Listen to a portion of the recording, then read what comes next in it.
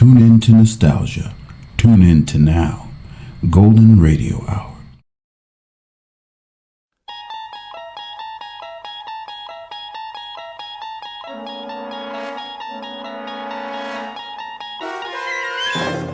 You unlock this door with the key of imagination. Beyond it is another dimension. A dimension of sound, a dimension of sight, a dimension of mind. You're moving into a land of both shadow and substance, of things and ideas. You've just crossed over into the Twilight Zone.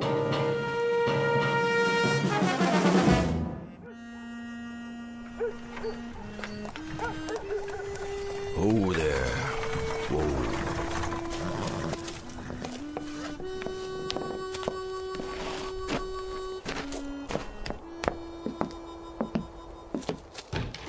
Hello? Yes, sir. You open for business? Sure am. I couldn't tell. Nobody on the street. Oh, not this time of day. It's too hot. What's your pleasure, sir? Beer? Beer she is. Cold, is it? Cool's more like it. Do me just fine.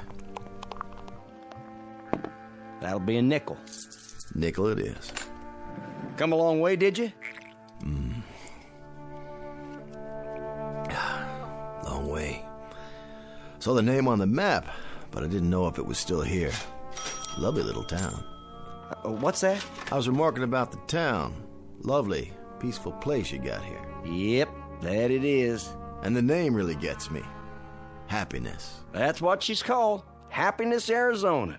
Been called Happiness, let's see now. Oh, almost 10 months now. What was it called before that? Before that? Well, it had different names. Like what? Well, it was Satan's Stage Stop for a while, then Dead Man's Junction, and then Boot Hill Village. Boot Hill? For the town cemetery. You passed it coming in. Well, that I did. I saw the sign on the side of the road. Said it was to commemorate the... Let's see, how did it go? The many people killed in the course of our turbulent beginnings. Right. 128 people buried up there. That many? Every one of them shot dead. Is that a fact? Save one who died of natural causes. Well, things sure have changed. Now you got the Happiness General Store, the Happiness Hotel. It didn't used to be that way, I'll tell you something, mister. This town wasn't fit to live in. No? No, sirree, Bob. Well, there wasn't one night you could come in this bar and not have to step over a dead body. Hard to believe. Nothing but shooting and killing going on night after night. Well, even my brother John, rest his soul, we had more folks biting the dust than we had coming to Sunday meeting. Do tell. And you know what happened? I couldn't begin to guess. Well, I'll tell you. Town just kind of took stock of itself, got a real strong sheriff from Dodge City, put the old kibosh on firearms, built a jail and gallows, enforced the law. Next thing you know, Happiness, Arizona. That's quite a story. Happiness, where a man can walk down the street and have himself a drink without checking the mirror to see who's gunning for him. That's progress, mister. That's real progress. This kind of thing, it sort of brings tears to my eyes. Well, that's all right now. Don't you be scared to go showing your true feelings. I know how it is. You live with violence and killing all your life, and then suddenly it's just like, well, kind of like the sun coming up over a dark cloud and shining down on you with the warm rays of beneficence. That's mighty well put. I do a little preaching on the side, too. I'm not surprised to hear that. What's your line? My line? Your work. What do you do? Oh, I'm on the road a lot. Selling? In a manner of speaking. Services is what I supply. Can I get you another beer? That would be right kind of you. Services, you say? Now, what kind of services? Oh, you wouldn't be interested. Well, you never know. I might be able to throw a little business your way. Well, you might at that. This is the kind of town that generally can use me. What services do you supply? I bring back the dead.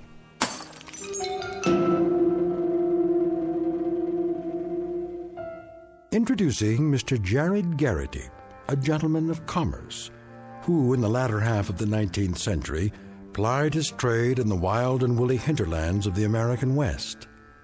He has just driven his wagon down the hot, dusty main street of a quiet, unadorned, and absolutely typical town in search of an opportunity to practice that trade. Mr. Garrity, if you can believe him, is a resurrector of the dead, which on the face of it certainly sounds like the bull is off the nickel. But to the scoffers amongst you, and all you ladies and gentlemen from Missouri, don't laugh this one off entirely, at least until you've seen a sample of Mr. Garrity's wares and witnessed an example of his services. The place is Happiness, Arizona. The time, about 1890. And you have just entered a saloon where the bar whiskey is brewed, bottled, and delivered on special order, direct from the Twilight Zone. And now, The Twilight Zone and our story, Mr. Garrity and the Graves, starring Chris McDonald, with Stacy Keach as your narrator.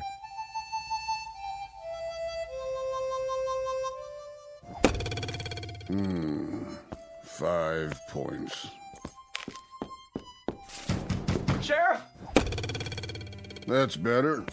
7 points. Sheriff Gilchrist, open up! What is it? Sheriff, come quick! What's the matter now, Jensen? The stranger, Sheriff. The stranger! What stranger? Sheriff, I'm glad you're here. Well, where else would I be? I don't know. But I'm always the first man they look for. And the last they want to meet. Yep, that's true, all right. What are you doing? Practicing my knife throwing. What does it look like? Whose picture are you throwing at today? Same as always. My deputy. Ex-deputy. Chesley? But he done run off. Tell me about it.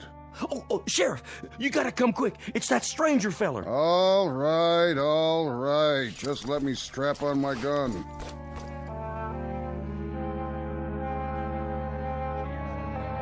Is that what he said? Well, where is he now? Don't know. It just up and vanished, just like that. Is that what Jensen said? I don't like this one bit. Where's the bartender? I need another drink. He's coming with the sheriff. Here he is, everybody. Simmer down now. What's this about a stranger? He's wearing a black suit and a black hat. There's his wagon right outside. Had a mustache and a bony face. And you should have seen his eyes. Now, hold on, everybody. Let the sheriff talk. He'll answer all your questions. What did he say his name was? Well, he didn't say. Leastways, I don't think he did. Got a sign on his wagon out there. By golly, you're right. Well, sure he is, Lapham. What's it say? Says Garrity. Then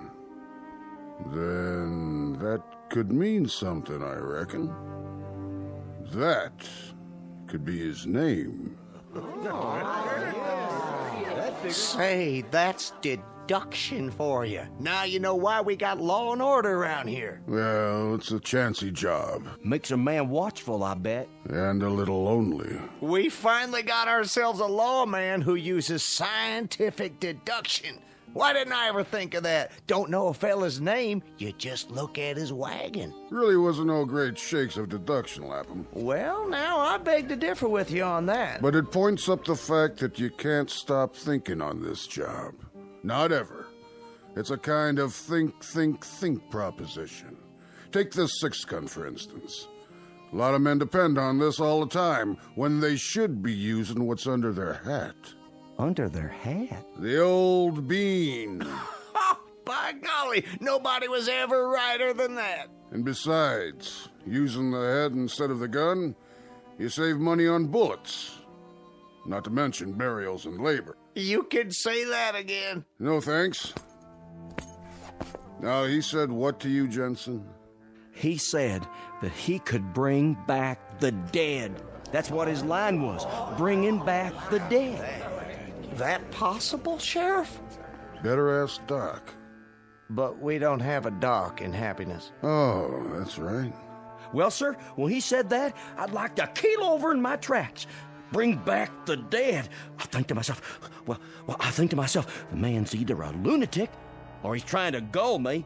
That's when I went over to your office and got you, Sheriff. And when we come back, it up and gone.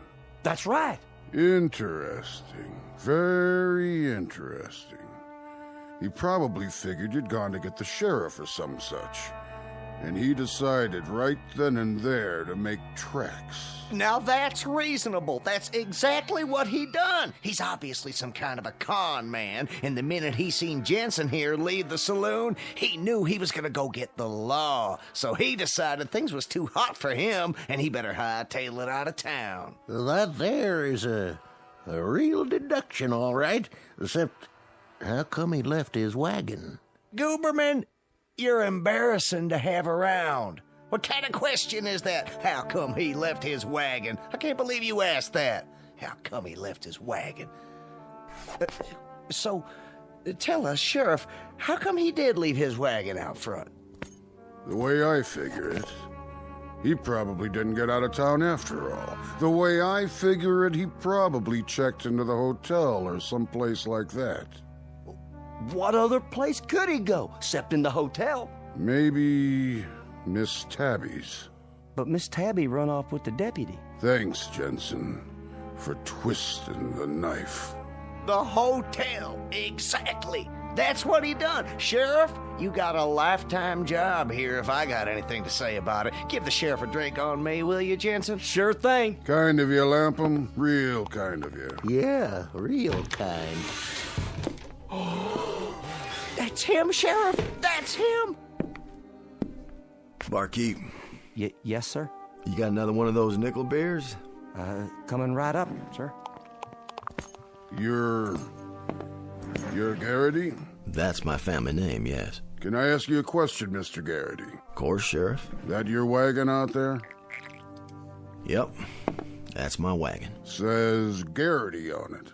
Uh-huh. How come? Like I said, that's my family name.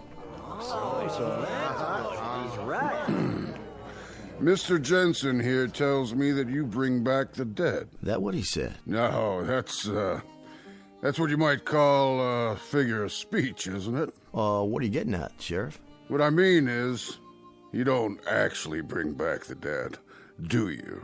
On the contrary, that's exactly what I do. Bring them back. What did he say? Hit me with a shot of whiskey there, would you, Jensen? No problem.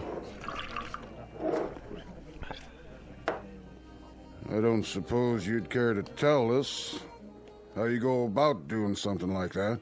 Well, no offense, Sheriff, but it's kind of a professional trade secret. Secret? I mean, like a magician. He doesn't tell you how he does his tricks. Well, I don't tell you how I bring back the dead. But I do, just the same. And you actually bring back the dead? I do indeed. Brought back healthy and hopping as the day they departed. And if that ain't a boon to mankind, somebody better tell me what is. Somebody better indeed. Fact is, gentlemen, I've heard of your town. 128 people in Boot Hill up there. I figured if a man's trying to sell cold drinks, he goes to the desert. And man's got buffalo skins and woolens, he goes to the cold north country. And if he brings back the dead, well, then go to a town where most of them are buried. And the name of that town is Happiness, Arizona, with the biggest cemetery west Chicago. All them departing this earth with unspeakable violence. All but one. Which one? That was my wife, Zelda. God rest her soul.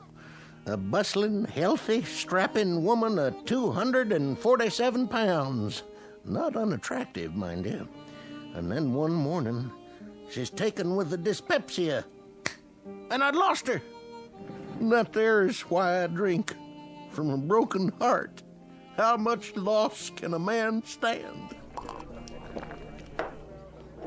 Here, Gooberman, have one on the house.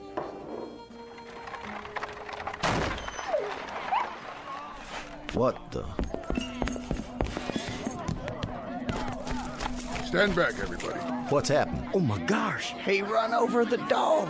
Poor thing. Is it still alive? Oh, no. I sure am sorry, poor little mutt. How did it happen? Dog just run right out in the street. I tried to stop, but he got under my wheels. Must have struck him a blow in the head. Not a mark on him, but he's sure dead. What do you call that, Sheriff? Accidental animal homicide. Oh, mighty decent of you, Sheriff. No fine or nothing. No fine. You obviously couldn't help it. That's what the law says. Anybody know who the dog belongs to? Stray is what she is. Never seen her before. Nope, not around here. I'll put her up in my wagon, take her out and bury her with my own 2 hands. No need. Huh? Ladies and gentlemen, the proof of the pudding, so they say, is in the eating. And the proof of a service is in the performing. Hallelujah. The dog is certainly dead, isn't she? No question about it. Then, gentlemen, I shall take it upon myself to return this gentle creature to the land of the living. What do you mean by that, mister? I shall resurrect it. Stand back, all of you. I ask only one thing, in order that I may conduct the operation satisfactorily and completely. What's that, Garrity? Would you all turn around? What? And look the other way, so you're not watching me. How's that? If you don't mind, please, show me your backs for just a moment, out of respect for the dead.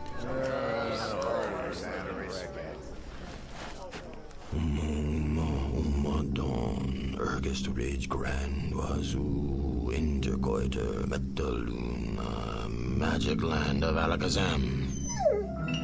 Eureka! Sit up, girl. Shake hands.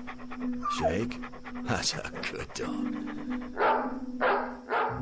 Chasing a bird, I'd say.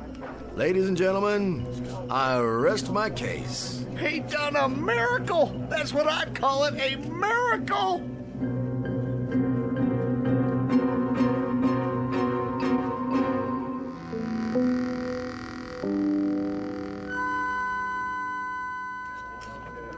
Black magic is what it is. My dear friends, citizenry of Happiness, Arizona, it's with no small degree of pleasure that I stand here in this quaint, picturesque main street performing what I modestly claim as an accomplishment of some dimension. As you've all seen, I've just brought a dog back to life. It's not natural. Please, hear me out. It was not black magic, and it was not the devil's work. It is the application of scientific principles which I have picked up over the years. While traveling extensively in the Himalayan mountains for 7 years, I served as personal apprentice to the High Lama. But how? How'd you do it? Simply by utilizing certain cosmic forces. What are they? With a concurrent application of mystical electrolysis. Let's all have a drink on it. Fortunately, I've brought with me in my wagon here a supply of all the necessary herbs and spices to repeat the process. And what I have done for that dog, why, I can do the same for your loved ones. May their souls rest in peace. For the moment. You mean you can bring back my Zelda? And my former partner? And my late husband? How about my mother? And my old horse? I had a fiance, came down with the chilblains. What if we don't know where they're buried? Peace, friends. This is a time for meditation, for communion with your most sacred beliefs. For tonight, at midnight, joy abundant will reign in Happiness, Arizona. The dead will be returned to you. All in one piece. Well, now have a cigar, mister, on me. Well, thank you. Now go to your homes and prepare for the ultimate happiness.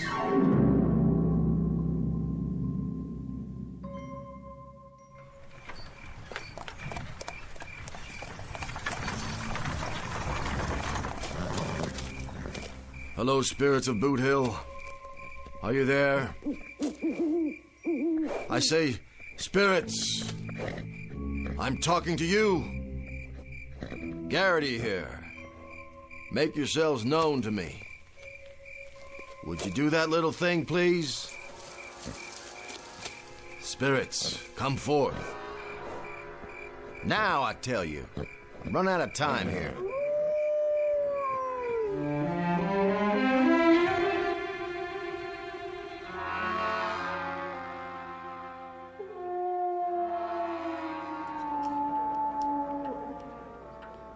$11:30. No sign of him. He's up at the cemetery. Still? 4 hours he's been up there now. That place always froze my guts, even at high noon in the bright sun. Imagine what it must be like after dark. I don't want to imagine. You know, One time when I was a kid, Please, Lapham. I had a pet goldfish. In Arizona territory? No, this is back in Springfield. Anyway, I had this goldfish, and my cat used to watch it swim around night and day. What was your cat's name? My pussycat, her name was Tabby. Lapham. Anyway, one night, she knocked the fishbowl over trying to catch it, and I got so mad, I chased her out of the house. Spare me. And wouldn't you know, that cat ran out and leaped in the pond. Now, it was the dead of winter, and there was ice on the water, and, well, to make a long story short, when I pulled her out, she was frozen solid. You could have thrown her through the air like a boomerang. What's a boomerang? Never mind. Let him get finished. So I carried her back in the house all stiff like that so as I could bury her the next day. And you know something? In the middle of the night, that cat thawed out and came back to life. Started running around like she was possessed. I hid for my life. The sound she made just wasn't human. Of course not. It was a cat. Well, be that as it may, the cat was never the same. What finally happened to her? She ate some spoiled mackerel and expired for the second time. She didn't come back from that one, sad to say. Imagine. Can you just imagine? Imagine what, Gooberman? My own little Blossom. My own Zelda. The lonely days and lonely nights. And at midnight, she's coming back to me. Saints preserve us. Listen. What's that? Sounds like Mr. Garrity's finished his work. Evening, gentlemen. Evening, Garrity. Whiskey, please. Sure thing. Another. Yes, sir. How did it go up there? Go. On Boot Hill. The cosmic impulses are Yes? incredible tonight. Absolutely incredible. You mean you're finished? All finished. What's that clock say? 11:35. Good. Good. They'll be filing down any time now. Takes them a while because they walk so slow. But they're ahead of schedule. They are? I wasn't 5 minutes into the ceremony when the earth started to heave. A mighty anxious crop of folks up there. Mighty anxious. It'd do your heart good to see them wiggling around under the sod. That right? Just like some happy colts raring to face life again. Did you happen to see my Zelda up there? Why, I might have. Oh, you couldn't have missed her. She's the biggest thing on the hill. Only funeral that ever took 9 pallbearers. That was some service. Doggone if she wasn't a strapping girl. I remember the time she threw me out of the house. Through a window. As a matter of fact, I was 18 feet in midair. That picture behind the bar. Which one? The man with the handlebar mustache. Your beloved brother, isn't it? John? Sure is. How'd you know? Reminds me of someone I've seen quite recently. Shot by accident last March. There was a gunfight in here, and he got hit by a stray bullet. Tall man like you, with a kind of a limp. How'd you know? Your brother was the last man buried. And the last ones buried are the first ones to come up. Come up? And then down. Down? Down the hill, into town. You see something out there, Mr. Garrity? I believe I do. What? Why, I believe that's him coming now. Down the middle of the street. Look, do you see?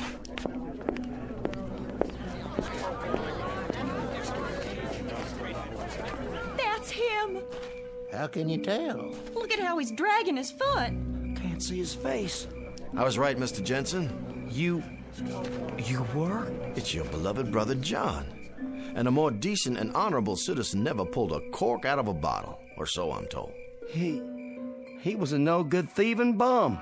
He spent more time digging in the till and stealing whiskey than he did serving customers. Why, Mr. Jensen, you dishonor the man, and here he returns to you from the grave after that unfortunate accidental bullet fired by someone caught him between the shoulder blades.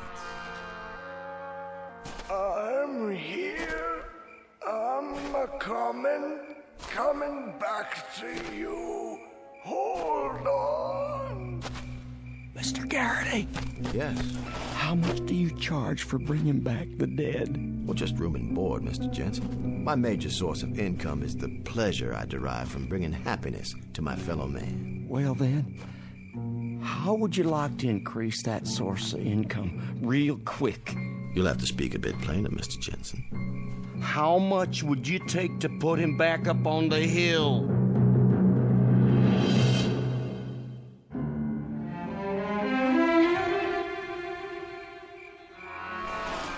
I'm asking you. To put him back? My brother, I mean. In his grave, where he belongs. What does that mean? Well, it's a difficult procedure, Mr. Jensen. Once the resurrection has taken place, it requires a maximum effort to replant them, so to speak. Would $100 pay for the effort? 100? In gold. Shall we say 1,000? What does 500 do to you? Well, it warms me a little, but I still feel drafty. Let's make it 750, shall we? Deal.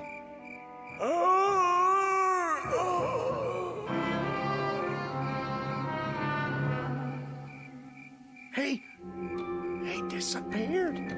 Just plain old disappeared. He did. It's true. He's gone. Can't see him no more. They're right, Garrity. He vanished like a shadow on the street. Thank the good Lord. It was your brother, all right. I saw him with my own eyes. Tall man with a limp, just walking toward us as big as you please, and then he just plumb disappears. Yeah, that's right. Garrity did it. He's a miracle worker. Well, that's life. Well, let's go inside and have a drink.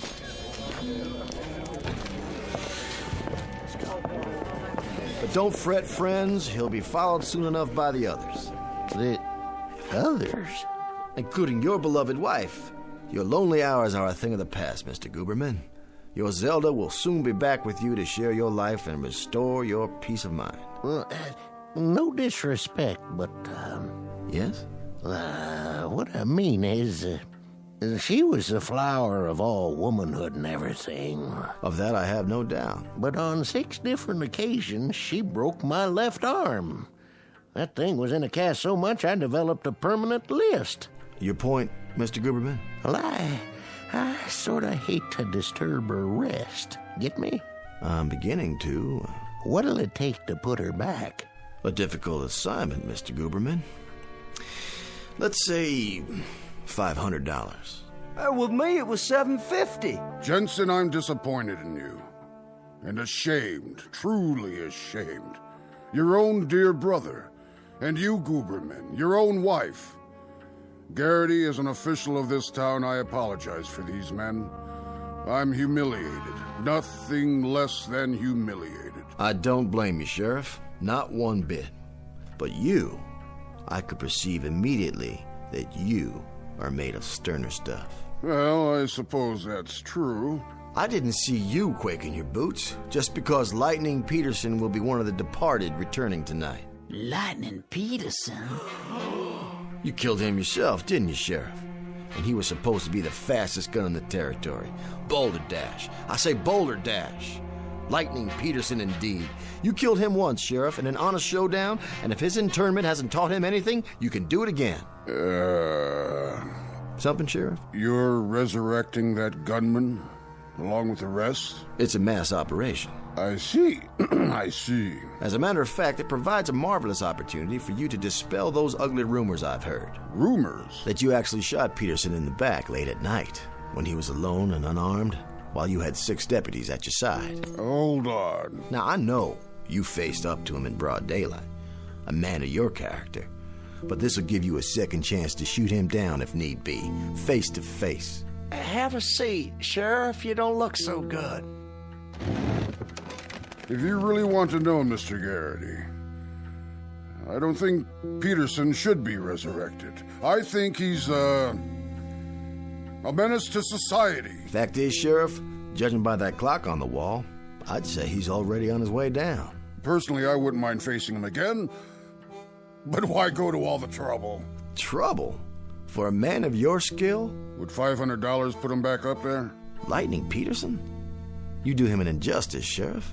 He was quite a lad with a gun, and mighty active at that. A $1,200 job minimum. Sold.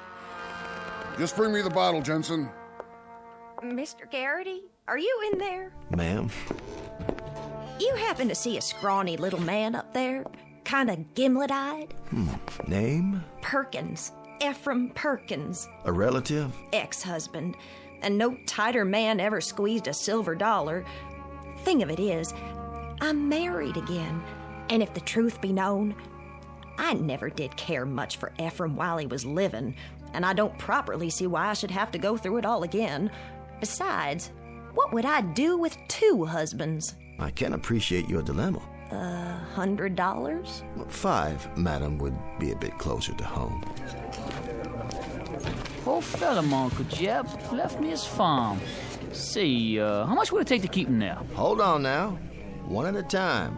My father-in-law, big man, asked to be buried with a bullwhip. Just ain't no reason at all why he should come back. Now, I'll have to write these down. My husband, Charles. Mean cuss. Nobody liked him. Had to hire mourners from out of state.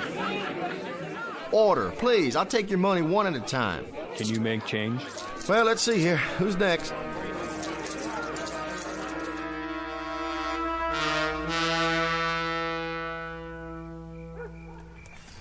Who there? Oh. Here, boy. There you go. Nice puppy. Nice little boy. Got a bone for you in the back of the wagon. You're paid for playing dead like that. That you, Ace? Right here. You're late. Couldn't help it. Town was the ripest pear we ever plucked. They couldn't open their money bags fast enough. What's the take? Whew, see for yourself. I haven't had time to count it. Will you look at that? Considerably more than you earn as an actor on the stage, my friend. Considerably more. Played the part well, though, didn't I? Beautifully. The handlebar mustache was a nice touch. That's why I brought my makeup kit. Never know what you'll need. I checked the itinerary. Our next stop is Tucson. We'll pitch camp and get a good night's sleep. And you go in there in the morning and get a line on the place. We'll see which one of the dear departed you can impersonate tomorrow night. Now climb in. Well, let's get a move on before that sheriff turns suspicious. I tell you, I'll be glad to get gone from this cemetery. Creepiest one yet. You don't believe in ghosts, do you, Ace?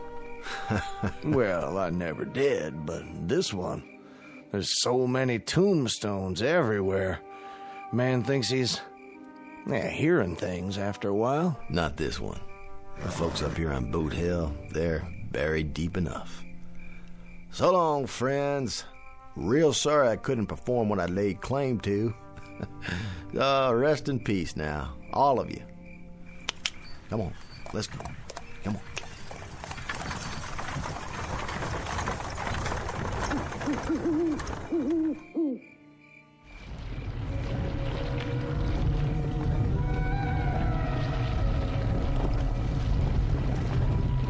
Get the dirt out of my eyes, will you, John? Sure enough, Evan. Wait, hold on. You got a worm in your nose. You know, the man don't do himself justice. The actor who played you wasn't worth a darn. Terrible mustache. But that there Garrity, he sure can do a job of resurrecting. Sure can. Don't know where he learned them words, but they worked. Didn't they, Lightning? Let's get on to town. We ought to wait for the others to dig out. Don't worry, they'll be along. Besides, I got a lot of drinking to catch up on. There's a yellow skunk of a sheriff I aim to settle a score with. And a little pipsqueak of a soft just waiting to get his arm broke. And I am just the lady to do it. My name ain't Zelda Gooberman. Let's go, boys. Just the 4 of us. It's clobbering time.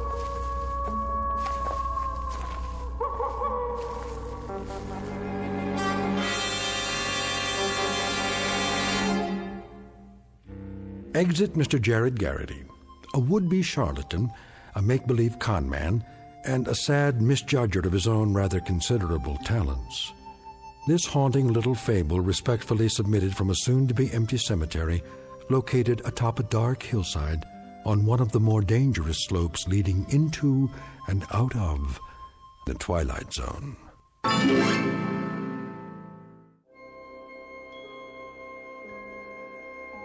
Hi, this is Carl Amari, producer of the Twilight Zone Radio Dramas. I'd like to take a moment to tell you about our official website at twilightzoneradio.com, where you'll get the latest news and information on these Twilight Zone radio dramas. Plus, at twilightzoneradio.com, you can digitally download 3 free episodes or any of our episodes for only $1.95 each. In this age of ever-changing technology, we've decided to make these episodes instantly available to you by making the Twilight Zone radio dramas a digital download-only series. This means that this series will no longer be offered on CD. The CD collections at our website are now being offered while supplies last at buy one, get one free. So be sure to get your favorites before they're sold out. Be sure to visit us often, and I'll see you in the zone.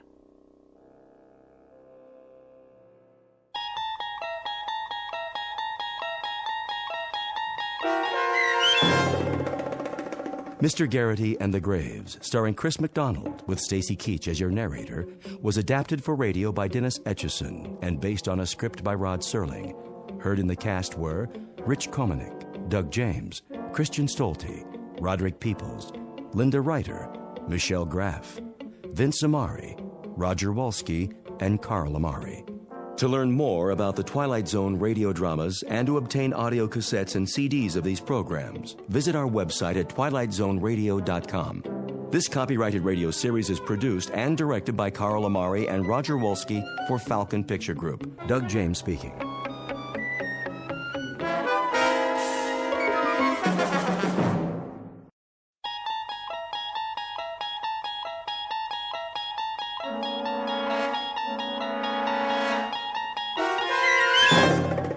You're traveling through another dimension. A dimension not only of sight and sound, but of mind. A journey into a wondrous land whose boundaries are those of imagination. Your next stop, the Twilight Zone.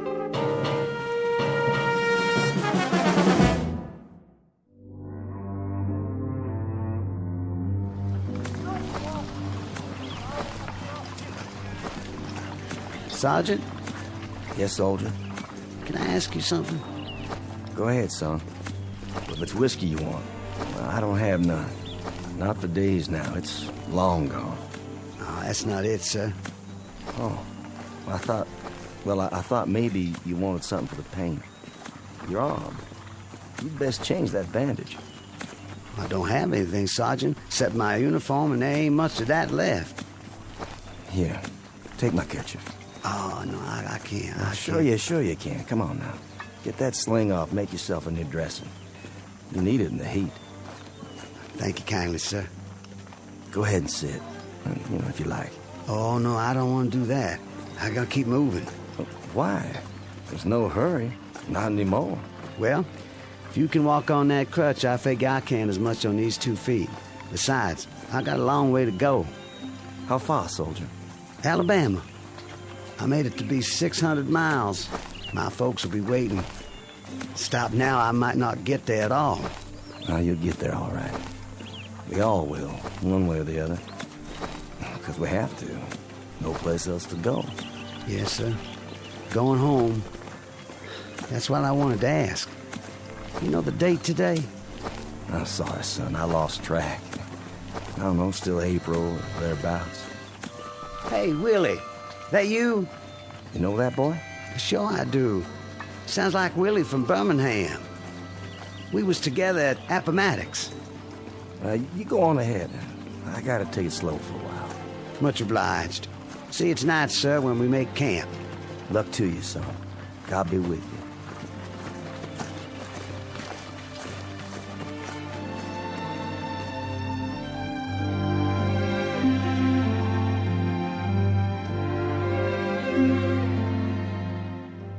This is the year of our Lord, 1865, and these are Confederate soldiers not long after General Robert E. Lee handed over his sword to General Grant.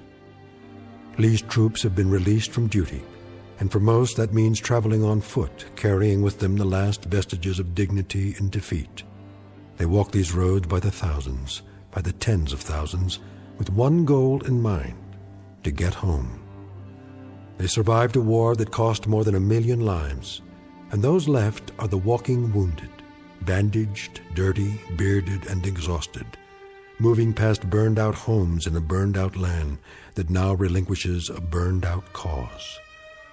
But in a moment, the dusty road that began at Fort Sumter, South Carolina, and ended at Appomattox, littered with the residue of broken battles and shattered dreams, will terminate in a strange province that knows neither north nor south, a place we call the Twilight Zone.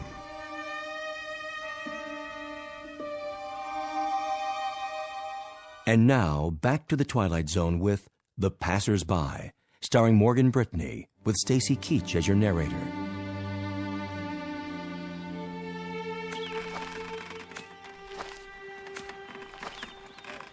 Miss? Yes? I was wondering. Come closer to the porch so I can see you. Mind if I take some of your water, miss? The canteen's run dry. Please. The well's just there. Have all you like. Thank you kindly.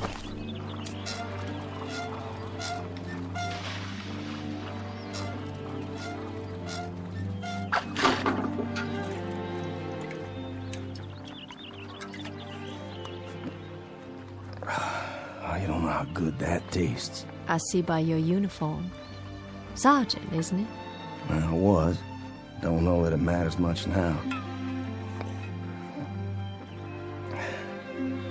Beautiful house you have here. It was. We used to call it our mansion. Beautiful tree, too. The oak here, strong. The kind that lasts. Yes, it survived. It was here before the house was built, and now it's the only one left. War claims a lot of victims. Different kinds. Men, animals, God's own beauty. You mind if I sit here a spell? Not at all. It's nice to talk to someone. I feel as if I haven't had a conversation in years. What if I strum my guitar a bit? You have a guitar? Carried it all through the war.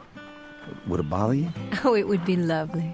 My husband used to play a guitar. Did he? Oh, he played so well. He's where, ma'am? He was killed at Yellow Tavern with General Stewart. I'm sorry. You have a wife back home? No kin at all. It was just my father, but he died the first year of the war. I'm sorry. Ah, it's all right. It's been a while now. I mean the crutch. I didn't see it. You've lost your leg. No matter, ma'am. Didn't exactly lose it anyway. I know just where they buried it. Outside of Chickamauga. It must be hard walking for you. Do you have a long way to go? Why, I guess I do. I kind of lost track. Have you been on the road long? Reckon I have. Since the beginning of time. Leastways, that's the way it seems. I don't quite remember when I wasn't moving down a road someplace. Like all those men passing by day and night. Oh, I got plenty of company. But it's different now. There isn't anything in the world sadder than a defeated army crawling home. And how different it was when they marched off.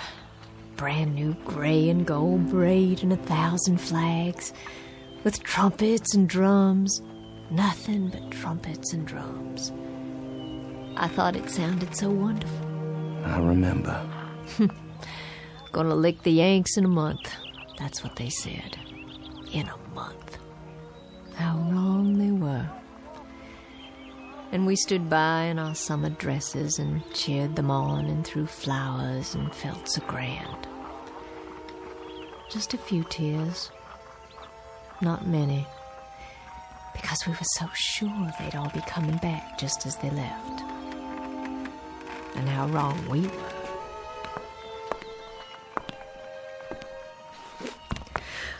Oh, my. Anything wrong? I'm feeling a little dizzy. Ma'am, please sit down. I don't think you're well. It's the fever. But I'm on the mend now. It just left me weak, that's all. just a little weak. And still they come, morning and night, night and morning. The young ones and the old ones. And oh, how tired they look. How worn. Are there hundreds of them or thousands of them? More than that. And wouldn't you think there were so many, my Judd? Ma'am? Sergeant, do me a favor. Play your guitar real loud. I mean real loud. Drown me out. I'm so sick to death of hearing my own crying and the sound of footsteps on the road. Please play it loud so I can hear music. Please, Sergeant. My pleasure.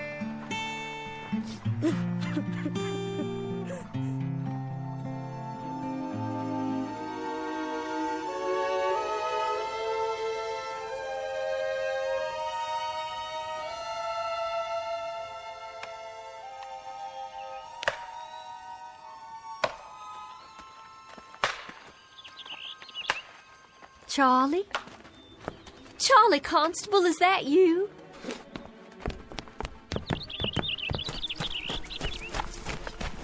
Charlie, it's Lavinia. Charlie, we thought you'd been killed. That's what everyone said. They said you'd been shot in the head at Gettysburg. Afternoon, ma'am. Sorry to disturb you, ma'am. Good day to you. It's Charlie I want to talk to. Can't you hear me? Couldn't you stop a minute, Charlie? Couldn't you stop a minute and talk? I'm so glad you're all right. I'm so glad you got back. I'm almost there, Lavinia. Almost there. I don't think I'll need all this weight. You can store my blanket roll for me, but I gotta keep moving. I'm almost there now, you see. I'll be there by nightfall. Oh, Charlie. Your wife will be so glad to see you. So very, very glad. Goodbye, Lavinia. Will you give Susan my best, Charlie? Tell her when you get settled to please come over. Would you do that for me? No, I'll expect she'll want to keep you to herself for some time. I know if it were Judd come home to me, I'd hold him close. So close, Charlie. And I'd not let him leave again. I'm sure, Lavinia. Charlie, wait. You might need some of your bedroll. The Yanks took most of the blankets. Susan might have use for yours. Well, I'll keep it for you then. Do you hear me? I'll keep it here for you. That was Charlie Constable. Was it? They said he'd been killed at Gettysburg, shot through the head, that's what they said. Oh, but thank God they made a mistake. Thank God he's all right and come home again. What's the matter, ma'am? Why are you looking at your hands like that? There's blood. Where? Why, Charlie's cap. It's tied to its bedroll and there's blood on it. There's blood on Charlie's cap.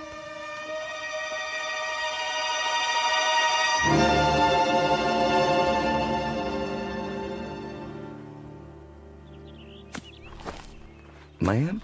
Yes? It's Sergeant Baxter, ma'am. Well, I know that. Who else would it be? You finished so soon?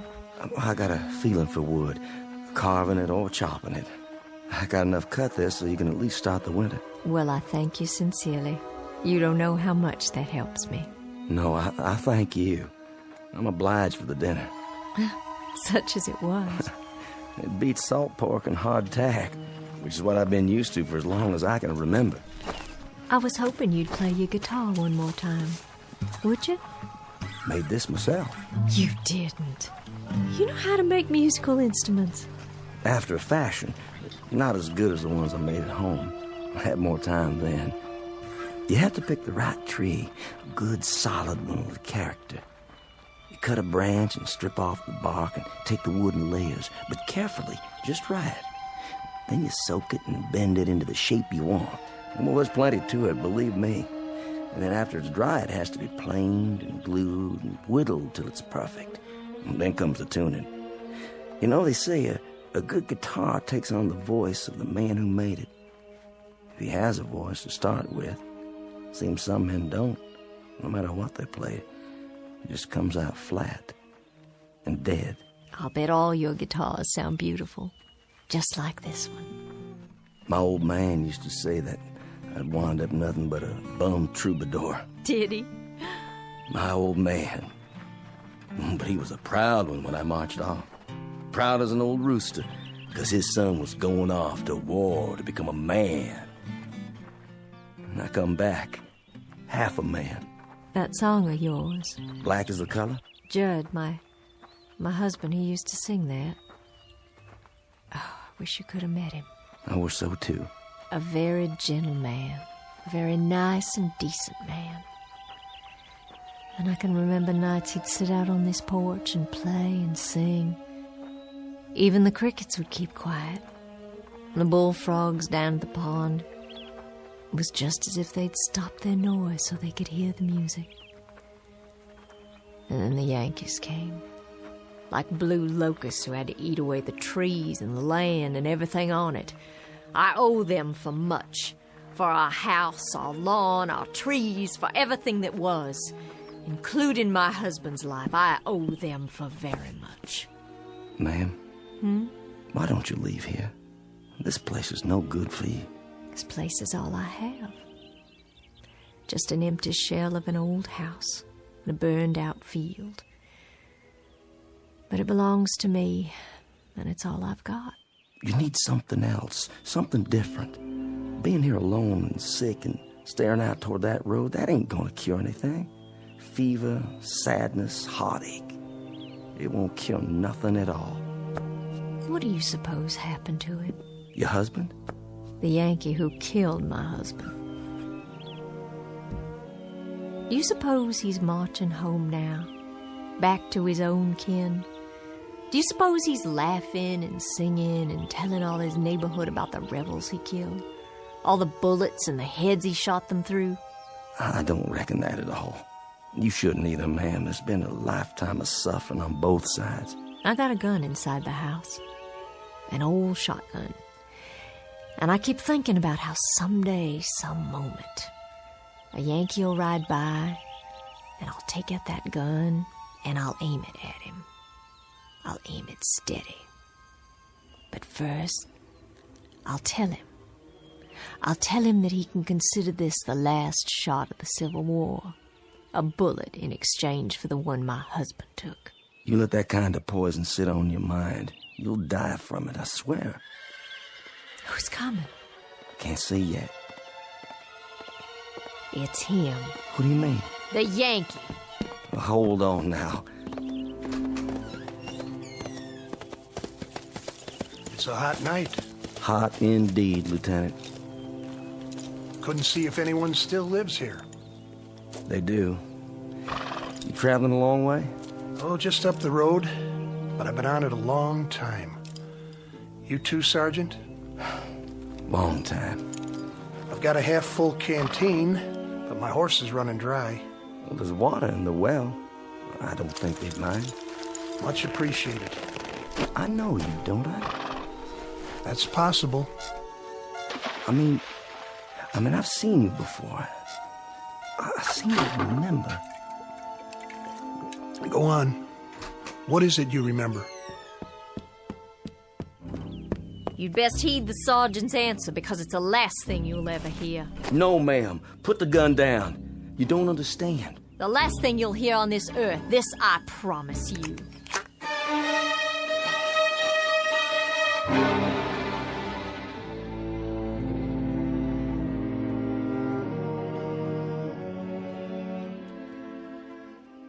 Ma'am, don't shoot him.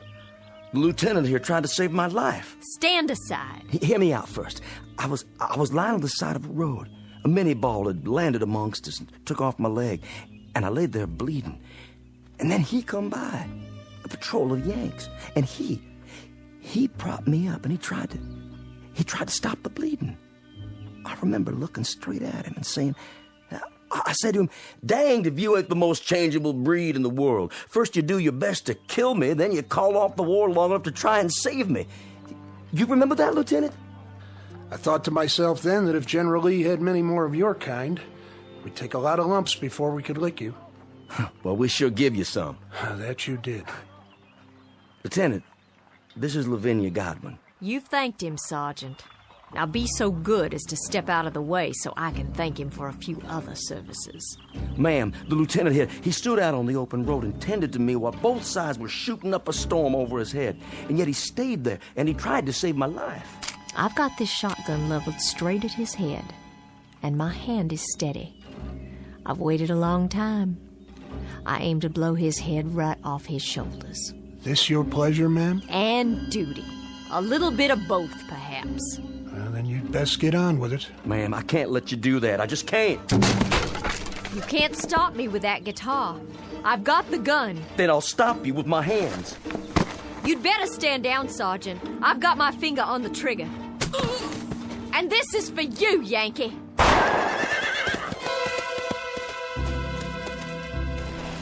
You could thank God for the darkness. That kept you from committing murder. Hasn't there been enough of that already? I didn't miss him. I couldn't have. I couldn't have missed him! No, ma'am.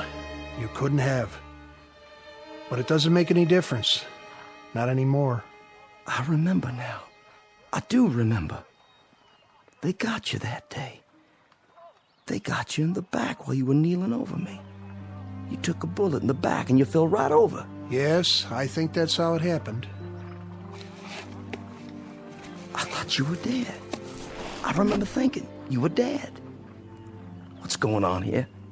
What's going on here? You'll understand. It'll come to you sooner or later. What will? I've got to be moving up the road again. Don't want to ride, do you, Sergeant? She's not the staunchest steed on earth, but she'll carry two. Thank you, but one's enough. As you like. Safe journey, Lieutenant. And to you. I wish you the best, ma'am. I do wish you the best. And this too shall pass. This too shall pass. Wait and see. I'm sorry I hit you, Sergeant. And your guitar, your beautiful guitar, I shouldn't have. I shouldn't have done that. Please, forget it. It's over. Those things he said. What do you suppose he meant? I have an idea, but I think we'll know for sure soon enough. Look. On the ground. What? It's wet. When he climbed on his horse, he was dripping blood.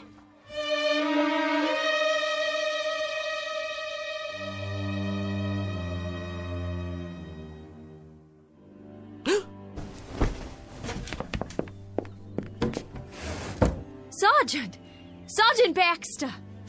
Ma'am? Would you come in the house, please? Can I help you? Do you hear that, Sergeant? Hear what, ma'am? That's just it. There's no one on the road anymore. They're all gone. They stopped coming during the night. It's been quiet ever since. Real quiet. Why are you carrying your bedroll? And your cap? Are you leaving? Yes, ma'am. I'm leaving. It's time for me. But where will you go? You told me yourself there's no one waiting for you at home. To wherever that road leads. I can tell you where that road leads. Past 50 miles of places like this. Past houses that were burned out and abandoned after the Bluecoats got finished with them. Burned out yards and crop fields. Some by Union soldiers, some by us. So there'd be no use. Past a few hundred tired, sick people like me. No worse off than I am. Well, that's what I'm telling you. If you're looking for a change of scenery, Sergeant, you won't find it out there. Along that road. Mrs. Godwin, I was up most of the night. I was up and I was thinking about lots of different things, thinking it through. What did you decide? That lieutenant who came by, and the shotgun, and the blood on the ground. When he rode off, it seemed like a mystery. Yes, it does. And that young friend of yours, Constable. Charlie Constable. Yeah, with the bloody cap. And then before dawn, it came to me. What did? It's kind of hard to explain. Please try. It has to do with that road out there, and the men who were walking on it. What about them? Last night, after you'd gone to bed, I stood by the gate and I watched as they went by. There was Union soldiers, too. Yankees. Many of them. Some helping our boys, some of our boys helping them. But all of them moving down the road, just as if... Just as if what? Just as if that road led someplace where they all had to go. You hear me? Had to. So wherever it leads, Mrs. Godwin, that's where I have to go too. But why? What I discovered last night. You wouldn't believe. I don't understand all of it myself. I understand enough to know that there's a billy club tapping on my good leg, telling me to move on. So I'll take my leave now, ma'am. And I wish you well. I certainly wish you well. Wait while I make you breakfast. No need for that. I'm not hungry anymore. Some tea, then. Something to drink. I'll heat water on the stove with the wood you cut. You have some for yourself, ma'am. I've got something stronger put away. There's a bottle. I know where it is. Not with all the walking I have to do. A hot bath, then, before you go. Surely you'd like to get cleaned up. Thank you, but I'm all right. Sergeant! Why don't you stay on? I need someone around here who can help. I'm just one sick woman alone, and I need someone to help me. I don't think that's a good idea. I'd give you half the place.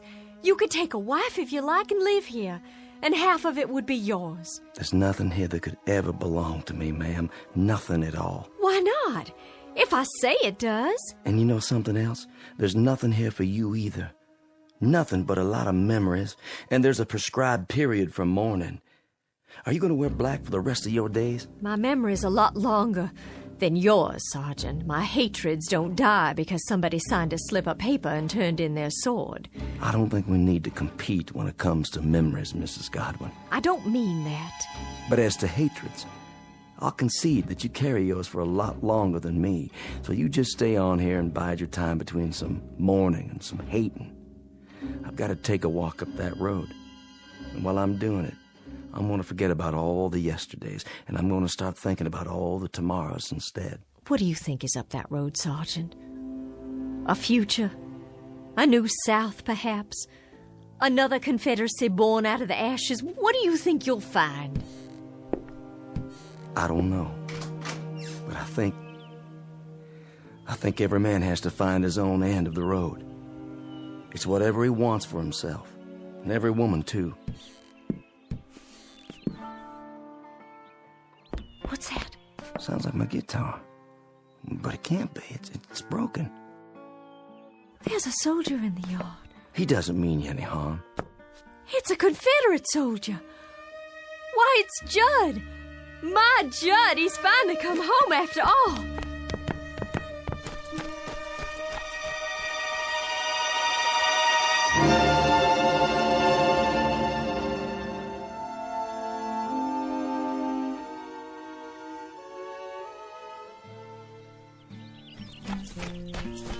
Oh, Judd, it is you. Lavinia? Hello, my dear. Oh, Judd, hold me. Tell me it's really true. And how fares my darling wife? Oh, I've been ill, Judd, very ill. Oh, no. But I'll be well again. I'll be well again because you've come home. Because you're alive and by some miracle you've come home to me. It was home, Lavinia. Look around you. It isn't any longer. It's all the home we've got, Judd.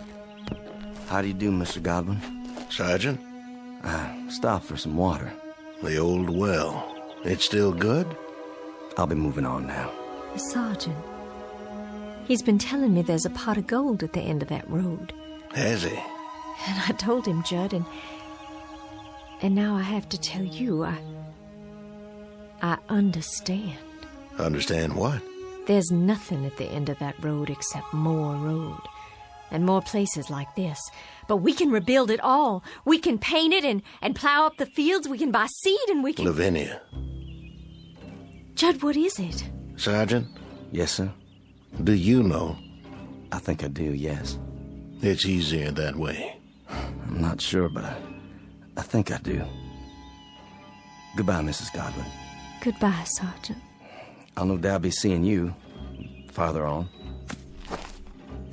What does he mean? It's time now, Lavinia. Time? We've got to go. Judd, there's no place to go. This is just a stop along the route, Lavinia. A stop? This is home. Home is somewhere else. And you're saying we have to leave? Yes, Lavinia. We have to leave. Oh, you brought your guitar.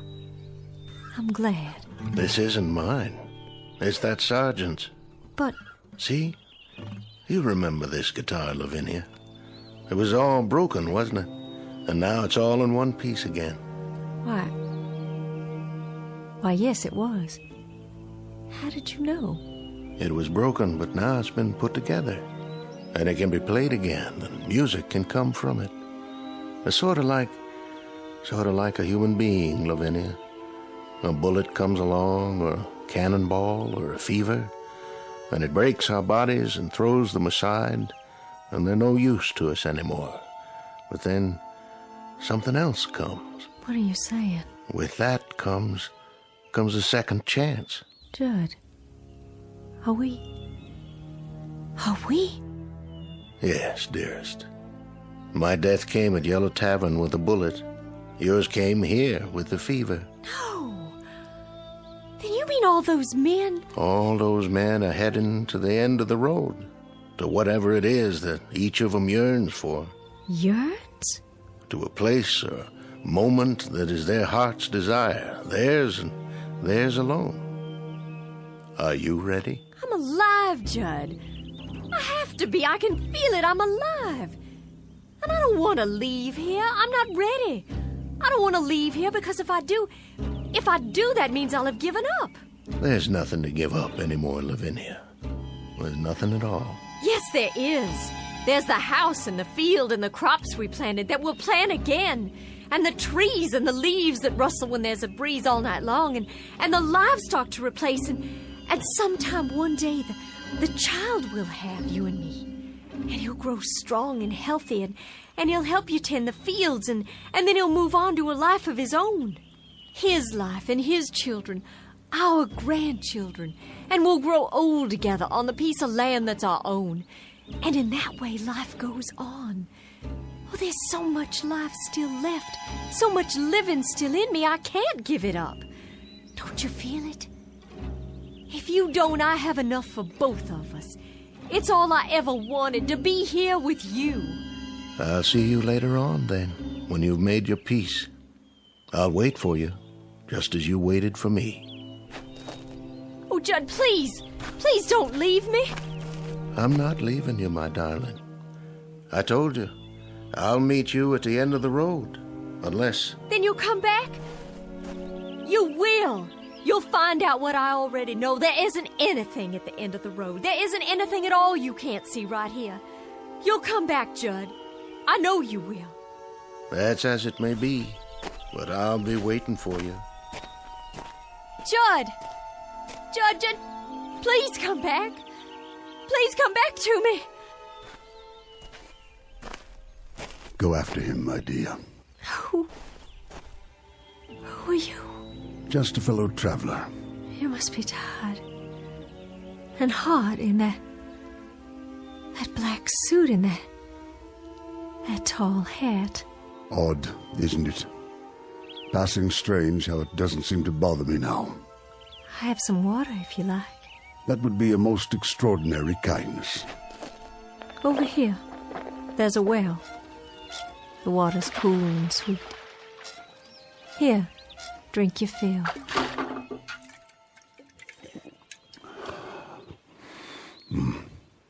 The sweetest I've ever tasted.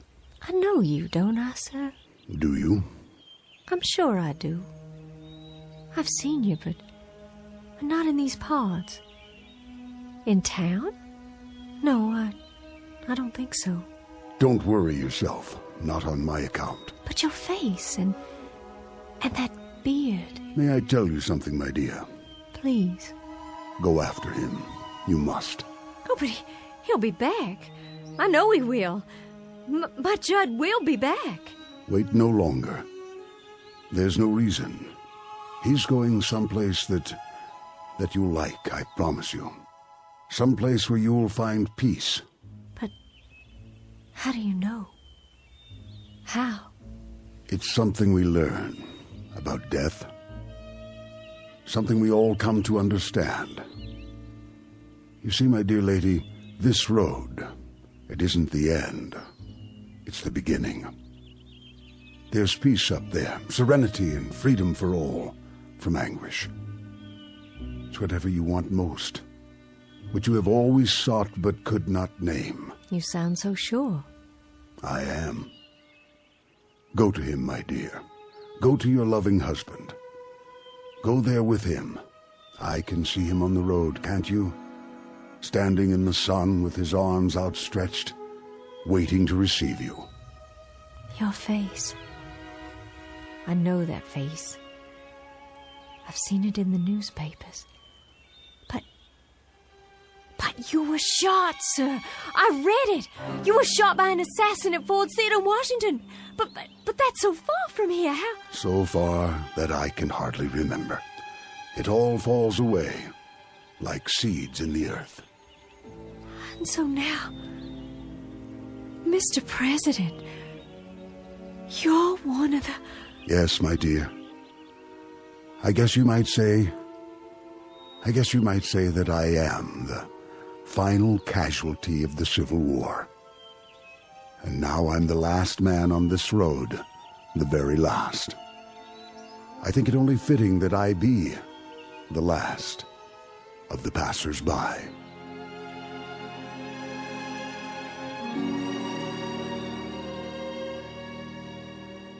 Judd? Is that you? Lavinia.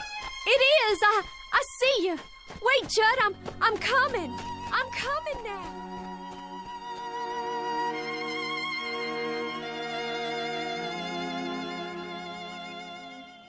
Lavinia Godwin, the mistress of a burned-out home, the image of woman in the aftermath of war, all women in all wars, suffering the final wound and the deepest, and now, at last, ready to be healed. Incident on a dirt road during the month of April 1865. And as we've already pointed out, it's a road that won't be found on any map, but it's only one of many that lead into and out of the Twilight Zone.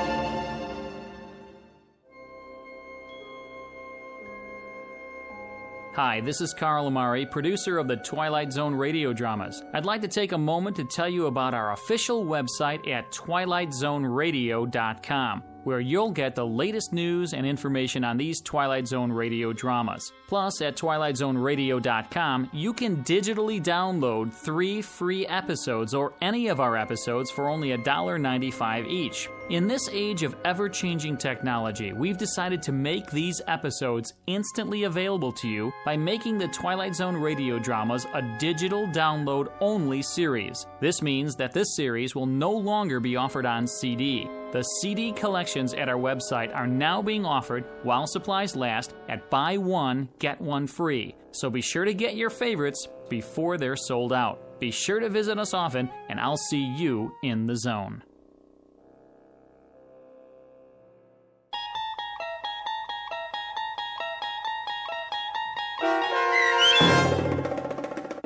The Passers-By, starring Morgan Brittany with Stacy Keach as your narrator, was adapted for radio by Dennis Etchison and based on a script by Rod Serling.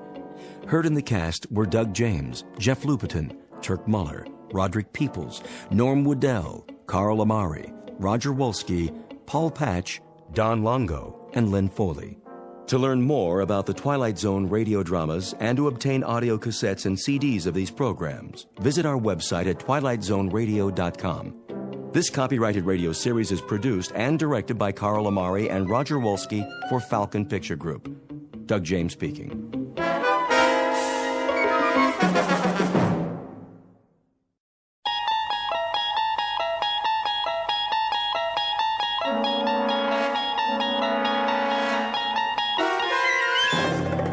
You unlock this door with the key of imagination. Beyond it is another dimension. A dimension of sound, a dimension of sight, a dimension of mind. You're moving into a land of both shadow and substance, of things and ideas. You've just crossed over into the Twilight Zone.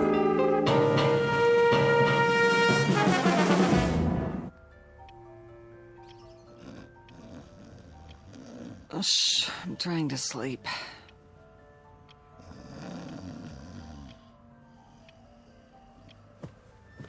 I said I'm sleeping. What? Oh, what time is it? Wilma. Ow. Wilma. Oh, leave me alone. What does the clock say? Huh? 9:17. It can't be. Oh, didn't you set the alarm? Wilma!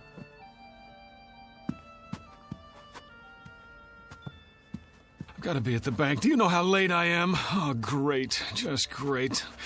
I don't even take my clothes off. No more parties. Never again. Oh, be quiet about it. Sure, go on. Get your beauty sleep. You feel lousy. Never mind how I feel. So I'm late for work. So what? No skin off your nose, right?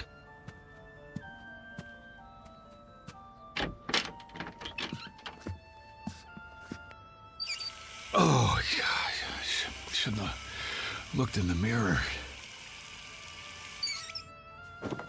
You know, I didn't want to go to that stupid party in the first place. It wasn't my idea. I wanted to stay home and read, but no, can't do that. Can't hurt old Petey's feelings, can we? Wouldn't be nice. So I go to work an hour late today, and you sack out till noon. That's fair, yeah, makes sense to me.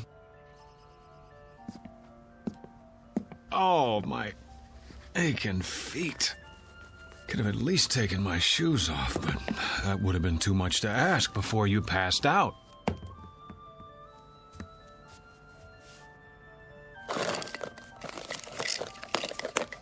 Oh, boy. Rearranging my stuff again, huh? Okay, I give up. Where'd you put it? Wilma! Wilma, where's my razor? Would you please tell me that much? Huh? Hey, wake up! Leave me alone! Snap out of it. I'm late, I said. Come on! Get away from me! Never mind the dramatics. Just tell me what you've done with my razor, and I'll clean up and get out of here. Then you can go back to sleep for as long... Don't do that! What's the matter with you? No! I'm not even touching you. Are you sick or something? Wilma, I asked you... Who are you? What kind of a question is that? How did you get in here? Well, as I dimly recall, I staggered in about 2 a.m. with you at my side. After that... What are you doing in my bedroom? Oh, you mean this isn't the YMCA? I suppose I could have slept on the couch if you wanted me to.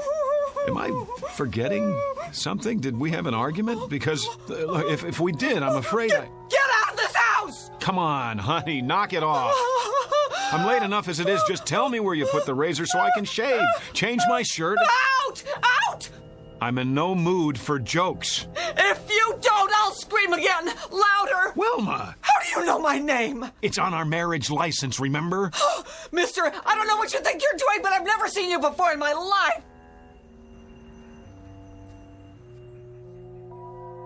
Cameo of a man who has just lost his most valuable possession. He doesn't know it yet, but he's about to find out. In fact, he doesn't even know there's been a loss. Because, like most people, David Gurney has never given much thought to the matter of identity. But he's going to think about it from now on, because that is exactly what he's lost. And his search for it will take him through unknown territory in one of the darkest corners of the Twilight Zone. And now, The Twilight Zone and our story, Person or Persons Unknown, starring John Schneider with Stacy Keach as your narrator. Did you hear me? Get out! Because you've never seen me before. Now you don't even know your own husband. Oh, you're beautiful. What a time to go psycho on me. Now, look, whoever you are, I don't want any trouble. But if you don't get out of here, I am going to call the police. Easy, Wilma. Take a pill or something. Stay away from me! Go ahead. Call the police. Call the fire department. Call the paramedics. Tell them to bring an oxygen mask because there's a man here who's dying of a hangover. Oh, my head. I'm not bluffing. If you're not off that bed and out of this room by the time I count to 5, I'll make the call. I swear. 1, 2... Cut it out, will you? I've got a splitting headache. 3, 4, 5. This isn't funny anymore. Give me the police. Hello, police? I'd like to report a guy... Give me that. Have you gone crazy? What are you gonna do? Kill me? I'll scream until the neighbors come. All of a sudden, I'm a stranger?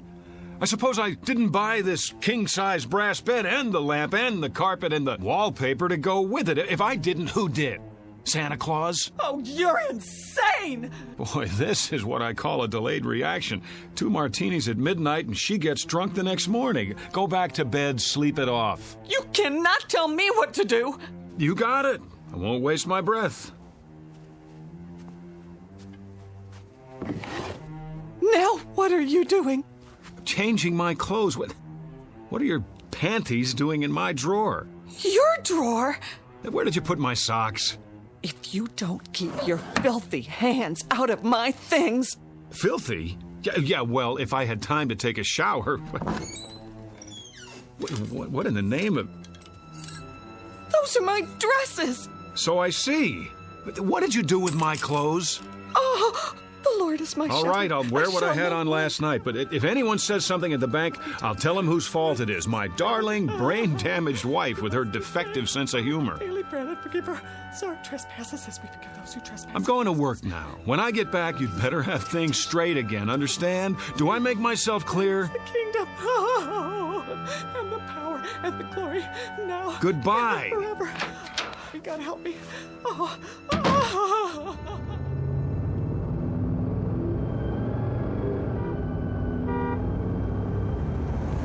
Oh, great. No gas, which means I get to work even later. Mr. Miller's gonna love that.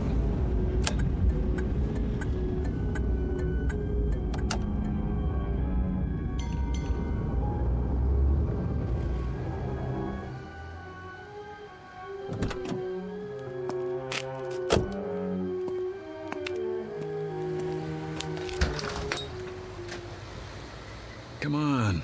Here's your change. Thank you, sir. Fill it up on number 3. Cash or charge? Put it on the card. Here. You have ID? Yes, I have ID. Every kind you want. Here, look, I'm in a hurry. Would you run the card while I pump the gas?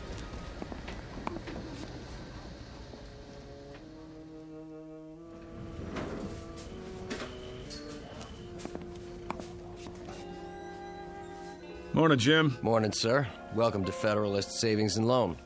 Boy, treat the customer like a king. New uniform? What's that, sir? Looking mighty spiffy. Hat's on crooked, though. It is? Keep up the good work. Don't let any bank robbers in. If you'll fill out a transaction slip.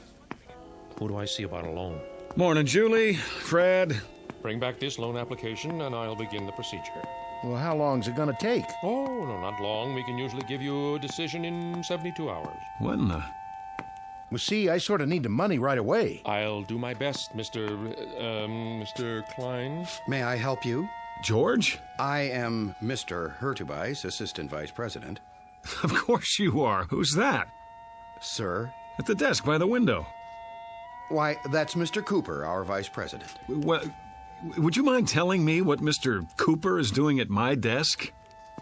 Beg pardon? What is he, some trainee of all the... If you'll wait your turn, sir, Mr. Cooper's busy. Yeah, sure he is. What is this, George? April Fool's Day?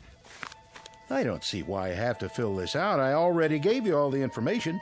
I'm sorry, Mr. Klein, but without verifying your collateral, I'm afraid there's nothing we can do. You know how long I've had an account here? And you giving me the runaround? Well, maybe I'll just take my business somewhere else. What do you think of that? Well, thank you for stopping by, Mr. Klein. If you'd care to reconsider... Thank you for nothing. Nice. I beg your pardon? You just lost a customer. I could have processed his application in 24 hours. And you are... Who the devil are you? How's that? I said, who the devil are you, and why are you sitting at my desk? Your desk? Yes, my desk. I've had about enough of this today. Get out of that chair. I'll do nothing of the kind. Friend, you'll get out of that chair, or I'll throw you out. Yes, I need security over here. Move. No need to get upset, friend. Oh, you don't think so? After the morning I've been through? Here, take this junk with you. Your pictures, your phony nameplate. I said take it! Trouble, Mr. Cooper. Would you show this man to the door? Knock it off, pal. You're the one who's leaving. Better come with me. Back off, Jim! This joke's gone far enough. He says it's his desk. Come on, sir. Let's settle this outside. There's nothing to be settled. I want my nameplate back and my pictures. What the hell did he do with them? Now, sir. Outside, I have to insist. Go ahead, insist. I'm not budging. Yes, you are. You're putting your hands on me? This is too much, Jim. I like you. You're a good security guard. But if you don't let go of my arm, you're out of a job. Outside. I said, let go of my arm. There! Now you are fired. Put your hands up. Put your gun away and get back to work. What's the matter with you people? Has everyone gone crazy? Up, over your head. I advise you to do as he says. Mr. Cooper, call the police. I already have. Well done. What? Now walk 3 paces in front of me. All the way to the door. Don't make me use this. George, what's going on? Tell me, please. Outside with him. Let's go. Sorry, everyone. Minor disturbance. Don't be alarmed.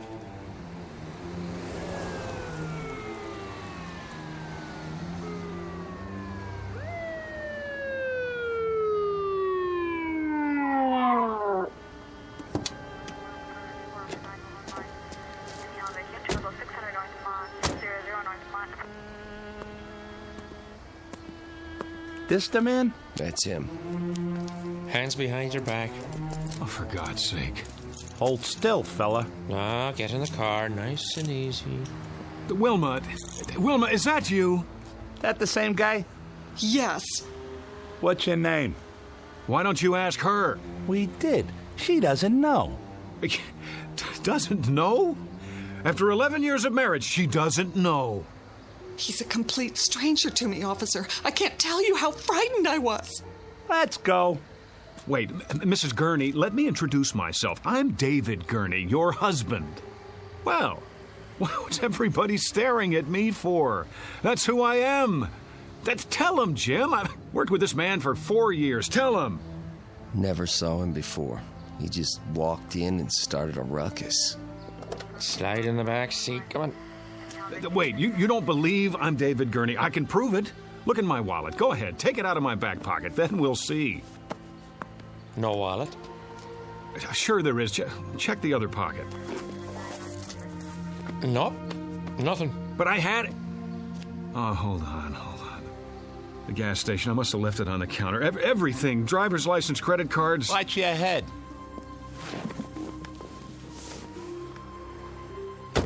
You can't do this. Somebody tell them. My name is David Gurney. David Gurney.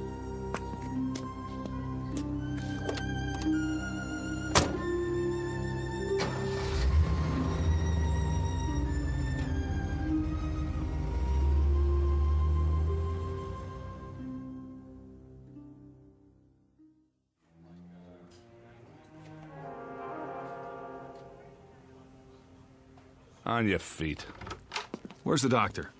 Right here, my boy. Sorry to keep you waiting. Thank God. You don't know what it's like sitting here listening to those lunatics. Well, I think I do. If you'd like to come with me? Let's move it. I see you people have finally come to your senses. Now you can sign the papers and I can go home. You're not going anywhere. Not just yet. What is this, a jail? No. I thought you understood that. It's not part of the penal system. What would you call it then? An isolation wing at the state hospital. I thought that was explained when you were brought here. Then if it's not a jail, I'm leaving. Very probable, eventually. But for now, there's a 72-hour hold. I thought we'd talk a bit first, Mr. Gurney. David Andrew Gurney. So you've said. Well, let's go down the hall, shall we? We'll be more comfortable in my office. You heard him. You don't have to manhandle me. It's all right. He's not dangerous. If you say so. Please, follow me. Got a regular loony bin in here. Oh, let's say a few people who are confused. I think of it as a kind of hotel for the weary mind. Yeah, only they can't check out. Actually, most of them will be released. A few are violent, but you're not like those, are you? Well, I should hope not. Come in, Mr. I suppose I must call you Mr. X for now. I told the officers who I am. I've told everyone. Please have a seat. Where's the couch? I'm afraid you've seen too many movies. Of course, if the chair is not comfortable. It'll do. I just want to get this over with and go home. And where is that? I've been through this before. You still insist that you live in Miss Berenson's condominium and that you are her husband. Yet she's unmarried. We've checked. How do you account for that? I don't care what she says. I know who I am. No need to get upset. Everybody's telling me I'm not who I think I am. But what do you expect me to do? Relax? It must be a challenge to your belief system. But if I'm to help you, then you've got to come to terms with the facts. And what are the facts? Couldn't say just yet. The police are running your fingerprints, and then we'll have something to work with. But for now, this person you think you are, we know that he doesn't exist except in your mind. Oh, we know that, do we? It seems that you've invented him, whether out of whole cloth or people you've known. You're lying. And why would I do that? I don't know, but you are. You've got to be. A man can't live for 40 years and all of a sudden... Is that how old you are, 40? Yes. And then, just because he loses his driver's license... We're checking the place where you say you left it. But it wasn't just that. Everyone at the bank agrees that... You put a lot of stock in everyone else's opinions. How about mine? Well, we must begin somewhere. Consensus matters, doesn't it? Surely you can see... I see that they're all lying. That's what I see. How can you be sure they're not telling the truth? At least as they see it. That's what I'm doing. So you believe they live in a different world, a world with different rules, a different history. I don't have any idea, but I know what I know. Ah, there's the conflict, you see. We have to resolve it somehow before you can move on. What chaos we'd have if each of us believed in a separate reality. What about my reality? Doesn't that count for anything? Epistemology rears its head. You're obviously an educated man. Perhaps if you'd provide a list of the schools you've attended, we can contact them. Unless you believe their files have all been corrupted somehow. All right, let's go over it again. I live at 2457 Lime Rock Avenue, Los Angeles, California. But we've established that Miss Berenson lives there. Her name is not Berenson, it's Gurney, and she's married to me. In fact, she is not married to anyone. Oh, that's a fact, is it? Her name is on the lease. She has ID, car registration. Let me see it. Well, that can be arranged. But for the time being, I'm afraid the burden of proof is on you. Oh, that's reasonable. How can I prove anything while I'm in here? Could you prove who you are? Could anyone? But I'm surrounded by a staff who know me. The people in those rooms down the hall, their voices in the wilderness. Eventually, they're going to have to come around, acknowledge the commonly agreed upon reality, or they'll be sent somewhere for long-term treatment. You don't want that, do you? What choice do I have? There's always a choice. It's up to you. There's a man here who says his name is Winston Churchill. I've shown him pictures of the real Churchill, but he's sticking to his story. So he won't be going home anytime soon. The same with his neighbor, Florence Nightingale, and her buddy, Jack the Ripper. He thought he was Jesus of Nazareth yesterday. Maybe he'll come around.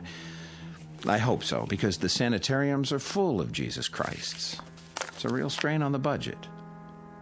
So please, don't make it hard on yourself. The choice is yours. Pretty cut and dried. Either I prove who I am, or I give up my identity in order to get out of here. You don't have an identity at the moment. That's the issue in a nutshell. Let me use the phone. All right. It's about time. I'll turn on the speakerphone so we can both hear. Agreed? Agreed.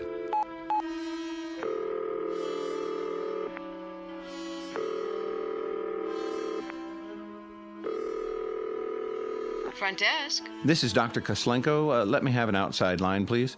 Yes, doctor. What number? 838-2171. My friend Pete. I've known him forever.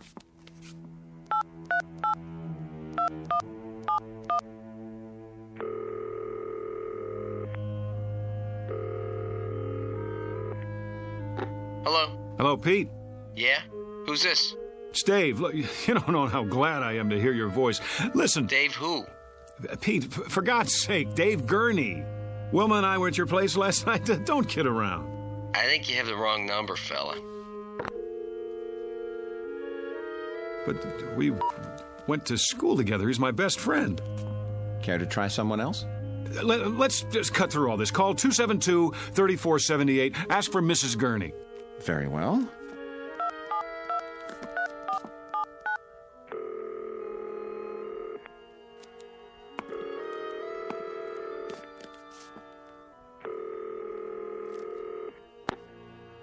Yes? Who is it? I'd like to speak to Mrs. Gurney, please. This is Mrs. Gurney. Really? Hello, Mom. Hello? Oh, I'm so glad I got you. Hello? Who is this? Who's on the line? It's David. Mom, don't you recognize my voice? David, your son. You see here, whoever you are, I don't have a son. And I don't like practical jokes. Mom, stop it. Don't do this to me. Don't, please. That's enough. Ma'am, please excuse the call. It was a mistake.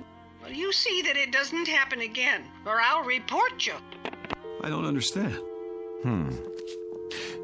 You're sure your name is David Andrew Gurney? Yes. And you have a telephone? Of course I do. Unlisted? No. Then it's likely you'd be in the telephone directory, isn't it? In fact, there's no doubt. What do you... Yes. Where's the phone book? Right here. You'll notice it's the current edition for your area. Go ahead, open it.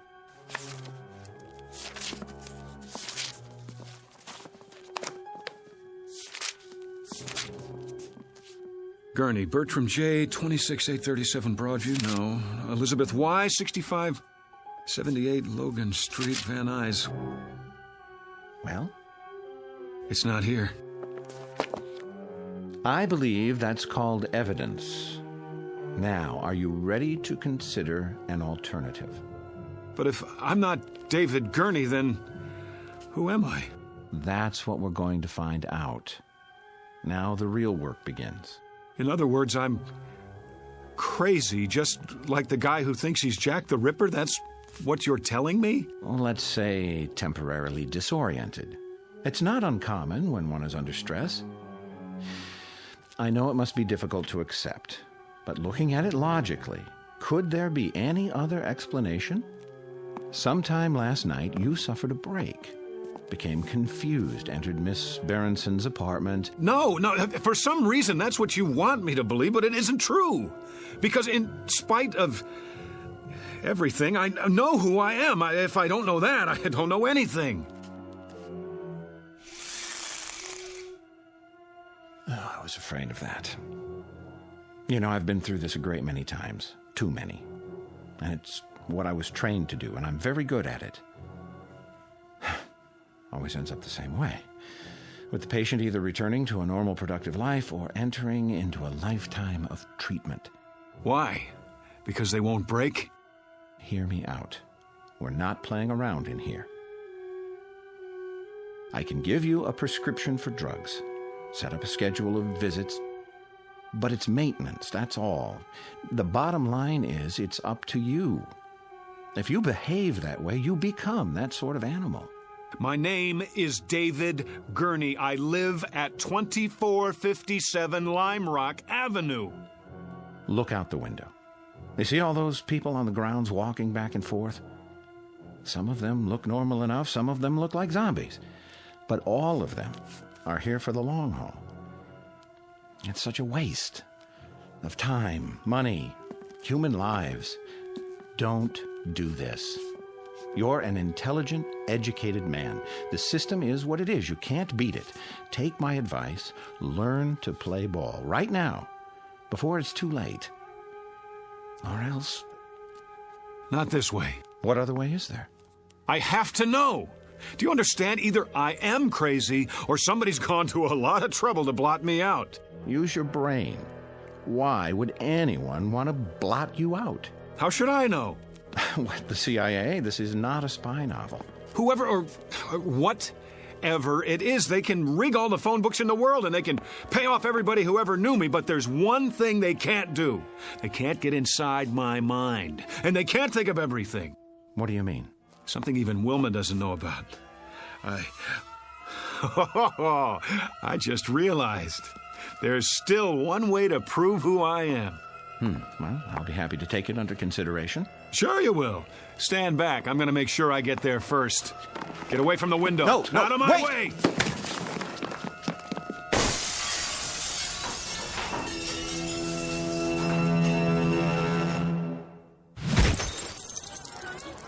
All right, everybody, line up. Rec period's over. Back inside. We better stop him. He's getting away. Oh, he's already outside. Get the keys to the gate. I don't have them. Man, oh man, look at him run. Sure is in a hurry. I couldn't have done that. Must not have taken his meds today. Call the cops. This is Braywood General. We have a patient over the wall. Put out an APB.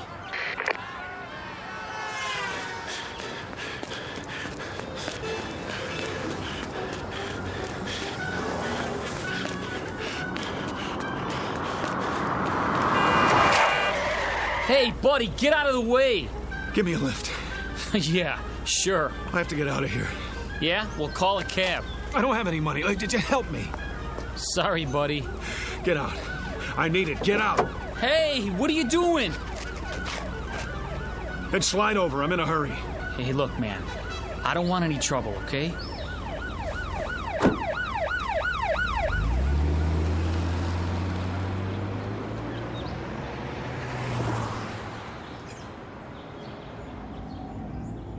Just keep your mouth shut. I won't hurt you.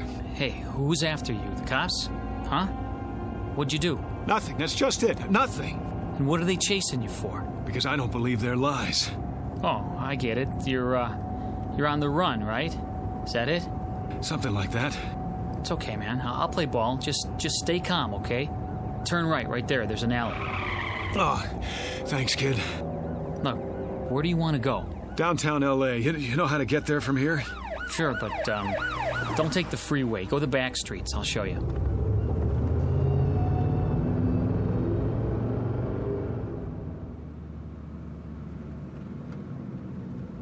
I hope this is the right address.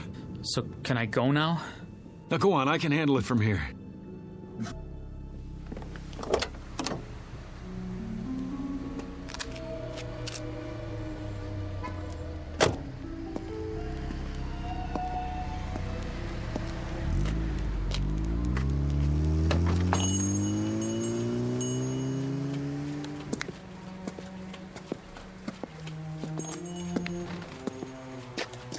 Can I help you?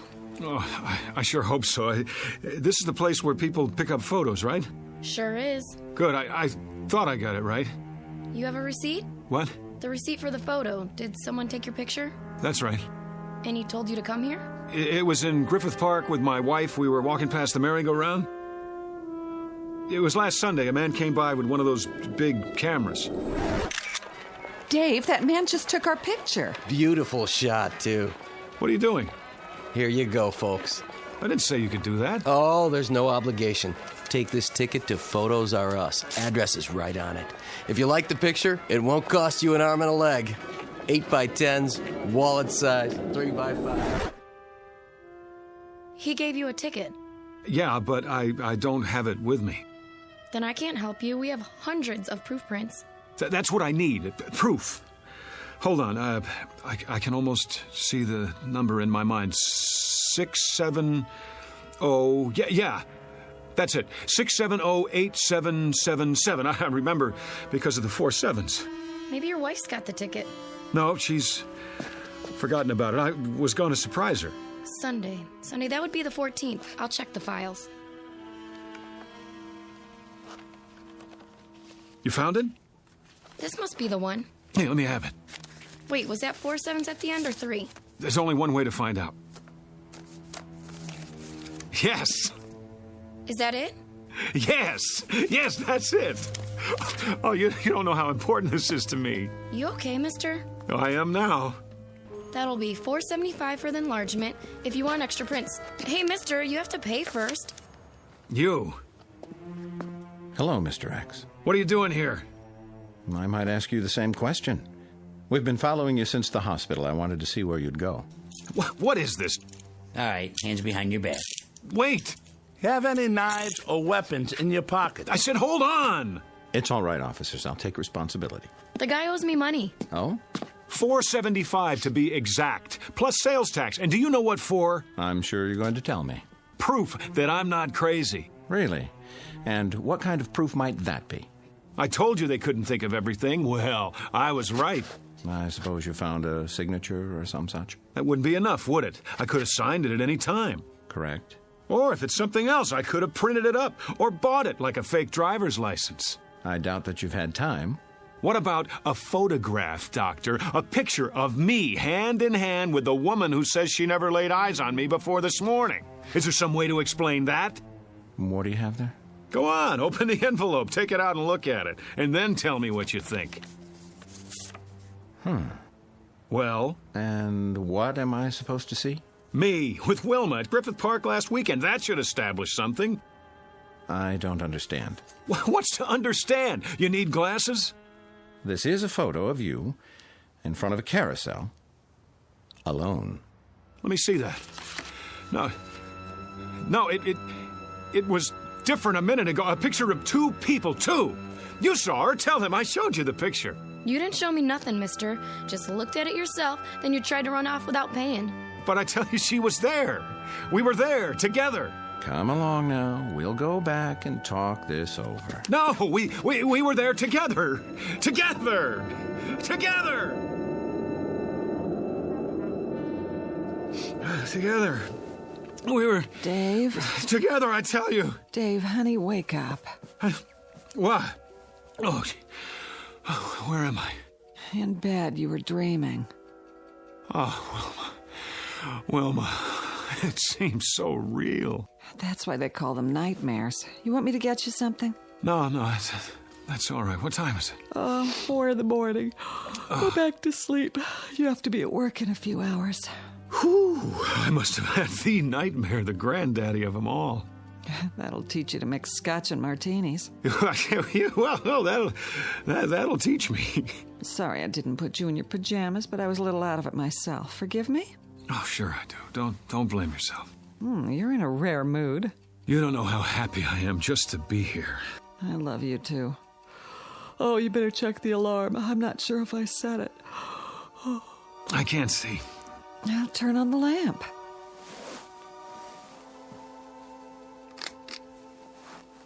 Oh, it was the worst dream I've ever had. I couldn't prove who I was, and you weren't yourself either. You were someone else, or you thought that I was. No matter how hard I tried, I couldn't convince you. It was so... Well, you're okay now, aren't you? Set the alarm and turn the light off. It's hurting my eyes. Dave? Dave, honey, is something the matter? Why are you looking at me like that? Who are you? What do you mean? It's me. Who did you think I was? Dave? Dave, darling, You get out of this bed. Go on. Get away from me. Whoever you are, I swear, I've never seen you before in my life. Dave? Dave, don't act like this. You're scaring me. You're so pale. Are you sick? Dave? Dave? Dave! A case of mistaken identity or a nightmare turned inside out? A simple loss of memory or the end of the world for someone named David Andrew Gurney? At least he thinks that's his name. He doesn't know much of anything anymore, and he may never find what he's seeking because the truth is he's lost his way. But you can be sure he'll continue looking for it night after night in the Twilight Zone. We'll return to the Twilight Zone in just a moment.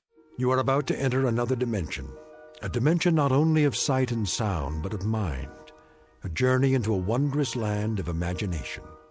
Next stop, the Twilight Zone. Hi, this is Stacy Keach. I'd like to take a moment to tell you about our Twilight Zone website at twilightzoneradio.com.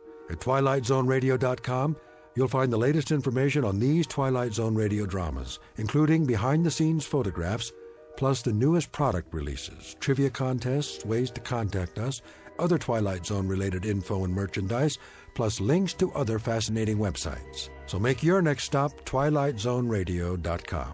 Visit twilightzoneradio.com to purchase these Twilight Zone radio dramas on cassette and CD, or call toll-free 1-866-989-ZONE. That's 1-866-989-9663.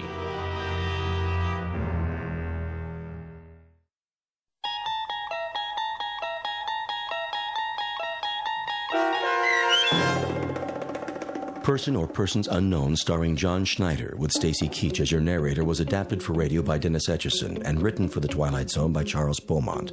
Heard in the cast were Meg Falcon, Tom McElroy, Roger Mueller, Richard Hensel, Roderick Peoples, Kurt Nabig, Carl Amari, Fernette Lebo, Doug James, Ann Whitney, and Jen Patterson. The producers of The Twilight Zone wish to thank CBS Enterprises and the Rod Serling Estate for making this series possible. This copyrighted radio series is produced and directed by Carl Amari for Falcon Picture Group. Sound design and custom Foley effects for The Twilight Zone by Cerny American Creatives Bob Benson, Craig Lee, Michael Slaybach, and Matt Sorrow. To learn more about The Twilight Zone radio dramas and to contact us, visit our official website at twilightzoneradio.com. Doug James speaking.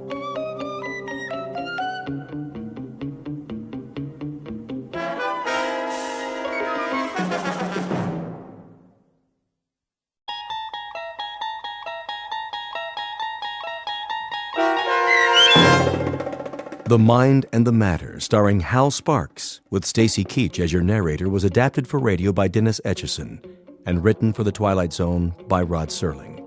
Heard in the cast were Rich Komanek, Lisa Joyce, Jeff Lupetin, Doug James, Vince Amari, Meg Falcon, Roderick Peoples, C.J. Amari, Roger Wolski, Karen Olson, Carl Amari, and Lynn Foley. To learn more about the Twilight Zone radio dramas and to obtain audio cassettes and CDs of these programs, visit our website at twilightzoneradio.com. The producers of The Twilight Zone wish to thank CBS Enterprises, Carol Serling, Dennis Etchison, Dick Brescia Associates, Claire Simon Casting, Terry Jennings, XM Satellite Radio, Sirius Satellite Radio, our sponsors, and our radio affiliates for helping make this series possible.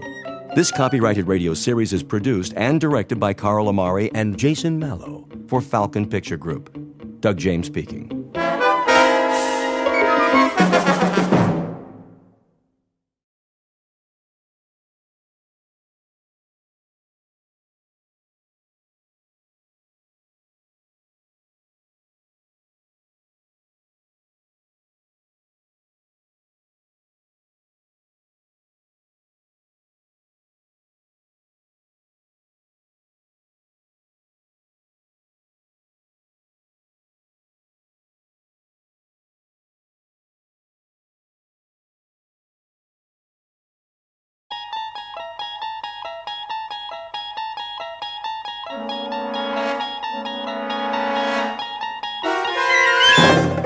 You're traveling through another dimension, a dimension not only of sight and sound, but of mind.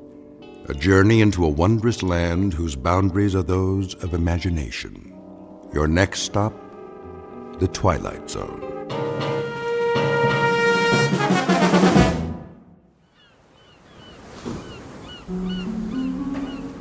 My name is Archibald Beechcraft, and to coin a phrase, welcome to my world. And a wonderful world it is. You might even call it paradise. To tell you the truth, I don't remember exactly how I got here, but I assure you I have no intentions of leaving. No intentions whatsoever. Why should I? Everything I need is here. The sand, the sea, the sky, as blue as a robin's egg, gently swaying palms, and absolutely nothing on the horizon. Nothing. And no one. Do you understand? Not a soul in sight as far as the eye can see. Only the occasional bottle that washes up on the beach. Like this one. They're all the same, with a note inside, some poor soul scribbling a message for help. Whoever reads this, I am stranded on a desert island. Please send a rescue ship at once. Stranded? A rescue ship? The fool! Doesn't he know he's finally found peace? He's escaped from the crowds, the rat race, from civilization. Obviously an imbecile. Who would want to go back to that world? Cars, subways, buses, and people. Everywhere you look, yammering away, pushing and shoving till you can't breathe, can't think. No thanks. I've had my fill of people. If you don't mind, I'll live out my days like this. Alone. Quite blissfully alone. Except, of course, for Chi-Chi, the perfect companion. Never a word of disagreement. In fact, never a word of any kind, because, you see, he's a chimpanzee, and a very intelligent one. If I'm hungry, he brings me a banana. When I'm thirsty, he climbs a tree and picks a ripe coconut. Have you ever tasted fresh coconut milk? Oh, you must. It's really quite refreshing. Hold on, Chi-Chi. What's this? A footprint? Well, that means we're not alone after all. But how can that be? This is my world. Wait a minute. Whoever made this footprint, do you suppose his name might be Friday? If so, he'll speak an entirely different language. No communication whatsoever, and plenty of room for both of us. He'll have his half of the island, and I'll have mine. Unless, of course, Friday's a female. You think it's possible? Why, I don't see why not. A lovely native girl in a sarong with big brown eyes like a Walter Keane painting, and a tray of finger sandwiches, poi, that sort of thing. Maybe some Mai Tais. Who can't speak, of course. No, why should she? She'll live in her grass hut and I'll live in mine, and we'll visit from time to time. An ideal arrangement, I'll give her a lei, a flower lei, whenever the spirit moves me. And when the spirit doesn't move me... Now where's that coming from? There aren't any telephones on my island. It can't be! A telephone booth? On the beach? Most ridiculous thing I've ever seen. Yes? Yes, who is it? Who in the... Hello, who's there? Hello? Who? Hello? Tropical Paradise, Beechcraft speaking. Hello? Hello? Oh, the alarm clock. I must have been dreaming again. What time is it? 6:30 already? This is my world, all right. And welcome to it. A brief, if somewhat jarring, introduction to Mr. Archibald Beechcraft, a child of his time, a product of the population explosion, and an unwilling inheritor of the legacy of progress. He has just begun his daily battle for survival in a world that cares not one whit for his happiness or sanity. But very soon, our hero will begin a one-man rebellion against this impersonal age, and to do so, he will enlist the help of certain unusual aids, of the sort found only in the Twilight Zone. And now, The Twilight Zone and our story, The Mind and the Matter, starring Hal Sparks, with Stacy Keach as your narrator.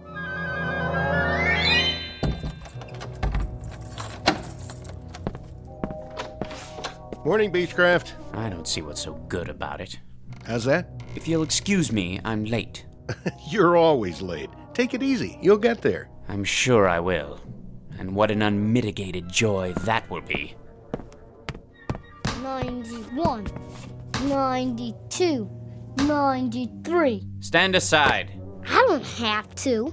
My mom said I could play. And I said move it. 94, 95, 96, 97. Why do you have to do that here, inside the building? Oh, you made me lose count. Now I have to start all over again. 1, 2, 3, 4. Get out of my way, you little wretch. Ma, that man called me a wretch.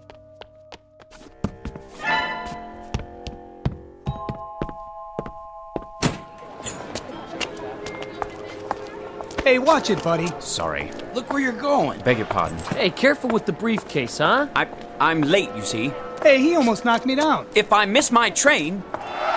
Red light, mister, red light. But I can't wait for the light to change. If I do miss my train, then they'll dock my pay, meager though it may be. And if they do that, well, there's no limit to what they can do. I'm not about to jeopardize my position just because of all the rude, inconsiderate people who are ruining this city. Positively ruining.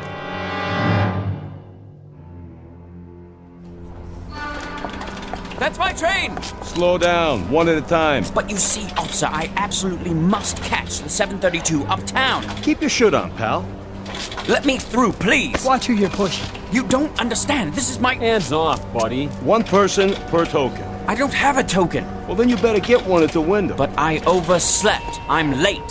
One at a time, folks. Let's keep moving.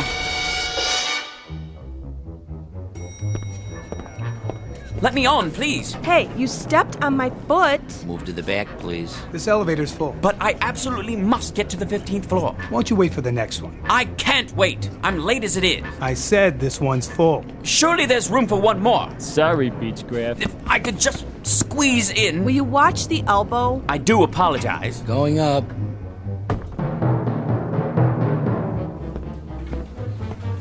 There's Mr. Beechcraft. Finally decided to make it, Better late than never. Morning, Laura. What happened to you? What didn't? If you'd been through what I've been through. Did you punch in? Yes. Mr. Rogers got here 15 minutes ago. I'm sure he did. I told him you went to get coffee. Coffee. That's what I need. Not now. And my blood pressure pills. Wait till the break. Look like you're busy. You mean pretend? I don't have to pretend. Of course, in a reasonable world where a person could work at his own pace with no pressure, no interruptions. Mr. Rogers will be back any minute.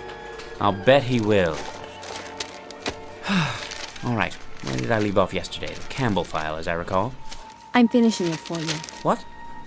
You shouldn't have done that. I'm quite capable. I know you are. I was only trying to help. Thank you, Laura. But if I could be allowed to concentrate without so many distractions, there'd be no problem. Here's your coffee, Miss Petty. Oh, thank you, Henry. You can call me Laura, you know. All right, Laura.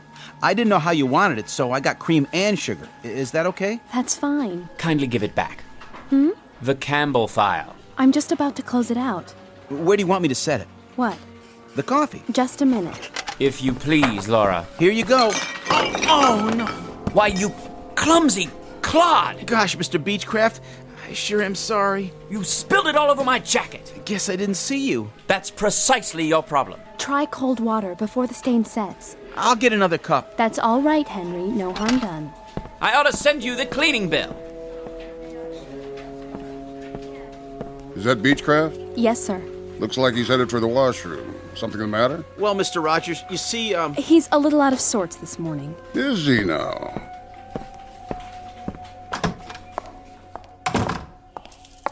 Feeling ill, Beechcraft? No, sir. Nothing like that. If you'll forgive an observation, you're not looking too well. I'm all right, Mr. Rogers. You look tired. You know, Beechcraft, keeping yourself fit is not only a personal responsibility. In a larger sense, it's part of your obligation to the firm that employs you. Healthy body, healthy mind, and so forth. I'm not unaware of that. Then why don't you pull yourself together, man? Get enough sleep at night. I try to, sir. Eat regular meals. Lots of fresh vegetables, greens. Oh, you can't beat those greens for vitamins. I'm a sprouts and spinach man myself. Are you? I'd have them for breakfast if I could. Believe me, Beechcraft, the secret is definitely in the greens. It's the color of power. I see.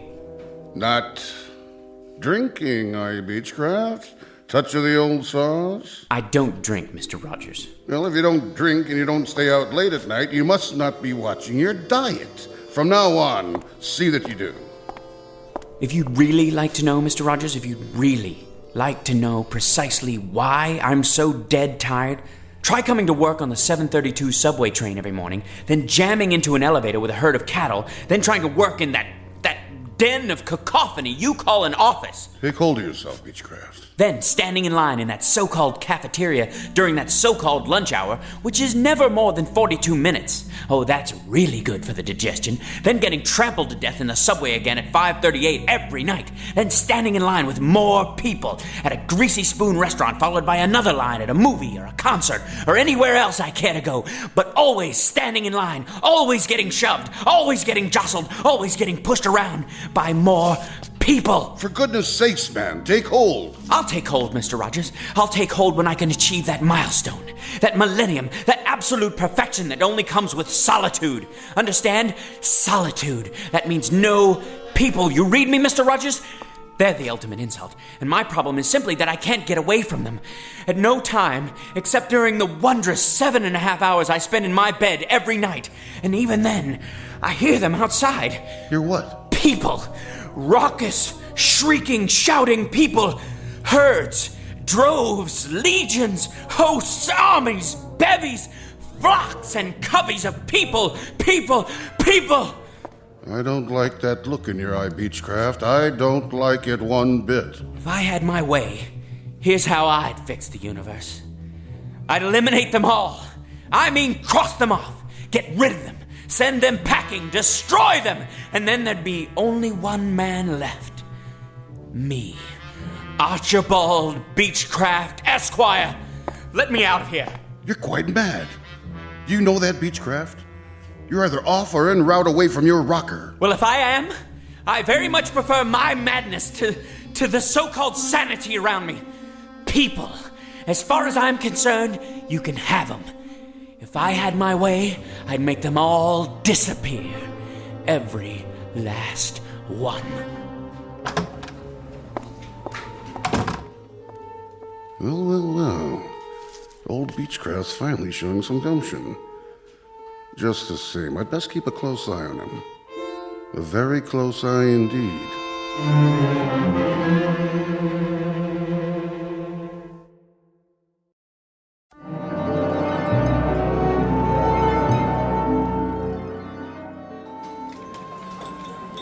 I'll have a baked fish. Yes, ma'am. Salisbury steak for me. Coming right up. Oh, and an extra roll. Vegetables with that? Broccoli. Sure thing. No mashed potatoes, no French fries. No, I'll have the succotash today. Club sandwich here. Dessert? How's the tapioca pudding? Lumpy. I need another fork. This one's dirty. You got it. One club sandwich, coleslaw, no fries, coffee black. There you go. That's it, sir. That's right, the usual. So I see. Cash or charge? Cash. Get my wallet out of my pocket. There's hardly room to turn around. Here. Don't you have anything smaller? No, I'm afraid not. Your change. Hurry up, will you, buddy? We don't have all day. I'm doing my best. If you'd allow me to put my wallet away. Next, one double macaroni and cheese, salad with ranch. Excuse me. The seat's saved. Well, how about the one next to it? Now, he'll be right back. Of course. Of course he will. Hey, Mr. Beechcraft, over here. Thank God. I'm obliged, Henry. Think nothing of it, Mr. Beechcraft. Squeeze right in. That was my plan. Been saving it for you. I was sort of, well, I wanted to make up for this morning. This morning? When I spilled coffee on your coat. I'm really sorry about that. Say, Mr. Beechcraft? Mm-hmm. I have a friend. You don't say. Works in the used bookstore around the corner. I went there before lunch. Whatever for? Oh, I like to read. All kinds of stuff. Do tell. Horror mostly. That's my favorite. Why am I not surprised? Some of those paperbacks are pretty cool, you know? There was one about these giant worms that live in the sub-basement of an office building. And if you took the elevator down there late at night, these big white old worm things will be waiting for you. And they must have been really hungry, because... Please, Henry. I'm eating. Oh, yeah. Anyway, I went over there today, and I saw this. So I sort of got it for you. What is it? Story of a serial killer who wants to depopulate the earth? Nothing like that. Take a look. I thought you might like it. The mind and the matter. How you can achieve the ultimate power of concentration. Think this is something I need, Henry? It's really rare. There are only a few printed. Little on the occult side, isn't it? Maybe so. But seeing as how you always have so much work to do, My friend is kind of a student of the mind.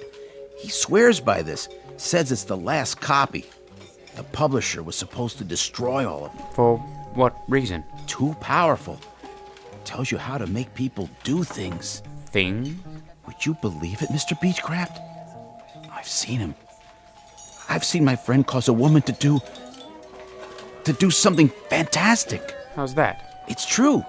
He was in a department store, and he saw this woman at the sale table, and he concentrated real hard on one particular thing, and Mr. Beechcraft, as sure as I'm sitting here in the cafeteria of the United Tool and Die Company, that woman, you won't believe this. What? Well, that woman picked up a chartreuse and orange scarf, paid for it and everything. She never would have bought it in a million years. Who would? But he made her do it, just like that. It's the truth, I swear. Will you please try to be more careful? Oops, there goes the coffee again. Sorry, Mr. Beechcraft. Thank you so much for the book, Henry. Now, if you don't mind, I think I'll be leaving. I've had more than my fill. Mr. Beechcraft, Chapter 3. Read that one first. Remember, Chapter 3. Right, Henry. Chapter 3.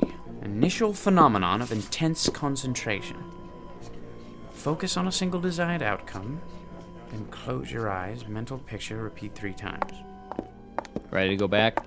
Not yet. I have to fix my makeup. Okay. Wait, I think I'll have a soda first. Want one? Nah. Let me see. Orange, root beer, grape. Might as well give it a try. Concentrate. Tropical punch. Pick tropical punch. I just can't make up my mind. It's delicious. Try it. You'll like it. Why'd you pick that one? I don't know. I really don't. I was going to choose lemon lime, but for some reason my finger pressed tropical punch. How's it taste? Might as well find out. Yes! You'll see. It's absolutely delicious. Puts one in the mind of a Mai Tai. I think I'd better read the entire book. Chapter 4, To Achieve Your Heart's Desire. Heart's Desire, eh? Very interesting. Very interesting indeed.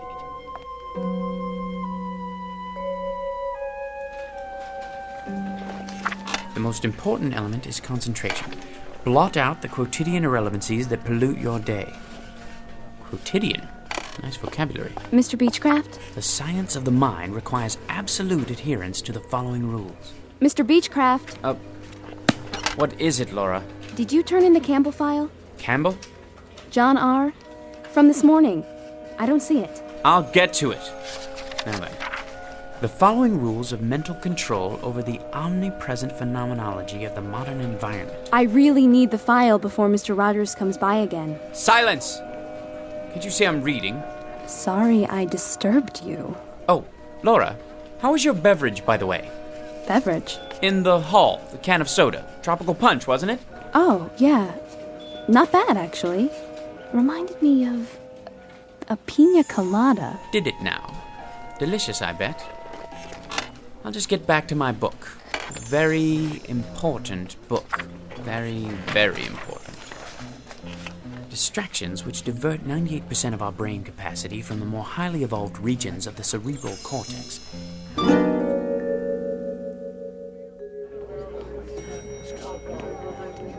Everybody going to the ground floor? Yeah. The source of the power is located in the pineal gland, or vestigial third eye. You, sir? Where the power of the all-encompassing life force. Sir, you going to the first floor, too? He's talking to you, buddy. What's the matter, you deaf? What? Of course I'm going to the first floor. Where else would I be going? Watch your fingers. Going down. The more complete the mental picture, the more complete the result. Focus your mind and concentrate to the exclusion of all else.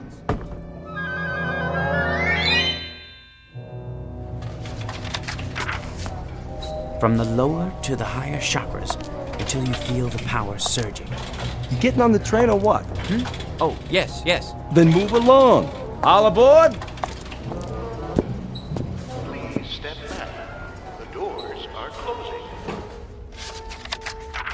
Mental imaging of the desired result to the exclusion of all else.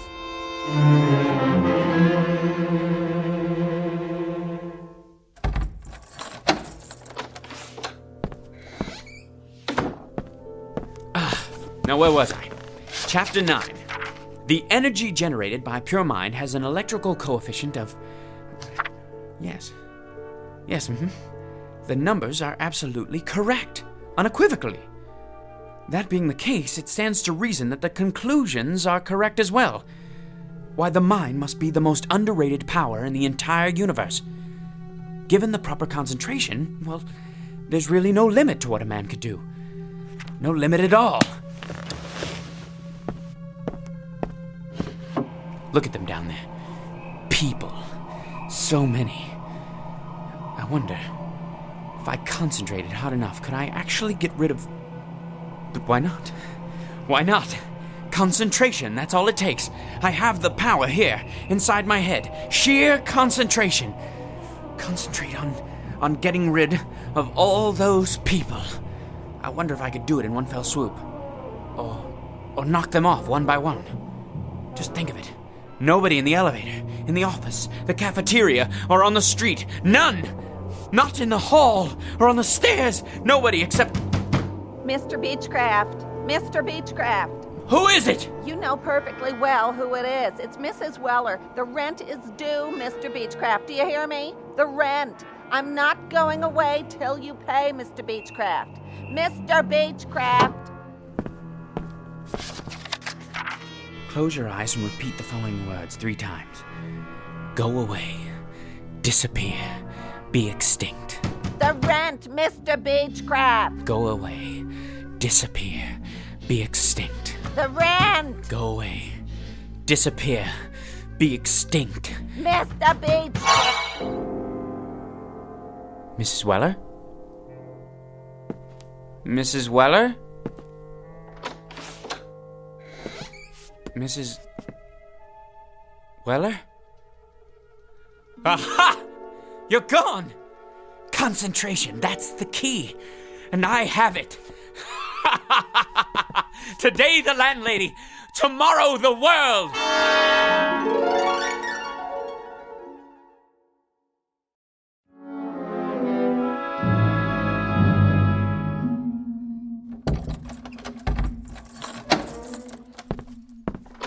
Good morning, Beechcraft. Is it?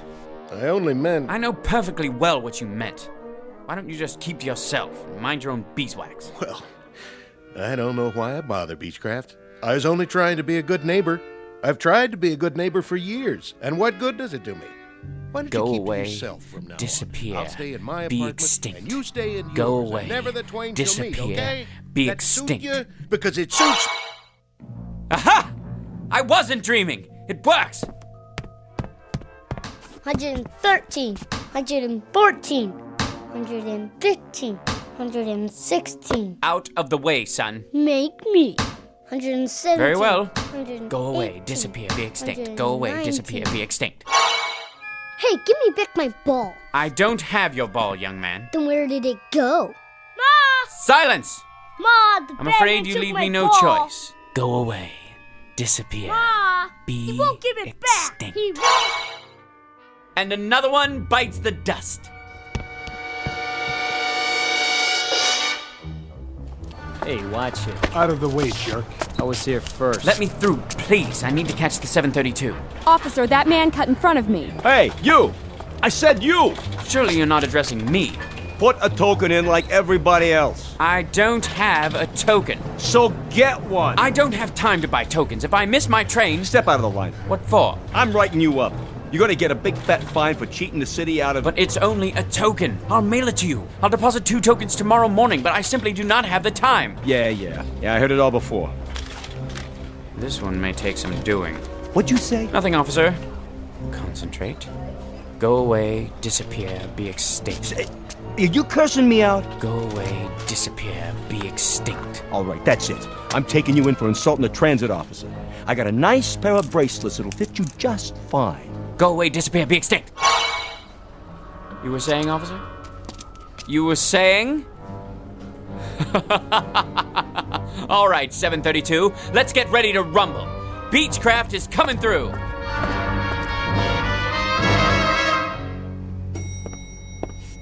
What? No line for the elevator this morning? No pushing? No shoving? My, that is unusual. Anyone else? No? All right then. Going up?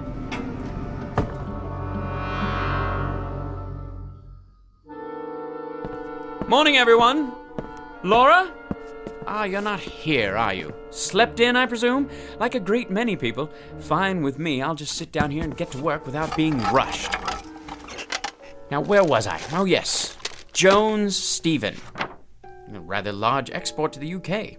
I'll just see if everything's in order. At my own pace for once. Yes. Better finish this one before Mr. Rogers gets here. If he ever shows up. Now, let me see. Oh, well and good. A major improvement. Only, when I finish this and the other files, what else is there to do? With no one breathing down my neck, how should one occupy his time? Isn't it time for lunch yet?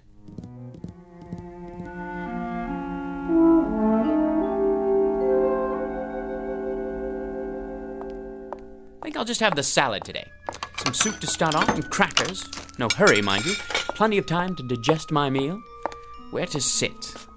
Why, any table at all? The morning paper. What's new in the world today?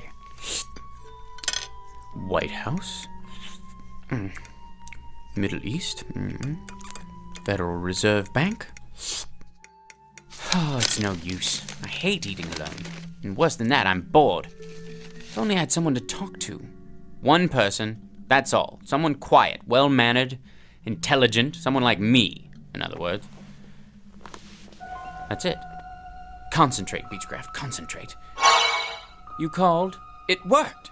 Of course it worked. Don't you have any confidence in yourself? Pleased to meet you. The name's Beechcraft. I know. And your name is? Archibald. Call me Archie. You too. Call me Archie as well, if you like. I like it just fine. How's tricks, Arch, old man? Bit on the slow side this morning. Look here, Arch. This isn't working. Wouldn't you agree? Why not? Let's be frank. Too much of a good thing. Well, I wouldn't say so. But you're thinking it. Let's just say I'm temporarily accessible to suggestions about how to occupy my time. Face it, you're bored to tears. Solitude is one thing, but loneliness is quite another. Loneliness. I despise people, loathe them. And I, Archibald Beechcraft, have done away with them. For good and all, mind you, for good and all. I'm leaving. You haven't finished your lunch. I don't have much of an appetite. Thought about any alternatives? Alternatives to what? To this. It's like an empty movie set in here. I don't even want to think about what it's like outside. Look at yourself. You don't have idea one about how to fill the day. People are bad enough, but inactivity's even worse. You're talking nonsense. I'm content. I'm honestly and truly content. For the first time in my life, I have managed to rid myself of the worst scourge there is. The general populace. So what are you going to do? Splurge and buy a can of tropical fruit punch from the soft drink machine? Will that do it for you? If the truth be known, I would appreciate a little diversion of some kind. Any kind. You mean like a change in the weather? That's it. Perhaps a little unseasonal rain. Or a lot of rain. Let's make it a tropical storm with thunder and lightning. The works. That should shake things up. All I have to do is concentrate. Not that exciting, is it? Maybe we need to add something spectacular. Like an earthquake. Sure you want to do that? Why not? Here goes. You mean there it goes? I can imagine what the office looks like right now. My desk! All your files on the floor. Gonna take some sorting. Enough! No earthquake and no storm either. Forget it! So now what, Arch, old man? I've had it for the day. I'm gonna take the rest of the afternoon off. And do what? Stroll down the street? Take a ride on the subway all by your lonesome? Boy, I'll bet the old apartment building's quiet as a tomb. It's starting to get to you, isn't it? The thing of it is, I don't care much for people, but it's difficult not having anyone. Present company excluded. I guess it's a trade-off. That's the crux of the problem. Frankly, there isn't a breed of human being that I can stomach. Ever think of a Cocker Spaniel? I never cared much for animals either. Most of all, though, I can't stand people. Thanks. Well, except for you, naturally. But that's because you're a higher class of individual. Wait a minute. That's it! That's what? Why didn't I think of it before? People I can stand. That's what I'll do. I'll create people who are just like me. A world full of Archie Beechcrafts. Now that's a thought. You bet your sweet life it is. I'll will it. I'll concentrate, and from now on, everyone will be exactly like me. It's so simple. And when will this new era be ushered in? Tomorrow morning. I'll re-people the earth. Nothing but my kind of folks. In fact, why wait? How about right now? 15th floor, everybody off. Look at them, like sardines. Rude, thoughtless people, worthless, every last one. Nobody has any manners nowadays. Late, thanks to them. Listen to them. They sound just like me. You're not kidding. Take a gander at their faces. They look like us, too. A rather handsome lot, you must admit. Where are they headed? Back to work, I presume, those who chose not to dine in the cafeteria. A sight for sore eyes, eh, Archie? It certainly is. Now that I've decided to replenish the population in a kinder, gentler mold. This, I gotta see.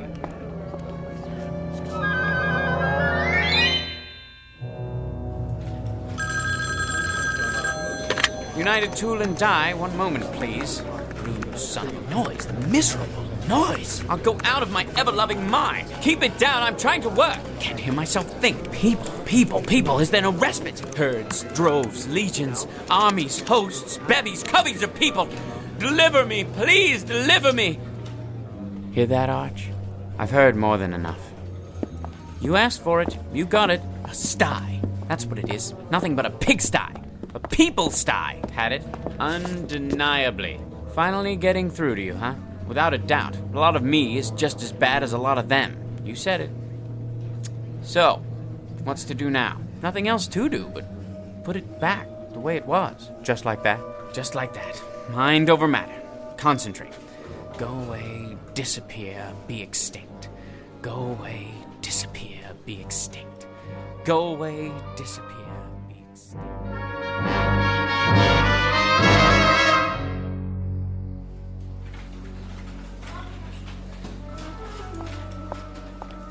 Hello, Mr. Beechcraft. Why, hello, Laura.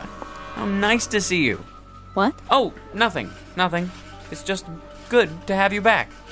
I haven't been anywhere. No, of course not. Hi, Mr. Beechcraft. I got your coffee. Miss Petty, Laura. You didn't have to do that, Henry. Careful now. Oh, Mr. Beechcraft, sir. Please forgive me. You should be more... Forget it, Henry. Nothing serious. It isn't? Not at all. Just another little spill on the old sleeve. I'll take care of it with my handkerchief. Gee, thanks, Mr. Beechcraft, for being so nice about it. Tut-tut, my lad, tut-tut. Something else, Henry? I was just wondering, sir. Yes? That book I gave you? Did you get anything out of it? Not really. Why don't you take it back? You sure? Frankly, it's a lot of pap. Interesting, but totally unbelievable. And now, if you'll excuse me, I think I'll get back to work.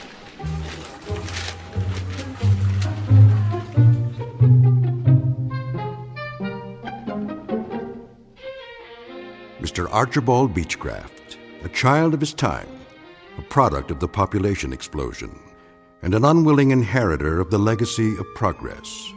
A man who has just found out through trial and error that with all its faults, this may well be the best of all possible worlds, people notwithstanding. Tonight's case in point, in the Twilight Zone. More from the Twilight Zone after this. Hello, I'm Stacy Keach. I hope you're enjoying this edition of the Twilight Zone Radio Dramas. To learn more about this series, be sure to log on to our official website at twilightzoneradio.com. You'll find special discounts on our Twilight Zone audio collections, listings of our radio stations, links to other websites, and a photo gallery of our recording studio and some of our stars in action. Plus ways to contact us with questions or comments about the show. And for a limited time, when you log on to twilightzoneradio.com, you can send in for a free CD of the show. So be sure to visit us at twilightzoneradio.com.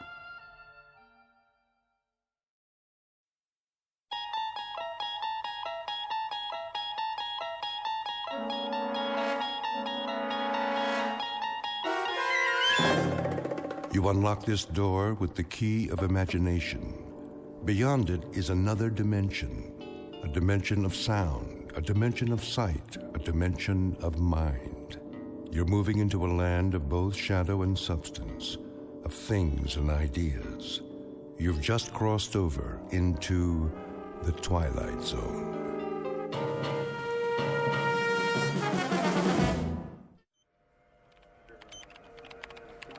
.019er, steady and holding. Fuel consumption, normal. On course, X6. Hold coordinates. Oxygen supply? Check. How does she look? Beautiful, General. Just beautiful. Flight path? Right on the button, sir. No corrections? Hardly any. Couple of degrees starboard pitch right after takeoff. And the crew? A-okay, sir. A little cramped on the ship, but that's about it. Good. The White House will be pleased. About a test flight? The president's a big fan of the X6. He pushed it through Congress. Hey, then maybe I'll have a job next year. You will, Billings. You will. Count on it. This is the first step. She makes it back in one piece, and it's all systems go. General, I've got the telemetry report. Send it over to data control. Right away, sir. You boys have done well. So far, so good. Bring her in smooth, and you can take tomorrow off. Oh, you got it, General. Couple more hours, and she's headed back home. Patch me through to the ship, will you? I'd like to thank the crew personally. No problem. Set frequency. Roger that. X6, calling the X6. Do you read? Try again. X6, do you read? This is flight control. X6, calling the X6. Must be some electrostatic interference. Keep trying. Yes, sir. I want to thank those boys for a job well done and tell them we'll be waiting with bells on. Maybe not a ticker tape parade this time, but that'll come. Sir? Yes? They seem to be... Seem to be what? What's the problem? Well, I don't know. Out with it, man. Something wrong? It's just that I can't find them on the radar screen. Let me see. What does that mean? It means... Well, sir, it means they seem to have disappeared. What? Could be a tower malfunction. I'll switch to backup. Nope. Main system's working. Clear skies, no commercial flights in our airspace. There's nothing. Absolutely nothing. Give me missile tracking. This is General Carstairs at Flight Control. Yes. Do your instruments show a crash? Not just in the desert, anywhere in North America. Are you sure? Then do this. If you register an impact, call me on the secure line. No, I don't expect one, just a routine check. Yes, I'm positive. We have nothing here. Not a thing. What's going on? It's not on the screen. It has to be somewhere. Still sweeping, sir. Where did it go? Sir? If you had the X6 on the screen and you spoke to the men on board... Less than 5 minutes ago. Then where are they? A spacecraft doesn't just disappear, vanish into thin air, does it? Well, does it? No, sir. No, sir. Then in heaven's name, where is it? As you may have gathered, the name of the ship in question is the X6. Her type, a new experimental craft on a high-altitude test above the Earth's atmosphere. Purpose? To gather data for the construction of the world's first space station. Recent history? Unknown, at least to those who weren't on board. But in short order, we're going to meet the crew and hear the story from their point of view, and a very unusual story it is, of a flight that departed from its course long enough to pass through the Twilight Zone. And now, the Twilight Zone and our story, And When the Sky Was Opened, starring Barry Bostwick with Stacy Keach as your narrator. Well, Doc? Just a minute, Colonel. What's the verdict? Pulse is fine. On the slow side, in fact. Correct me if I'm wrong. We went through this yesterday, didn't we? You know the Air Force. Check and double check. They've got a big investment in the X6. So, there's a little glitch. Probably an O-ring. A little glitch? The hydraulics froze and the soft landing chute didn't deploy. You are lucky to be alive. That's what all the flight training was for. Relax your arm. Doctor. Hold still, please. I want to ask you something. Don't move your arm. 115/80. Not bad. Told you, Doc. I could have phoned it in. All right, that's all for now. Get yourself some breakfast downstairs. Hey, go easy on the cholesterol, okay? How's the Colonel? Who? Jack Harrington. You're the only Colonel I've seen this morning. I get it. You call me in, but he gets to stay home and sleep it off. Pretty nice duty. Harrington. Where have I heard that name? You have a heck of a sense of humor. Did you have a question? It can wait. I want to, check with someone first. Well, look, try not to worry about anything. You may be a little disoriented for a day or two. Need any, medication while you're here? Sleeping pill? Muscle relaxant? Me? Never felt better in my life. If you experience any headaches, neck pains, that sort of thing, give me a call. Now forget about me. Gart's the one with the busted leg. He's still on the 3rd floor. Yeah, he'll be in a cast for a while. He's healing fine, though. 3rd floor. Room 14, wasn't it? Well, you should know. Gonna stop by? I was thinking about it. Go ahead. Give him a hard time, just not too hard. Tell him I'll be by on my rounds. Oh, and congratulations, Colonel Forbes, to both of you. What? Haven't you seen the paper?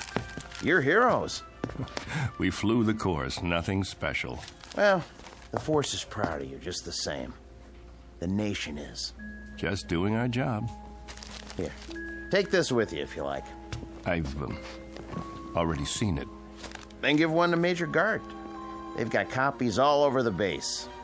But they're going fast. Colonel, come here. Can I ask you something? If it's not classified? Yes? What happened up there? How do you mean? When they lost you on radar. If I could tell you, Doc, I would. You and the General and everyone else. All I know is we must have lost pressure because we blacked out. For quite a few hours. The next thing I knew, we were down and the chopper was airlifting us out of there. That's it. End of story. But you made it. That's what counts. Yes. Yes. I guess it is.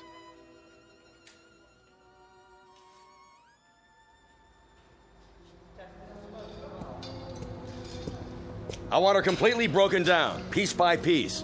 Whatever it was, we've got to find it. Doing the best we can, sir. How's the investigation coming? Well, so far, everything checks out. Meaning? The only damage evident is from the touchdown. She came in on her belly at something close to 300 miles an hour. Must have buckled part of the landing gear. Wasn't fully extended. That's why the wing looks the way it does? She plowed through a sand dune just before she stopped. If you want my opinion, sir. By all means. I don't think you're going to find anything wrong. Well, that may or may not be. But for now, we've got a mystery on our hands. We need answers. Well, it would be my suggestion. Yes? That if you want to unravel this mystery, you better check the crew, not the aircraft. The crew can't tell us a thing. How's that? We had them on radar for the first couple of hours. Everything went strictly by the book. Then they disappeared for 24 hours. Oh, until they crashed down in the Mojave Desert. They must have lost consciousness because they don't know anything. The only way we're going to get answers is to dismantle the aircraft. Unless one of the crew members gets his memory back and fills in the blanks. So far, they're not talking. I'll be that as it may. I want to see every nut, bolt, and screw laid out on the hangar floor in order. Every wire, every piece of insulation. If there's anything wrong with this baby, anything at all, we're going to find it. Yes, sir. On the double, sir.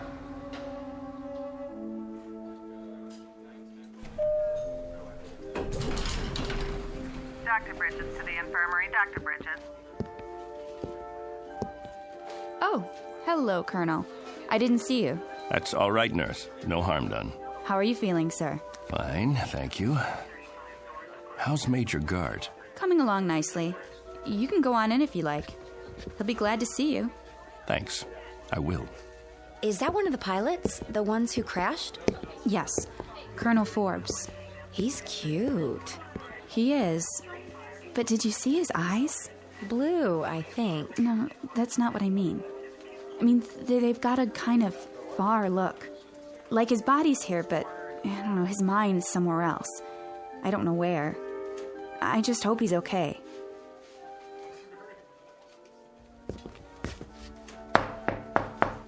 Come in. There he is. And there you are, the prodigal colonel. Not disturbing you, am I? Nothing could disturb me in here. More like a prison ward. No Playboys, no hot fudge sundaes. I was on my way out. Can't stay away, huh? Doc wanted to see me. Nothing serious, I hope. Me? No, just routine. I'd offer you a drink, a shot of straight orange juice. How's that leg? Can't feel a thing, which is good. One more thermometer, and I'm going to absent myself from this establishment without official leave. Pull a chair over here by the bed. Take a load off, Colonel. Sure. Now, go ahead, tell me. What's it like in the outside world? Great, Bill, just great. I can't wait to get out of here. Talk to any of the guys? Yes. What about the ship? Did you look her over? It's under wraps. They've got everybody but the president's cabinet checking it out. Bill, did you see the paper? Sure. We made the front page. Only page 3 today. Take a look. Ooh, steady, Colonel. You go off on a toot last night? Why? Your hands, they're shaking. You don't look so good. Thanks. Little hungover, huh? No big deal. So what's it say? Bill, I wanted to talk to you about that. They spell our names right? First, I've got to get oriented.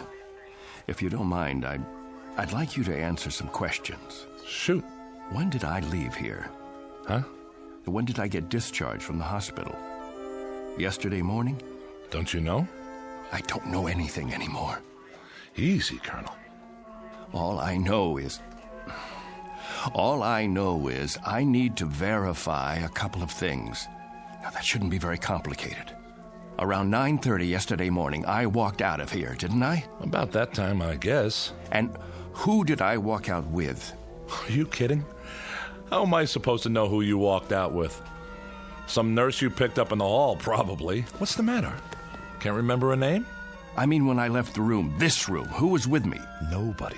That's just it. You say nobody. I'm pretty sure I was awake, yes. If you remember it differently, What's today's paper say? Go ahead, tell me. What's it say? 2 astronauts crash in Mojave Desert. Over a picture of you and me before the flight. What else? In effect, it says that 2 intrepid voyagers into the unknown returned from the unknown in one slightly dented spacecraft. Sounds about right. What about the picture?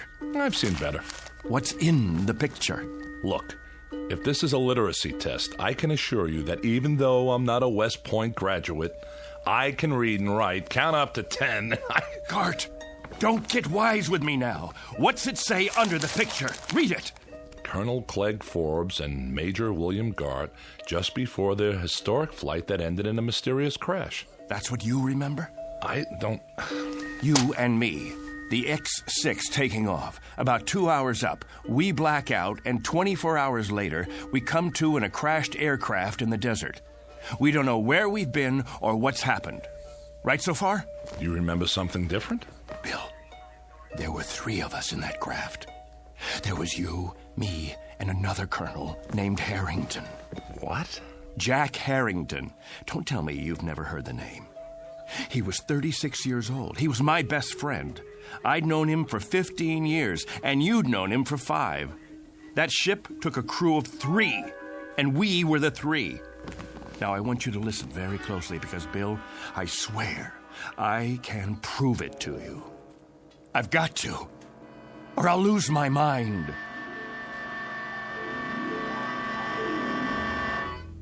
What are you talking about, a 3rd crewman? They brought 3 of us back to the hospital when they found us in the desert. You, me, and Harrington. Jack and I were just scratched up. You got the busted leg. Yesterday morning, they discharged Harrington and me.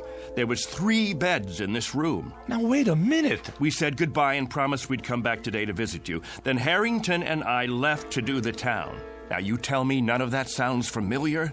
Clegg, I don't know what you're talking about. I don't know anyone named Harrington. Whoever he is, he wasn't on the crew with us. The X-6 carried 2 men, you and me. Nobody named Harrington. Nobody else at all. When you walked out of here yesterday morning, you walked out by yourself. There were never 3 beds in this room. Only 2, yours and mine. Something's happened to you. I mean it, Clegg. This is an after effect of the crash. It has to be. I think you'd better tell the doctor, run some tests. Look, Bill, let me describe to you what I remember. Go on. I'm listening. I'll give you a chronological breakdown of everything that happened as of yesterday morning. First of all, I saw the paper. The one you just showed me? No, not that one. Yesterday's edition. I saw it on the stands downtown, only it said that 3 men came back. There was a picture of you, me, and Harrington on the front page, taken just before we took off. That's impossible. I know, it must be impossible. You say there were 2 of us. Everyone else says there were 2 of us. And now, that's what it says in today's paper. Well, then, that should tell you something, shouldn't it? A reality check. But I know there were 3 of us in that aircraft. They picked 3 of us up in the desert and airlifted us in a chopper, and 3 of us were checked over and debriefed. They kept you here because of your leg, and it was Harrington and I who left this room yesterday morning. Then we requisitioned a staff car and got a ride into town together. Bill, you said goodbye to us from that bed, and then you said, Harrington, keep an eye on Forbes. He can't hold his liquor. Those were your words. I don't know what you expect me to say. Don't say anything. Just listen. I was standing right at that door, and Harrington went back to your bed and made like he was going to sock you. I swear to you, Bill, it happened. I know it happened. And Harrington, keep an eye on Forbes, will you? He can't hold his liquor. Hey. Why, you? I'm gonna let you have it, you fresh kid. I'm gonna fix this punk's wagon. I wish somebody would. I'm gonna tell the medics he's one very sick cookie and they should hold him for observation another 7 years. You think that's long enough? I don't know. And every Saturday night, Major Gart, the Colonel and I will phone you from whatever bar we happen to be in, and if you're nice, we might even let you talk to some women. Let's go already. I hate long goodbyes. Go on, both of you. Leave me here to suffer in my loneliness and despair. Take care, Billy. We'll come in tomorrow to see you. Meanwhile, you can all read about yourself. Better memorize this in case you lose it. See? 3 space travelers returned safely. And nothing about your broken leg. Well, that's the press for you. Get out of here. I'm going to pick one up for my mother so she can frame it. One time, a fortune teller in a carnival in Des Moines said I'd be famous. It doesn't say anything about you, though. Out. And did you pick up a paper on the way out? Why? You said you had proof. I should have kept it, but it wouldn't make any difference now. If you could show me in black and white. Hold on. There's more to the story. When we got to town, Jack and I hit the bars. The first one was the Plush Monkey on 11th. You know the place, don't you? Yeah, a dive. Beer signs and bar girls. And a big mirror behind the bottles. We walked in trying to keep a low profile, but the blondes spotted us. That's them. No, it's not. It is. Don't stare. Give me your hairbrush. Welcome, gents. Take a load off. With pleasure. Say, aren't you the 2 guys who was up in space? Not that far, just the ionosphere. I thought so. That and a couple of bucks should get us a beer apiece, right? You bet your life, but never mind the $2. This is on the house. Why, thank you, my good man. Very kind of you. I don't get many celebrities in here, so go ahead, boys, drink hearty. You earned it. I don't even mind you cracking up the ship, and I'm a taxpayer. I like your attitude. Got a match? Not since Superman. A light from my friend here. Sure, pal, sure. Anything you want. Evening, ladies. Hi there, Captain. Colonel. Oh, sorry. She's new in town. Care to join us? Hold that thought. I'll ask my friend. You do that. We ain't going nowhere. Hey, Jack. Something wrong? No. Look at yourself in the mirror there. Not exactly a happy camper. I was just thinking. About what? I'll tell you after I taste the beer. To happy landings, whenever and wherever possible. I'll drink to them. Sorry. Something is wrong. That's okay. Ain't the last glass of draft in the house, let me tell you. It just slipped out of my fingers. Don't worry, I'll clean it up. Get you another one right away, Colonel. You're sick, Jack? No, I'm not sick. I just got this funny feeling. What kind of feeling? I don't know. Odd. Never felt anything like it before. Maybe we should go. Don't worry, I said. It was just for a couple of seconds there. It was like I didn't belong here. Like if I were to let myself go, You'd what? Like I'd disappear. Here you go. Thanks. Happy landings.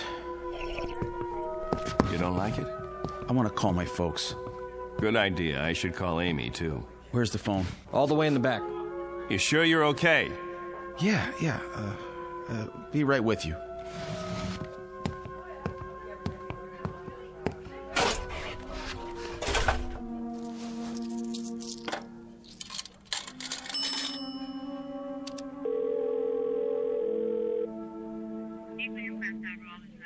I'd like to place a call. Collect, please, to Des Moines, Iowa.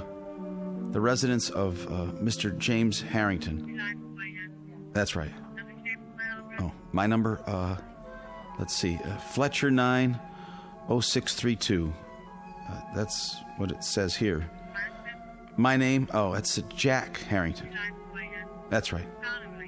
Thank you, operator. I'll hold. I'm sorry about the broken glass. My friend's sorry, too. Forget it. I can sweep it up as soon as I get my mop. Clegg. Yeah? Come here. Will you come here quick? Coming. Please? Does he need some change? I'll see. What's up? I just called home. Called my folks. My mother answered. Yeah? How is she? I don't know. How come? I told her it was me, and she said she didn't have any son named Jack. That's what she said. Can you beat that? I asked to talk to my old man, and when he got on, he kept saying for me to hang up. He didn't want any practical jokers bothering his wife. Said he didn't have any son at all. That's weird. Clegg, what is this? What's going on? Gag, maybe, or... No gag. It's part of this feeling, Clegg. The feeling I've got that I shouldn't be here. That none of us should be here. It's as if maybe... What? Maybe we shouldn't have come back from that flight. Maybe somebody, something, made a mistake and let us get through when we weren't supposed to. Stay put. I'm going to get you a good stiff drink to go with that beer. I have to. I told you to stay here. Shot of whiskey, please. Make it a double. Sure. Say, Colonel, you think you could do me a favor? What? Sign this newspaper? My boy'd get a big kick out of it. Wait, where did you get this? From the machine outside. Here's a pen. Could you sign it to Richie? Right on the picture. But it's wrong. What is this, a joke? You have it printed up? 2 spacemen return and crash in Mojave Desert? Huh? That's you, isn't it? Colonel Forbes? The other guy's still in the hospital, right? Which other guy? It says right here, Major William Gart. But there was a third man. See for yourself. He's back there in the... Back where? In the phone booth. It looks empty to me. Nope. Nobody's been in there all day. What? Buy me a beer, honey? I'm awful thirsty. My buddy, the one who was sitting here on the stool next to mine. You just got him another... Hey, where's his beer? What beer? My buddy's drink. Colonel Harrington, where is it? The one you gave him in place of the one he dropped on the floor, right here by the... Nobody dropped nothing on the floor. You see any broken glass? I don't. Dry as a bone, too. What are you trying to pull? I don't know what you mean, Colonel. You came in here alone. You don't know what you're talking about. You're crazy, you know that? Crazy, you hear me? If you think a thing like that, you gotta be out of your mind.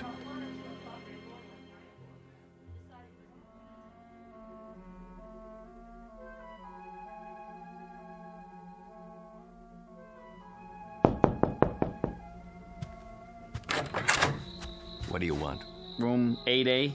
Here's your pizza. Oh, yeah. How much do I owe you? Let's see. I got the bill right here. Keep the change. Thanks. Hey, say, aren't you, No.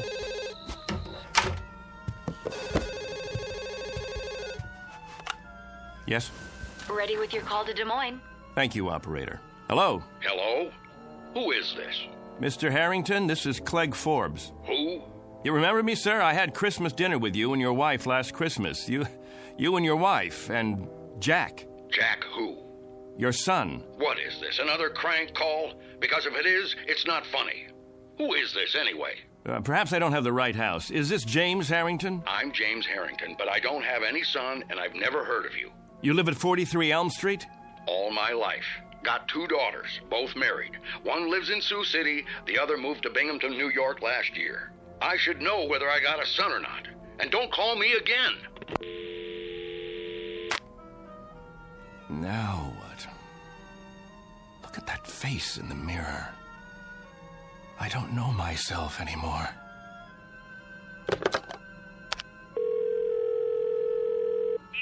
Operator, I'd like Anderson Air Force Base, please. Commanding officer's residence. That's right. Call me when you get through.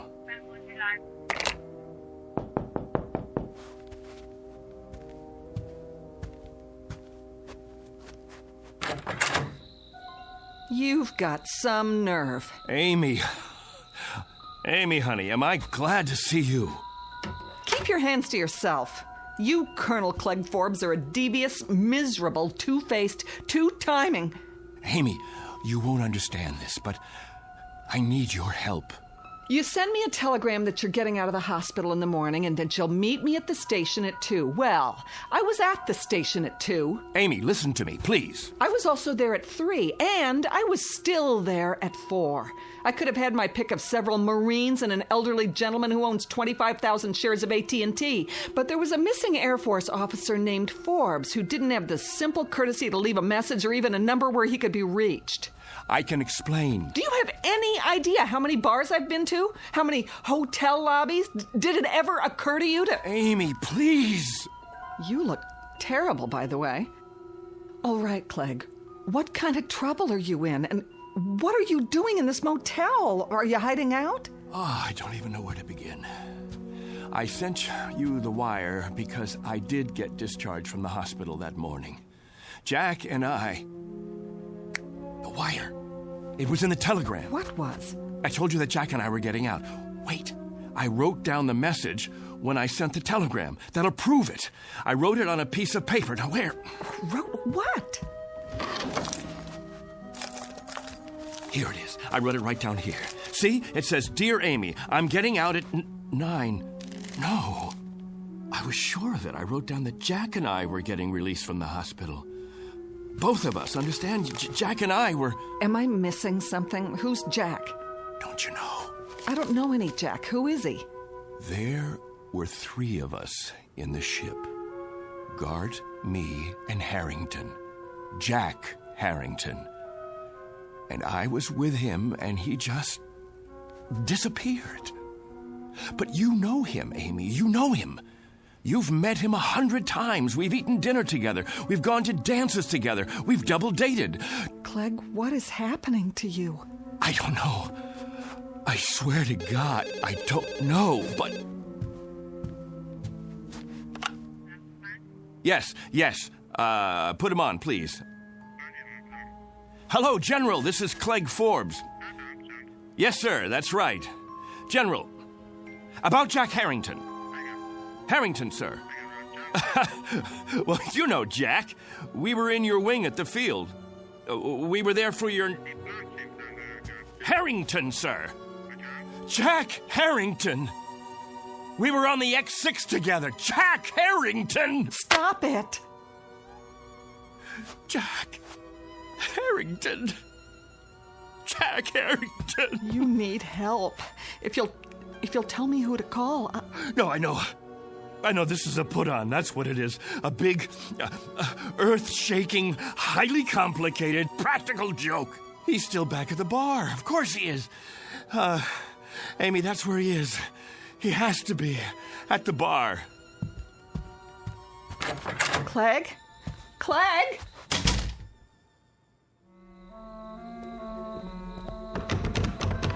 Locked. Locked. What time is it? It's late, Clegg. There's nobody inside at this hour. Open up. I know you're in there. Come on, Harrington. You gotta be. Don't! Jack, you can come out now. Some joke, and I fell for it. Where are you hiding? The phone booth? That's gotta be it. Where are you, Jack? Please come back, will you? Jack! No. No! No! That's some story. I don't know what I did then. Just ran, I guess. All the way down the street like a crazy man. I left Amy standing there. I don't even know what happened to her after that. And I don't know Jack Harrington. I never heard of him before now. He's an illusion or something. He has to be. He's not an illusion. For some reason, he's been yanked out of here, taken away. You're letting this get to you. Didn't you hear what I said? He told me he had a feeling that maybe somebody or something made a mistake and let us get through when we shouldn't have. And maybe they'd be coming back to get us now. Maybe somebody from up there. Clegg, it doesn't make sense. And now, I've got the feeling, too. I've got this idiotic, oddball feeling. I don't know how to describe it. It's weird, Bill. It's just plain weird. Like I don't belong. I don't want it to happen, you hear me? I don't want it to happen to me, too. Clegg! Oh, I gotta stop him. Somebody get him! Somebody! Hey, did you want something? Where is he? Where did he go? Who? Colonel Forbes. Colonel... I saw him run into the hall. When? Just now. I didn't see anyone. He has to be here. He can't just... What are you doing out of bed, Major? You know, you shouldn't be walking yet. If the doctor saw you... Somebody's got to help Colonel Forbes. Somebody's got to help him right away. Grab a hold of my shoulder. Now, come on. I'm talking about Forbes. You know, Colonel Forbes. He was brought in here with me. In here? That's right.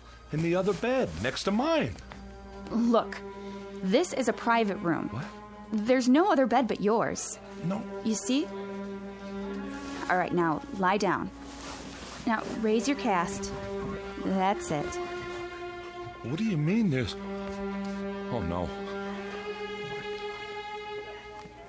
Dear God. What happened to the other bed? Okay, try to rest. I'll call the doctor. Here, would you like to look at the paper? You're a hero. Do you realize that? Spaceman completes journey. Lone traveler returns to Earth. Lands in Mojave Desert. It's a nice picture of you. Would you like a glass of water? Major William Gart. Just before his historic one-man journey into space.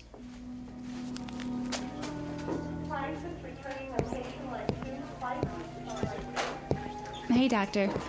I was sorry to hear about that crash. What did they call it? The X6? Yeah. Well, we do the best we can. When they come back. Sometimes it's out of our hands. Mm-hmm. At least it was an unmanned flight. Well, that's the one consolation, I suppose. Anyway, I wanted to check the ward. How are we fixed for beds? I've got some men in the infirmary. Let's see. 2 open rooms at the moment, Doctor. Great. Oh, and number 14's empty at the end of the hall. It can take up to 3 if we move some beds in. Well, that should do. Order some beds up from QM, will you, nurse? Yes, sir. Right away. Once upon a time, there was a man named Harrington, a man named Forbes, and a man named Gart.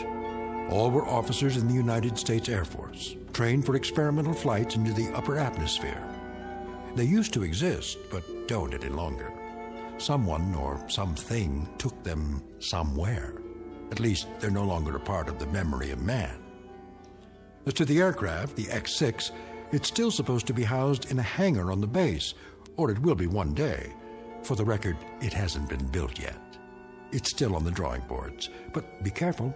Don't let anyone hear you arguing about the reverse, or they might question your sanity. If you have any questions about the aircraft or the men who flew her, be sure to speak softly and only in the Twilight Zone.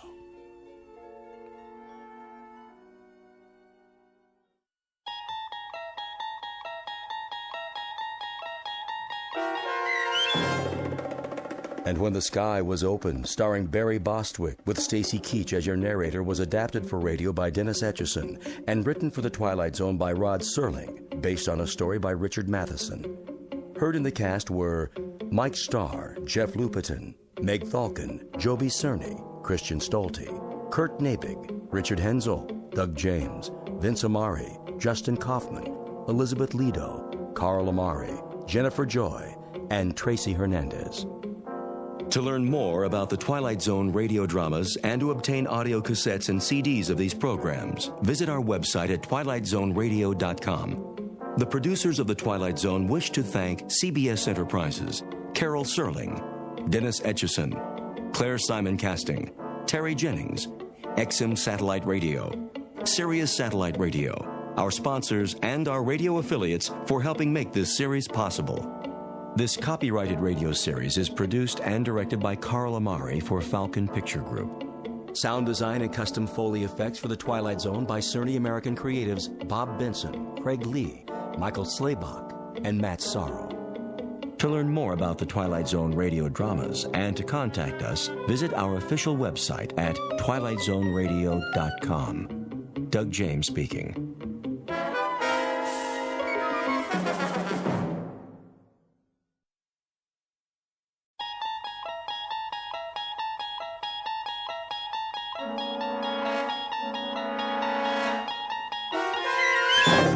There is a fifth dimension beyond that which is known to man.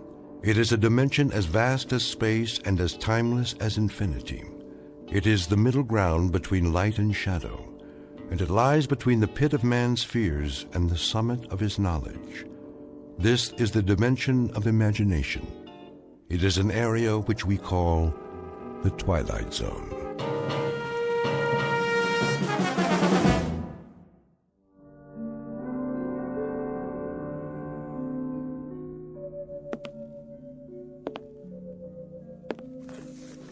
Entry. 14th day, 6th month, year 4, I think. Kind of runs together after a while. Got up this morning, same as always. Big deal, huh? I even made my bed. See, it's strictly the honor system up here. Well, one more day scratched off the old calendar. First thing I did was, let's see, I made a pot of coffee. That's what they call this stuff. Next, some breakfast. Fake bacon and eggs. Hear that? Kind of makes your mouth water, doesn't it? Gotta watch the calories, though. Putting on some pounds around the middle. That's bad for the ticker. Wouldn't want to check out before my time.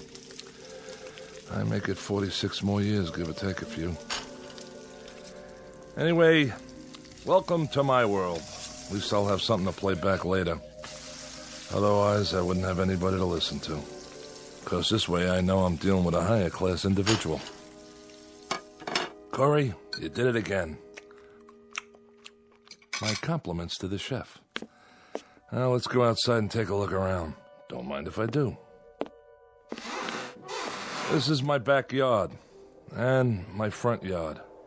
It's all my yard now. No footprints in the sand except mine.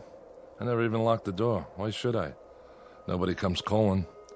Not even a lizard. Just miles and miles of nothing. Anyway, be back in a while. Time to go to work. I got a 1947 pickup truck out there. Been restoring it for years. Gives me something to do, like a hobby, you know? Allenby, he brings me parts a little bit at a time. Wonder how he's gonna get the long block here. Now that's gotta weigh more than a few pounds. Bye for now. This is Corey, signing off.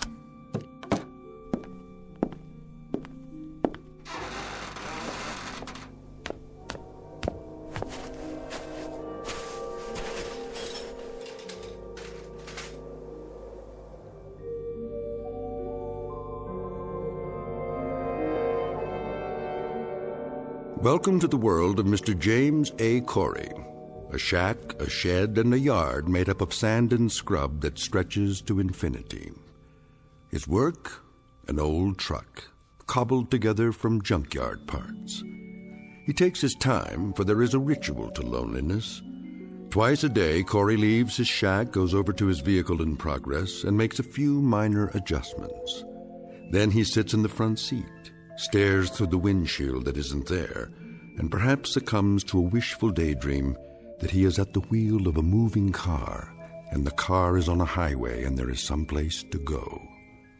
But this will have to remain a dream, because where this man is, there are no highways, no places to go, and no people to see. For the record, let it be known that James A. Corey is a convicted criminal placed in solitary confinement. And it matters very little that his confinement stretches as far as the eye can see. His sentence is the kind of isolation that can destroy a human mind. It is an exile far worse than a dungeon at the ends of the earth, because he has been banished to a place well beyond the earth. In just a moment, Mr. Corey will discover that he may not be alone for the rest of his life after all. And with that discovery will come the requisite spark of hope. But a spark is all it takes to fire a man's imagination in the Twilight Zone. And now, The Twilight Zone, and our story, The Lonely, starring Mike Starr, with Stacy Keach as your narrator. There she is, dead ahead. Got it, Captain. Prepare for planetfall. All systems check. Sir? What is it, Carstairs? I got a question for you. How can we still call it planetfall if it's only an asteroid? That's a good one. Well, call it whatever you like, off the record. But we're on the record now. This isn't a training mission. Set the coordinates. Yes, sir. The surface is coming up mighty fast. I don't know how you can tell one sand dune from another. By doing this every 4 months, year after year. That's how. Corey's shack is just over the rise. I don't see... It's right there. Fire retro rockets. Decreasing speed. Ready to nose up. Nose up. 40 degrees. 60. Keep pulling. 75. 80. 88. 90 degrees, sir. Now angle her down. Tail first. Piece of cake, Captain. What are the numbers? 0400 hours, Earth time. Fuel 0.87 capacity. Cutting in a little close, sir. Ah, those meteors on the way out. We lost some precious time. Corey won't be very happy. He's not supposed to be happy, is he? You don't know him the way I do, Adams. He waits for these deliveries like a kid on Christmas. Always wants to hear how things are back home. What the women look like, how the world has changed.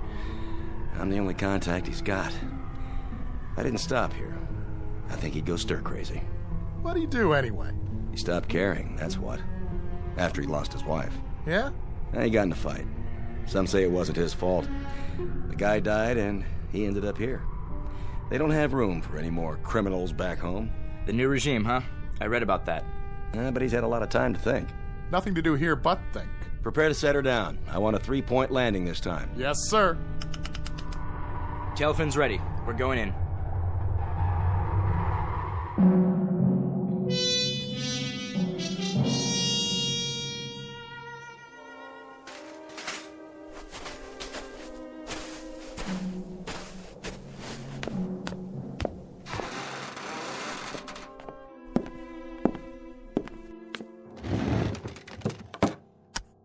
Entry, 15th day, 6th month, year 4.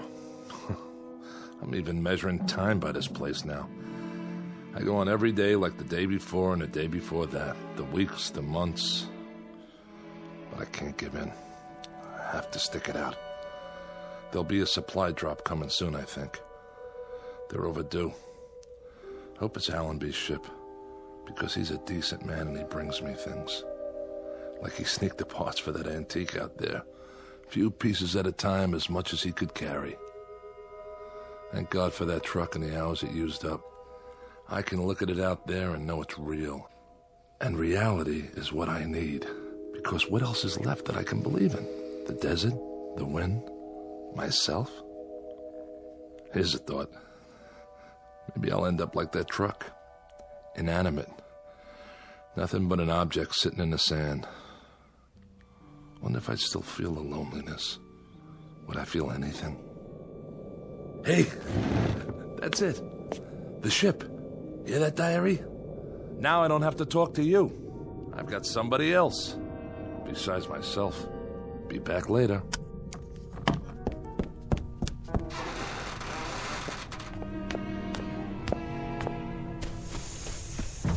Hey!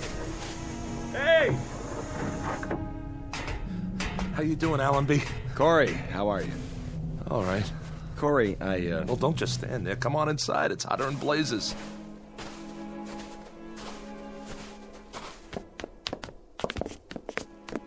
What a place you got here. Glad you like it. I didn't say I liked it. I think it stinks.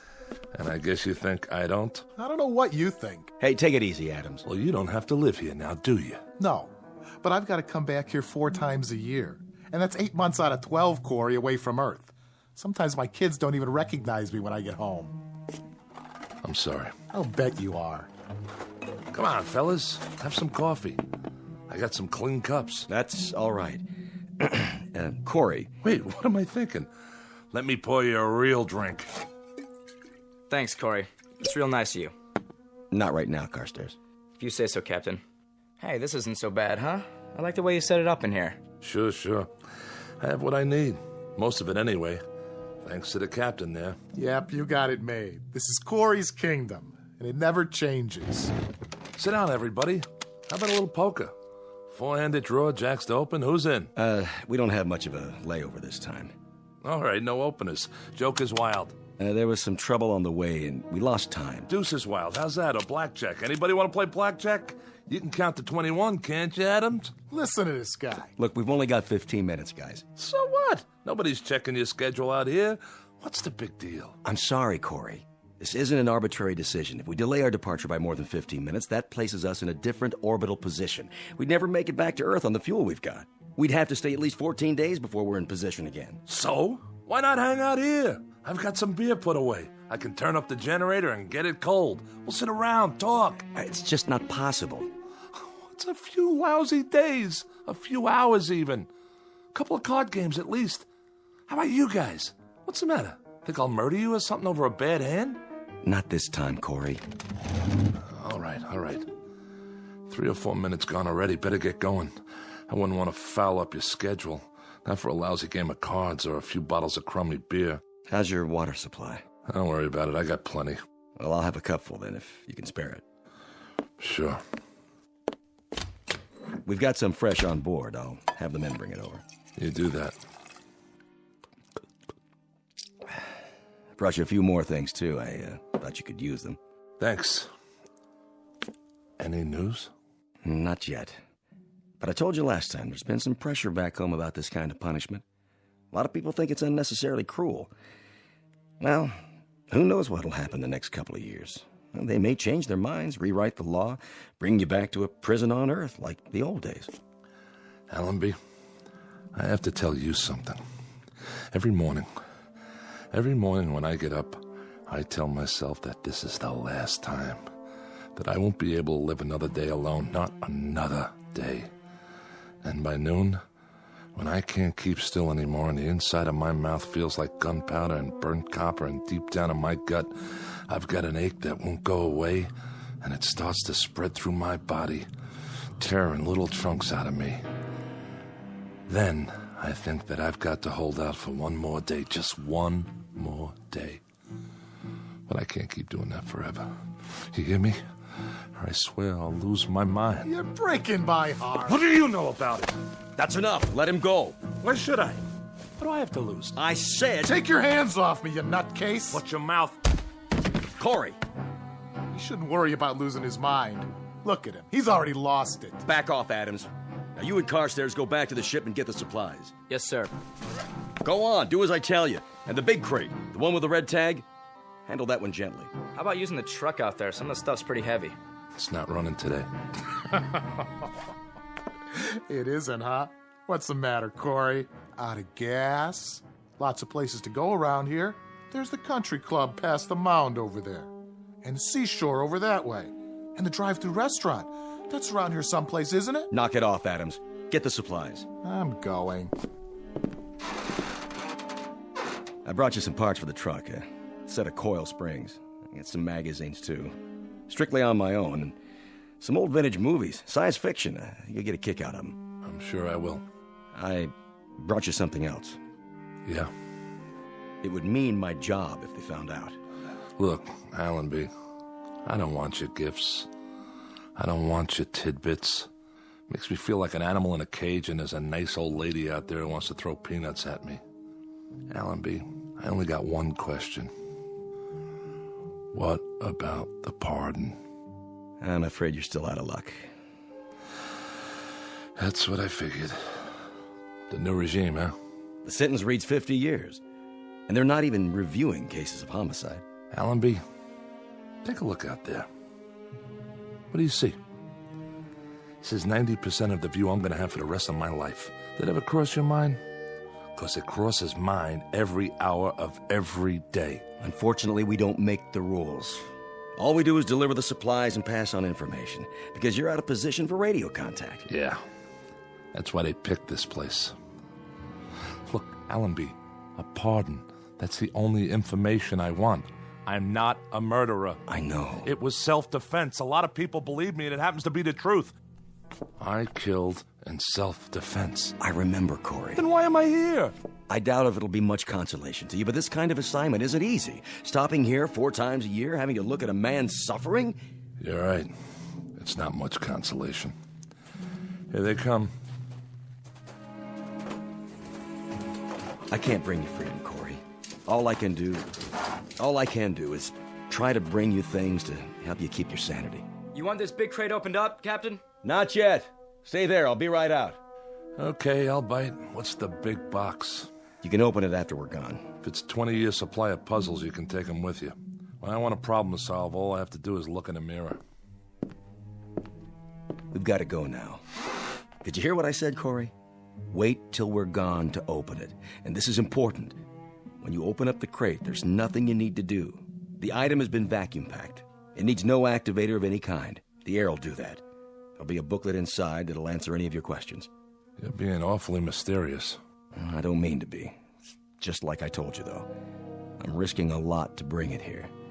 They don't know what it is, so I'd appreciate it if you wait till we get out of sight. No problem.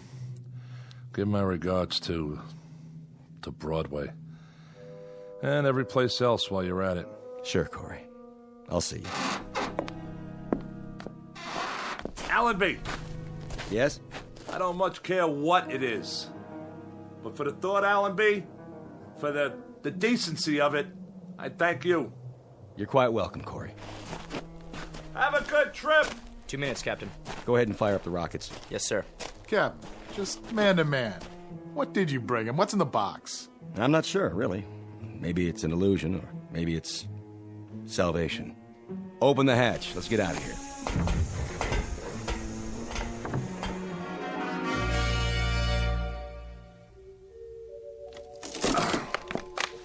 What? You are now the proud owner of an XB-1 robot. This model represents the latest in modern technology. Do not think of it as a machine.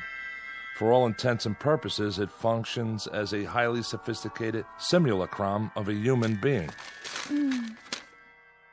Hello. My name's Alicia. What's yours? Hold on a minute here. Don't I speak clearly enough? No, you sound fine. Fine. What is this thing? Both physiologically and psychologically, she is comparable to a living human with a full set of emotions, a writable memory track, and the ability to reason and to speak. She is immune to organic illness and under normal circumstances should have a lifespan similar to that of a human being. Caution must be taken against exposure to excessive heat and moisture. She comes complete with a loose-fitting microfiber garment for general use. Would you answer my question, please? What question? What's your name? Corey. My name's Corey. I like that name. Good. Glad to hear it. Now, if you don't mind, what are you doing? What is this place? This is mine. My place. Yours? Where I live. Alone. Allenby must think I'm pretty far gone. Hey, don't move that. It's my cup. I've still got some water left. Water? Do you like water, Corey? Yeah, I like it. Leave it, I told you. Would you like some more water? No, that's okay. Not right now. Very well. Where is your place? Where? On an asteroid, all right? Asteroid. I know that word. 6,000 miles north to south, 4,000 east to west. It's got atmosphere, gravity, the works. Now, why don't you just... What, Corey? Stop saying my name! Get out. I don't want some machine in here. I'm not a machine. I'm an XB1. Go on. Get out. Corey? Corey? Corey?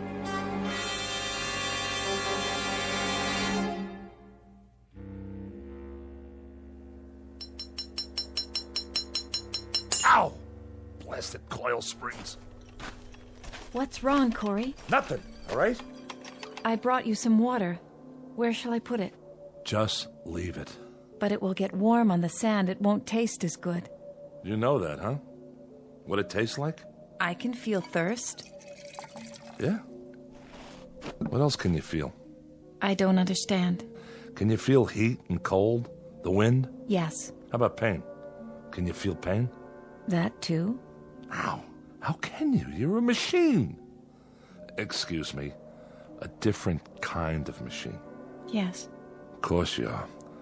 So why didn't they build you to look like a machine? Aren't you made of metal with nuts and bolts sticking out of you? With wires and electrodes?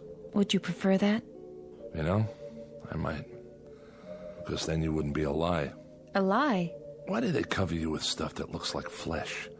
Why even give you a face in the first place? A face that if I look at it long enough, it almost makes me think... makes me believe that... Believe what? Stop asking me stupid questions. I didn't mean to. Look at me. Don't hang your head. Corey. Turn that face up. I'm talking to you. Corey, please. Don't give me any of that phony stuff. Somebody program it into you? Why? What's the point? To mock me? I'm not mocking you, Corey. Yes, you are. Every time you talk to me, every time you look at me, like right now, I'm being mocked. You hurt me, Corey. Hurt you? How could I hurt you? This arm, it isn't real. Please, let go of me. There aren't any nerves under there. There aren't any tendons or muscles. There isn't any flesh and blood. But you don't even know what I'm talking about, do you? What are you doing? Oh, just what do you think? I'm looking for the right tool for the job, and you know what that job is? No. I'm going to turn you back into parts the way you should have been in the first place. Maybe I can use some of them in the truck. Corey, that's a hammer. That's right. That's what it is. You know what you are? You're like this broken down heap of iron sitting here. Exactly like it. You're just a hunk of metal and plastic and God knows what, with arms and legs instead of wheels. But that heap doesn't mock me the way you do. Doesn't look at me with make-believe eyes and talk to me with a make-believe voice. No. Well, listen, you machine. I'm sick of being mocked by some kind of ghost, by the memory of what a woman looks like. Well, I don't need it. I've got enough memories. I don't have to be reminded of anything. And that's all you are. Nothing but a reminder that I'm so lonely I'm about to lose my mind. That's right. Close your eyes if you want. I don't care. Corey. What are you... Oh, Corey. Are those tears? Yes. You can cry, too? When I have reason. I can't stand to see that. But why? What are you crying for? I'm frightened. Frightened of me? You can feel fear? Yes. The book said with a full set of emotions. What else can you feel? Sadness. You can? And happiness, joy, mystery, wonder, and other things. Such as? Loneliness. I don't believe it. Don't you? There you go again. Listen, it's hot out here. Yes, that's not good for me. We'll go back inside. All right. Yeah, better? Much better. In a little while, maybe we'll have some dinner or something, okay? That would be nice. And we can talk. If you wish. You like to talk, don't you? I mean, sit around, have conversations? Yes, Corey. What would you like to talk about? Anything. Tell me everything you know. Everything? I don't know very many things yet. You'll learn, Alicia. You'll learn.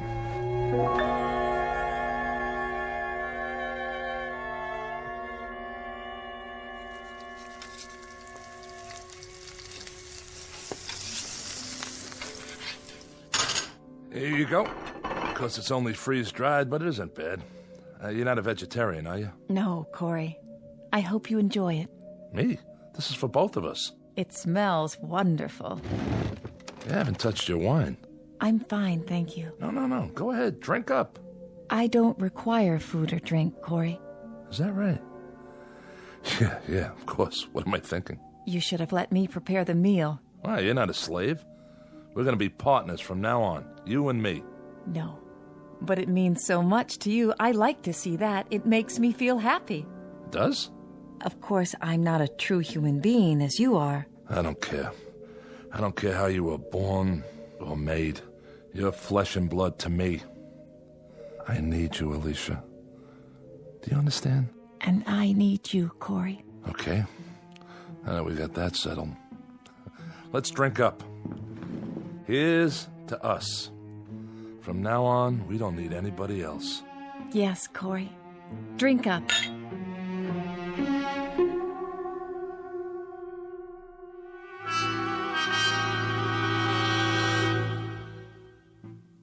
Alicia has been with me for 11 months now. Twice when Allenby brought the ship in with supplies, I've hidden her so the others wouldn't see. But each time, I've seen the question in Allenby's eyes. It's a question I have myself. And I don't have the answer. It's difficult to explain the sum total of this relationship. It's strange, all right. Man and machine. But it's also man and woman. There are times when even I know that Alicia is simply an extension of me, a mirror of my needs. I hear my own words coming from her. The things she's learned to love are the things I love. Where do you want to store the magazines and books, Corey? Anywhere, Alicia. Anywhere you'd like. I think I've reached the point now where I won't analyze her any longer. I accept her as a part of my life, an integral part. I don't know how I ever got along without her. Because I'm not lonely anymore. Each day is something I can live with, something new. It's a gift. Nothing else matters. Because I love her. I've been trying to get up the courage to tell her. That's all for now. Alicia? Yes? I think I'll go outside and work on the truck for a while. Shall I go with you? That's all right. No, wait. Why not? You can see how it's coming. Just don't stay in the sun too long. I won't. I haven't done much work on it lately, but it's going to get finished. And it'll be great, I promise. I believe you. Go on, get in the front seat. If you like. Right next to the driver. Are we going somewhere? We sure are. Let's see, how about burgers and a movie? But we have the movies Allenby brought us. Haven't you ever been on a date? First, I pick you up. Then we go to the movies, a drive-in. How about that? You don't even have to get out of your car. Then we go to a drive-in restaurant on the way home. We still don't have to get out of the car. Isn't that something? We order burgers and fries, maybe a chocolate shake. Then we drive home real slow. Home? You know, where we live. Where we really live. Where we belong. Sounds wonderful. Sure it does. There's lots of places we could go. Take a drive out to the beach or a cruise. So I can show off my girl. Would you show me off, Corey? You're darn right I would. 'Cause you're beautiful. Alicia, something I've been wanting to tell you. Corey? Yeah, What star is that? you can't see stars in the daytime. I was going to tell you. But maybe it's a ship. The ship's not due for another month. There! See it flash? It looks like silver. Wait a minute. It must be Allenby's. That's the only one that ever comes this close. Corey, what does it mean? I'll find out. You wait here. Just wait, all right? If you say so.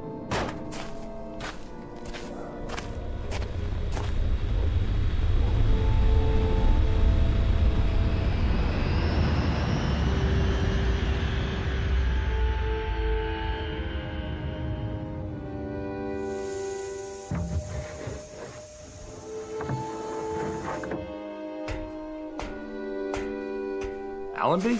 Hello, Corey. What are you doing here? Have some trouble? No, we had no trouble. What's the matter, Corey? Aren't you glad to see us? But you don't have a scheduled stop for another month. This is a scheduled stop. What are you talking about? We've got good news for you, Corey. Hold on. Let me tell him. Tell me what? Well, Corey... Forget it. Whatever it is, I'm not interested. You better hear what it is first. You heard me, Allenby. I'm not interested. Don't you get it? I don't care what happens on Earth. Not anymore. You will this time. I guarantee it. Doesn't make any difference. It's worse. If we'd come back a month from now, he'd have been eating sand or something. I'll see you guys. Leave the supplies by the shack. Corey, listen to me. It's this way, Corey. All the sentences have been reviewed. They've given you a pardon. We're not here to bring supplies. We're here to take you back home. What? But we've got to take off in exactly 10 minutes. We can't wait any longer. We're almost out of fuel. Any more than 10 minutes, and the coordinates will be wrong, and then I don't think we'd ever make it. Wait a minute, Allenby. What did you just say? What did you say about... You heard me right. A pardon. It won't do any of us any good unless you pack your stuff and get ready to move, Corey. We've picked up 7 men from other asteroids, and we've only got room for about 15 pounds of gear. So grab what you need and leave the rest of it behind, such as it is. I don't even have 15 pounds of stuff. I've got a shirt, a pencil, and a recordable diary. Pair of shoes. The truck you can leave here for the next poor devil. There won't be any next poor devil. There won't be any more exiles. You're the last. We'll leave it here to rust then. The farthest auto junkyard in the known universe.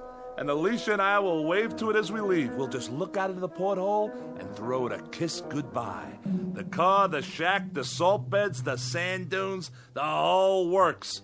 Alicia and I will just... Who? Who, Corey? Oh, my dear God. I forgot. Allenby, it's Alicia. You remember her. Is he out of his mind? Who's Alicia, Corey? Who's Alicia? Adams, you idiot. You brought her here. You brought her in a box with a red tag on it. She's a woman. Well, a robot, technically, but closer to a woman. Much closer. She kept me alive. I swear to you, if it weren't for her... Corey, I don't know what to say. You worried about Alicia? You don't have to be. I tell you, she's just like a woman. And she's gentle and kind, and without her, I tell you, I'd be finished. I'd have given up. The only reason you'd have to come back would be to bury me. That's what you wouldn't let us look at, huh, Captain? The crate. Sorry if I wasn't supposed to tell them. It doesn't matter now, Corey. But unfortunately, there's another problem. Problem? There are no problems left on heaven and earth. We'll pack up 15 pounds of stuff and we'll climb in that ship of yours, and when we get back to that beautiful green earth... 15 pounds? 15 pounds? You've got to have room for more than that. Throw out some equipment. Alicia weighs more than 15 pounds. That's the point, Corey. We're stripped now. We've got room for you and nothing else except that little recorder of yours and the pencil. You'll have to leave the robot here. Allenby, she's not just a robot.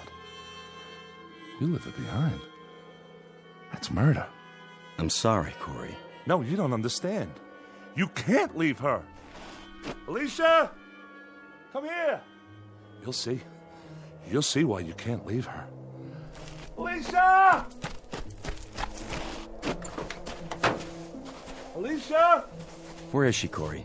I don't know. Look, just pack your gear and get out. Captain, we've only got a few more minutes. Come on, Corey. No! I'm not leaving without her. I told you that. I can't leave. This is our last trip. It's off the route now. That means no supplies. That means if you stay here, you die here. And if you make that choice, there'll be a day, Corey, when you'll pray for death to come quickly. I can't help it, Allenby. I can't leave her behind. And you won't take her. So that means I stay. Alicia! Come here, Alicia! Let them see you. Don't be afraid. Corey, listen to me. I saw this thing get crated, shoved into a box. It's a machine with servo motor and wires and circuits and batteries. She's a woman! Captain Allenby, we've got to take off.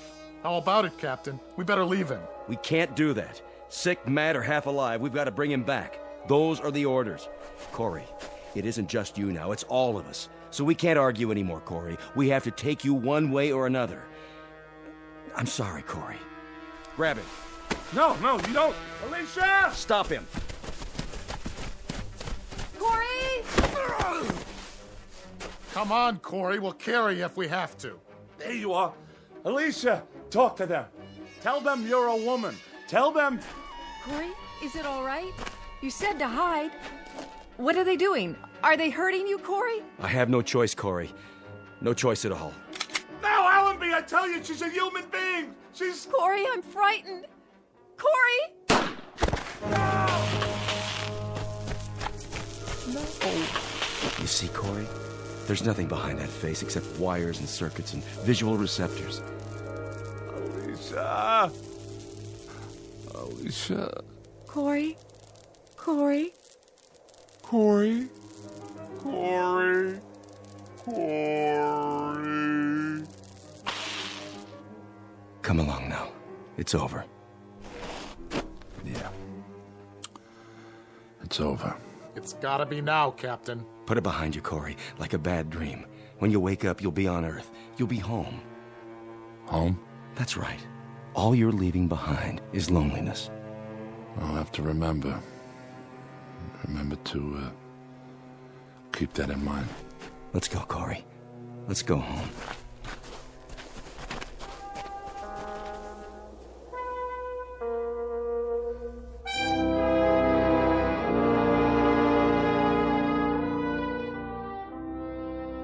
Down below, on a microscopic piece of sand that floats through space, is a fragment of a man's life. Left to rust is the place he lived in and the machines he used. Without use, they will disintegrate from the wind and the sand and the years that act upon them. All of Mr. Corey's machines, including the one made in his image and kept alive by love, but now obsolete, in the Twilight Zone.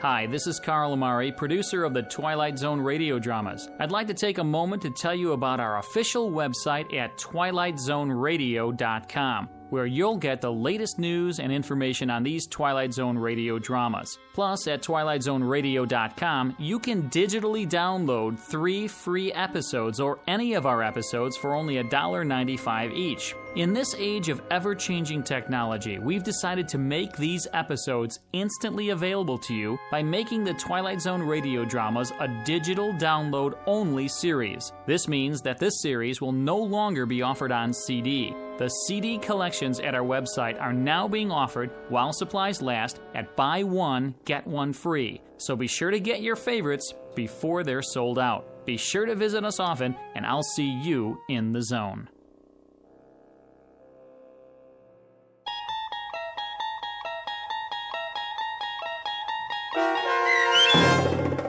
The Lonely, starring Mike Starr with Stacy Keach as your narrator, was adapted for radio by Dennis Etchison and based on a script by Rod Serling.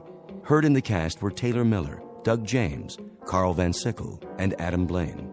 To learn more about the Twilight Zone radio dramas and to obtain audio cassettes and CDs of these programs, visit our website at twilightzoneradio.com. This copyrighted radio series is produced and directed by Carl Amari and Roger Wolski for Falcon Picture Group. Doug James speaking.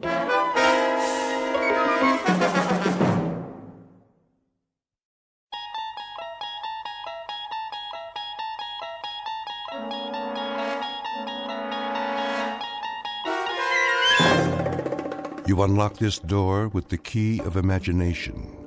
Beyond it is another dimension, a dimension of sound, a dimension of sight, a dimension of mind. You're moving into a land of both shadow and substance, of things and ideas. You've just crossed over into the Twilight Zone.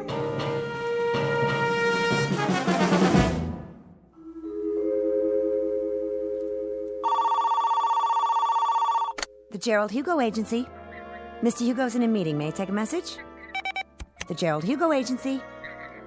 No, he's still in a meeting. Yes, the same writer. Please hold. Now get this, Mr. Hugo. If this one ain't surefire, I'll cut off both my hands. You ready? Champion of the world. Robert Redford, maybe. Harrison Ford. Do you want to make him younger? I give you Adam Sandler. I appreciate it. So, he's champion of the world, but he promised his girl he'll never fight again. He made a vow, you know, Mr. Hugo, like a promise, real solemn. Here are the network contracts, Mr. Hugo. Thank you. But now, here comes the rub. Get this. The champion's kid brother has like this incurable disease that can't be cured, and he needs an operation like yesterday. Mm-hmm. Yeah, and the doctor comes to the fighter and he says, "Hey, man, you want like your kid brother should live or what? I mean, that's the conflict. Don't you think it's a kick right in the head?" I do feel a dull ache. Here's this prize fighter who made this vow to the girl, and the newspaper guys start in on him, see? But I mean with the needle. Spider is a cheese champion. Who's Spider? The fighter. And now, here comes the meat. He promised his girl, but when he tells her he's gonna fight, she starts palpitating, and she calls him a filthy, rotten, dirty... Line 1, Mr. Hugo.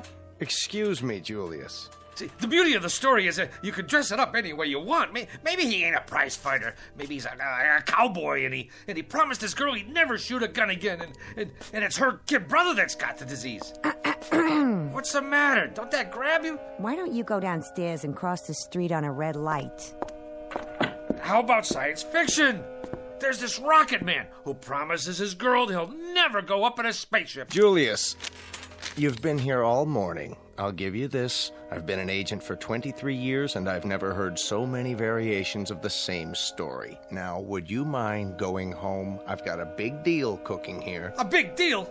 You doll baby, you were saving it for a surprise, weren't you? It's a sale, ain't it? The zombie story. I knew the minute I wrote it that thing was surefire. Listen to this, honey. It's fantastic. This dame marries a guy who walks around on his heels all the time. She thinks he's punchy, but it turns out he's dead. All the time they're married, she don't know it. Julius, let me put it to you this way. American Zombie didn't sell. The love story where the lady scientist falls for a robot, that didn't sell. Naked Weapons about a gang of topless ninjas, that didn't sell. They laughed me right out of the office. So I put it to you, Julius. Why do you persist? Why don't you go back to doing what you did before? Streetcar conductor, Mr. Hugo, there ain't no more streetcars. And besides, I get motion sickness. Let me put it to you another way. Number 1, you will never make a writer. Number 2, you'll starve to death if you try. And number 3, you're wasting my time, the producer's time, and everybody's time. Helen, phone up Jerry Bradshaw at Paramount. Tell him I've got a series proposal to show him. That's it, a TV series. Oh, Mr. Hugo, don't you get it? This is an absolute bolt from heaven. I got so many television series ideas, I can't sleep at night. Boy meets girl. Every week, we get a different boy and a different girl. Julius. Oh, how about a quiz show? Pick your own embalmer, we'll call it. You make this deal with the contestant that when he kicks off... Julius, what do I have to say to get you out of here? Give me a chance. It's all I ask. Let me write a pilot script. Julius, my boy, I'm not a hard man. The television industry today is looking for talent, and the writer is a major commodity. But for me, to try to sell you to a network is like trying to con the Queen of England into buying a salami. But I could give it a whirl, couldn't I? What's the series about? Maybe it's right up my alley. That's the point. This particular series and you go together like the black and tan at an IRA picnic. It happens to be based on black magic, conjuring, that kind of thing. Now, what do you know about black magic? What do I know about it? What do I know? You ask me, Julius Mulmer, what he knows about black magic. I could research it. Julius, let me get back to work now. What about the series, Mr. Hugo? My career is on the line. Give me till next Wednesday. Make it Tuesday at a pinch. All right, Julius, you latch onto a couple of books, knock out a rough outline, and let me have it by 4 o'clock Monday. I'll submit it for you. Why, I don't know, but I will. Mr. Hugo, you're not going to live to regret it, and I mean that from the cockles of my heart. You're absolutely dead right, Julius, and I mean that from the cockles of my heart. You've just witnessed opportunity, if not knocking, at least scratching plaintively on a closed door. Mr. Julius Mulmer, a would-be writer who, if talent came 25 cents a pound, would be worth less than car fare. But in a moment, Mr. Mulmer, through the offices of some black magic, is about to embark on a brand new career. And although he may never get a writing credit on The Twilight Zone, he will soon become an integral character in it. And now, back to The Twilight Zone and our story, The Bard, starring John Ratzenberger and Stacy Keach.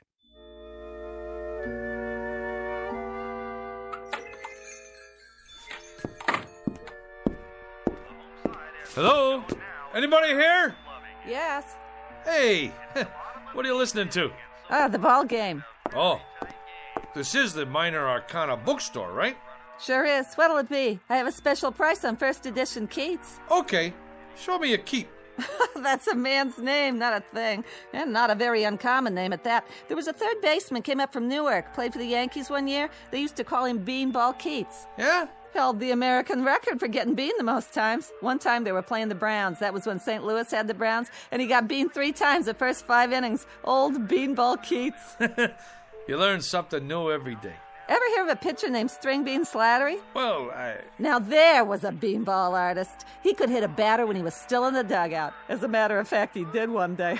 Hit a third base coach, played for the A's. Fellow named Lefty Mahoney. Old Lefty was just taking a drink when String Bean wound up and tossed one at him right on the noggin. It seems there was a feud going on between them when they played for Binghamton in the old NYP League. Mahoney used to wipe the spit off String Bean's pitches. Mahoney was catching at the time. String Bean's father used to be an outfielder for Syracuse in the International League. I don't need no book about baseball. You don't? Oh, how sad. It's a wonderful sport, you know.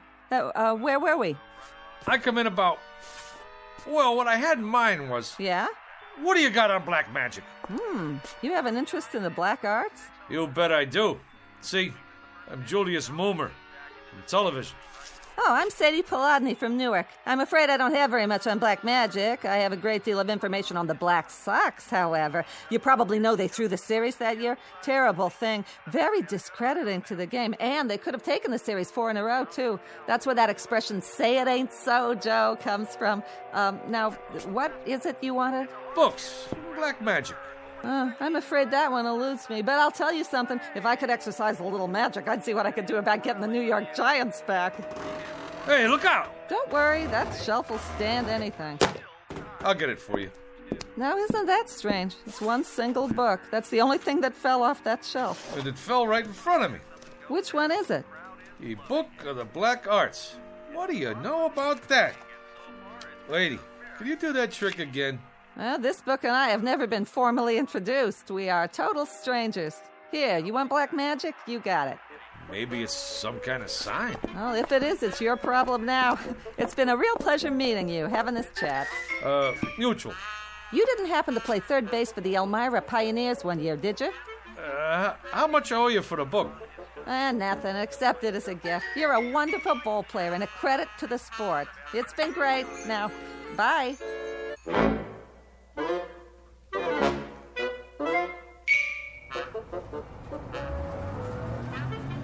Make the sign of the pentagram and repeat 3 times. Let's see if I got this right here. In the name of the Prince of Darkness and the Black Sabbath, Beelzebub, Beetlejuice, Asmodeus of Astrogoth, Ozzy of Osborne. I can't say all that. Zaza zoom, ba ba boom, ipsy dipsy, ba ba boom. Hey, none of that on this bus. What? All right, buddy. This here is public transportation, and there's rules. Do you mean me, driver? Yeah, you. I don't need no crazies on my bus. But I was only... Out. Hey, you don't have to throw my book. It's a very valuable tome there. I never touched it. It got off with you. But I left it on the back seat there. Get out of here. Oh. What do you know? Just like a puppy dog that follows you around. Looks like this little book in me. We got a thing going on.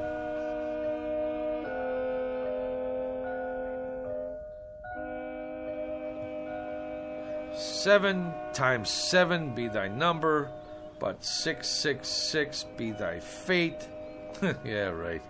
It's all this mumbo-jumbo anyway. What's going on here, Jack? Not a thing, officer. I was just reading. Yeah? Well, do me a favor, will you, bud? Read someplace else. What's the matter? There's a law against sitting on a bench in Central Park with literature? There is if you make my horse nervous. He knows when somebody's up to something. He's got instincts. So whatever it is, do it someplace else. I don't get it. On account of why? Move it! Cossack. Stormtrooper.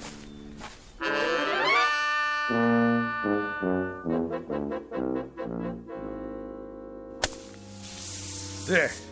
All right. Now I gotta draw a symbol in this here sand. Hey, Julius. What's the bit? What are you doing? Whatever it is, I wasn't doing it right. Magic schmagic. There's more here than meets the eyeballs. I've done everything it said, and nothing. Ye Book of the Black Art, being a step-by-step education in conjuring. So tell me, Faust, to what end? You don't dig? Cora, I'm standing on the threshold. I mean hovering. The only thing that stands between me and the secrets of the universe is 4 pages of Latin. Listen to this. The Black Art, consisting of necromancy, turgy, demonology, devilment, hoodoo, voodoo, conjuration, enchantment, spiritualism, manifestation, materialization, astral body and ectoplasm, mesmerizing, magnetizing, and fascinating. Like you name it, I got it. My mother isn't gonna like that sand all over the floor. You tell your mother she should pay me for the privilege of having me in this building. Yeah, you may also tell her that out of 10,000 writers in this town, they pick the absolute cream of the crop. And who's that? Who do they choose to write a big-time television series of black magic? Modesty prohibits. Not Julius Moomer. In the flesh. Big deal. Go ahead and scoff. But one of these days, you're gonna scoff on the other side of your mouth, Tootsie. There's gonna be a big, long limousine parked down below with 2 Lazarian coachmen. Liveried. Huh? Yeah, that's what I mean. In uniform. And they're gonna rap on your door and invite you and your old lady downstairs for a night on the town with their boss. And who will you find in the back seat smoking a Cuban cigar? Modesty prohibits. Just as a point of interest, Julius, what are you doing? I'm conjuring, baby. Conjuring. Conjuring who? Who knows? I just read from this here book and I got all the ingredients. Well, most of them anyhow. 3 tufts of feathers from a falcon. Yeah, I got them from a pigeon. Sand from Egypt. Yeah, I got some of my sneakers from Jones Beach. 3 legs of a spider. I found me an ant. Well, anyway, what with a few improvisations, I got a spell working here. At least I think I do. When my mother finds out what you're doing to the floor, you better conjure up the Marines. You're gonna need them. Anybody ever tell you you're a dirty, rotten teenager? Why don't you go and take a cold shower? Go ahead, get out or I'll turn you into a frog. Man, I don't know what's supposed to happen, but it better happen soon. Za-za-zoom, alikazam, va-va-voom. Nothing. Shazam, ipsy-dipsy, kakazoom. I need some help. By Monday, huh? Who do they think I am? Shakespeare? You called? Where did you come from? You summoned me, good sir. I did? Who are you? The face is sort of familiar, but hey, don't take this personal, pal. A guy should knock when he comes into a room, especially wearing tights and a collar like that. Hey, maybe down in the village, but not around here. Some folks take one look at you and have a coronary. Now me, I can handle this stuff. I'm hip, you know? Splendid. I'm pleased to hear it. Who'd you say you are? William Shakespeare of Stratford-upon-Avon in the flesh. William Shakespeare.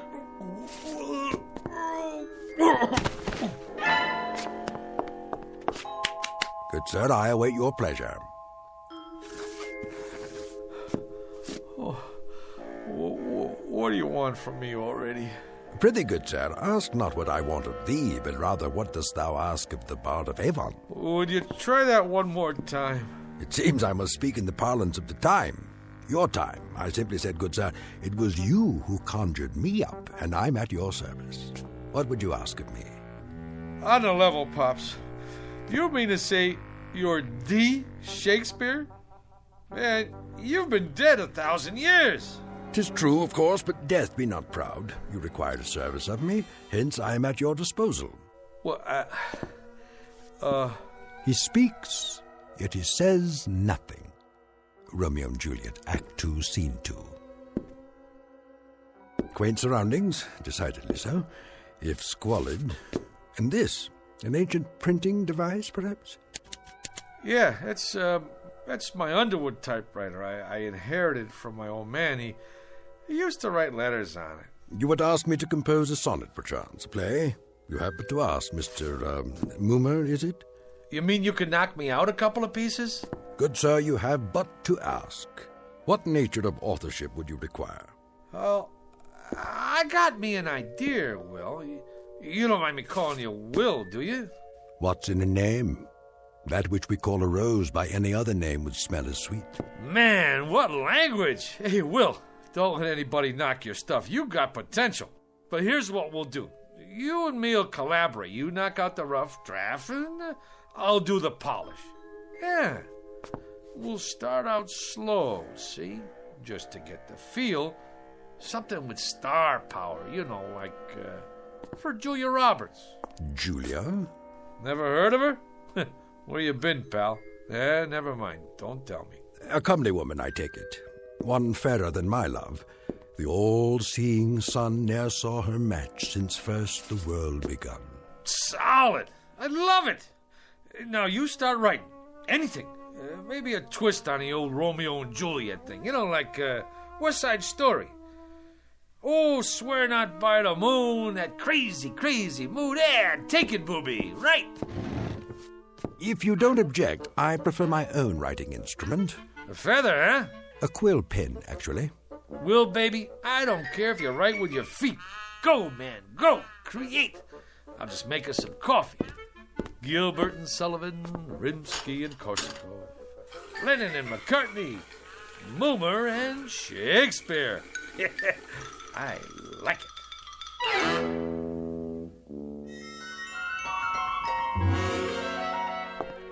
What are they saying? I presume they're talking about your script. That's the point, honey. What else is there to talk about? The stuff is poetry. I don't mean if you can keep your head when all about you kind of guff. This here is class. It's downright Shakespearean. Is Mr. Blumberg in there with Mr. Hugo? We're from the network. They're expecting you, sir. Go right in. Blumberg? The big shot producer? The two guys from the network? It's a shoo-in for the Emmy. Just a little something I knocked off for a couple hours. You know, I didn't know it was that good, but that's me, honey. Never did know my own worth. I mean, Monday I knocked myself, Tuesday I knocked myself, Wednesday... Have you got any openings for Thursday? I'd like to make an application. I'm Mr. Dolan. This is Mr. Nolan. We're from the ad agency. Go right in, sir. They're expecting you. Come in, gentlemen. What were you saying, Mr. Bloomberg? I don't know. That's our feeling too, Mr. Blumberg. Our take two. Sponsor-wise, the thing requires some noodling. That is, we can't afford to jump off a bridge with this one. I concur. It's so archaic. I mean, language-wise, it's... Well, it's still rough. Fresh as a bridegroom and his chin new reaped. Showed like a stubble land at harvest home. He was perfumed like a milliner, and twixt his finger and his thumb he held a pouncet box, which ever in and on he gave his nose and took it away again. Well, you gotta say this for it. It has imagery. Right, Mr. Blumberg. Imagery it has. I was going to comment, the thing did possess at least a modicum of imagery. Right, Nolan? I concur. What's the time slot? Yes, what about the time slot? Thursday, 10 to 11. And what's the lead-in? The Indefatiguables. Solid show. The private eye with insomnia never sleeps. Ratings-wise, it's a solid smash. May I? Please. And if the boy have not a woman's gift to rain a shower of commanded tears, an onion will do well for such a shift. Onion? Could be a sponsor conflict. I concur. Could we make it, turnip? Solid thinking. Everybody knows about turnips. You say turnip to the lady in Dubuque, she's with you. I like it. A shower of commanded tears. Shower. Suggest inclement weather. And people don't shop in inclement weather. Make it a sunshine of commanded tears. Solid. I concur. I think we could call the writer in now. A tremendous talent, prodigy of mine. What are his credits? He was a streetcar conductor, an observer of the passing scene, an incredible judge of human beings. You can see that in every line. A modern-day chronicler of human foibles. Solid. Send in Mr. Moon. How are you, Mr. Hugo? Gentlemen, well, what do you think? Like literature, huh? It shows some promise. Mr. Dolan here represents the sponsor of the Shannon Classic Playhouse. The Shannon Food Corporation. You no doubt have eaten their products. Oh, endlessly. This boy is a Shannon booster from way back. Oh, man, that's the truth. That Shannon's onion soup, this I dig. We don't make onion soup. That's French in origin. We're an American firm. Red, white, and blue, right down the line. I concur. Man, I'm glad you said that, because I always say, if it's good enough for the lady in Dubuque, it's good enough for me. Now, let's get down to some business here. The Tragic Cycle, written by Julius Moomer. Act 1, Scene 1. The camera fades in on a shot of the garden. You know, like with turnips.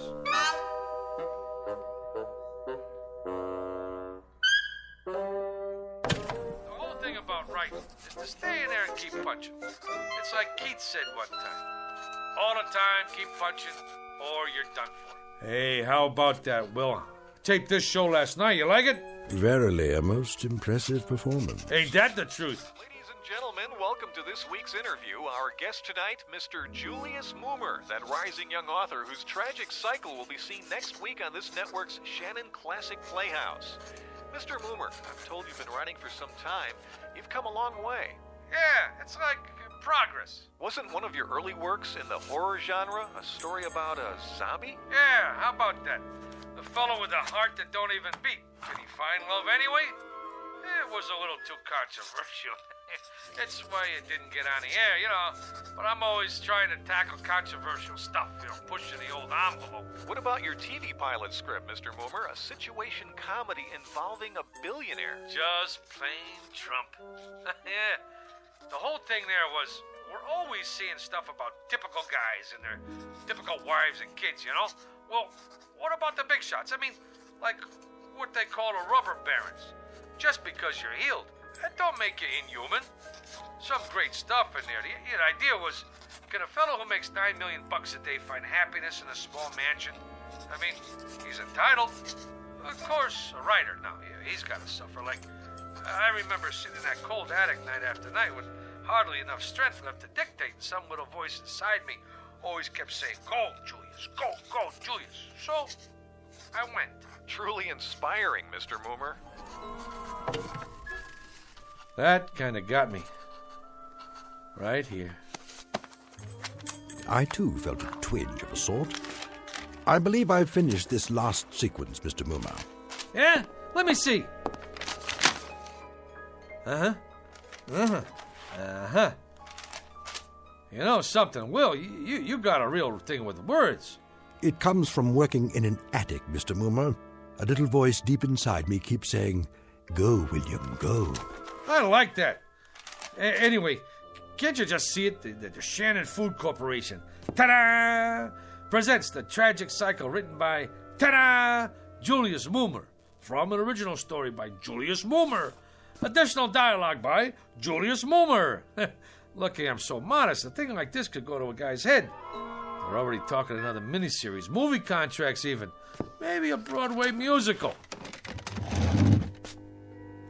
Will, you don't look so good. Like a strutting player whose conceit lies in his hamstring. That's from Troilus and Cressida, Act 1, Scene 3. In short, Mr. Moomer, you have not been prone to extend credit where it is due. At no time, for example, have I heard the name Shakespeare, or for that matter, any suggestion of collaboration on our play. Well, baby, we gotta play this one by ear. I tell him a guy named Shakespeare helped me write this, they'd stick me in a straitjacket. Be that as it may, the point is, Mr. Moomer, I have finished my task. I will now take my leave. What, are you out of your mind? This whole thing is coming out velvet. You want to creep back in some crypt and get forgotten? Come on, man, you're big time now. I'm making you a household word all over again. With all due modesty, would the name of William Shakespeare have survived the test of time without the support of Julius Moomer? Yeah, but fame flits. Who remembers yesterday's champions? Sure, Root hit a lot of home runs, but who asked him for his autograph now? Nobody. Nijinsky, that's pretty good, but who remembers her last movie? You did something right, but out of sight, out of mind. Shakespeare's dead, long live Mickey Spillane. Get me? My good man. You can't desert the ship. Now, what are people gonna say? That Fink who didn't have no gratitude? We got projects to do. Go out to Hollywood. Hey, the babes go crazy for guys with beards. I shall ponder it, Mr. Moomer. Till when? Till tomorrow. To date, you have not seen fit to invite me to any rehearsals. Tomorrow I shall survey the actors performing in it, and if justice is done to what I have wrought, perhaps I shall remain for a time longer. Now you're talking. Now I shall take a walk. I am that merry wanderer of the night, Midsummer Night's Dream. Act 2, Scene 1. To be or not to be, Mr. Moomer, that is the question. Oh, wait a minute. Rehearsal? How can he go to the rehearsal? Will, do me a favor, please. Don't rock the boat.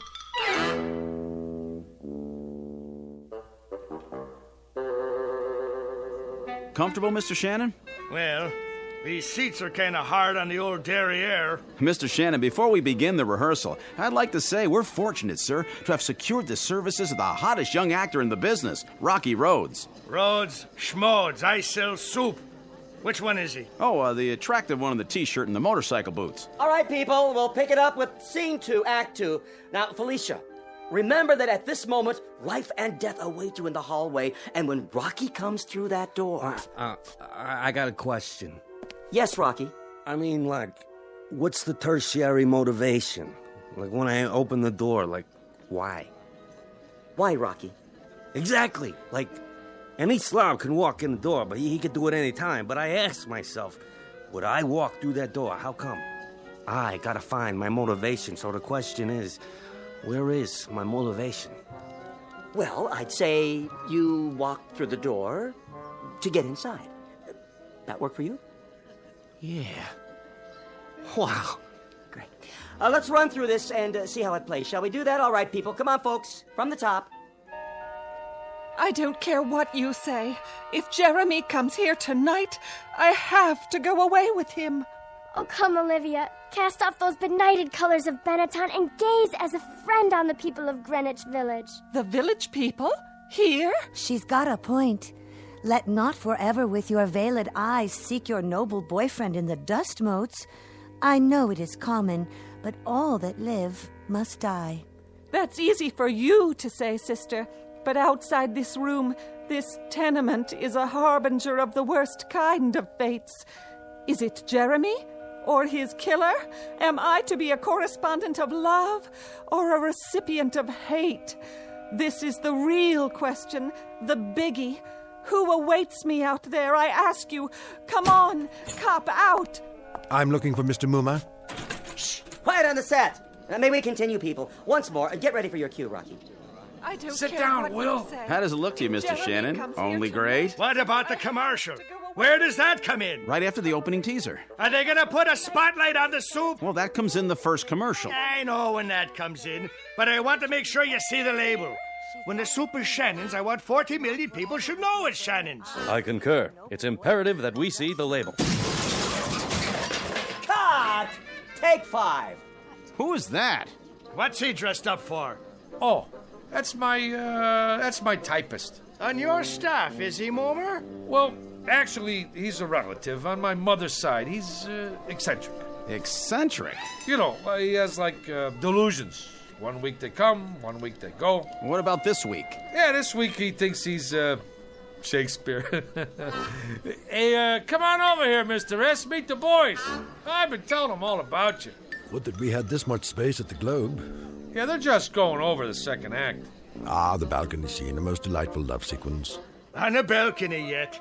Yeah, I was going to mention it to you, Will. Mr. Shannon asked us to make a little change in the love story part. You know, the business on a balcony. A thing of beauty.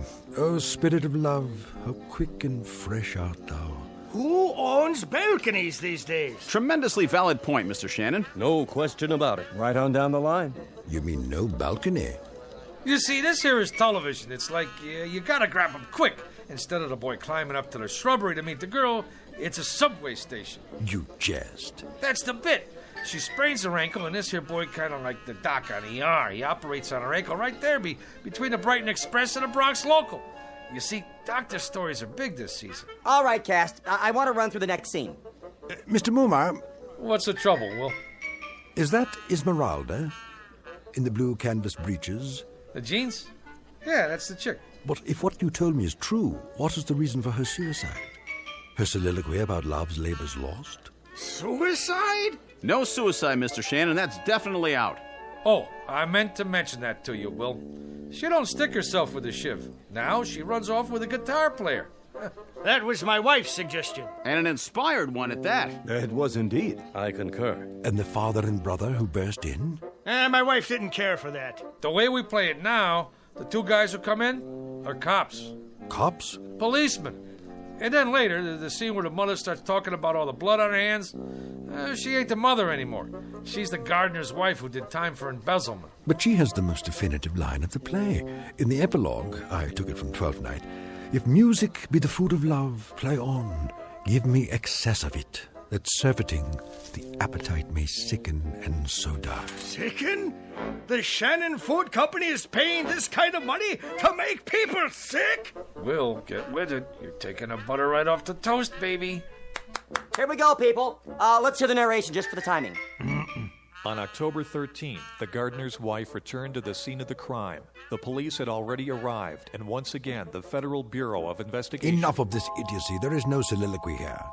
What is going on? Blow, blow, thou winter wind. Thou art not so unkind as man's ingratitude. As you like it, Act 2, Scene 7. Will, what are you doing? You're lousing up the whole deal. What am I going to tell them? Tell them that foolery, sir, does walk about the orb like the sun. It shines everywhere. Act 3, Scene 1, 12th Night. And you, foolish mortal, who could have covered himself with a cloak of immortality, who has succumbed to the rankest compound of villainous smell that ever offended nostril. To you, Julius Moomer, lots of luck. Hey, Julius, for a week now you look like somebody told you to go out and scrub a lizard. He finked out. The guy finked out. You want some advice? Knock off on The Conjuring. Get yourself a nice, clean, safe job on a streetcar. Whether it is nobler in the mind to suffer the slings and arrows of outrageous fortune, or to take arms against a sea of troubles. Did that boy have talent or what? Man, oh man, I was on my way. They was already talking about my next assignment, a mini-series on American history. What do you know about American history? Eeny, meeny, chili beanie, the spirits are about to appear. Ma, he's doing it again.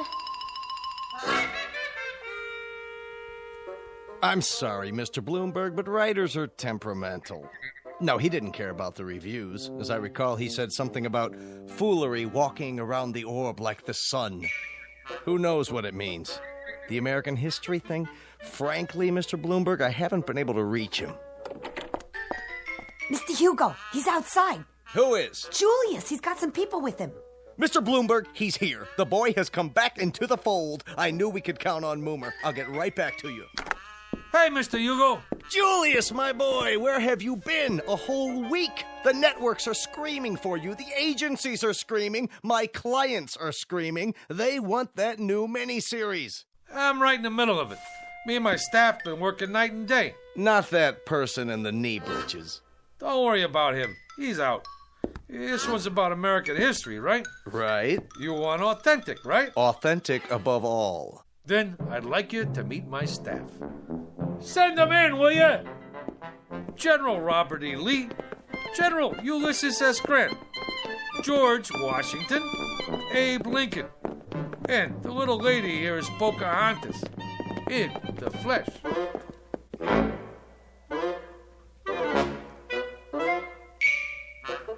Mr. Julius Moomer, a streetcar conductor filled with desire for the special, if somewhat risky, rewards of authorship.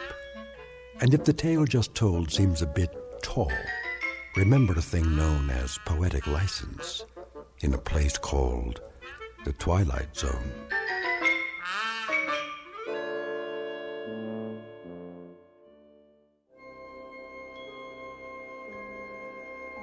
Hi, this is Carl Amari, producer of the Twilight Zone Radio Dramas. I'd like to take a moment to tell you about our official website at twilightzoneradio.com, where you'll get the latest news and information on these Twilight Zone Radio dramas. Plus, at twilightzoneradio.com, you can digitally download 3 free episodes or any of our episodes for only $1.95 each. In this age of ever-changing technology, we've decided to make these episodes instantly available to you by making the Twilight Zone Radio Dramas a digital download-only series. This means that this series will no longer be offered on CD. The CD collections at our website are now being offered while supplies last at buy one, get one free. So be sure to get your favorites before they're sold out. Be sure to visit us often, and I'll see you in the zone.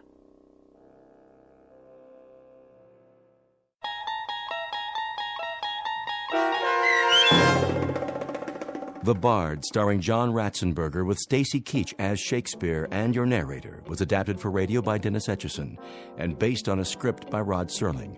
Heard in the cast were Christian Stolte, Susan Hart, Jessica Schramm, Meg Falcon, Lynn Foley, Mike Baccarella, Doug James, Jeff Lupetin, Joe Forbrick, Carl Amari, Roger Wolski, and Paul Patch. To learn more about the Twilight Zone radio dramas and to obtain audio cassettes and CDs of these programs, visit our website at twilightzoneradio.com.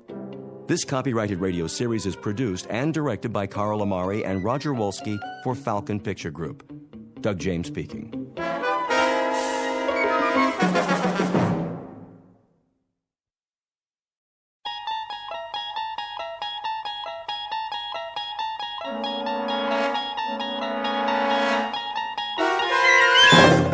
You unlock this door with the key of imagination. Beyond it is another dimension, a dimension of sound, a dimension of sight, a dimension of mind. You're moving into a land of both shadow and substance, of things and ideas. You've just crossed over into the Twilight Zone.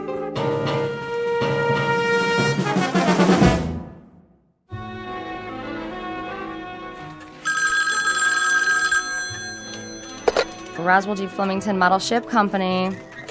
I'll check. Please hold. Did we fill the Benson order yet? Benson? I just packed it. Scale model steamship complete with working boiler and drive propellers. It's going out today. COD. Mr. Benson, your ship's been shipped. Mailed. You should get it by the end of the week. That's right. You're welcome. Lloyd, where's the ledger from last quarter? On the top bookshelf. Why'd you put it all the way up there by the ceiling? I didn't. Flemington did. Oh, then let's move the ladder so I can get up the flying jib or whatever he calls the wall beam. The mast. The captain insists it's the mast. Now don't you go nautical on me, Lloyd. Oh, I'm not. I wouldn't, believe me. Strictly his terminology. Well, I say it's a bookshelf, and I say it's a pain in the neck. The Roswell G. Oh, hello, Mrs. Flemington. Yes, Mr. Flemington is in, but he's taking his mid-morning nap. In his quarters. I mean his office. Yeah, that's right, with his phone unplugged. Would you care to leave a message? Okay, I see. I'll tell him. Here it comes! Oh, cover your ears, boys. Let's get with it, Conklin. A tight office is a happy office. Idle hands make for an unproductive poop deck. Yes, sir. What are you doing, Miss Abernathy? Just putting on my lipstick, sir. That is, Captain. Belay that. Extraneous activity is nothing more nor less than sloppy seamanship, in a manner of speaking. You there, Fenstmacher. Aye, aye. Keep an even keel, in a manner of speaking. Let's keep an even keel here, man. To all of you, bear in mind that we must, all of us, go aft, climb up the old mast, in a manner of speaking, and set our sights on a distant horizon. Got it, sir. A tight ship, a happy ship. Damn the torpedoes of competition. And full speed ahead. Aye, aye, Captain.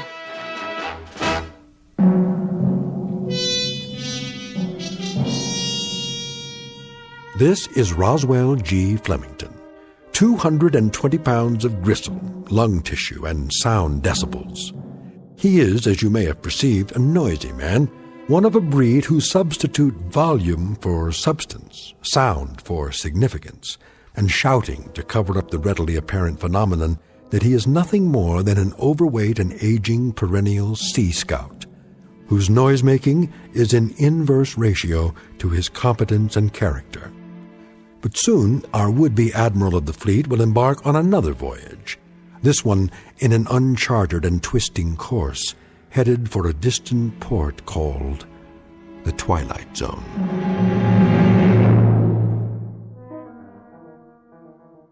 And now, The Twilight Zone and our story, Sounds and Silences, starring Richard Kind, with Stacy Keach as your narrator.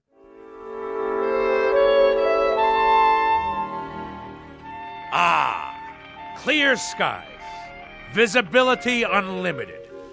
And now, for something a bit more bracing. You may enter. I forgot to tell you, sir. Yes? What? Speak up. I forgot to tell you that your wife called. Oh, she did she? Yes, a little while ago. She's on the phone again now. Would you like to take the call? Oh, I suppose so.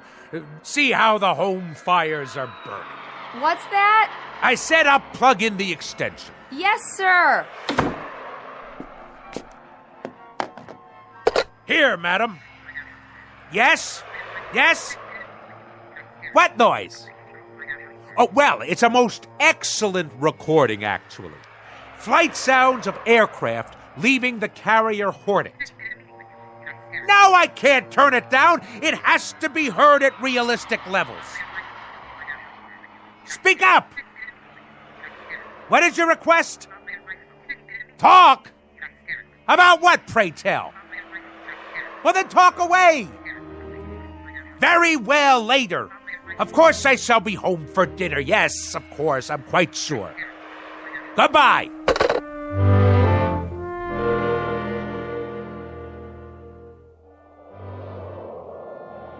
Naval aircraft, I presume. Someone should fire a volley at his starboard side. Ugh, no shooting, please. My ears are ringing already. If you ask me, I'd say Captain Bligh is a few hours away from a mutiny. He'll have to walk the plank. Old fat boy? Where would you find a plank big enough to hold him? All those kamikazes they threw at us during the war, wouldn't you think just one of them would have hit him? One of these days, all that noise is gonna come back and bite him. I just hope I'm around to see it happen.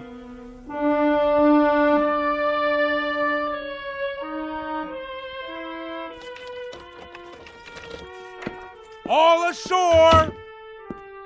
I'm home!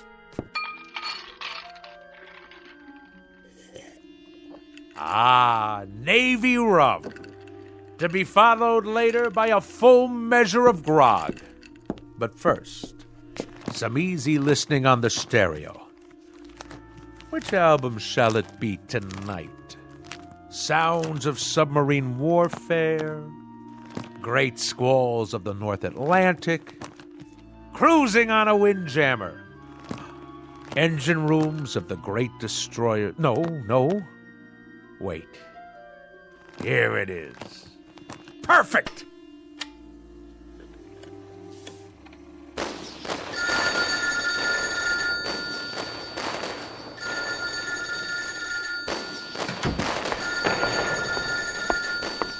Yes? What's that? Can you speak a little louder? What? Roswell? Roswell! Hello, dear! Could you turn that down just a little bit? I beg pardon? I say, I can't hear a thing on the telephone. You know what that is, my dear? It's a collector's item. This is an actual recording of the battleship Missouri bombing Okinawa. That may be, Roswell, but I can't hear who's on the phone. Ah! Lay on, gentlemen! Let 'em know what's what. Fire at will, and by the good Lord Harry, we'll show 'em how a man's Navy treats aggression. Who did you say is calling? Who? Oh, just a minute. I'm afraid you'll have to call back.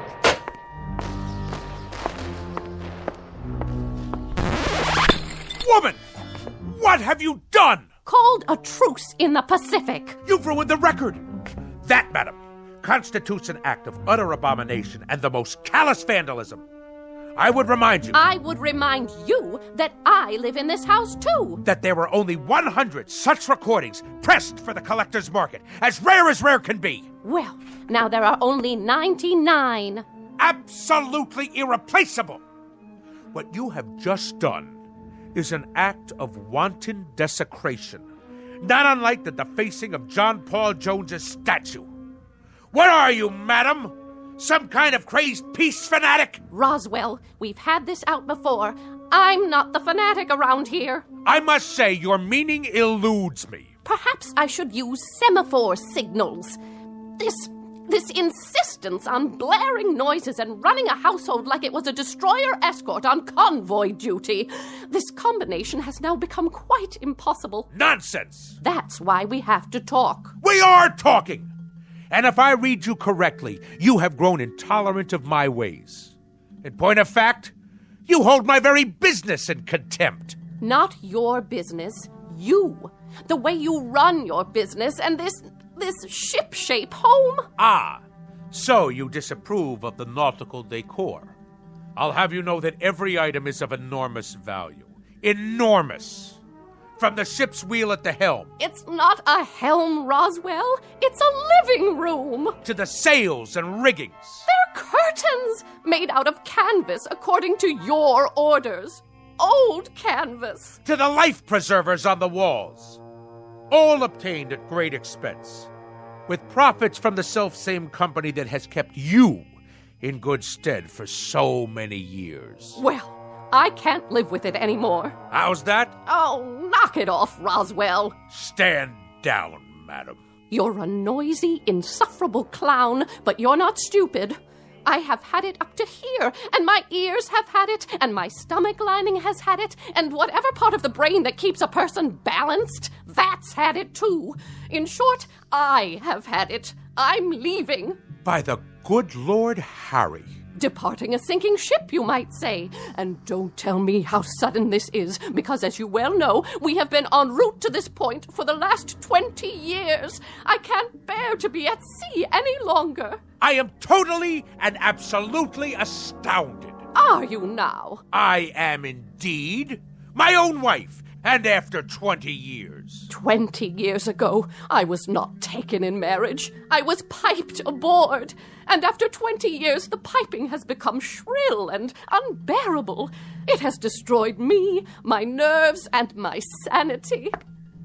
So, at this point, Roswell, I'm leaving, in a manner of speaking, the ship's company. So, you're deserting me? In a manner of speaking, Roswell, you said it. Lydia! Lydia, don't you lock me out of our own bedroom! It wasn't locked, Roswell. It may interest you to know, madam. Don't shake your finger at me. That when I was a young chap, a mere cabin boy, you might say, I had a mother who insisted that she was perpetually ill. A whiny, petulant, complaining woman similar to yourself. Oh, this is too much. And when I would come home from school, she made me walk tiptoe and whisper in her presence.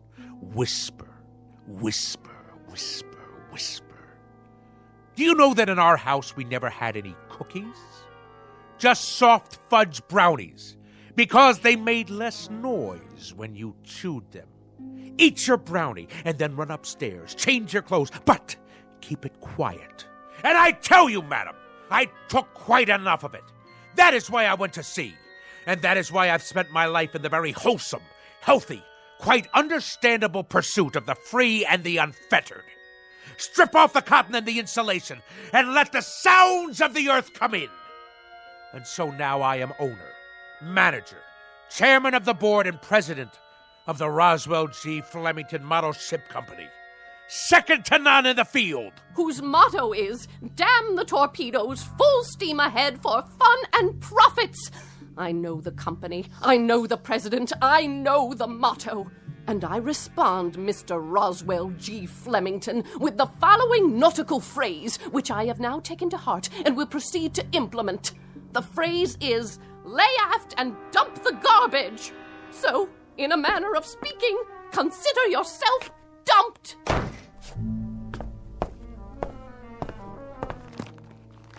Sounds of a three-masted schooner in the South Pacific. Perfect. Good riddance, madam. If the truth be known, I have never liked you. I have simply suffered your presence. If there is one thing that sticks in my craw, that thing is a landlubber. So, madam, in a manner of speaking, get ashore. Do you hear me? Get ashore now! I have never, marked you, I have never in my entire life felt so free, so unencumbered, so absolutely fulfilled. In the parlance of naval language, in a manner of speaking, the situation is 4.0. My decks have finally been cleared. I intend to enjoy myself topside for the rest of the evening. And at precisely 10 bells, I shall retire to my sleeping quarters. But until then, this is my watch. At long last, I can see to the far horizon. And a life of wonderful, delightful noise. Now, where's my karaoke machine? Anchors away, my lad! Anchors away!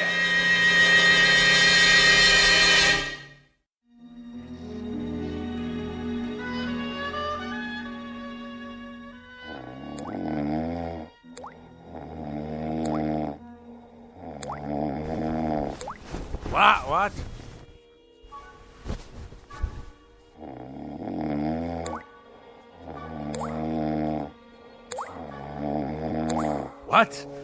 What? What? A leak in the cargo hold? All hands on deck! Oh, where's it coming from? The blasted bathroom sink. There. The shower. Off, I say, off!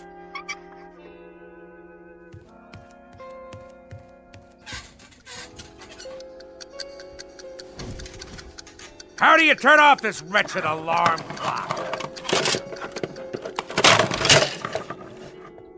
Oh, my decks seem to be, in a matter of speaking, listing a bit.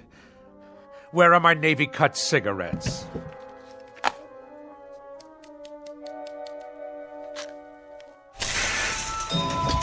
I must be dreaming.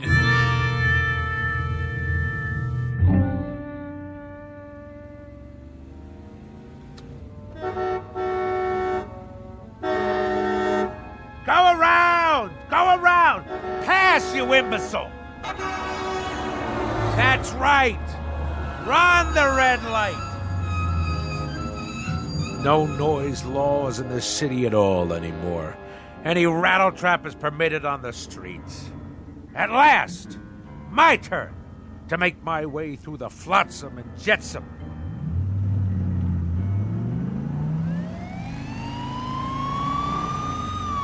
Judah, pull over.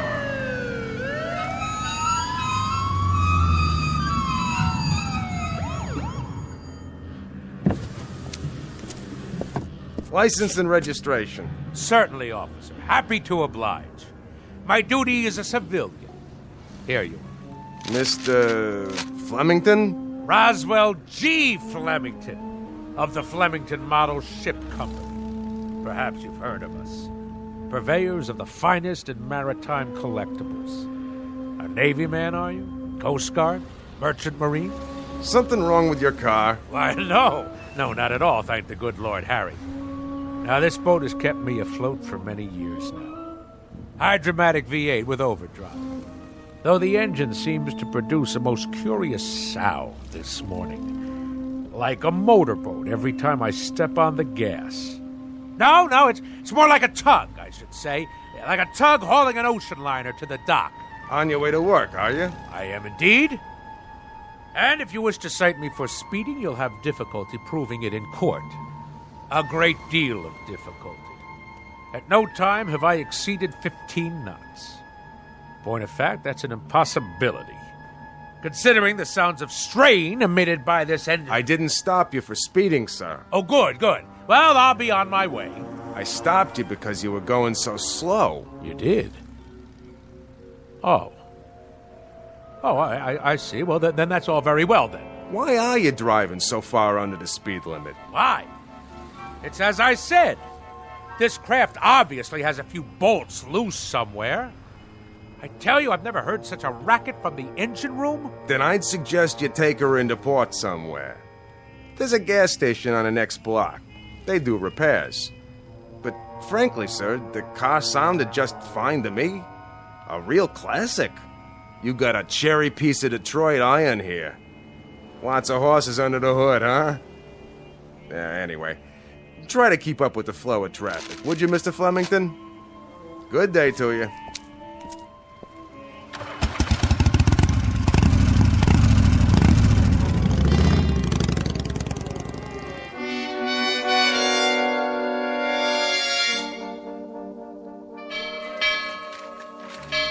Oh, I've been here 2 years and I don't know when I'll get used to that thing. I've been here 4 years and I've never gotten used to it. What do you suppose happened to old Lardhead this morning? You should count your blessings. This is the first time he's ever been late. Wouldn't it be awesome if his car had fallen off the ferry boat with him in it? The peak. The absolute peak. Thus endeth the dream. Good morning, Mr. Flem. That's the first time he's walked in without telling me that the smoking lamp was not lit and we had to move full speed ahead toward the shores of prosperity. Maybe he's sick. Something incurable, like barnacles on the brain. That's very odd. That's very, very odd. I've been here 10 years, and that's the first time he's ever looked frightened.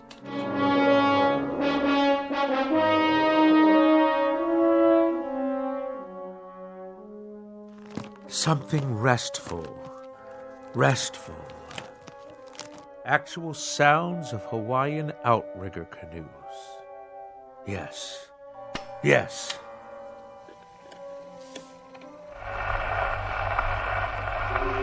Ye gods! This record is defective!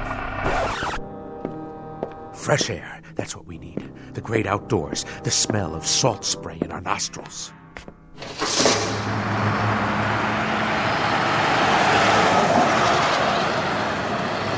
Blow me down.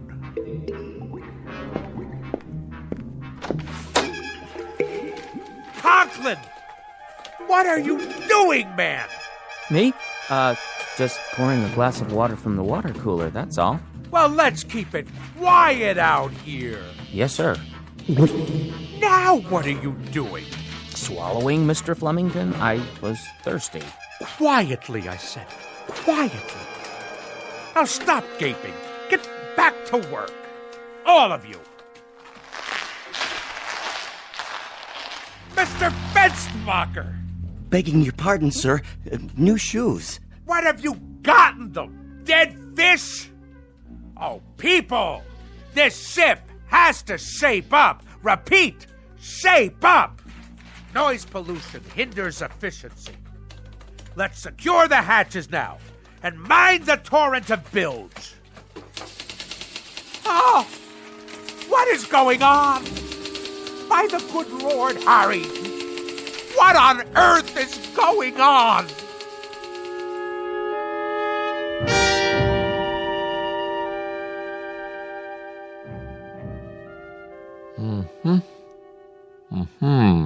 Well? Nothing abnormal that I can see, Mr. Flemington. No excess wax, no obstruction of any kind in the inner or outer ear. You mean no sign of infection? Nothing at all? Not even inflammation. Candor dictates that I tell you, Doctor, that as a ship surgeon, you're a wash. You wouldn't make cabin boy, in a manner of speaking. I take it, Mr. Flemington, that you expected me to find something wrong with you. I told you the symptoms, haven't I? You have. An apparent auditory distortion. Apparent? Shoes that sound like pipe organs played underwater? A leaky faucet sounds like barrels over Niagara Falls. And I wish you could have seen me cross 48th and 6th today. The traffic noises nearly keel-hauled me. It was considerably more than a distortion. I don't know what to say without any outward signs. Well, I know what to say. Now hear this, Doctor. There is obviously something askew in my crow's nest, in a manner of speaking. Now, will you prescribe the appropriate medication for my affliction, or do you force me to seek safe harbor elsewhere? Frankly, Mr. Flemington, I think consulting another physician might be a practical idea. Extremely practical. Very well, then. But if you had a modicum of professional ethics, you would have given me this advice before going through the motions of a perfunctory examination. As it is, I'll now be done for your bill as well as another ear specialist's. Mr. Flemington, I wasn't going to recommend another ear specialist. I had in mind, perhaps some psychiatric help. A psychiatrist, huh? I will make a presumption that you are being humorous. It is that charitable outlook that saves your being called to account, sir. The soundest recommendation I can make under the circumstances. I can assure you, Doctor, and I use the term loosely, that there are few people today on land or sea who are as sane as I am. I bid you good day. Good day to you, and good luck. Oh, what is that hideous sound? I'm merely making a few notes on your chart, see? Nothing to be afraid of. An ordinary number 2 pencil, that's all. Oh!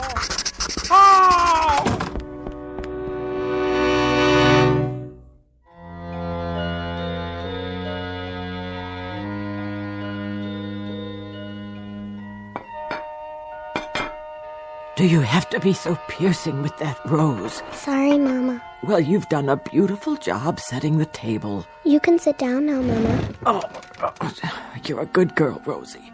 You know I'd cook Thanksgiving dinner if I could, but with my allergies and my arthritis and my bursitis and my ear infection, not to mention my spastic colon, well, it's all I can do to make it downstairs. I know, Mama. You may call your brother now. Roswell! Not so loud, dear. I'm sorry. Roswell, would you please not ride your pogo stick in the house? All right. No running, you know what Mama said. Okay. Roswell? Yes, ma'am? Are you wearing shoes? Uh-huh. Roswell? Okay. Carefully. All right. Now take your seat, Roswell. You too, Rose. Who'd like to say grace? I will. Go ahead. Heavenly Father, we thank you for this food that my sister has set before us, and especially the pie, which I hope she remembered to make for dessert. A silent prayer, Roswell. Oh, yeah. Amen. Pass the mashed potatoes, please. Yes, Mama. And the cranberry sauce, and the yams, and the creamed corn, and the creamed spinach, and the tofu. Can I carve the turkey? Oh, there's no need. This year we boiled it till it's so tender it slides right off the bone. So much nicer without all that hacking and sawing. Doesn't it look scrumptious? Yeah. Here, have a roll, Roswell. Thanks. Hey, how come it's so soft? Rosie only put them in the oven for a minute so they wouldn't be too crunchy. Easier on the nerves. Did you make the pie? Tapioca, but there's lots of whipped cream. Grab hold. What's that? A wishbone. Grab hold and pull. I don't know. Go on. What are you children doing? And what's that in your hand? Oh, my heart. You gave me such a fright. I'd better lie down.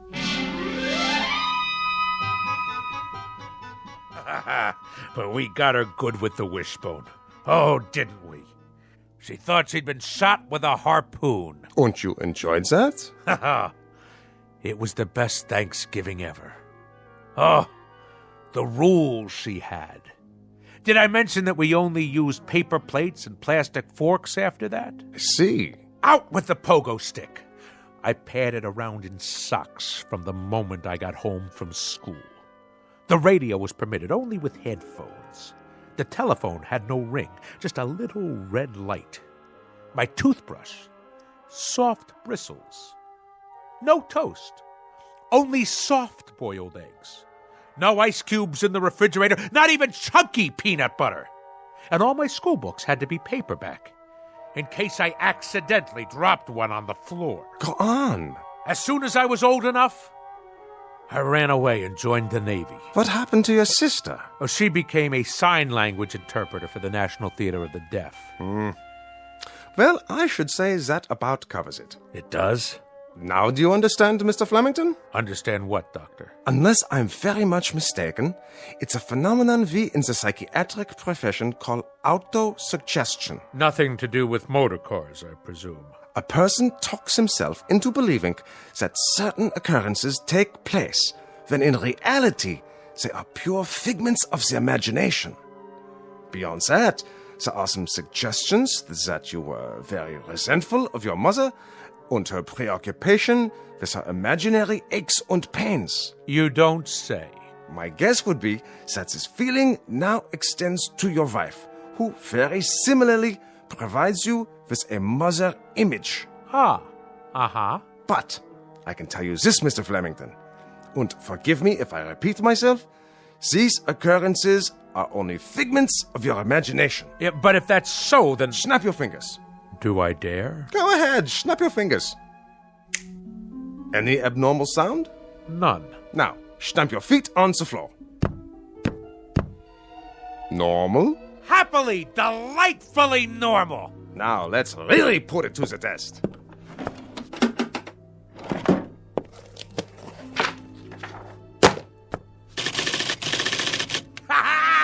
You've cured me, Doctor! By the good Lord Harry, if Admiral Nelson had had you at Trafalgar, he'd have kept both his eye and his arm. In Navy parlance, Doctor, you, sir, are 4.0. 4.0, sir, in a manner of speaking. I'm free to go. Free as a bird. And slam the door at will on your way out. Be my guest. I shall. You, sir, you have the soul of a seaman. Bless you.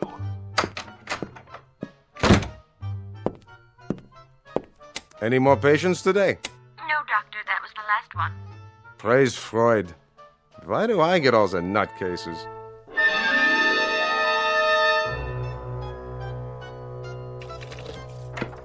Incredible. Absolutely incredible. My own wife, the culprit. Her miserable preoccupation with noise. She planted that seed in my head. Incredible. Incredible what one crew member can do to a ship's company. Absolutely incredible. And the whole thing. Mind over matter. Land ho! You are not welcome on this particular quarterdeck, madam. Nor shall I stay here, Admiral. I forgot some of my things. I came to retrieve same, and now, whether you pipe me ashore or not, that's precisely where I'm headed. I might add, madam, that despite all your efforts to capsize this worthy vessel, in a manner of speaking, against the rocks and shoals of petulance and pettiness, this ship remains tight. Your efforts have been both worthless and wasteful. Horatio, old pal, let the following be my final comments. You are an overgrown sailor boy with an undermanned head. You are full of such neuroses that I wonder how you haven't cracked before this. Belay that! Belay that, woman! It just so happens that I have had a psychiatric evaluation. And if there is anything wrong with me, it is you. Furthermore, madam, the whole business is simply mind over matter. Absolutely and totally. Do you know what I can do? I can shut you off. I am a man of such incredible will that I can shut you off. Go ahead! Yell at me. Yell! Because even at this moment, I am in the process of exercising mind over matter. I am shutting you completely out. Flemington, I wonder about you. I wonder why no one has committed you. I really do. Ha! See? See? I have shut you off. Go ahead. Talk all you like. Really, Roswell, you need help. You really do need help.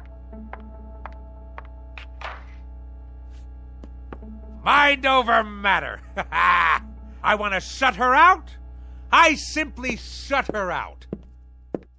Now, let's see. What'll I listen to tonight? Anchors Aweigh? The Midshipman's March? Actual sounds of a Japanese destroyer exploding in the Pacific, complete with boiler hissings, fantail cracking, and smokestack blowing apart. Ha-ha! Only great, huh? Better prepare yourselves, neighbors. This one will galvanize you in the proper manner.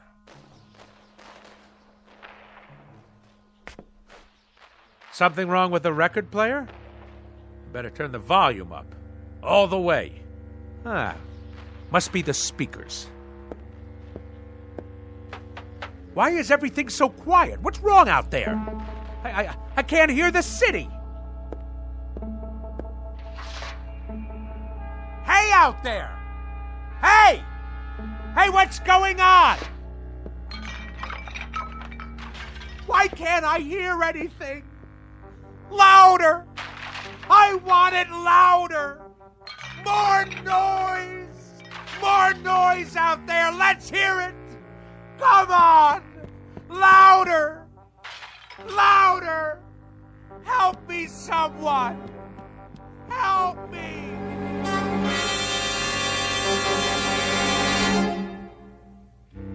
When last heard from, Mr. Roswell G. Flemington was in a sanitarium, pleading with the medical staff to make some noise, any kind of noise. They, of course, believed the case to be a rather tragic aberration, a man's mind coming inexplicably unhinged.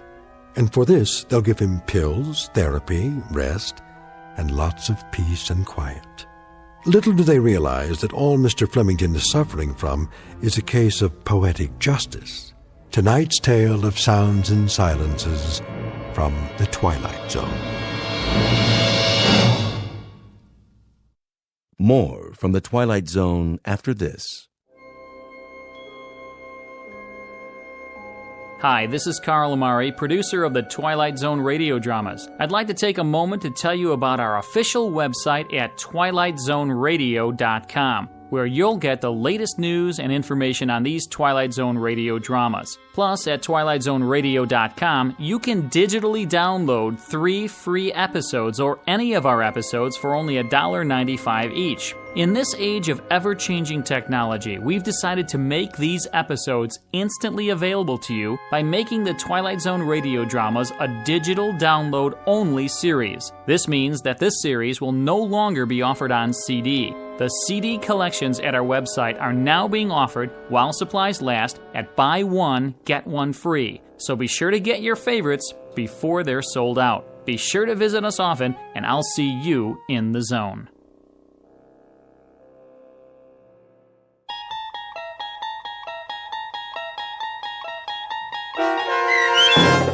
Sounds and Silences, starring Richard Kind, with Stacy Keach as your narrator, was adapted for radio by Dennis Etchison and based on a script by Rod Serling.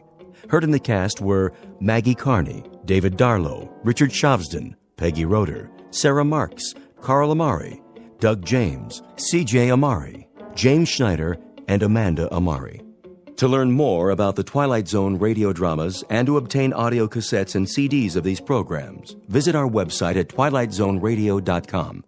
The producers of The Twilight Zone wish to thank CBS Enterprises, Carol Serling, Dennis Etchison, Dick Brescia Associates, Claire Simon Casting, Terry Jennings, XM Satellite Radio, the American Forces Radio and Television Service, Sirius Satellite Radio, our sponsors, and our radio affiliates for helping make this series possible. This copyrighted radio series is produced and directed by Carl Amari and Roger Wolski for Falcon Picture Group. Doug James speaking.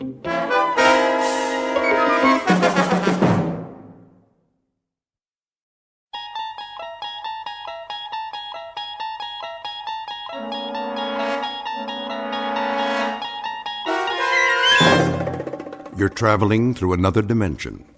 A dimension not only of sight and sound, but of mind.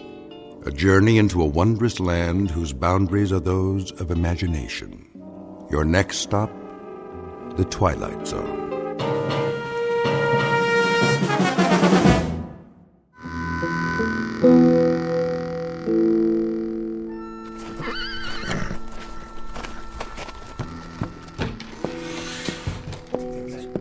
It's time, Mr. Mothershed. Well, boys, look what the wind blew in. Drink, Corcoran? Not now. I said it's time. Sykes? He's in the general store, but he's fixing to come out any minute. Tell your men to be ready. Already did. Now I'm telling you. Where are they? One on the roof, Mr. Mothershed, with a Winchester. One by the hotel, and one's over by the blacksmith's. Is that all you rounded up? And old Jason. Jason? He ain't worth a hoot. Oh, well, now. He's got eyes in the back of his head. Told him to keep watch across the street. Where's Johnny Robb? Johnny? He'll be ready. Don't you worry none. I'll lay odds against that. You'd lay odds on any damn thing. Maybe. But I've got a $10 gold piece that says Johnny Robb won't show.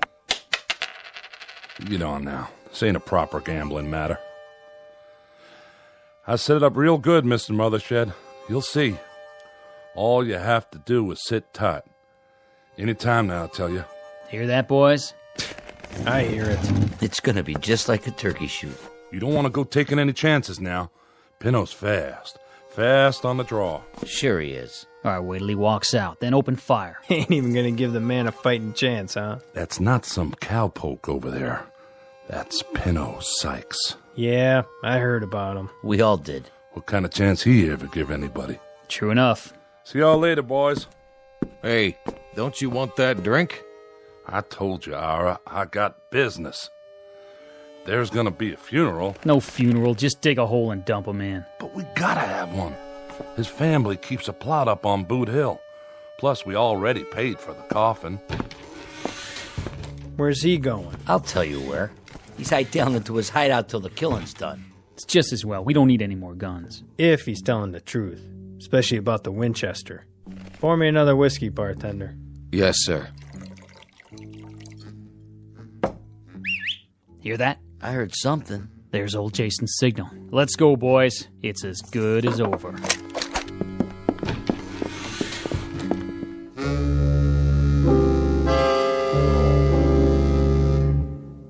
Normally, the man would be correct. This sounds like a moment very close to the end of the story. We're about to have a traditional shootout on the street, and barring a miracle, the bad man will soon be dead. But it's not always easy to tell the good guys from the bad, and there are some men of legend and folk tales who have been known to wreak their revenge even after death. The outlaw in question, Pinto Sykes is one such person. And therein lies our tale. Because very shortly we'll see how he introduces the town, and a man named Connie Miller in particular, to a long, dark night they didn't plan for, in a place called the Twilight Zone. And now, The Twilight Zone and our story, The Grave, starring Michael Rooker, with Stacy Keach as your narrator.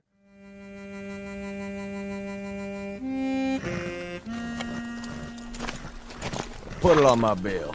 Yes, sir. I'll do that. Thank you kindly. You want any help with those supplies? Nope. Well, then, I'll be seeing you. Say. Yes, sir? Where's everybody gone to? Well, I don't know what you mean, Mr. Sykes. I better be getting back inside now. What did you call me? Me? Well, I didn't call you nothing. I say you did. I didn't mean no disrespect. You know my name? No, sir. I mean, yes, sir. I mean, well, everybody does. What are you so nervous about? Me? Well, I'm not nervous. I just got business to do. What kind of business? Ain't no customers waiting. Well, I know, but I... Good day to you. Come back real soon, you hear? Easy, Paint. Just tying this bag to the saddle. Then we'll make tracks out of this jerkwater town. Freeze. Who's that? I got you covered, Pinto. Reach for the sky. Well, what do you know? Mother shed. You always was a low-down, egg-sucking dog. Still not man enough to draw on me. Keep your hand away from that gun. Easy now. What are you doing in this territory? I bought me a big spread. This town's got no room for your kind anymore, Pinto. Still scared of me, ain't you, Mother Shed? No need. I'm just passing through. Sure you are. Now, boys. Why, you...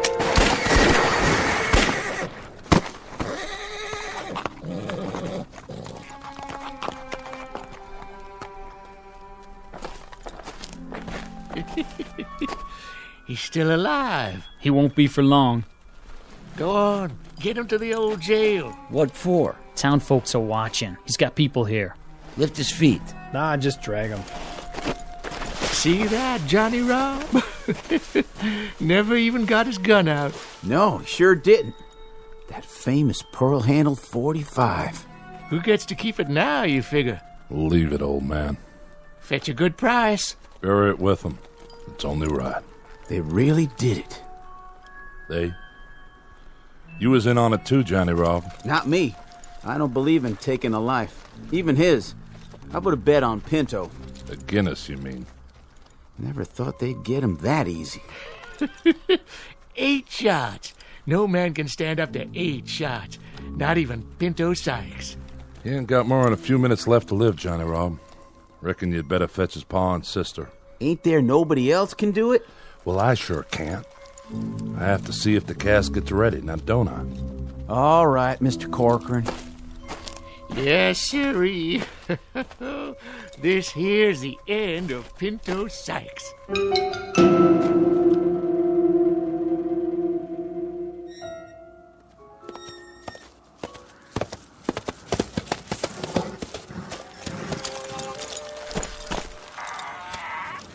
Somebody there?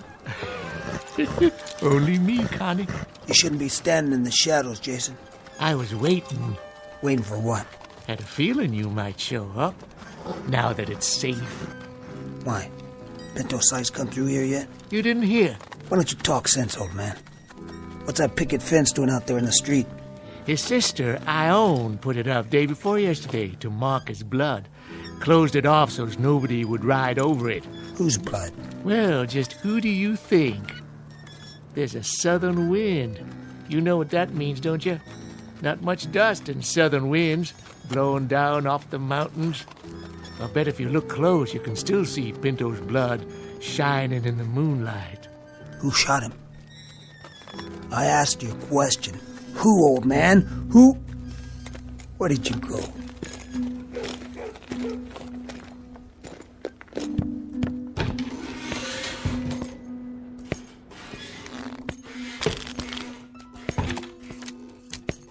Who wants to open? I'll be. Is that... Well, looky who's come back. Connie Miller? Gents. Take your coat off. I'll hang it up for you. Drink, Connie? Yeah, I could use one. Same as always? Leave the bottle. Oh, sure. I said, who wants to open? That's all for me. Me too. Not much of a pot, but I'll take it. Did you notice, Connie? Notice what? Our little fence out in the street. That I did. I noticed it. And I know what's inside it, too. How'd you know that? Old Jason's out there walking around in the wind spouting off. And what'd he tell you? The blood of Pinto Sykes. Well, for once, that old geezer told the truth. Who shot him? We did. Who's we? Us. The town. The whole town? Not me. I don't believe in gunfire myself. Only 8 of us actually fired, but the whole town was behind it. Fact is, this town don't have much in the way of marksmen. That right. Out of 8 that fired, we reckon only 1 bullet hit him. Which one? Don't even know for sure who fired it. Bullet passed clean through him, and no one is bragging that they're the one who did it. No, sir. No one is claiming credit for that piece of gunplay. You know something, Mr. Corcoran? Maybe by now, wherever he is, Pinto knows who it was that killed him. What do you mean, wherever he is? Oh, he's up on Boot Hill, of course. Lying in the family plot. Reckon it must be some disappointment to you, Connie, being as how you spent so long trying to find him for yourself. That it is, Ira. 4 months wasted out of the year chasing him. And I could have caught him right here. That's not the way Pinto told it. He claimed you wasn't even trying to catch up to him. Hello, Johnny Rob. Still running your mouth, same as always? You do spout off a lot, Johnny Rob. One last hand, double or nothing. Too rich for my blood. Mine too. And I'll deal some solitaire for now. Somebody worth playing against, huh? Instead of the likes of us. Do me a favor. Send that boy home. Of course, if Connie Miller was to sit in, this gambler meet his match. Nerves of steel. Isn't that right? It's past your bedtime, Johnny Rob. No need to get riled, Connie. Nobody here is saying you didn't actually try to catch Pinto, even if he claimed as much on his deathbed. He talked before he died? Mm-hmm. He lived a half hour after he was shot. Talked a blue streak right up to the end. What did he say about... About what, Connie? About me. Maybe you'd like to hear the story from the start. That I would. Go on, Corcoran. You tell it better than the rest of us. I'll do that for you, Ira. Reckon Connie deserves to hear it all. We got a new circuit judge now, Connie. Young feller named Ed Thackeray. He come through here last week, so we went to him with our complaints. Told him how one Pinto Sykes is wanted by the law in 3 states, and how he treats this town like his personal property when he rides in, just because he was born and raised here. Is that all you told him? We told him how we haven't had ourselves a sheriff in 3 years, and how Pinto, well, he just rides in and helps himself to whatever he wants, with nobody to stand up and make him pay. We told him how we hired you, Connie Miller, to track him down, but that we ain't had much results. Hey, hold up there. You know I've been on his trail. I know. Well, sir, this Thackeray gets mad at us. Tells us to grow up and act like men, or else move on to where it's safe. He gets us kind of fired up. So we hold a meeting out at Mothershed's and we all agree to work as one. The next time Pinto shows up, we'd all join in and take him one way or the other. He rode in the day before yesterday. You want to tell the rest, Ira? Not much left to tell. He rode in and 8 of the town gunned him down in the street. That's about all there is. No, that's not all there is. What about the curse? All right. You tell it. When did he do all this talking? After we carried him to the old jail. We sent for Pa Sykes and his sister Ione. I know the names of his family. I was born here, too. Spent his last minutes talking to his people. Told his pa how sorry he was he hadn't turned out better, and his pa allowed that he turned out right well enough. He told Ione how he wished she'd marry a rich man, a rancher like Mr. Mothershed, and live on a proper spread. Then he asked to be buried near his ma, except not too near, as she was too true a woman to have the likes of him close by. Said he wants his family to do the burying, as he don't want anyone else to come near where he's resting, even though I'm the one that ordered the coffin. Said if we did, he'd come calling on us. Yes, sir. He put a right curse on the town. That's what you call it. What did he say about me? Well, now, he got real riled when your name came up. Said the slower he rode, the slower you chased him. Said he waited in Albuquerque, even sent word where he was, but you never showed up. Then he said you sure ought to be able to catch him now that he's dead and buried. But if you ever come anyways close to his grave, he'd reach up and grab you. Tell you one thing, since the burial, there ain't been no one from this town hanging around that graveyard. I'll tell you one thing. He lied. Even on his deathbed, he lied. I searched Albuquerque. Every saloon, every hotel. He wasn't even there long enough to rent a room for the night. What's that? Take it easy, Connie. Just the wind. Put your gun away. Well, now, what do you know? Somebody's out there, all right. Pretty harsh night, too. So I reckon we better let him in.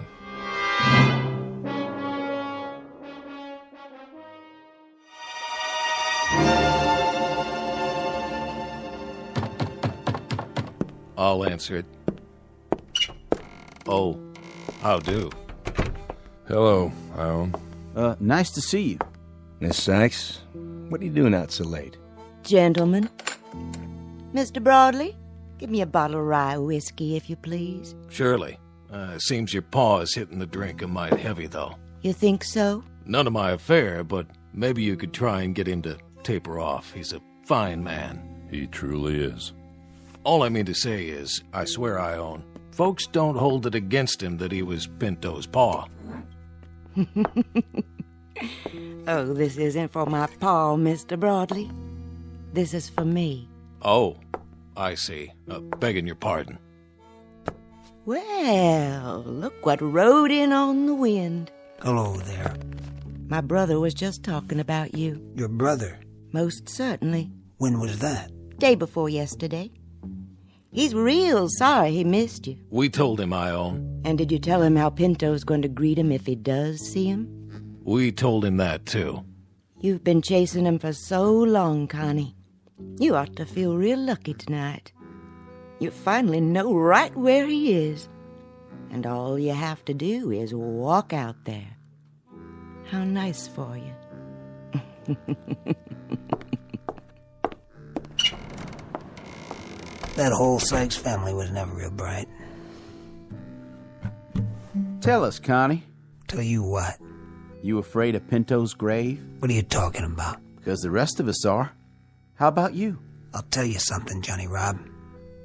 I was never afraid of Pinto alive, and I sure as hell ain't afraid of him now that he's dead. Understand? Well, now, is that the truth? You know English, don't you? Because I don't exactly know as I believe you. Why, I'll bet... Hold it now, Connie. Simmer down. He deserved it. Maybe he did. But let's not have any bloodshed. Nobody calls me a coward. You didn't let me finish what I was saying, Connie. I don't think you're a coward. No, sir. Leastwise, I don't think you're afraid of anybody in this room, especially not me. For sure not you. I'm just a poor boy that works hard for not much. I'm not real strong, but dogs and kids like me. Follow me around all the time. Go ahead. Why don't you speak your mind straight out? Have another drink, Connie. Come on. Sit down. Sure windy tonight, ain't it?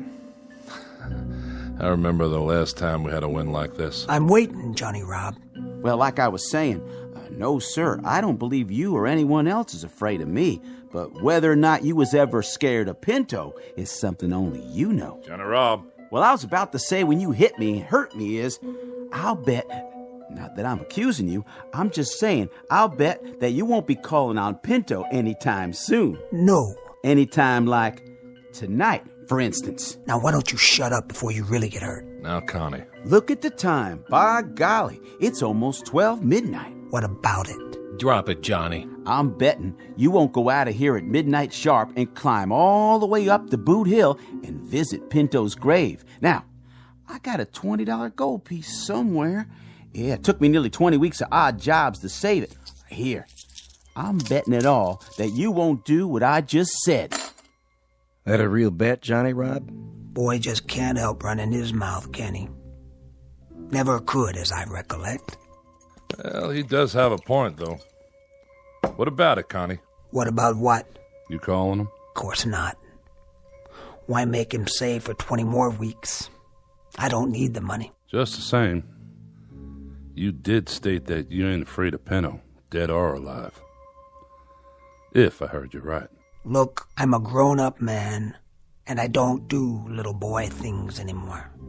Like playing in graveyards at midnight. You know I'm not afraid, don't you, Ira? Never take sides myself. Then you won't go. I don't like you, boy. I never have, and I reckon I never will. So, you've got a $20 gold piece. Well, I've got a $20 gold piece myself. And it just covers yours. I'd say the bet's covered. Well, now, looks like in about 20 minutes, one of us is going to have $40 instead of 20. That's right. And afterwards, while I'm spending it, I don't want you hanging around where I have to look at you. Got it?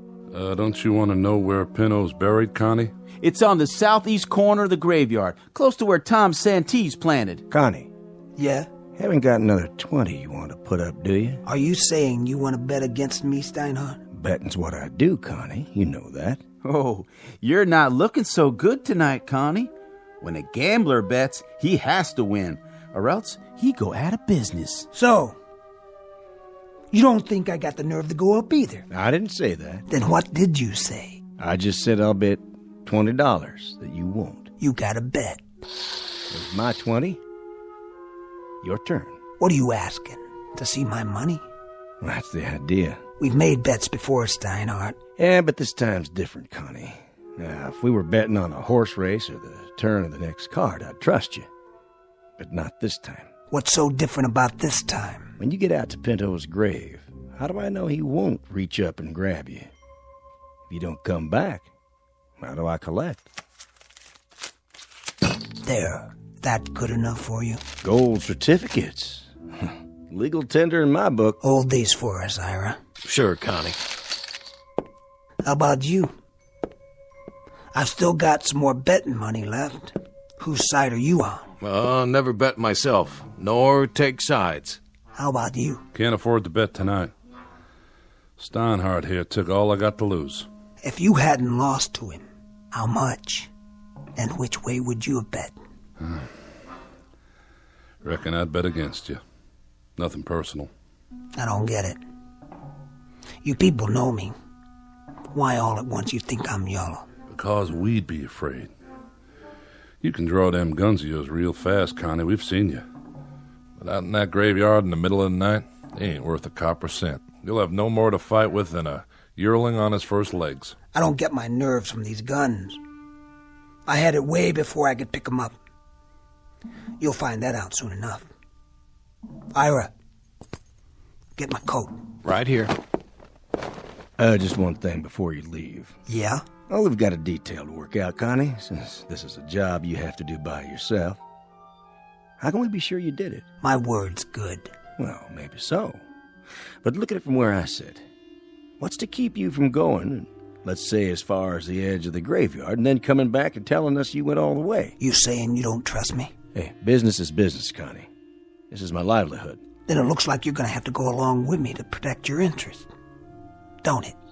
Just to make sure I do what I say. He's got you there, Steinhardt.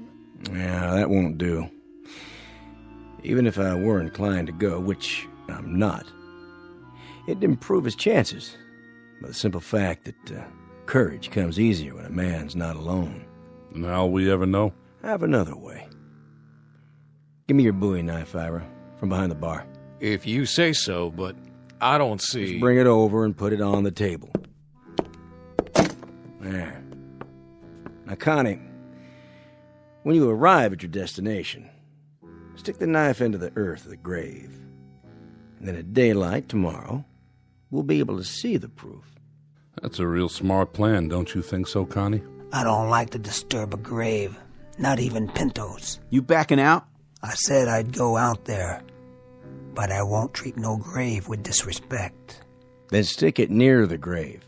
If we see it within 5 feet of fresh earth, we'll concede the wager. One thing's for sure. There ain't gonna be no one sneaking out there to steal the knife once you've planted it. Keep the bottle on the bar, Ira. I won't be long.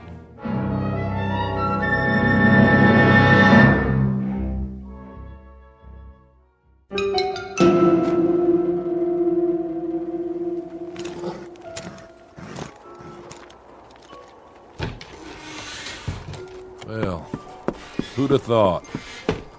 There he goes, all by his lonesome. And there ain't even a moon tonight. You know something? We might just lose this bet. You maybe, not me. I've already got my $20 worth just seeing him squirm.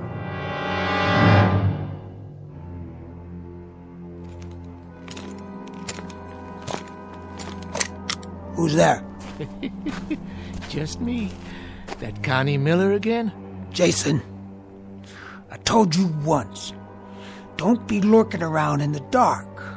A man could get his head blowed off. Yeah, same as in daylight. Gonna stay a while? What do you care? Well, that's your horse, ain't it? Tethered up by the saloon. A man shouldn't ought to leave his horse. Might catch her death, all lathered up. I got one stop to make, then I'll be back. I could take care of her for you. Get her some feed and a blanket. No need. Can you spare me some change anyway, Connie? A 10-cent piece will do, so I can get me some grub in the morning. I'll take care of you later. If it's all the same to you, I'll have it now. You don't trust me? Sure, I trust you. But a lot can happen twixt sundown and sunup.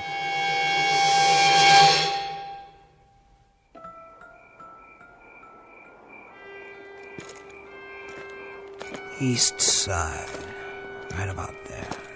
Now all I have to do is...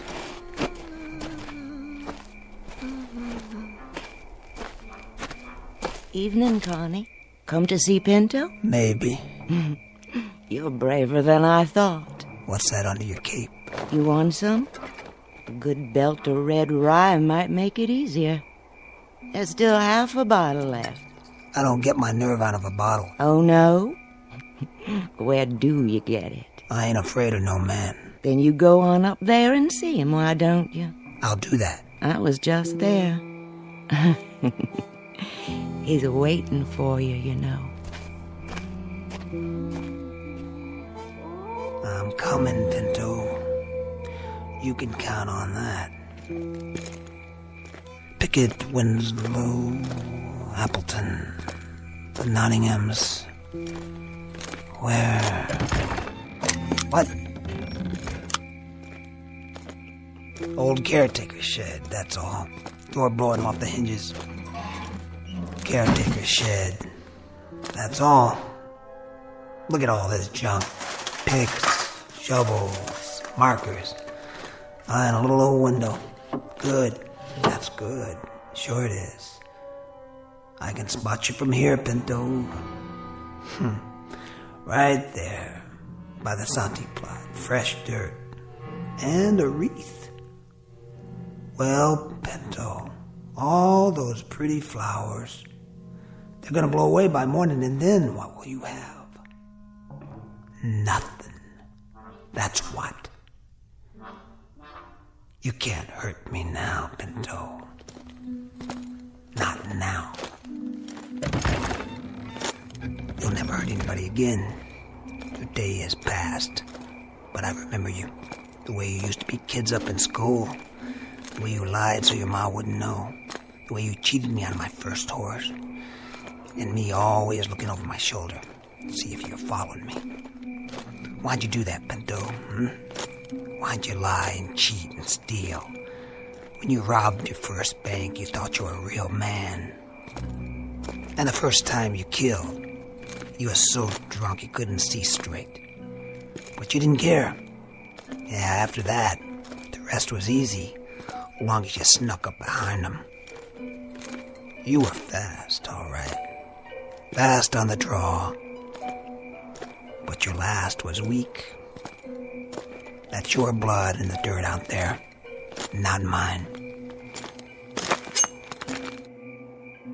Here, Pinto, I brought you a present.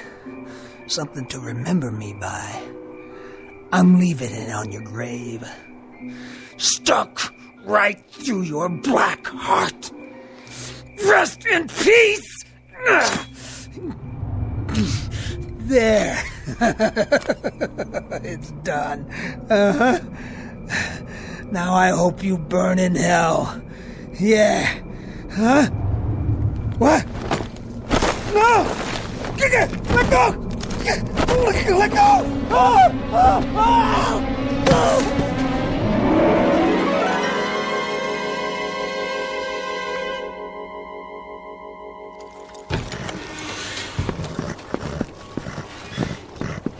You seen him, Johnny Rob? I don't understand it. It's full daylight, and he ain't back yet. Well, maybe he didn't have the nerve to come back and face us after he turned tail and run. That's not likely. His horse and gear are still here. So he didn't just ride out of town, but he didn't come back to collect his bet, neither. I'm wondering if somehow I ain't got a man killed. Nah, that's no way to talk. I didn't mean to. I didn't ever mean to do that. It's daylight now, Johnny Rob, and we can think with clear heads. Deep down, we all know the dead can't really hurt nobody. You know that. I don't.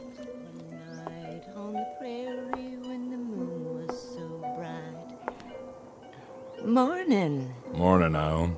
And what brings you out so early, Miss Sykes? I'm on my way to the graveyard. Why are you carrying a dinner plate? This was his. He used to eat out of it when he was a boy. I thought I'd put it on the grave. Oh, well, that's very nice and all, but you know, Ione, I don't think the dead are hungry anymore. They finally got their piece. You might say their cup runneth over. Thank you for saying that. But I still want him to have it.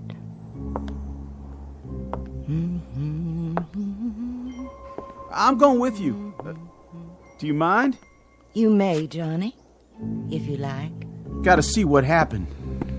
Well, reckon we can't spend the rest of our days being afraid of a dead man.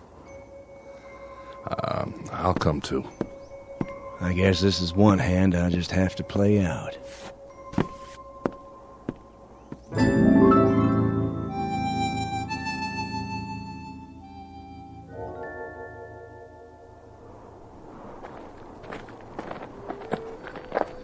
Now then, Ione, we sort of got turned around. Whereabouts is the southeast corner? There. I can see it from here. And I can see him in his long coat. Oh, Lord, I knew it. I knew it. I've gone and got a man killed. See? See? Connie Miller lying here by the grave, dead. Put it out, Johnny Rob. You're acting like a baby. It isn't your fault, boy. No? What happened? What really happened? The whole story's right in front of you.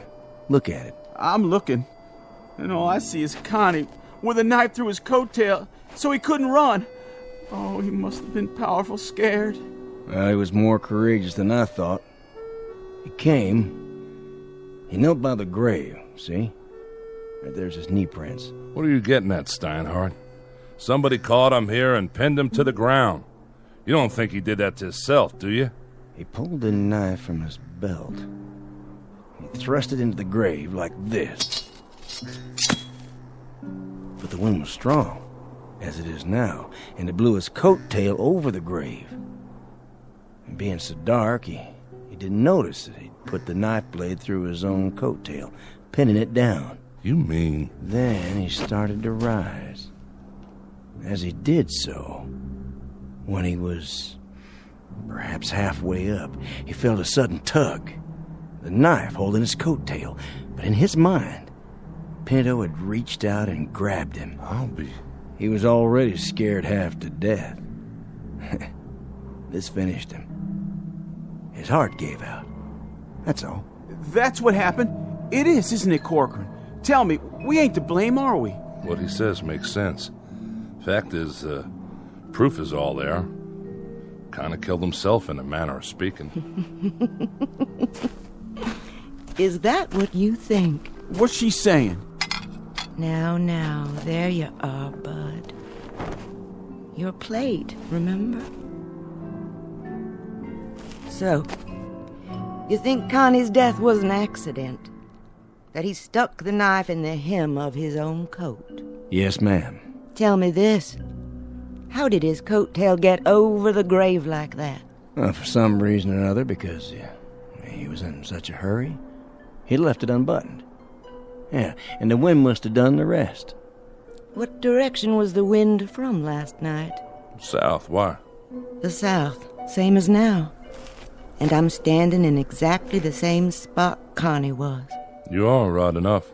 Look at my cloak. Look at it. Is the wind blowing it across the grave now? No. It's blowing out behind you. So it couldn't blow the opposite way, could it? Not today, and not last night. Then how? Something would have had to reach out and pull it in the other direction, so it spread over the grave in front of him. That's only logical. Don't you agree? Well, I'm afraid the lady's right. Morning to you, gentlemen. I'll be getting home now. Don't worry. I can find my way.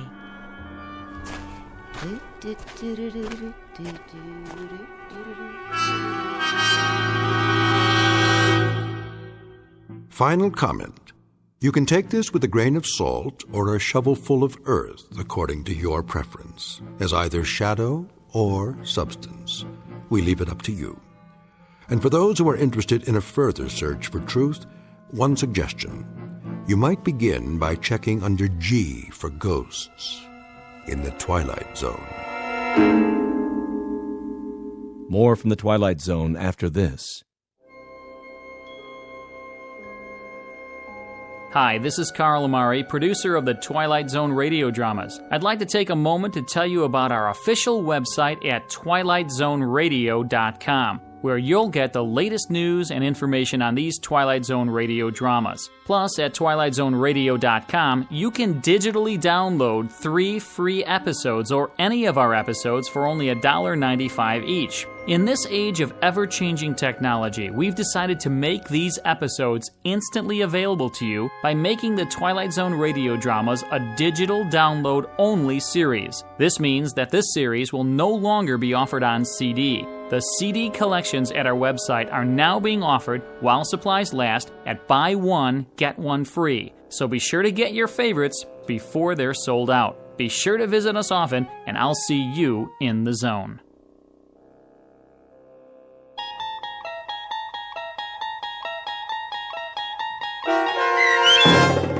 The Grave, starring Michael Rooker with Stacy Keach as your narrator, was adapted for radio by Dennis Etchison and based on a script by Montgomery Pittman.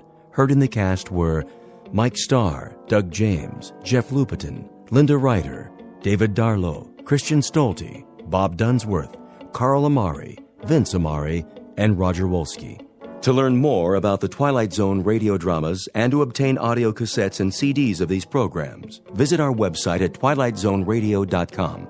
The producers of The Twilight Zone wish to thank CBS Enterprises, Carol Serling, Dennis Etchison, Dick Brescia Associates, Claire Simon Casting, Terry Jennings, XM Satellite Radio, Sirius Satellite Radio, our sponsors and our radio affiliates for helping make this series possible. This copyrighted radio series is produced and directed by Carl Amari and Roger Wolski for Falcon Picture Group. Doug James speaking.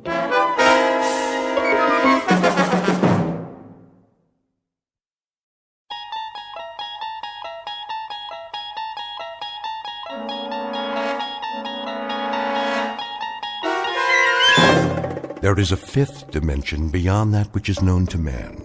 It is a dimension as vast as space and as timeless as infinity. It is the middle ground between light and shadow, and it lies between the pit of man's fears and the summit of his knowledge. This is the dimension of imagination. It is an area which we call The Twilight Zone.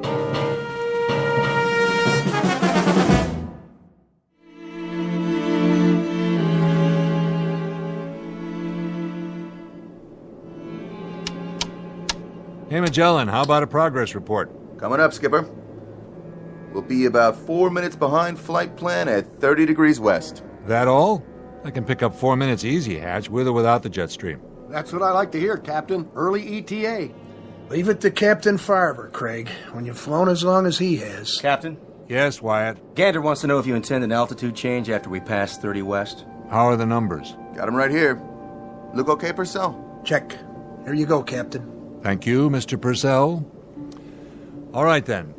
Gentlemen, you'll be pleased to know that thanks to the quality of this aircraft, the fine weather, and my brilliant flying, we'll hit JFK ahead of schedule, as long as our speed holds up. Send it in, Wyatt. Yes, sir.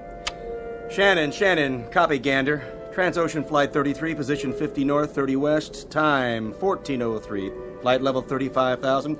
Estimating 52 north, 40 west, and 2431. Estimating 52 north, 40 west, and 2431. Estimating JFK 1830, endurance 79560. Report received, Skipper. Hey, Janie. Boys? How we doing back there? Oh, the passengers are very content.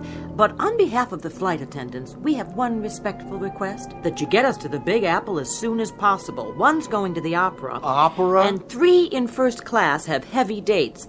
And a 4th, well, she just might be free for dinner with a polite and single crew member, assuming there's anyone like that on board.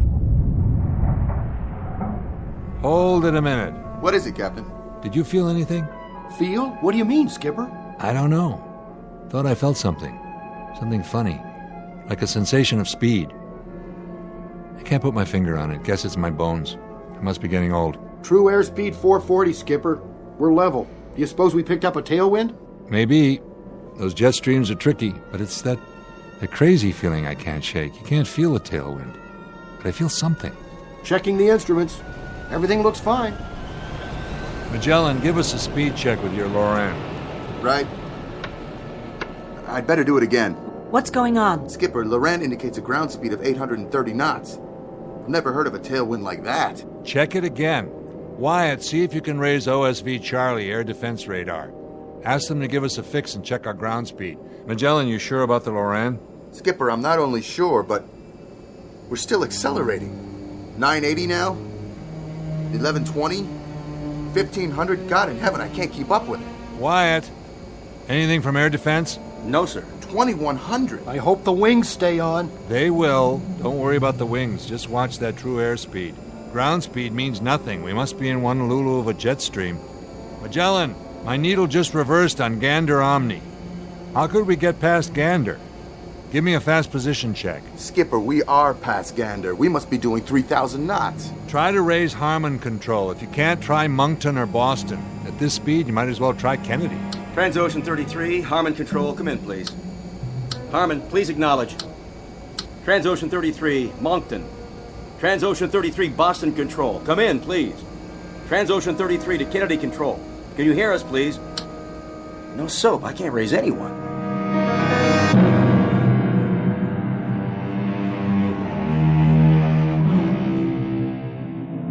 You're riding on a jet airliner en route from London to New York.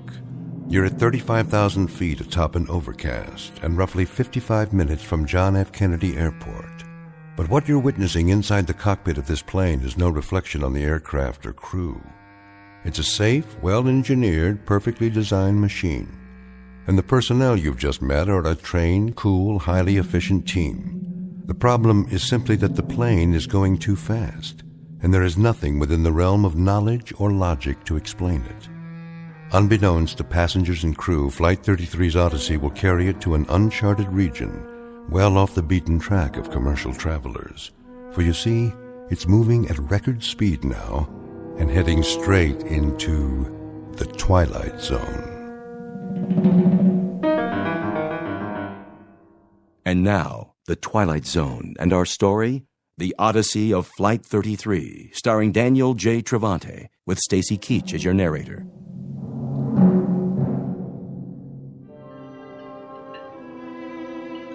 what is going on up there? We're a little behind schedule. The captain's trying to pick up a few minutes flight time. Well, he's going to pick up more than that. If he doesn't ease off, we're going to set a new transatlantic record.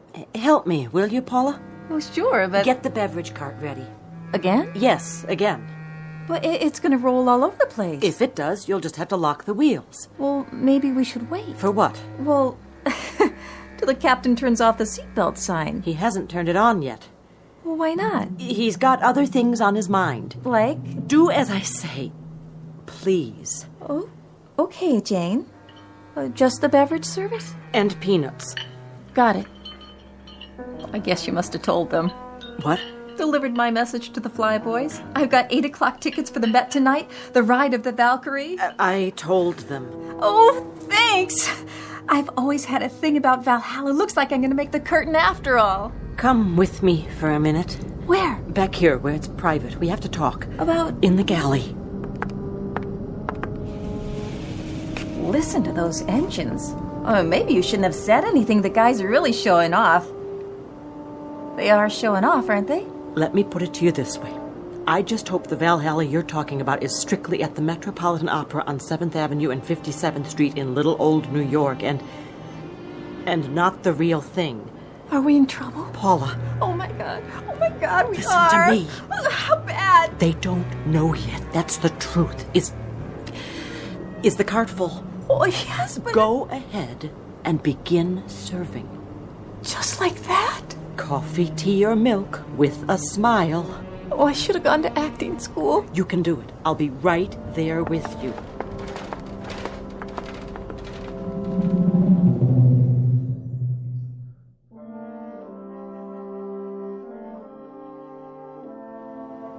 You know, you talk about ailments. I don't believe I was, actually. I had an aunt once in Boise, Idaho, who had one of the worst livers in the history of the state. When that woman passed on, rest her soul, would you believe it? What, pray tell? There were 5 medical associations bidding just to put her liver on display in a bottle, but her mother, that's my father's sister, she absolutely refused to let them show it. And it's like I always said to my late husband, what did you say you were in the Air Force? RAF, madam. A captain. I'm now a military attaché at our British embassy in Los Angeles. A nephew of mine was in the Navy. He was on a cruiser or a PT boat or something. Or was it a battleship? I say, did you feel anything? Well, I was a little queasy when we took off, but my late husband used to say that I had a stomach like a... That's odd. A lot of people have queasy stomachs. I have what they call... Quite odd, really. I had a distinct sensation of rapid acceleration, I should say. Well, here we are. This tray is for you, ma'am, and this one is... Got a case of the nerves, miss? Oh, I'm meeting someone in New York. My boyfriend. I don't want to be late, so I'm kind of, nervous. One lucky fella, that's all I can say. You got another one of those cute little trays for me? I just ran out. Well, I see one more underneath. Well, I have to go back to the galley. Excuse me.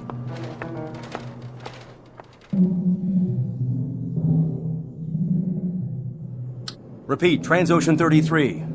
Anybody? What about it, Wyatt? Not a thing, sir. Either they're off whack, everybody out there, or we are. Check your equipment again. I've checked it 4 times. Knock it off. We'll just have to bullet through and see if anything...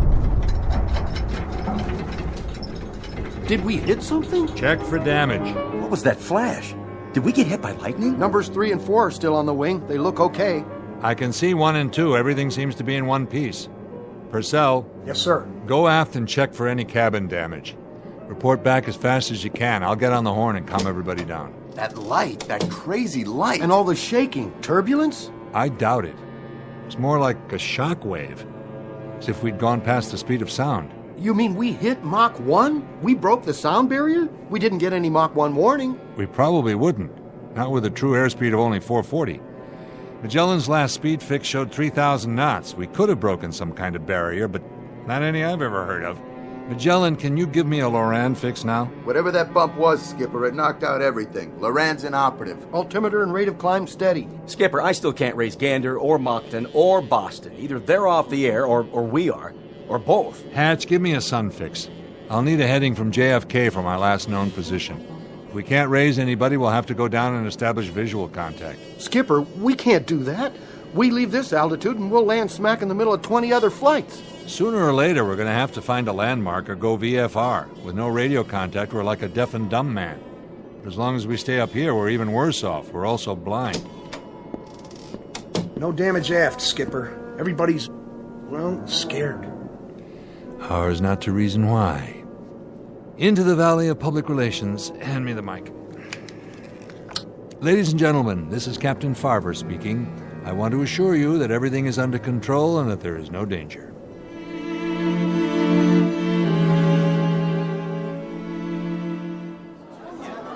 What a relief. The captain knows what he's doing. Do you think we're going to be late? I have a connecting flight. Oh, thank God. We encountered a little clear air turbulence back there, along with some kind of atmospheric phenomenon. Miss, I need another glass of juice. I spilled mine. Yes, of course. I just got this dress for the trip, and now... Dear lady, will you kindly listen to the captain? There's been no damage to the aircraft except for some temporary malfunction of our radio. We'll have that fixed in no time. Is it true? Paula, would you get the lady a new glass of juice, please? I repeat, there's no cause for alarm. We'll keep you posted. In the meantime, sit back, relax, and enjoy the rest of the flight. Answer me, will you? Is what he said true or not?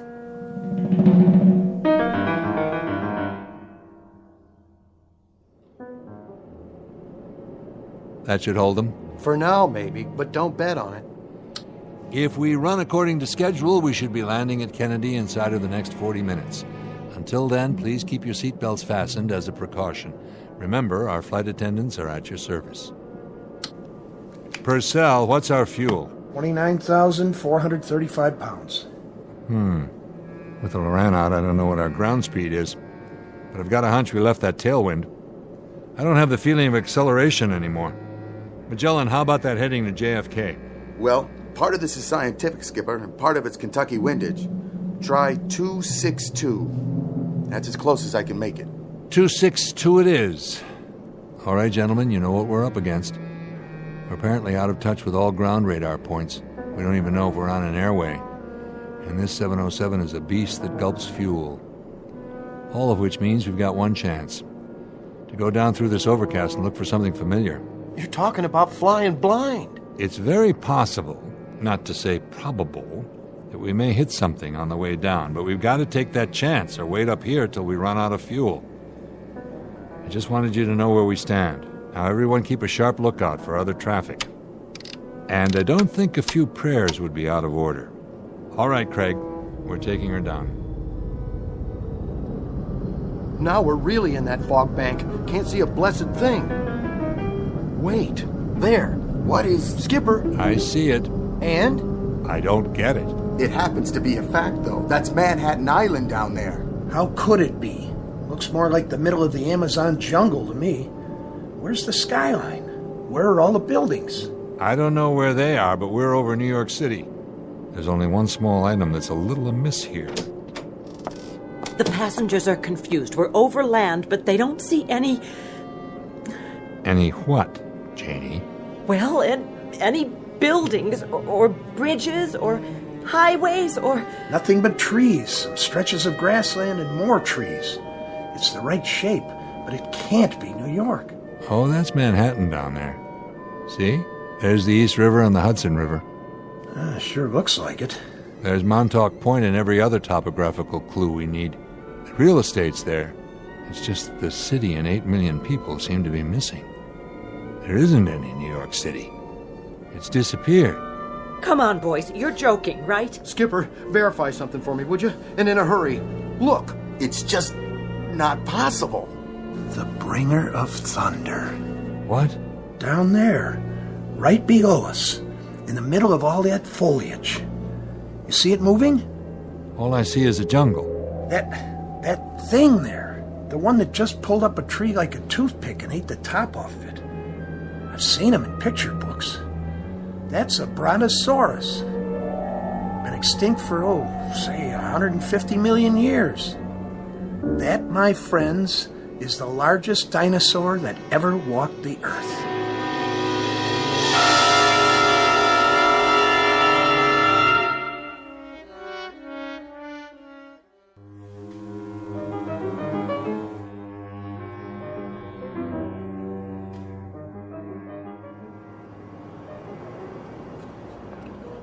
Here's that sandwich and some extra cookies for the boy. Oh, why, thank you.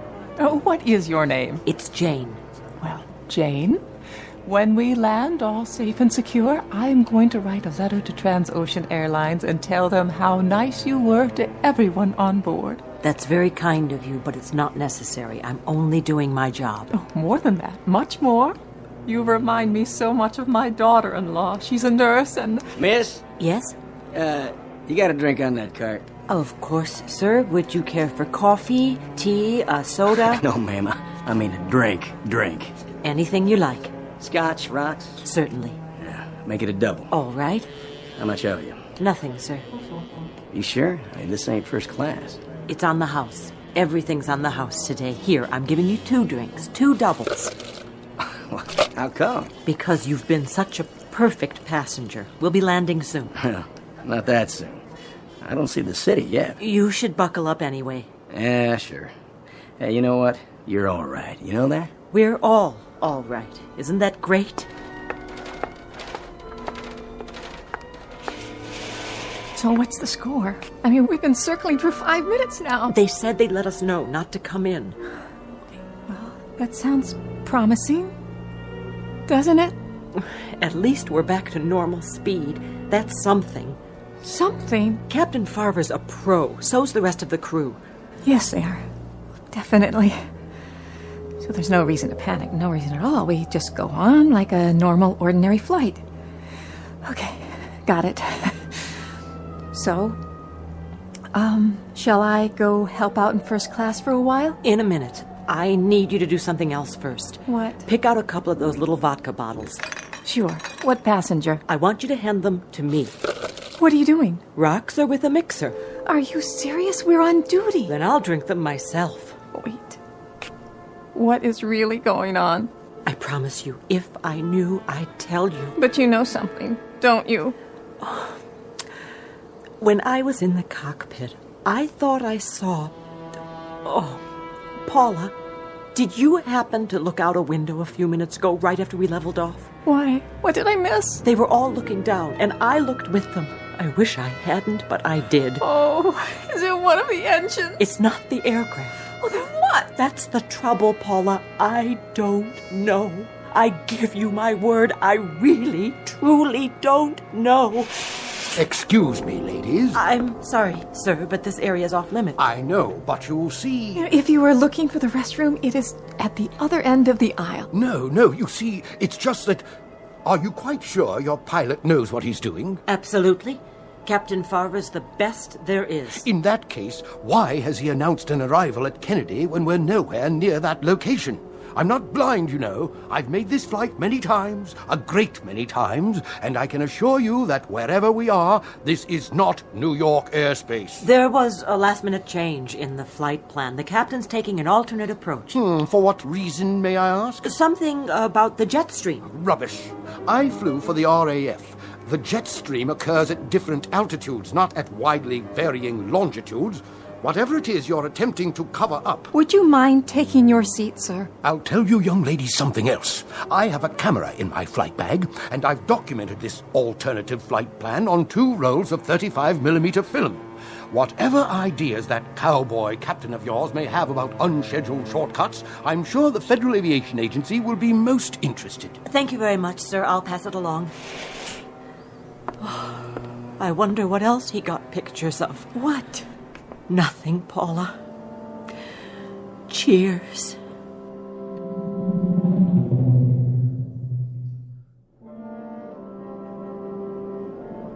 What do you think now, Skipper? Well, we've flown over what should be Schenectady, Albany, and points north. That's what you and Craig keep saying, but personally, I don't get it. Take a look. There's the topography. You can make out the coastline, the mountain ranges. But it's not any New York state I've ever seen, and neither have you. Admit it, Captain. It looks like some kind of forest land, and it just goes on. And there's still no sign of life. Except for that thing with the long neck and the teeth. From here, I made it to be about 5 stories tall. It was a brontosaurus, no doubt about it. Listen to you. Listen to us all like it was something people see every day. Nobody's seen anything like that for 100 million years. Longer than that. So here we are, talking away like rational human beings. Craig. Yes, Captain? Ever hear of Occam's razor? That rings a bell. Don't tell me. Is it what we're going to hit next? Wait a minute, I think I remember. From science class. He was a mathematician. Right. He came up with a principle, a way of thinking. Which is? In a nutshell, it was this. When you look for a scientific explanation, say for something that doesn't seem to have an explanation right off, you should go for the simplest answer that accounts for everything. All right. I got it. This is all a dream. I'm dreaming. I'm in a hotel room in New York with a big soft bed. I'm going to wake up any second now. Or you can't wake up, because, see, you're already dead. You died in your sleep. We all did. We just don't know it. You're not listening. I said the simplest answer that accounts for all the facts.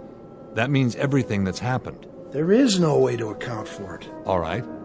What if I said we were swallowed by a whale like Jonah? Would you buy that? No, because whales live in the ocean, not the air. Unless we already crashed in the Atlantic and didn't notice. Pretty big thing not to notice. Exactly. Or could we say we've been swallowed by a flying saucer, and this isn't even the Earth anymore? Flying saucers don't have throttles and altimeters and 400 people in the cabin. And flight attendants like Janie. How do you know? Been on one before? Now you're catching on. Those aren't the simplest answers. You don't buy those theories any more than I do, because they're too much of a stretch, an unnecessary one. It's always possible that they could turn out to be true, but why make such a big jump? You see what I mean? Captain, I'm not real big on science fiction. Why are you telling us this? Because I thought about it, and I came up with a theory myself. A surmise based on everything we know. That I'd like to hear, because I'm flat out of answers myself. I'll give you my surmise then, gentlemen. You may want to trust me up with ropes when you hear this. I doubt that, Captain. You got more flight hours than all the rest of us put together. Keep an open mind. It's the only single rational explanation I can come up with to account for everything that's happened so far. Even the special effect monster back there? Even that. All right, let's hear it. Here goes. The bumps, the acceleration, what we saw with our own eyes. All of us, remember. Everything we absolutely know to be true. There isn't any way to explain all that. Isn't there? Take a look at what we've got to work with. Go ahead. Somehow, in some way, we not only broke the speed of sound, we must have broken some other kind of barrier as well. What other kind is there? We've gone back. Back in time. And you're telling me that's rational? Think about it, all of you, and then tell me if you can come up with an alternative. If you can, I'd like to hear it. Okay.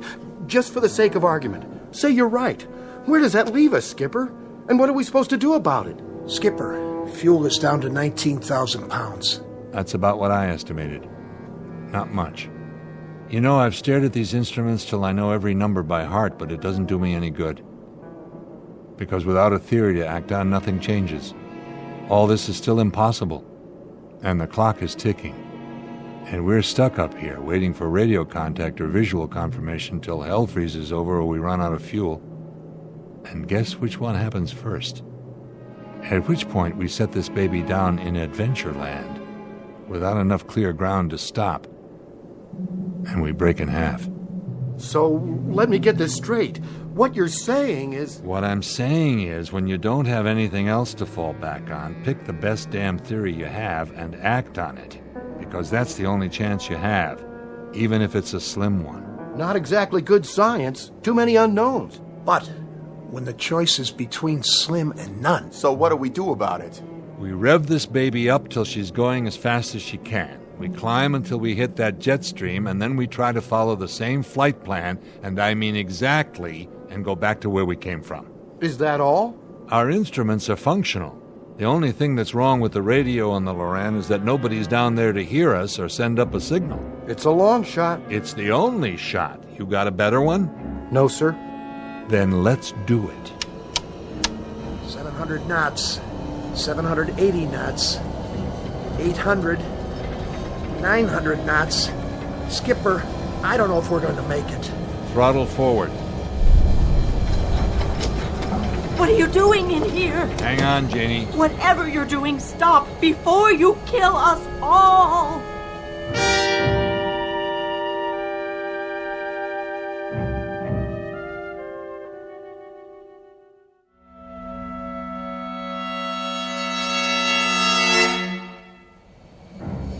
was it? And the flash of light, Captain. Just like before.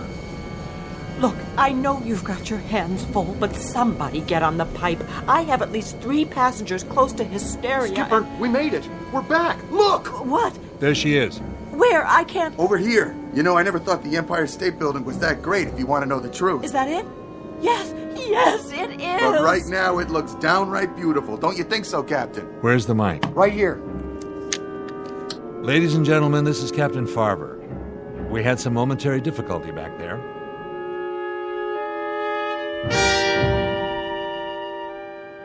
But as you can see, we're now over New York. We should be landing in just a few minutes. Thank you all for bearing with us. Bravo! He did it. I haven't prayed since... Down on my knees and thank... Hey, look, the Statue of Liberty. It's right down there. Kiss the ground. Oh, May, I must have dozed off. Did I miss anything? In a word, madam, dear lady, yes. Well, sometimes I just have to rest my eyes for a second or two. You know how it is. Quite. These seats are awfully uncomfortable, though, right in the small of my back. My doctor said I should never sit in one position for this long. He told me, next time I won't fly, I'll take the train. Miss, you never brought me an extra pillow like I asked. Didn't you hear me? I distinctly remember saying... Here, ma'am. Take all the pillows you want.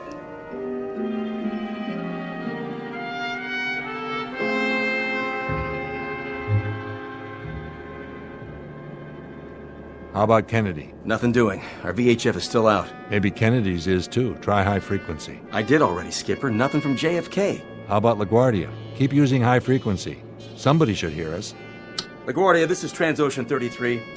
LaGuardia, Transocean 33. This is LaGuardia.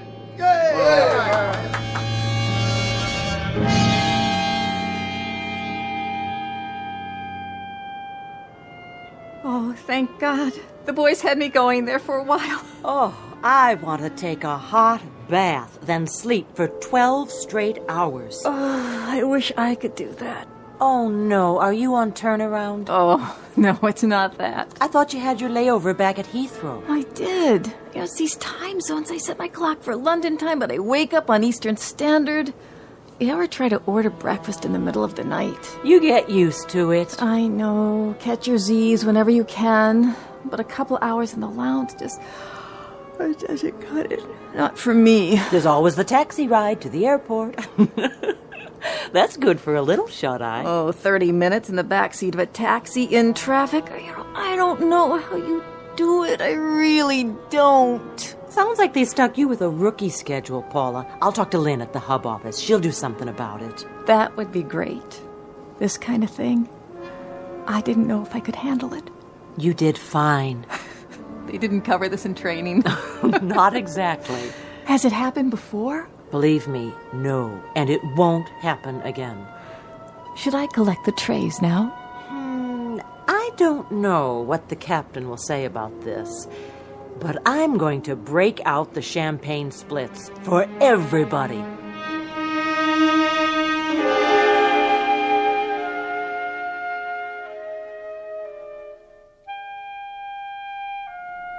Wyatt, try for radio contact. Yes, sir. This is Transocean 33, LaGuardia. We're on the northeast leg of the LaGuardia Range, and both our ILS and VOR appear inoperative. Request radar vector to JFK ILS. Nothing, sir. Keep trying. Transocean 33, LaGuardia. What are you, wise guy? You like what? I got a live one. Yes! All right! A radar vector to Kennedy ILS. Can you do that little thing for me, LaGuardia? If it's not too much trouble, because you'll never, ever know how good your voice sounds to me right about now. What flight did you say this was? Transocean 33. What's the matter? Come on, LaGuardia. Quit fooling around. We're low on fuel. Transocean Airlines? What kind of aircraft is this? This is Transocean 33, a Boeing 707. You heard of that? Did you say a Boeing 247? Let me handle it. Be my guest. This guy's a hard case. LaGuardia, this is a Boeing 707. Don't give us any of this 247 jazz. You're a few decades behind the times. This is a 707, LaGuardia. A jet. 4 big, lovely Pratt Whitney turbines. Only they're getting hungry. We're low on fuel, and all we want is a radar vector to Kennedy. Now, do you have us in radar contact, or don't you?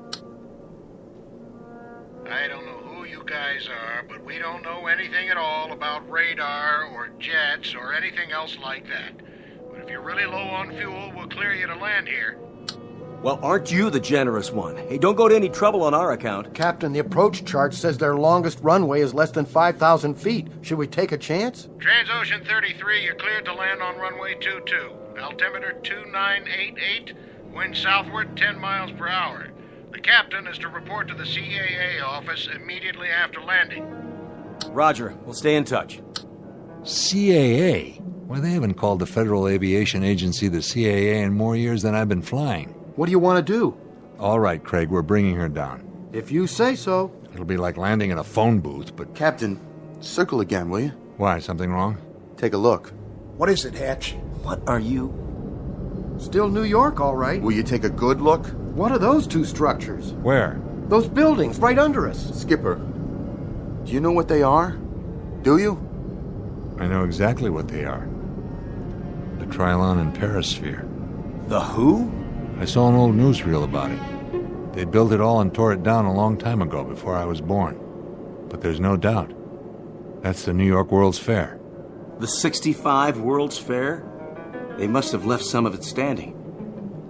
Funny, I never noticed it before. Not the 1965 fair, the one before that. But that was in 1939. I know they tore that one down. They did. So that means we're in 1939. We came back. We did it. We came back, but dear God, we didn't come back far enough. We can't land. We can't land at LaGuardia, not in 1939. We've got to try again. What about the passengers? I think we'd better let them in on it. What choice do we have? We owe them the truth. Ladies and gentlemen, this is your captain. What I'm about to tell you is something I can't explain very well. Your crew is as perplexed about it as you are. But if you look out on the left-hand side of this aircraft, you'll see directly below you an area that was once called Lake Success, and those buildings down there aren't the United Nations. They happen to be...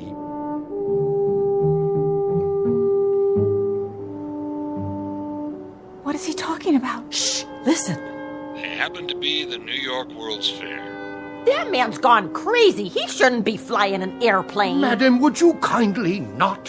What I'm trying to tell you is that somehow, some way, in some manner, this aircraft has gone back in time, and it's 1939. We're going to try to increase our speed and go through the sound barrier, or time barrier, whatever it is, the same as we've already done twice before.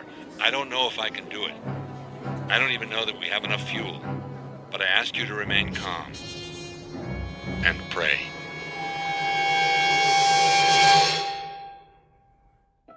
A trans-ocean jet airliner en route from London to New York on a recent uneventful June afternoon, but now reported overdue and missing, and searched for on land and sea and in the air by anguished human beings, fearful of what they'll find. But you and I know where she is. You and I know what's happened.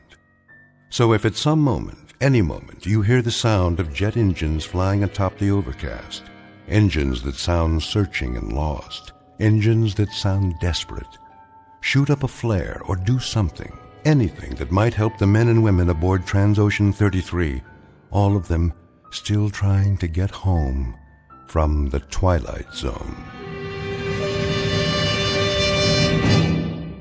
We'll return to the Twilight Zone in a moment. Hi, this is Carl Amari, producer of the Twilight Zone Radio Dramas. I'd like to take a moment to tell you about our official website at twilightzoneradio.com, where you'll get the latest news and information on these Twilight Zone Radio dramas. Plus, at twilightzoneradio.com, you can digitally download 3 free episodes or any of our episodes for only $1.95 each. In this age of ever-changing technology, we've decided to make these episodes instantly available to you by making the Twilight Zone Radio Dramas a digital download-only series. This means that this series will no longer be offered on CD. The CD collections at our website are now being offered, while supplies last, at buy one, get one free. So be sure to get your favorites before they're sold out. Be sure to visit us often, and I'll see you in the zone.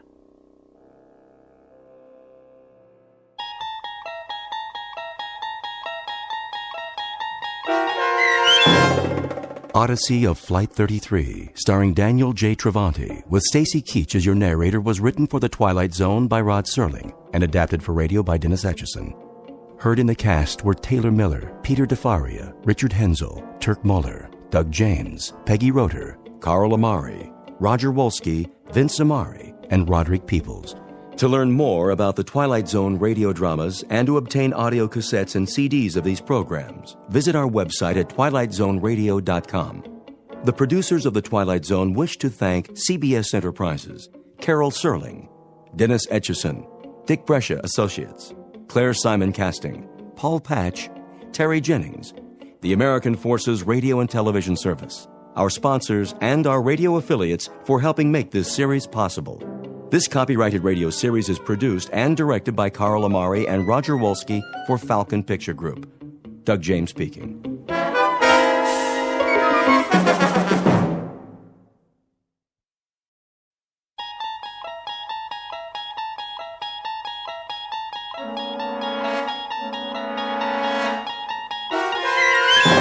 You're traveling through another dimension. A dimension not only of sight and sound, but of mind. A journey into a wondrous land whose boundaries are those of imagination. Your next stop, the Twilight Zone.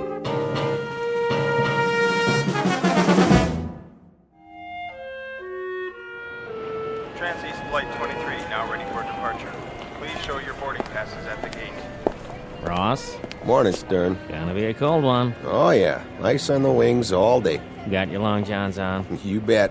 I don't believe it. What? Where'd you get the fancy hat? Not this. The wife bought it for me. Fur line and everything. Pretty nice, huh? Keep your brain from freezing. Yeah, you wish you had one. Nah, I already got a brain. Very funny. Flight 107 now on approach, landing in approximately 10 minutes. Flight 107 arriving on schedule at Gate 2. Time to go to work. As soon as I get me some coffee. Stern, Yeah? you and Ross get out there. We're going, boss. On the airfield, now. What's the big rush? Flight 107, What about it? on the radar. Repeat, will ya? You're breaking up. Lost radio contact. Pilot's not responding. Does he mean 107? Coming in by the seat of his pants. Get moving. On the dump. We roger that. Let's do it. Lost radio contact, huh? No sweat. Pilot knows the flight plan. Unless they're playing poker up there.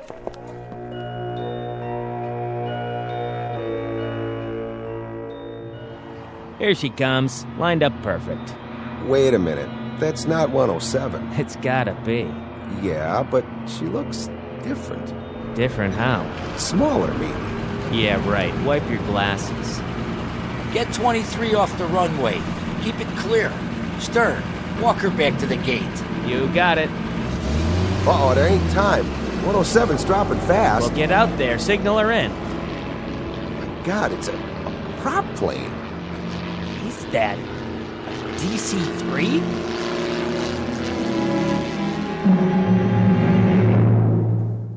Mr. Stern is correct. What is about to touch down is a DC-3. Despite the loss of radio contact, not an eventful arrival, which is no surprise. Most airplanes take off and land as per schedule. Very seldom do they crash. But all airplanes can be counted on to do one or the other. It is only on rare occasions that this workhorse hasn't reached its destination at the appointed time. Others like it have flown millions of miles with millions of satisfied passengers. We offer a rather detailed introduction because this DC-3 doesn't belong here. It is an anachronism. You see, DC-3s ceased operating as commercial passenger carriers a number of years ago, to be replaced by more modern designs with jet engines. So where did this ancient example come from? It is an enigma, a 7-ton puzzle made out of aluminum and steel and a few thousand component parts, none of which add up to a satisfactory answer. In just a moment, we're going to give you 90% of the jigsaw. You and the Federal Aviation Agency will assume the problem of finding the missing pieces and putting them all together. This we offer as a tantalizing brain teaser, a little extracurricular diversion flown in directly from the Twilight Zone.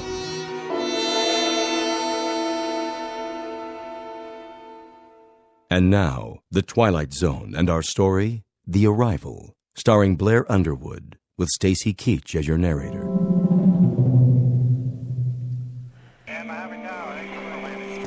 Flight 51, you are not cleared for landing. Repeat, not cleared for landing. Low on fuel. Please advise. Transeast 13, maintain holding pattern. Await further instructions. What's going on down there? Clearance to land temporarily denied. Tower, I see an aircraft off starboard at 3,000 feet. Can you identify? Stay above it. Continue circling. I have 250 passengers on board. Will someone please tell me what is going on? Flight 107's on approach. Here it is on the screen. So? You have her flight plan? You've lost radio contact. She's not responding. Then give her plenty of room. Keep scanning all frequencies. I've done that, sir. The pilot can't hear us. Or he's passed out. Do you have a visual?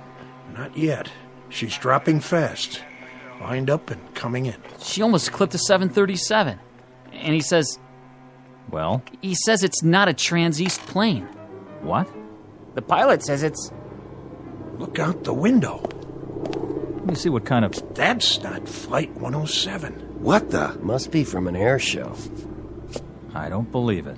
Neither do I. What the heck is that? That, son, is a DC-3. Here it comes. He's gonna make it. Oh, you better. She's down. Perfect 3 points. Tell the trucks to back off. We don't need them. Look at that, right on the mark. Get the ramp in place. We don't have a ramp to fit that. Use the ladder. Over here. I got it. Hold it steady. Right. Okay, you can open up. What are they doing in there? I better give him a hand. Watch your step. Hey, inside, let's go. How about it? You need a can opener? Hey, are they asleep or what? Must be dead. Hello, DC-3. Use the manual latch. It's a real antique. That's no antique. It's as shiny as the day it was made. Let me off this cart. Huh? I don't see any crew, sir. Ross, get the cargo hold open. Right. Go on in, Stern. Yes, sir.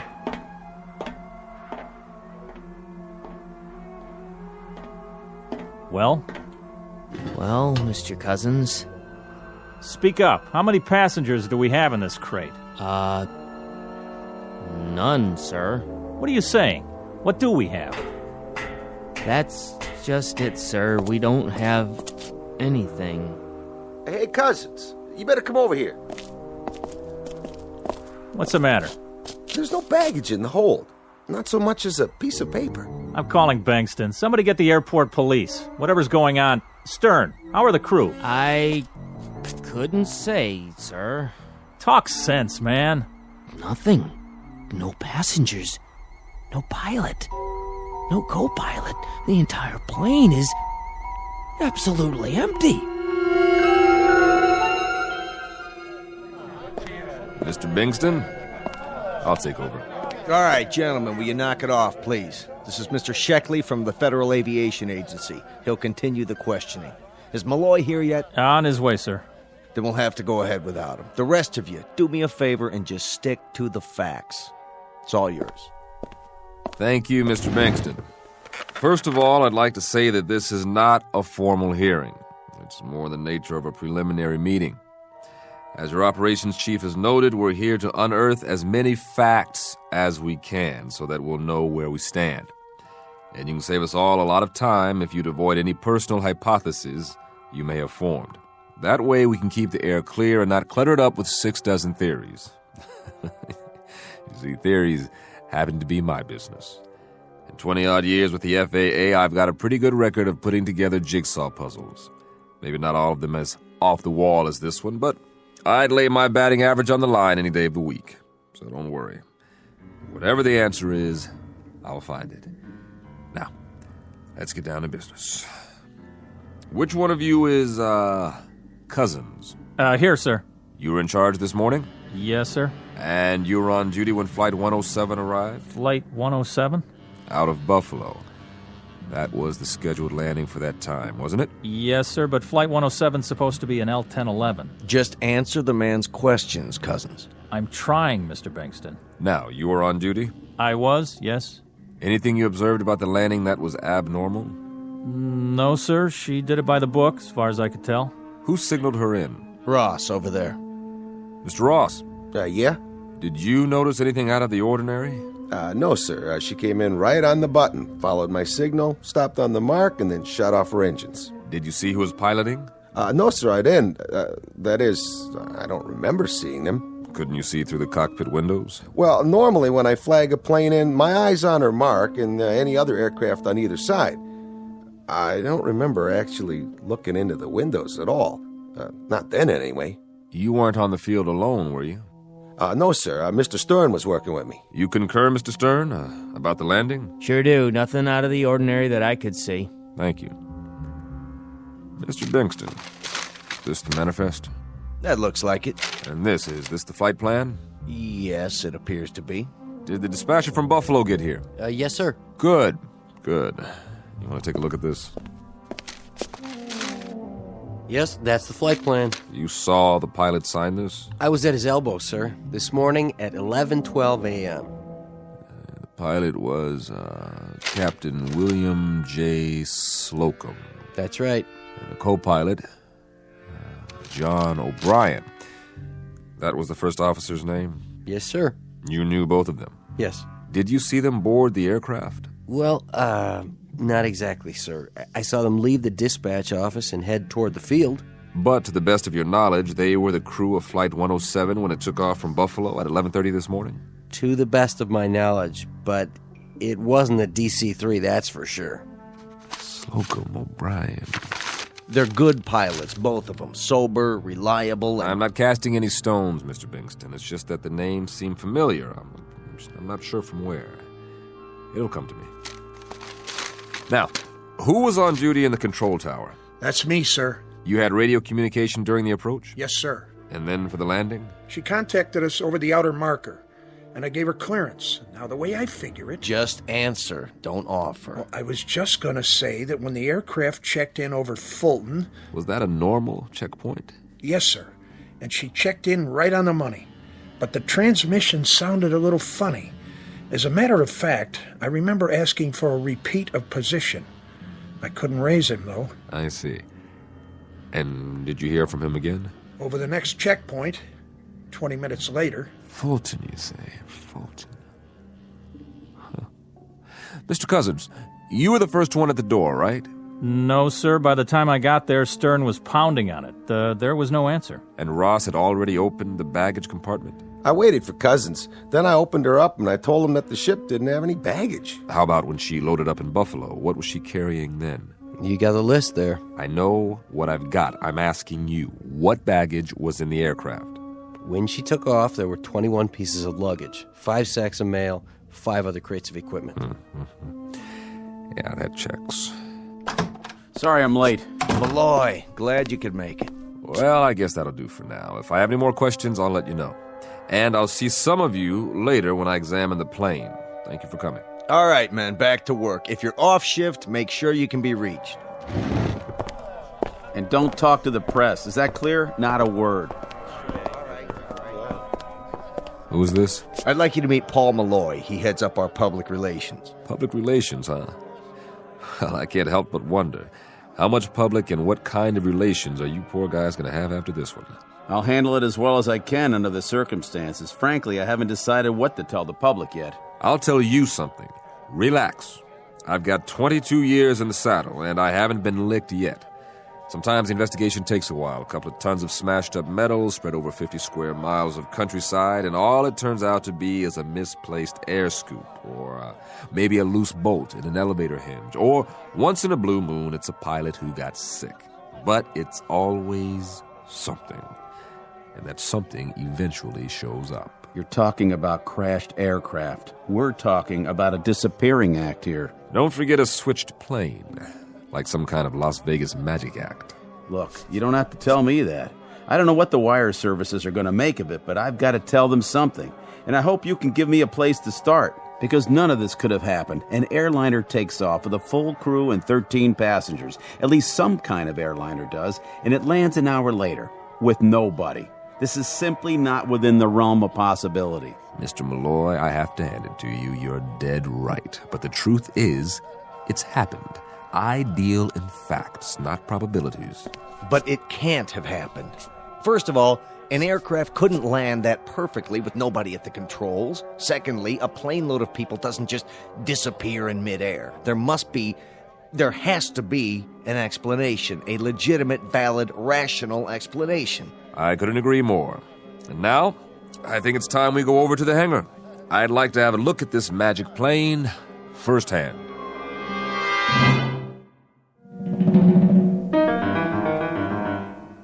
Yeah, that should do it. Thanks for showing me around, Mr. Cousins. Before you go, Mr. Ross here wants to tell you what he thinks happened. I don't think that's necessary. No, I'd like to hear it. He was on the scene.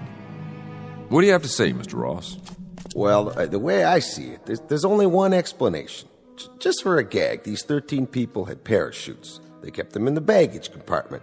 That's why there wasn't any luggage. And someplace between here and Buffalo, they jumped out, like D.B. Sweeney. That's brilliant. And what happened to the pilots, Mr. Ross? I suppose that part of it's elementary. Maybe they hid in the restroom, then sneaked out of the plane after we left. Oh, please. You're imaginative, Mr. Ross. I'll give you that. What if? What if what, Stern? Nothing. Truth is, it beats me. I'll tell you something else, though. I still feel spooked. Standing here, I felt spooked even worse when I was inside. Just a whole bunch of empty blue seats staring at me. Look, boys, we've been theorizing for 6 solid hours. Now, I'm just a simple-minded vice president in charge of a medium-sized airport. I've got a passel of newsmen hounding me to death, wanting to know what kind of operation we're running up here. Tell them to keep their shirts on. That's what you should be telling them. Or a reasonable facsimile of an explanation. That's what I hired you for, Malloy. Then you better hire me another head and a couple of sets of arms, because I haven't been off the phone all day. I've had every news service, television network, and even a couple of professional mind readers trying to find out what's the great big mystery we're keeping under wraps. You know how long I can sit on this, Bankston? Maybe another 15 minutes. Then it's going to break open with a bang, and we're going to stand here with rotten eggs all over our faces while Mr. Sheckley's FAA takes our license away from us. Incompetence, mental instability, you name it, and you can have it. This passenger manifest. What about it? You've checked out every name? I have not. That's all I need now, to have a small army of relatives from upstate New York clutching at my lapels and asking for a definitive statement as to where their loved ones are. How many calls have you had? None so far. You mean to say you haven't had any inquiries yet? Not a single one? It is strange, isn't it? Not a single inquiry from the families.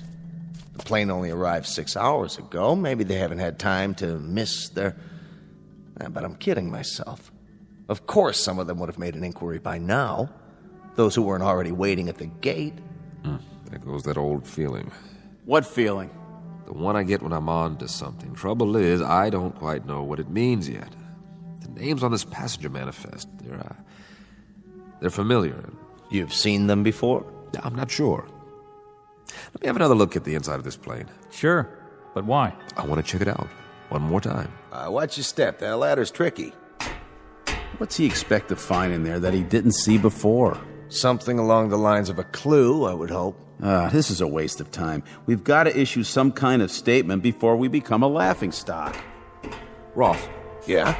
What was it you said? Oh, for the love of... Why don't we just bring in a psychic? You mean about the pilot's hiding out? No, something else. Correct me if I'm wrong, but you said you looked inside the plane when it landed and you saw blue seats. That was me. I was the first one in. Right.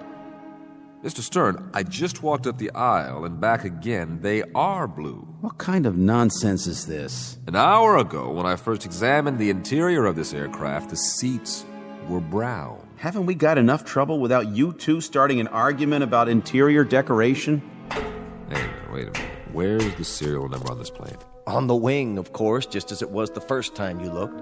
You see a number on the wing now? Of course I do. Read it off to me. N153802. You're sure? I think I can read numbers that large. Yeah. Can you read this? The notes I took when we got to the hangar. Take a look. N107793. Now, you must have copied it wrong. Mr. Stern. Yeah? You see a number painted on the tail? Sure do. Read it off to me. What? I said read it off to me out loud. The numbers on the tail. If you say so. N664753. What's this all about? What did I write down on my clipboard? Mr. Malloy, verify, please.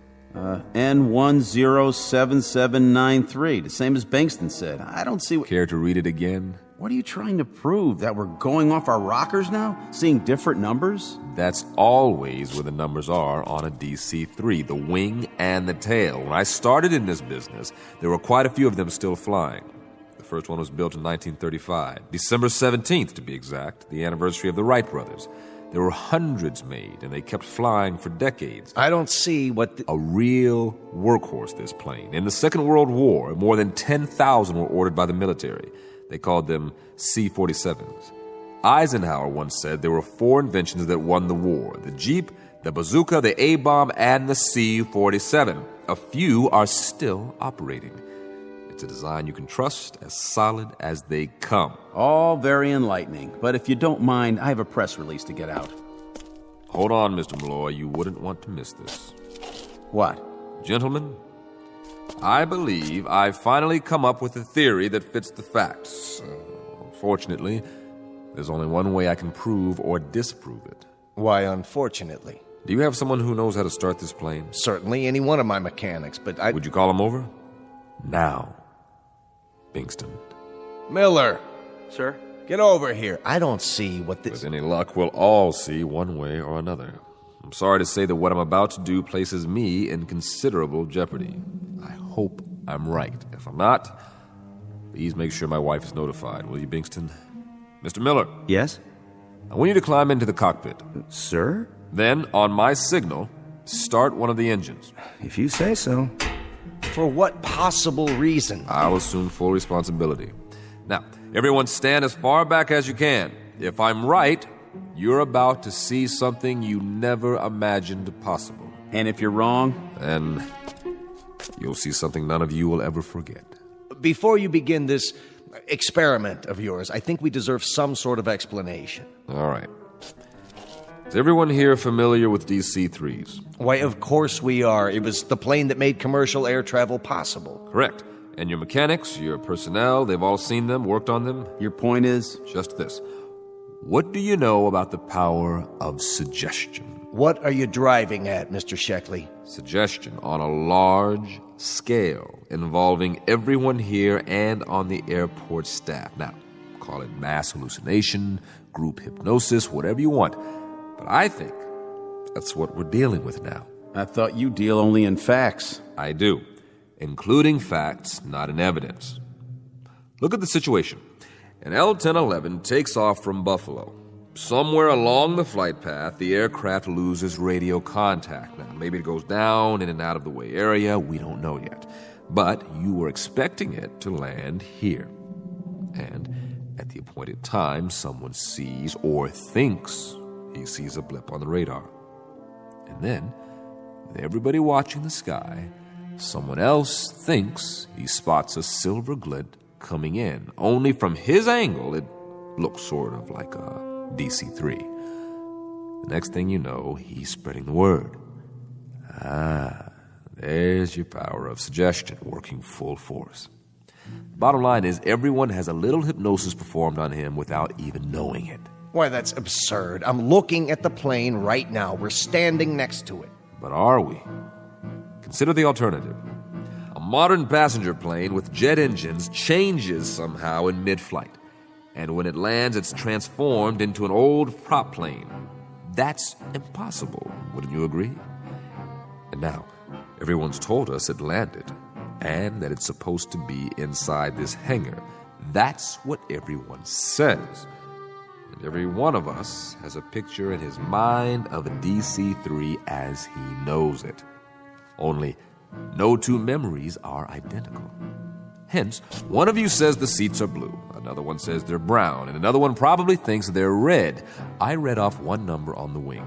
2 other guys see 2 others. Do you understand what I'm saying? If I'm right, then this particular aircraft doesn't exist. It really isn't here at all. Miller. Yeah? Fire up the starboard engine. Mr. Bankston. Go ahead. Mr. Sheckley seems to be in charge. Yes, sir.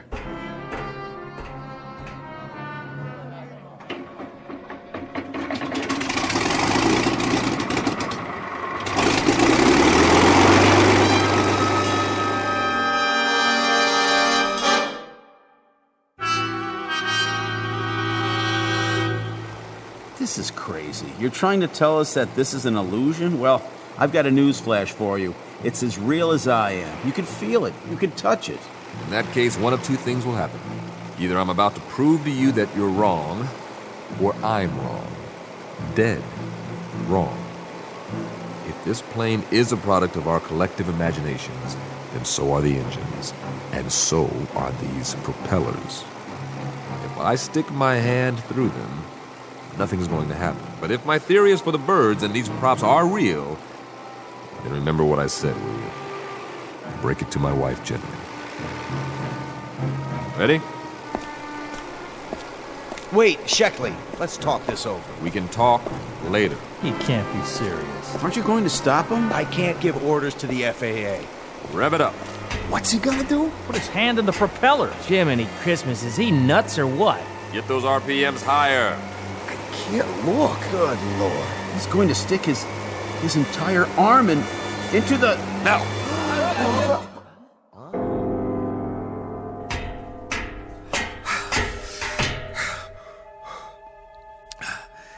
You see, gentlemen,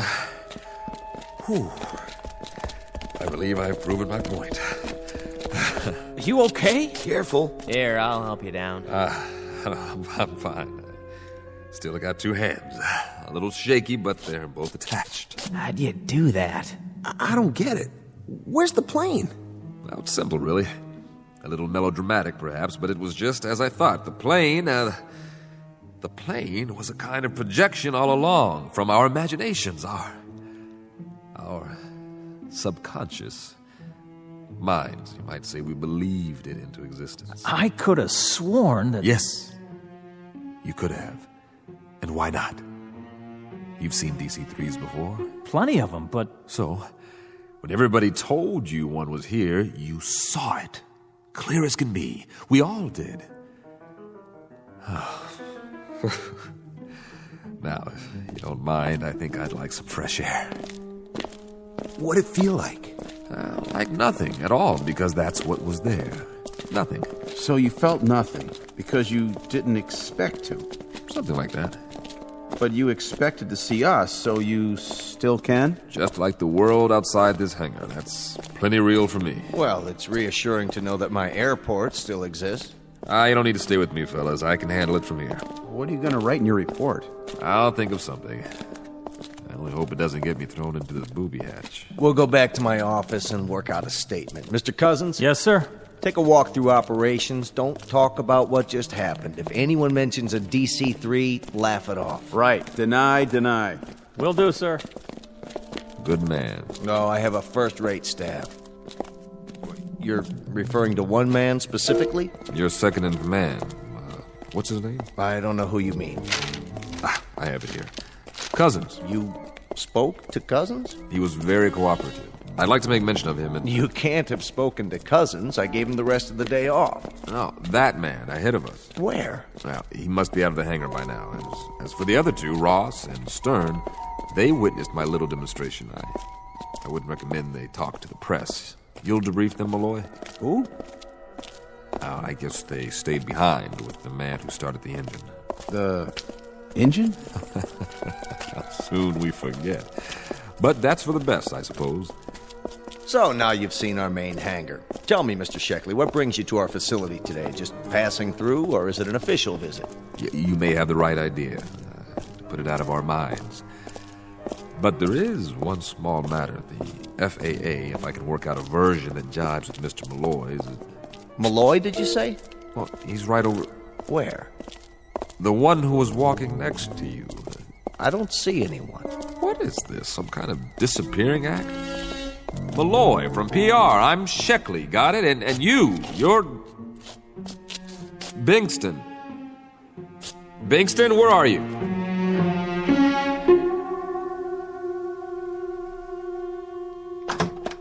May I help you?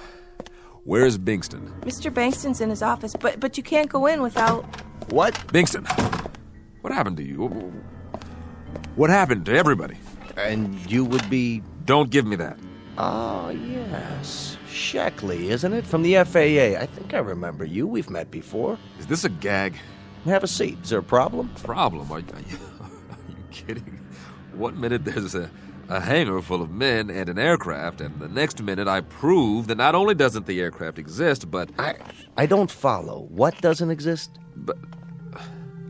But that all of the rest of it, all of you... Are you sick, Sheckley, or drunk? You don't look very good. Sit down, man. Where's Malloy? Still in his office, I presume. Then you'd better call him in here. He's got a few things to answer to, just like the rest of you. Kimberly. Sorry about that man, sir. Should I call security? That won't be necessary. Ask Malloy to come to my office, will you, if he hasn't gone home for the night? Yes, sir. We've had a busy day here, Mr. Sheckley, but my PR man handled it admirably. The evening paper just arrived. Let me see that. Lovely Hollywood star Penny Jackson arrived from Buffalo this morning on tour to promote her latest film. What is this? Malloy coordinated everything. Photographers, reporters. Quite a scene we had here. I was just on my way out. Who's this? Who am I? What is this? How could they have taken this picture? The flight from Buffalo this morning. How could they say it landed when... When what? You know this guy? Mr. Sheckley, this is Paul Malloy, our public relations man. I know who he is. What in God's name is going on here? Maybe you better tell us. What's so odd about a picture on the front page of the local paper? What's so odd? That has to be Flight 107, Bingston. Didn't that flight arrive this morning with nobody on it? No crew, no passengers, no baggage? No, Mr. Sheckley. Flight 107 landed on schedule. You mean to stand there and tell me you are not missing an aircraft? That's exactly what he's telling you, mister. We're not missing Trans-East 107 or any other flight. How could that be? You never missed Flight 107. That's right. At least not recently. You of all people should know that, Sheckley. Know what? You're confusing the two. I remember now. That's why you looked familiar to me when you walked in. You were the examiner on the other one. What other one? We've had one flight lost in some 20-odd years. Just one. Flight 107. Right.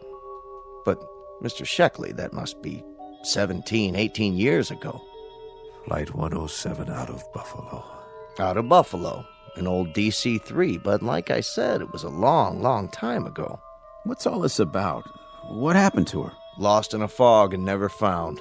We always figured she veered off course, ended up over the ocean, and went down. You never found her? Not a trace. And Mr. Sheckley here investigated the disappearance, but that's one case he's never been able to close. Nobody has. It just sits in the record books as lost, presumed crashed.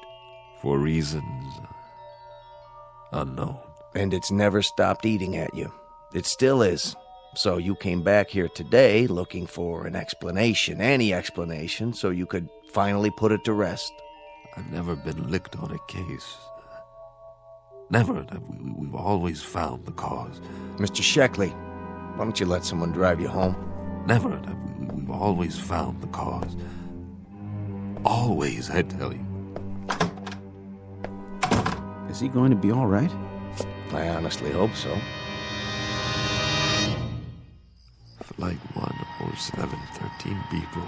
Pilot William J. Slocum, co-pilot John O'Brien. I never forgot your names. What went wrong? I have to know. Where did you go down? Where are you? Where are you now? Where are you? Hey, Flight 107, why didn't you leave me a clue? Any clue at all? What? Are you out there somewhere? You gotta be. You gotta be.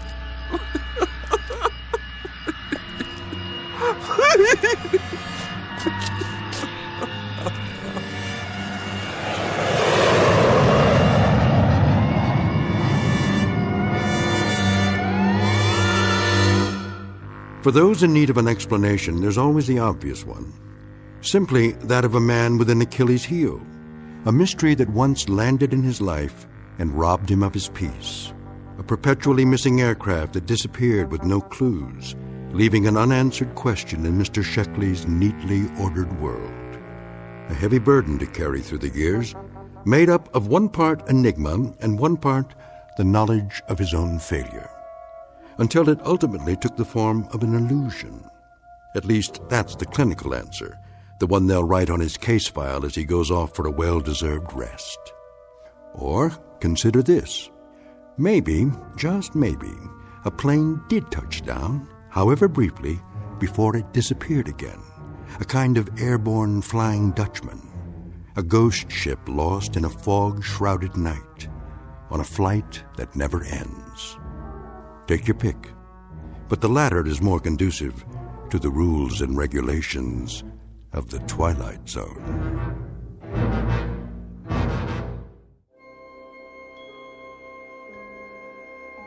Hi, this is Carl Amari, producer of the Twilight Zone Radio Dramas. I'd like to take a moment to tell you about our official website at twilightzoneradio.com, where you'll get the latest news and information on these Twilight Zone radio dramas. Plus, at twilightzoneradio.com, you can digitally download 3 free episodes or any of our episodes for only $1.95 each. In this age of ever-changing technology, we've decided to make these episodes instantly available to you by making the Twilight Zone radio dramas a digital download-only series. This means that this series will no longer be offered on CD. The CD collections at our website are now being offered while supplies last at buy one, get one free. So be sure to get your favorites before they're sold out. Be sure to visit us often, and I'll see you in the zone.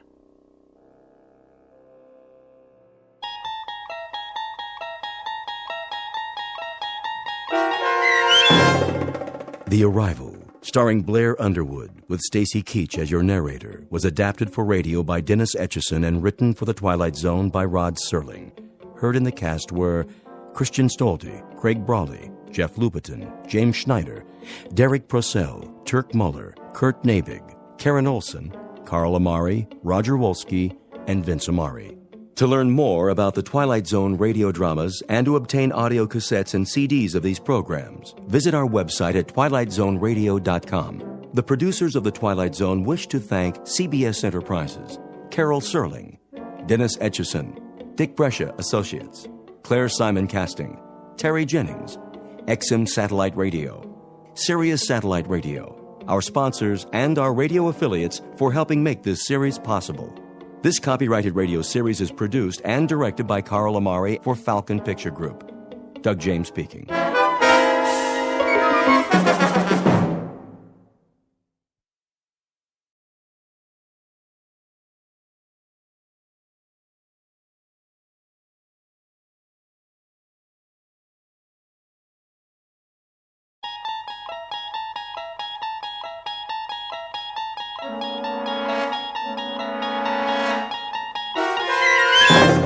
You're traveling through another dimension.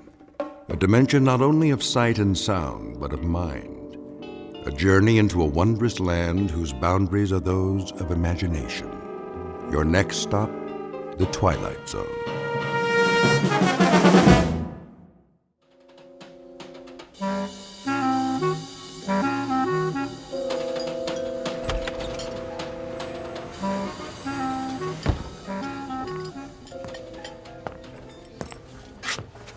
Oh, hello, Mr. Morgan. Ferdy? Nice to see you, sir. Where's Daggett? Mr. Daggett? At the table in the corner. He got here a few minutes ago. Good. I'd like to see a dinner menu. I don't have much of an appetite. A drink, then. The usual. Yeah, make it the good stuff. Of course. Harold, 1 tequila with lime, table 3. Coming right up.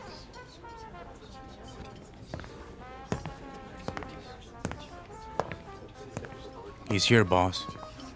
Well, well. How you doing, Dane? You wanted to see me? Yeah, sure. You know Ben and Jimmy. Dane. Hiya. Boys? And Iris and Sherry. Hi. Hello. Pull up a chair. No thanks. Go ahead. Take a load off. I thought you wanted to talk. I do. Mr. Daggett wants you should sit down.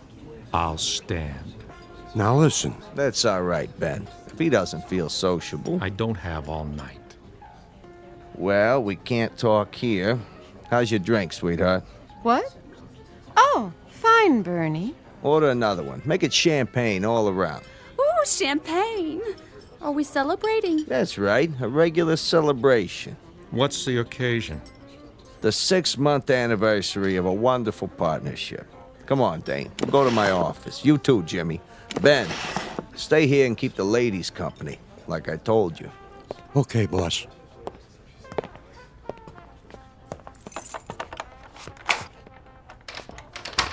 After you. Age before beauty. That's a good one. Come on in, Dane. What's a bodyguard for? We don't have any secrets in here, do we, Jimmy? Not on your life. Sit down. Have a cigar. I'll take a napkin. What for? My shoe. You and your shoes. Always got a brand new pair. What's the matter? You see a piece of lint on them? Jimmy, give him your handkerchief. Huh? Do it. Okay, boss. There. That's better. So, what's on your mind, Bernie? Oh, I thought we should have a little sit down. Something wrong? What? No. Business is jumping. A real healthy cash flow. Most of it from my joints. Yeah, well, see, that's just it. I'm feeling generous, so I thought I'd make you an offer. Forget it. Wait a while. I'm talking cash. I buy you out. You walk away with enough dough to live the high life. I already live the high life. Yeah, sure you do. But think about it. You could set up a new business. Anything you want. I have a business. Now listen, Dane. Don't look a gift horse in the mouth. Thanks for the warning. You want my answer? It's a big fat no. Don't waste my time, Bernie. I'm out of here. Not on your life. That's a laugh. A 2-bit mug with a heater in his pocket. Sit down, Dane. Tell him to keep his hands where I can see him, or I'll ventilate that cheap suit, but fast. Cheap? It's a Versace. We're not through here. Read my lips. N-O. Dane.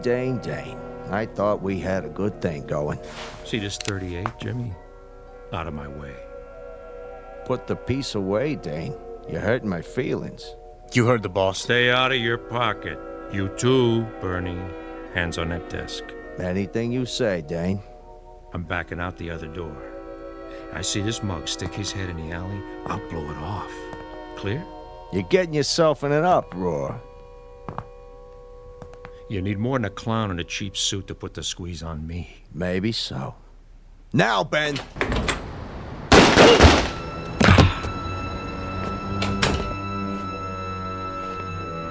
You should have looked behind him. Good shooting, Ben. Just like you told me, Mr. Daggett. Now, get this punk out of my office. What do you want we should do with him? Dump him with the rest of the garbage. Jimmy, clean up the blood. He's leaking all over my Persian rug. Right, boss. You got it, Mr. Daggett. Meet Bernie Daggett, a successful West Side businessman. He's just concluded a merger with a partner who has certain investments and a preference for two-tone footwear. Make that had, because the owner of those shoes is now officially out of business. Said business will continue, of course, under different ownership. But what of the gray and black wingtips? They're brand new, with a shine so bright you could use them for mirrors. It would be a shame to let them go to waste. But never fear, a certain Nathan Edward Bledsoe of the Bowery Bledsoes is about to recycle them. At the moment, a few long blocks from here, Nathan just happens to be looking for a new pair of treads because the ones he's wearing are falling apart. He doesn't know it yet, but his search for a warm place to sleep and a bottle of forgetfulness is about to end. Dane's shoes will carry him out of his misery and straight into the Twilight Zone.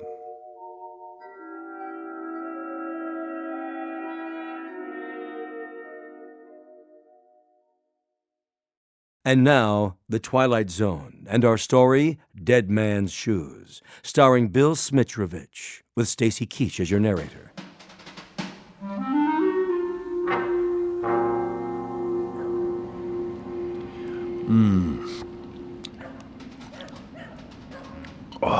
Give me a swig, will you, Nate? Sorry, Chips. All gone. Well, let's go get another one. Oh, you go. I'm gonna turn in for the night. But it's early. Besides, I don't got no more money. Go panhandle some. Move your head. What for? So's I can toss this bottle in the trash. 2 to 1 says you can't make it. You gotta have money to gamble, remember? Oh. You missed. I guess we better clean it up. Clean it up. That's a good one.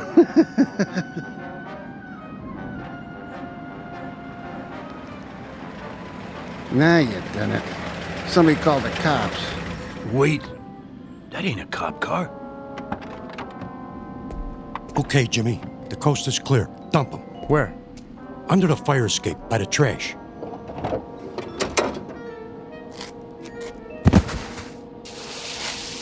What you got in the bag? Quiet. Keep your head down.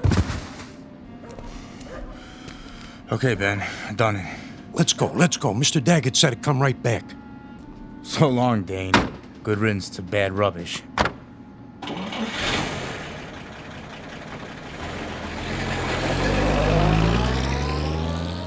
Will you look at that? They drove all the way down here just to dump their garbage. That ain't garbage, you moron. Then what? What do you think? You mean? Go check it out. Maybe he's got a ring on his finger or something. Oh, no. I ain't messing with no dead body. You chicken? Yeah, I'm chicken. What's that sticking out? I don't see nothing. Wait here. What is it? Can you beat that? Just what I needed. What? Guy's got a pair of shoes on. Brand new. I wouldn't touch them if I was you. My size, too. Careful, Nate. You're fooling with evidence. Look at that. Perfect. Wonder if there's anything in the pockets. Nate, we gotta get out of here, I tell you, before they hang it on us. No wallet. Oh, nothing except for this key. Number 621, Mayfair Apartments. Hey, I know where that is. Pretty swanky. Hey, where you going? To check out my new digs.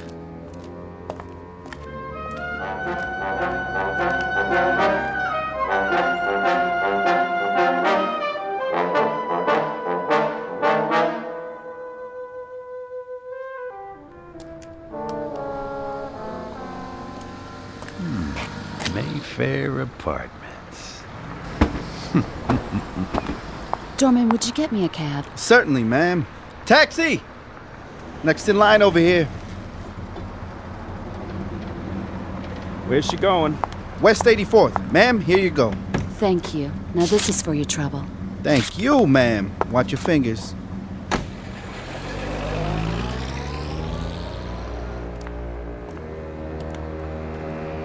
Hey, fella, where you going?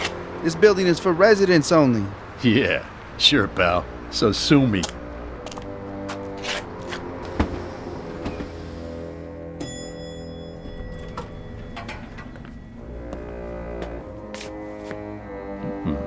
Apartment number 621. Nice place. Dane, I'm so glad you're here. I was just painting my toenails. Where were you? Who are you? That's rich. Who am I, she says. What do you want? Not you, that's for sure. You better get out of here, Buster. I'm not kidding. Now, where's the liquor? Right over there. That's Dane's tequila.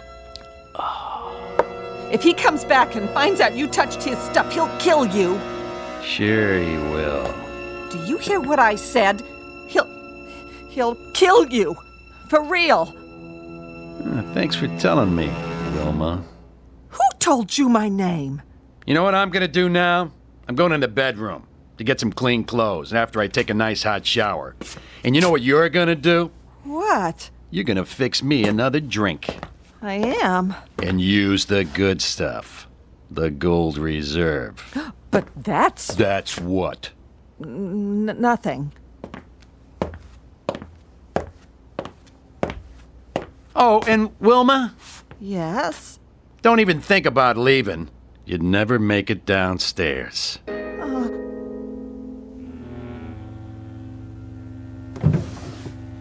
Shirt, socks, and a suit. Think I'll try the pinstripe.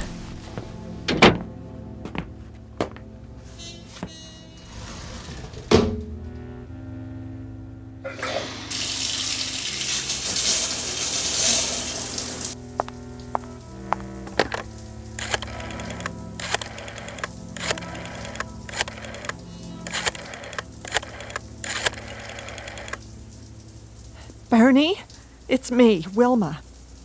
Wilma! No, I can't talk any louder. Listen, is Dane there? Well, where is he? What do you mean you don't know? All right, do me a favor. Call me as soon as you do. Thanks, Bernie.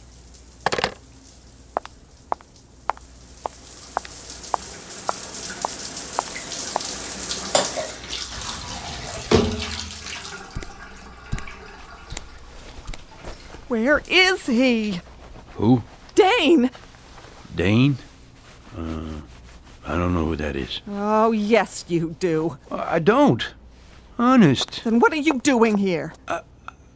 I'm not sure. You walked in here with his shoes on. Nobody else wears shoes like Dane's. I don't remember. Well, maybe this will refresh your memory. Hey, what are you pointing a gun at me for? I don't know what you're talking about, lady. I found the shoes. At least I think I did. You mean you stole them? Yeah, that's it. I stole them, okay? Where? Please, miss, I don't know anything about nothing. What do you know? Nothing. You gotta believe me. I ought to shoot you right now. Busting in here like you own the place. Please, I don't want any trouble. All right, but you get dressed and get out of here. Move. Okay, I'm going. Hurry up. I just gotta put my shoes on. Those aren't your shoes. Yeah? Is that right? And what about the gun? I suppose that's not mine either. What? Keep away from me. Give me that thing. Ow! You shouldn't play with guns, Wilma. You might get hurt. Hand me the towel. What? The bath towel. I see some dust on my shoe. Just get out, please. I won't say anything. Where's the other one? I don't know what you mean. The automatic. What do you think I mean? In the closet. The shoulder holster. Full clip. Good. What are you standing there for? I thought I told you to make me a drink. Look, mister, I don't know what you want here. A drink, I said. Okay. What kind? What do I have to do, break your arm? The only thing I ever drink. Tequila with lime.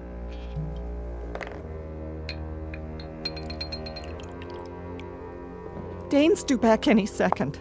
I'm warning you, for your own sake. If you know what's good for you... I know what's good for me.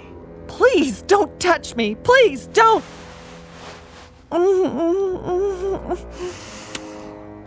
Oh. Who am I, baby? Oh, it's not possible. No? Let's try that again. Dane? But you're not him. You're not! Be quiet. What have you done with him? What happened? What?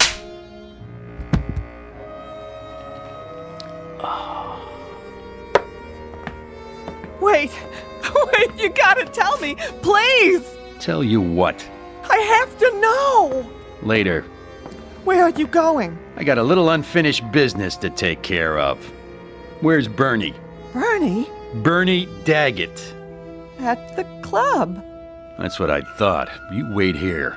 I'll be back after it's over. And don't answer the door. For your own good.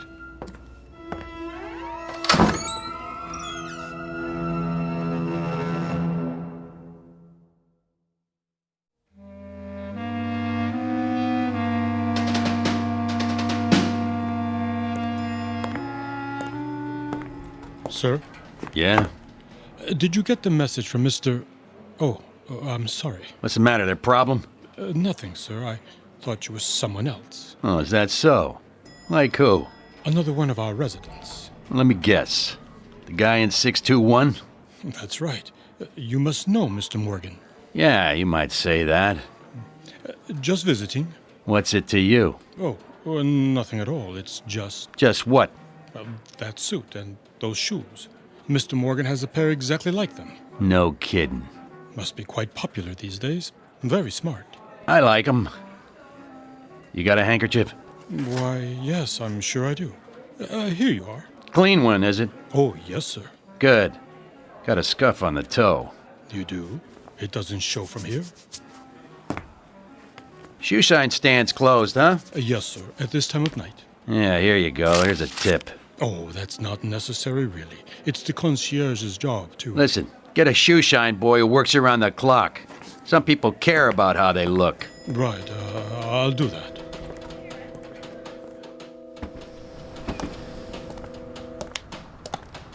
Hey there, Mr. Morgan. Get a cab for you? No thanks, Tommy. Oh, begging your pardon, you're not Mr. Morgan. Were you sure about that? Get you a cab if you like, sir. That's okay, Tommy. I feel like walking. Clean shirt, new shoes, and I know just where I'm going to. Sure looks like you do. Yep. Clothes make the man. That's what they say. Hello, Mrs. Tomlin. Oh, watch your step. Why, thank you, Thomas.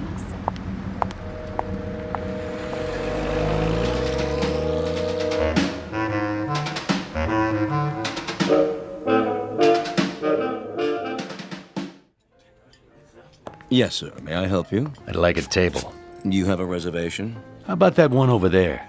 In the corner. Next to Daggett. I'm afraid that table is reserved. It is, huh? If you would care to wait at the bar, perhaps something will open up. Well, here you go, Ferdy. This should take care of it. That table open now? Yes, sir. Thank you, sir. Well, I should have known a man like you would have a reservation. Yeah, must have slipped your mind, huh? Right this way.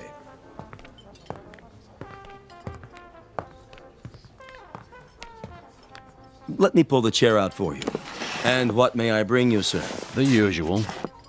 The usual? Tequila. Really? Any particular brand? The good bottle, under the bar. With a slice of lime. Certainly, sir. Right away. Ferdy. Yes, Mr. Daggett. Bring us another bottle of champagne. Of course. Who's that, anyway? You mean the gentleman with the... shoes. I'm afraid I don't know, Mr. Daggett. Never saw him in here before. Nor have I. I'll get you your champagne. Friend of yours? No friend of mine. Hey, Jimmy. Yeah, boss? That fella over there. You seen him? Negative. What about you, Benny boy? Never set eyes on him. Well, he seems to know us. What's he smiling for? He ain't looking at me, honest. Of all the nerve. Just some lush. Forget it. Yeah, but a familiar lush. Something about him. Maybe he's looking at me. Iris? It could be. Or ain't I worth staring at anymore? Oh, nobody said that. Said what? Oh, nothing. I just said I was leaving you. Yeah, sure. Jimmy, why don't you go over there and... See? You never listened to me. I'm all ears. I said I was leaving you, Bernie. Sure you are. I mean it. We're Splitsville. There's only one way people leave me, honey. Feet first. Drink up, everybody. Let's finish this bottle. Sorry to tell you, boss, but that guy's still looking at us. Like he's got a secret or something. Oh, he's driving me crazy. All right, that's it. Can't even have a drink in peace. Ben. Yeah? Invite him over. What if you don't want to come? Then get rid of him. No problem.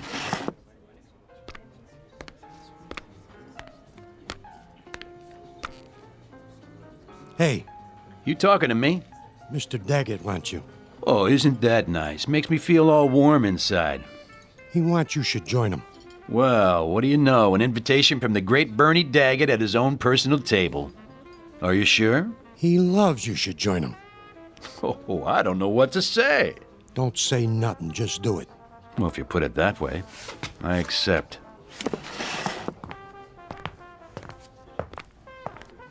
Here he is, boss. Well, well. Allow me to introduce myself. Hello, Bernie. You know me? Everyone does. By reputation. Oh, I get it. Sit down. Thanks. Get the man a chair. You, celebrating something? You might say so. Big business deal? Who told you that? Friend of mine. That right. What are you drinking? Tequila with lime. What did you say? Something wrong with that? No. It's just kind of funny. Is it? A coincidence is all. I had a friend drank the same stuff. Well, no kidding. What happened to him? What do you mean? Well, you said had.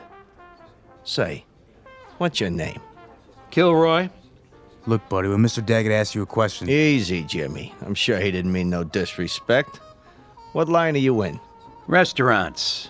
Just like Dane. Isn't that something? But tonight, I'm a messenger boy. And I've got a message for you, Mr. Daggett. Well, go ahead. Let's have it. Oh, I'm sorry, no can do. What do you mean? I have instructions to deliver the message personally. In private. It's kind of a touchy matter. You understand? And who's this message from? Afraid I can't say. Here you are, sir. Another bottle of champagne on ice and 1 shot of tequila with a slice of lime.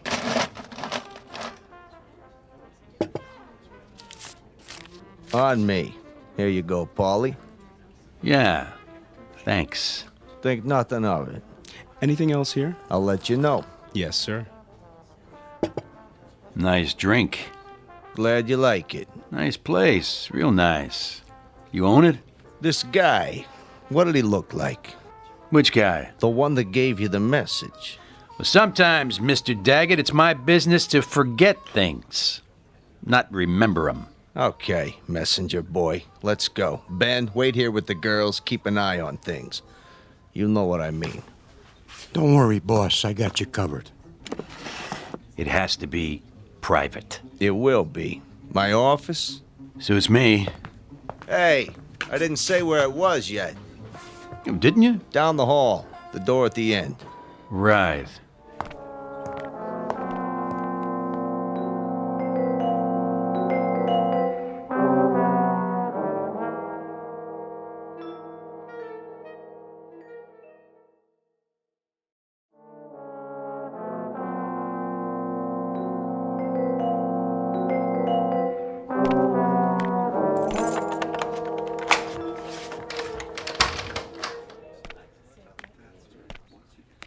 Nice place you got here.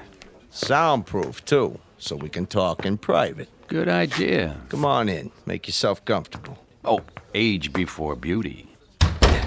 That's a good one. Jimmy? Put your arms out. What for? Just till we get acquainted. Go on, Jimmy. Frisk him. Well, what do we got here? Well, it looks like a 38 to me. What's the matter? The monkey can't see? You got nerve bringing a piece in here? That's okay. I know how it is. A man needs protection nowadays. Yeah, you don't know what kind of trash you'll run into. Hold it for him, Jimmy. Hey, careful with that. I'm always careful. Just till we're finished. Tell your monkey I want it back, with all the bullets. Hear that, Jimmy? Absolutely. Have a seat. Cigar? No, I don't smoke. Good idea. Could be dangerous to your health. So could a lot of things.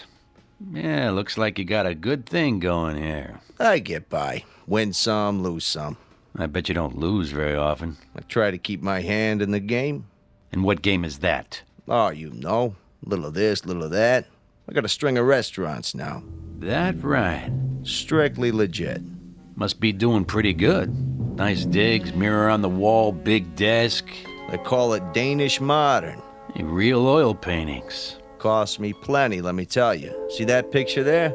Thomas Kincaid original. No kidding. Of course, I got a special discount. Yeah, you paid too much. What? I have 3, just like it. Picked them up at a fire sale. Guy turns them out like a factory. Doesn't even sign his name. Got a room full of brunettes to do it for him. Jimmy, make a note. Yeah, boss. See if there's a money-back guarantee on this crap. Now then, what were we saying? The message? Oh, yeah.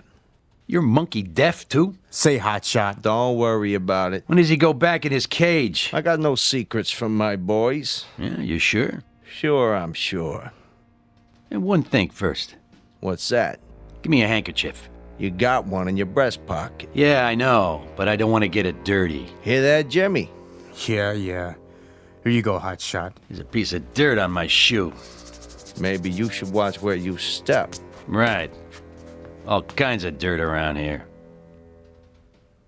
Where'd you get those shoes? I borrowed them. From who?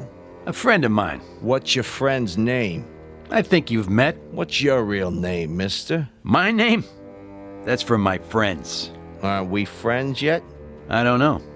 Are we? Yeah, I'd buy you a drink, invite you to my office, and all because you got a message to deliver. If that ain't friendly, I don't know what is. Bernie.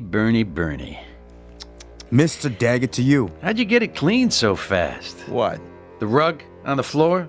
What about it? Well, blood's hard to get out, isn't it? Say, what are you inferring? You have to send it to the cleaners, unless you got your own cleaners. Nickel and dime mugs who wipe up people's messes for them. I don't know what you're talking about. Don't you? But I know one thing. You got a bad attitude. The kind that can get you in trouble. Absolutely. You think so? Then here's what I'm gonna do, Bernie. I'll tell you what I'm talking about. I'm talking about another guy who had a nice thing going for him. Yeah, plenty of dough, plenty of action, restaurant uptown, only he wasn't happy. And you know why? Let me guess. People were sticking their nose in his business. Close, but no cigar. He had a partner. That meant he couldn't be number 1, see? And being number 1 was very important to him. So he offered to buy the partner out, and when the partner refused to sell, this guy, he brought him in his office. And he killed him. Blew him away. Just like that. Or rather, he had his monkeys do it so he wouldn't get his hands dirty. It happened right here, and nobody was the wiser. Oh, it was one slick job. You're out of your mind. Only not slick enough. You didn't get it all up. Take a look. There's still some little bits of blood on the rug around the edge, see? Geez, I hope you didn't wash it in hot water, Bernie. That makes the stain set, so it'll never come out. There'll always be traces. You know, the cops come in, put the stuff on it, the luminol, then they shine a purple light, and whatever was there, bing, there it is. Who are you? I told you, a messenger. And here's the message. Look out, boss. He's got another piece. I thought you said he was clean. He didn't check behind my back. Anybody but a monkey knows to do that. Now take the gun out of your pocket and set it on the desk. Real slow. Better do what the man says, Jimmy. Okay. Now take the other one, the 38 you took off me, and put it down on the floor. And kick it over to me, nice and easy. Can't we talk this out? And don't go for your own gun, Bernie. Keep your hands where I can see them. That looks like you got the drop on me. You heard the man, Jimmy. Nice and easy. I'm doing it, see? But you're not doing it right, you big monkey. You put it down so the barrel's pointing at me. You're gonna go for it, aren't you, Jimmy? You just can't help yourself. So I better do something before you make a play. Are you nuts? You shot Jimmy in cold blood. That's right. And now it's your turn. You won't get away with this. Not unless I take care of Ben, too. What are you talking about? There's nobody else here. He's outside in the alley. Come on, drawing a bead on the door right now. As soon as he opens it, I'm history. Unless I shoot first. What are you doing shooting holes in my door? Didn't think it would work for a second time, did you, Bernie? Ben waiting in the alley before I can back out, huh? You're crazy. Open it. Take a look. Bet I drilled him right through the stomach. At least I hope so. Takes longer to die that way. There's nobody out there, I tell you. Oh, and by the way, where's the other 38, Bernie? The one you took off me the first time. In the desk? Huh? I'd like to have it back. Dane, you are him. But it ain't possible. Say goodbye, partner. Vaya con Dios. Now, Ben! Oh. You remembered the door to the alley, smart guy. Only I never do the same thing twice. You didn't think about the mirror. A two-way mirror to the next room. Too bad, Bernie. That means 7 years bad luck. Got him. Nice and clean. Good shooting, Ben. You cut that pretty close. I wanted to take him out with one shot, the way he got Jimmy. Bernie, listen to me. Listen good. You want I should finish him? Wait. I'll come back, Bernie.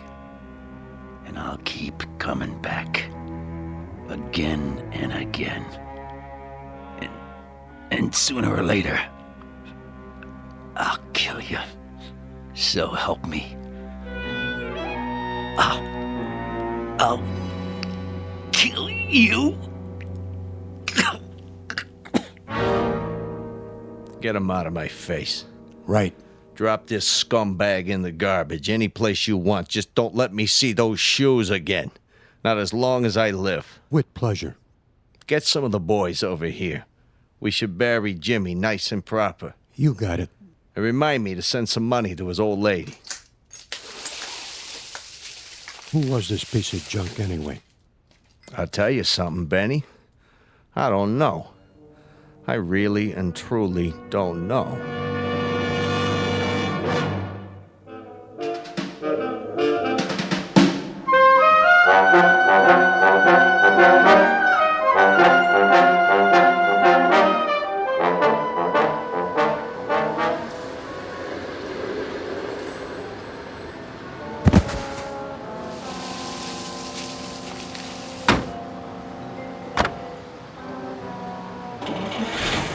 Go, the boss is waiting.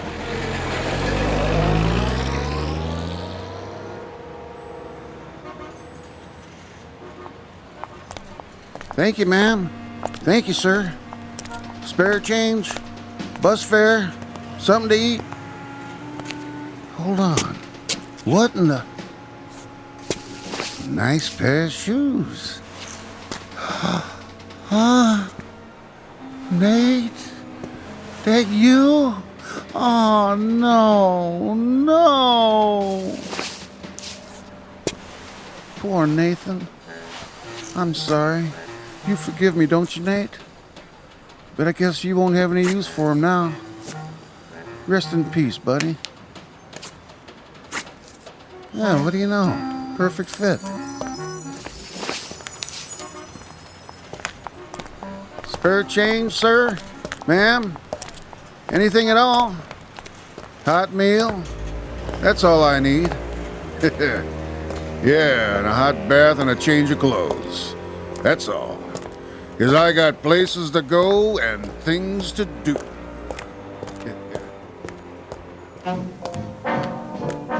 There's an old saying that goes, clothes make the man. And another one that says, if the shoe fits, wear it. Keep both phrases in mind should you ever find yourself on a lonely street at night. Because nothing comes without a price. And if you happen upon a pair of expensive black and gray loafers, size 9, be very careful, because they just might have a mind of their own. Try them on, and chances are you'll find yourself on a long-distance trek into the Twilight Zone. More from the Twilight Zone after this. Dead Man's Shoes, starring Bill Smitrovich with Stacy Keach as your narrator, was adapted for radio by Dennis Etchison and written for the Twilight Zone by Charles Beaumont and O.C. Rich. Heard in the cast were Meg Falcon, Christian Stolte, Rick Arthur, Alex Sopener, Fernette Lebo, Amber Lake, Doug James, Dale Rivera, Roger Mueller, Rich Komanek, Eddie Martinez, Tony Castillo, and Carl Amari.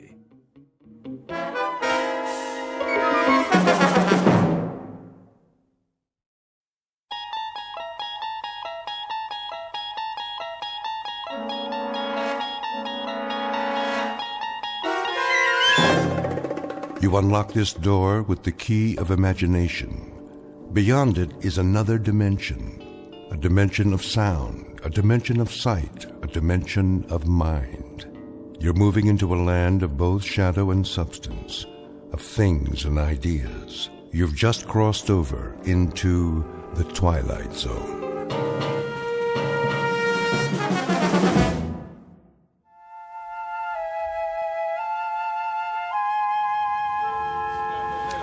All right, you got me. Where are we going, smart guy? Hang on, Caesar, you'll see. That's a good one. Is it? You know I can't see nothing in here. Patience. What am I, a doctor? Very funny. At least try, will you? It's a virtue. What is? Patience. It means it doesn't come natural. You have to cultivate it like a garden. What do you think? I grew on a tree? Don't answer that. Here we are. This will only take a minute. It better. I can hardly breathe. Quiet now, Caesar. We're going inside. Mommy, did you see that? See what, dear? That man with the suitcase. He was talking to himself. Shh, now don't stare. But he was, honest. Come along, dear.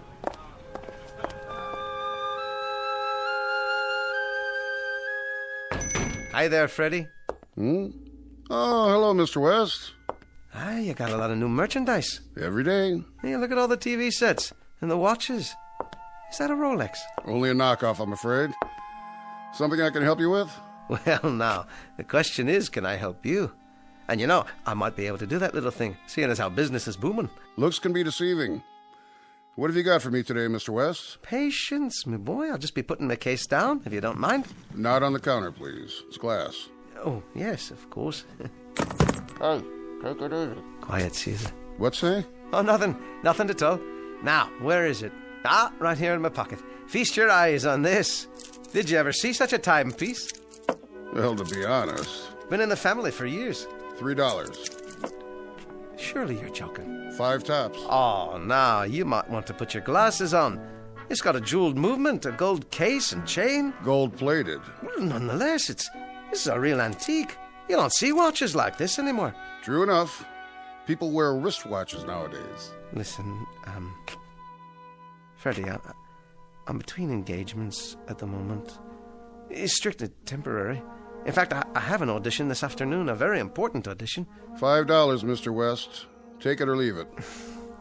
All right. I'll take it. 1, 2, 3, 4, and 5. Don't worry, your luck's bound to change. Sure it is, sure. Here's your pawn ticket. Don't lose it. I won't. We'll be back to claim it soon enough. We? Yeah, Caesar and me. We're a team, you know. I couldn't do the act without him. That right. The watch. Please don't sell it. I'll do my best. For 30 days at least. Thank you. Kindly. Mr. West. Yes? What about him? Wait, you don't mean Caesar? I'll give you $25 for the dummy. With the case. All those stickers on it from all over the world. There are collectors, you know, for that sort of thing. Oh. Well, thank you just the same, but I'm afraid Caesar's not for sale.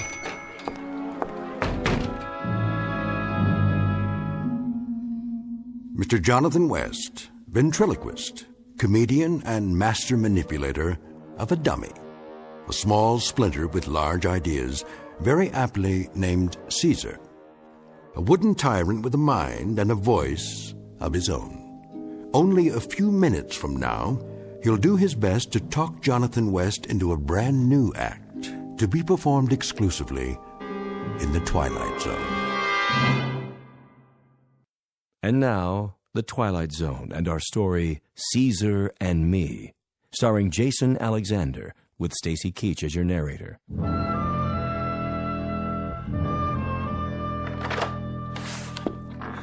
Hello, Mrs. Kadehi? Any mail for me? Now what was that? Got you. Aye, it's you, Susan. Huh, I thought a bee had stung me. Maybe it did. This is the last time I'll warn you, child. Stop playing with poison darts. They're not poison, Agnes. It's only a pea shooter. Give it to me. I didn't hurt him. Good morning, Mrs. Kadehi. No harm done. She missed me. Now can I go out and play? Good morning, Mr. West. Off you go. I'll bet you didn't get a job. Well, now... Susan, go out and play. Yes, ma'am. See you later, Jonathan. Be gone with you, scat. Bye now. She's a lovely child you have. I'm sorry, Mr. West. I don't know what I'm going to do with that girl. No, I understand, Mrs. Kadehi. You certainly have your hands full with the rooming house and all. That I do. No mail, I presume? Not yet. And, no calls? None at all. Well, then, I'll just go on up to my room if you don't mind. Take him everywhere, do you? Oh, I try. Wouldn't do to go on an audition without Caesar, now, would it? I suppose not. Still, he must be awfully heavy. No. He's light as a feather, he is. My old friend Caesar. He's not heavy. He's my partner. Come along, Caesar. I'll make us a bite to eat. Won't that be lovely? Oh, Mr. West, if I could have a word with you. Oh, yes, of course. Just let me take care of Caesar here. I'll be right down.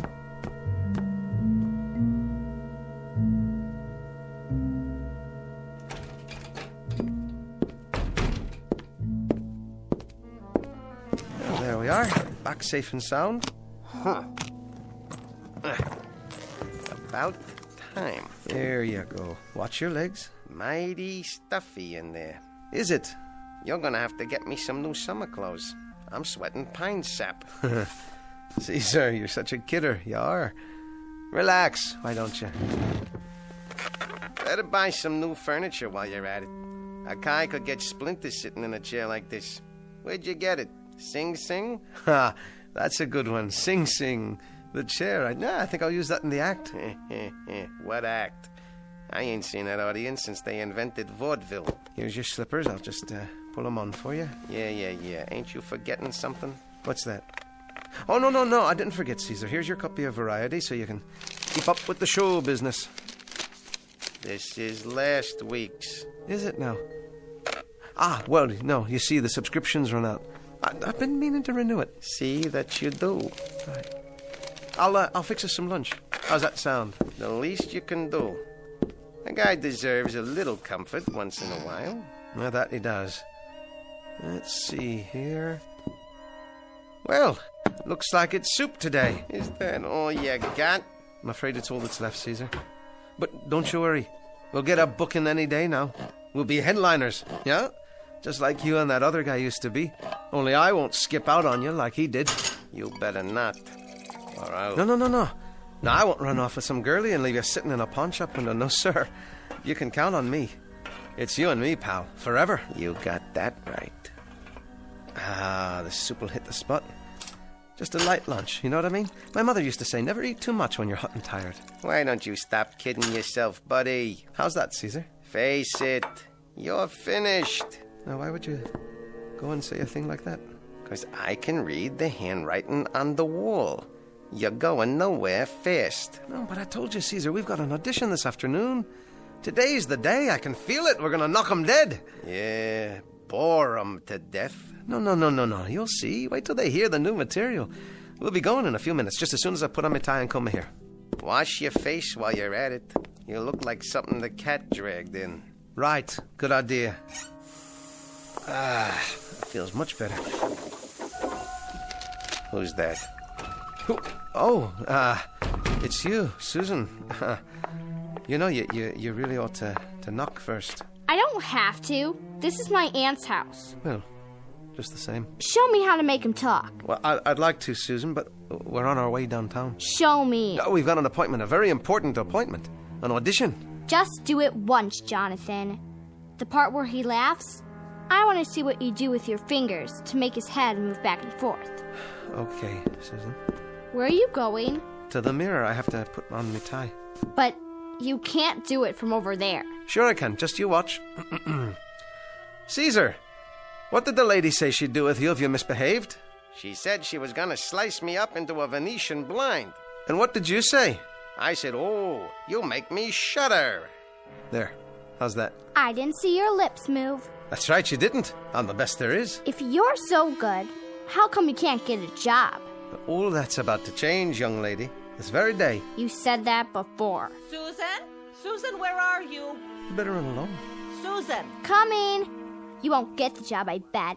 Oh, now, Susan. Keep that brat out of this room. Don't listen to her, Caesar. You'll see. Today, we're gonna kill him.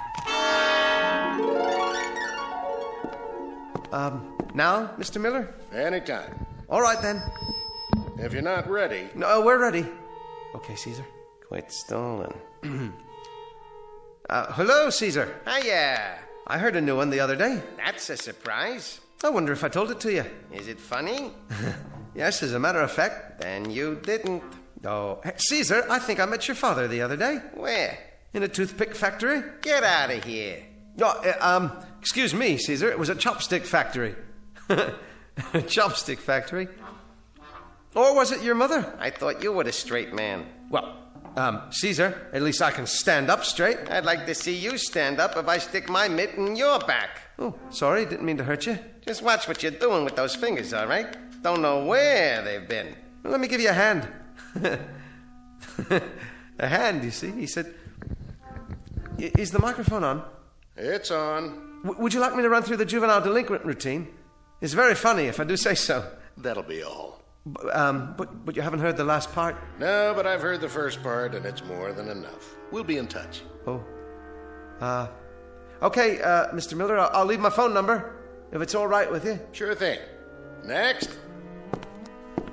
Must have had a fight with his wife this morning. Or maybe he got a new hearing aid so he could hear your crummy jokes. Come on, Caesar. We're going home.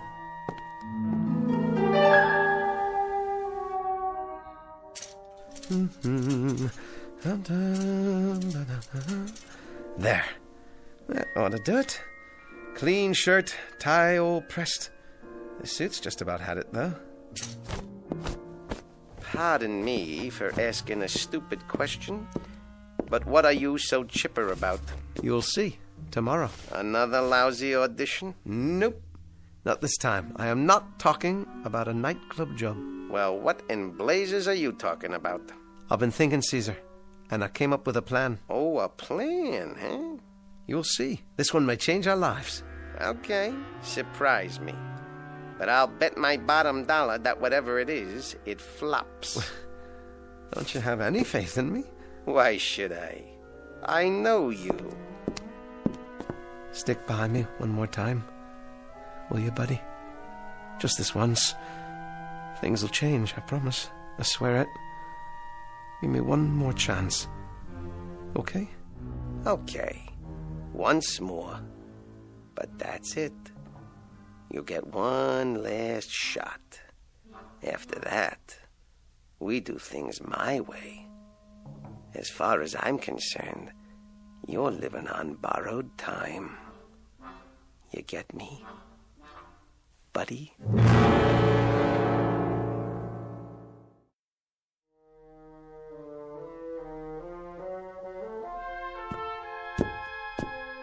Good morning, Mrs. Gadehi. Yes, it is. Oh, Mr. West. There's something I'd like to talk to you about. I know, Mrs. Gadehi, the rent. I'm sorry to mention it. Well, you'll be pleased to know I'll be able to straighten it out this evening. Oh, that would be very nice. Yes, indeed. I've made a decision. I'm going to look for a day job. Really? Something temporary, you understand, until the show business picks up. I think that's a splendid idea. In that case, as long as you're in this frame of mind, maybe I can help. I've been saving something for you. Here, take this card. Card? My cousin's. He works at an employment office. You don't say. Active employment agency. If we can't place you, there are no jobs. It's clever. Well, thank you, Mrs. Kadehi. You're a living doll. You're welcome, Mr. West. It's not far. You can walk there from here. Just turn right at the first corner, then go 5 or 6 blocks. You can't miss it. Yes, of course. Well then, I might as well go there right now. Why not? First stop of the day. You do that. And good luck, Mr. West. I really mean it. The very best of luck to you.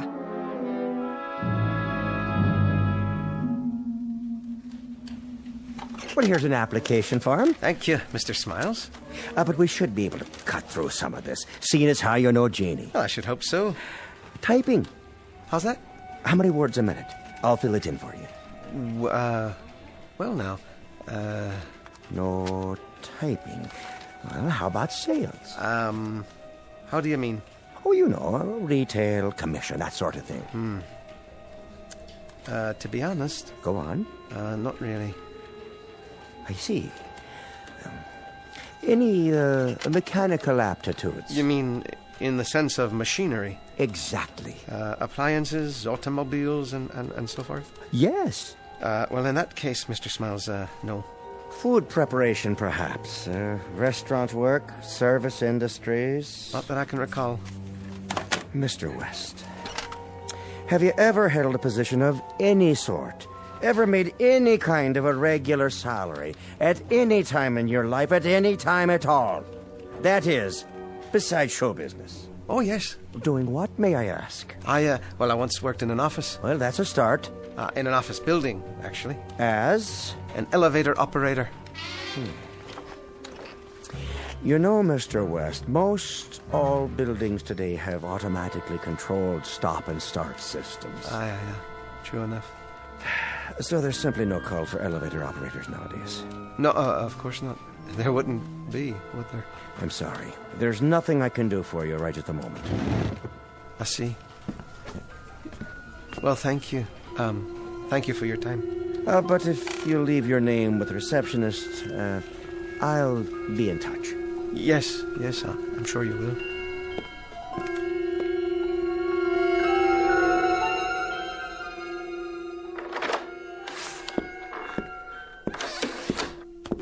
Jonathan can't find a job. Jonathan can't find a job. Okay, Susan, that's enough. The truth hurts, doesn't it? What do you know about the truth? You're scared to tell my aunt because you're behind in your rent. Look, why don't you go outside and play? Jonathan's broke. Jonathan's broke.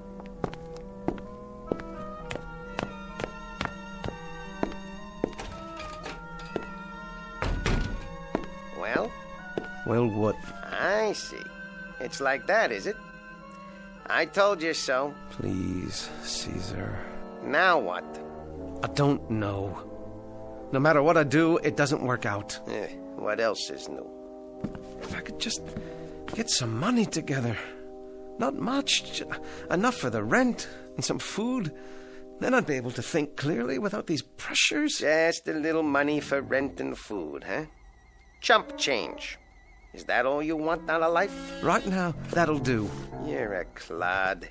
You're a real potato head. I try. I'll give it my best. Your best stinks. I can't even remember my lines anymore. I shake so bad my lips move. Tell me something I don't know for a change.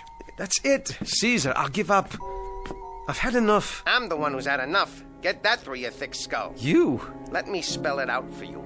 The cold, hard facts. I think I already know. This is the way it's gonna be, and what you're gonna do. Save your breath. I'm a failure. Will you shut up and listen?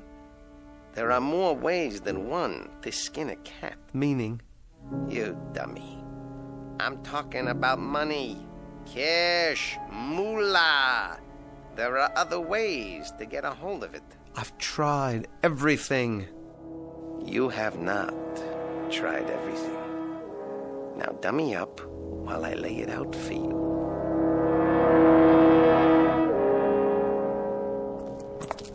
are we now? In front of the furniture store. I don't mean that, stupid. I mean, how far are we from the delicatessen? Not so loud. Why? Is anybody around? No. And follow the plan. You'll remember the plan, don't you? I don't know about this, Caesar. Will you cross the street? Tell me when we're in front of our mark. All right, but please be quiet. Hey, what's going on? I lost my footing on the curb. The street lamp is out. Good. That's a break. Are we on the sidewalk now? Now we're in front of the deli. All the lights off inside? Aye, all off. Is the coast clear? Yes, there's no one coming in either direction. Okay. You know what to do. Stop wasting time. Move already. Are you sure about this? Sure, I'm sure. Take the hammer out of your pocket. That's it. Now do it. You didn't tell me there'd be an alarm. Get inside before somebody sees you. Move. Now you got it, buddy. Go for the cash register. We're in business.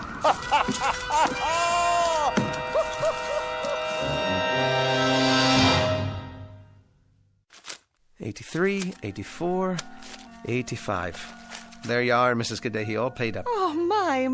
Isn't it nice to pay one's bills? The nicest, ma'am. The best way to start a grand new morning. Better count it again, Aunt Jean. Now, no need for that. I don't trust him. See if it's real. Now, Susan, be a good girl and go tidy up your room. Don't be fresh to Mr. West. He made a new start in life, haven't you, Mr. West? Sure enough. A new start. Jonathan has a job? I don't believe it. Oh, pay no attention to her, Mr. West. You know how children are these days. Yes, I understand. Now, if you've no objection, I'll be going on to my room. I want to get these groceries put away. Surely. See you later, Mr. West. No doubt.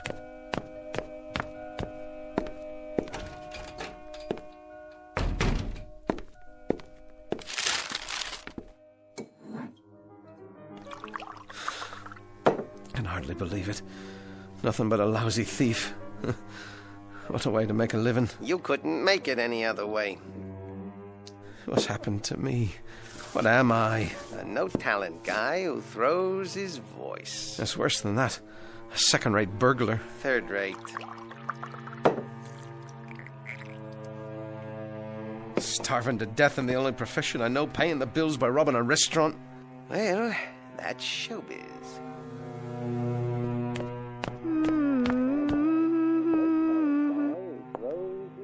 Jonathan? Now who's he talking to? Worse, I guess. It wasn't so bad, considering it was my opening performance. Before you start taking too many bows, let me straighten you out. Oh, ease off, will you, Caesar? Not a chance. You're running out of time. Let me spell it out. You act penny ante because you think penny ante. That's the story of your life. From now on, you're gonna listen to me. We're moving up to the big time. Big time? Last night was just for openers. Tell me something. Your dream was always to play the palace, right? Well, sure. Okay, buddy. Stick with me. Get ready. For what? You're gonna play the palace after all. From now on, you're on top of the bill. Strictly big time. The way you make it sound, I don't know if I like it. Oh, you'll like it, all right. You're gonna be a star, buddy boy. Nothing but first class all the way. Top of the world, pal. Top of the world.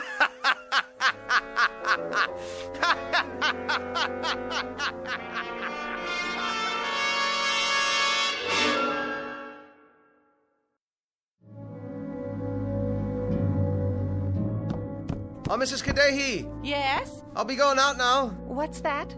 Just for a few minutes. If I get any calls, take down the number, will you, please? Surely, Mr. West. Have a pleasant afternoon.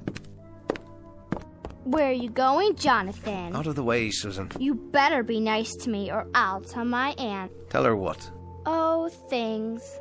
I know what you're doing. You do, huh?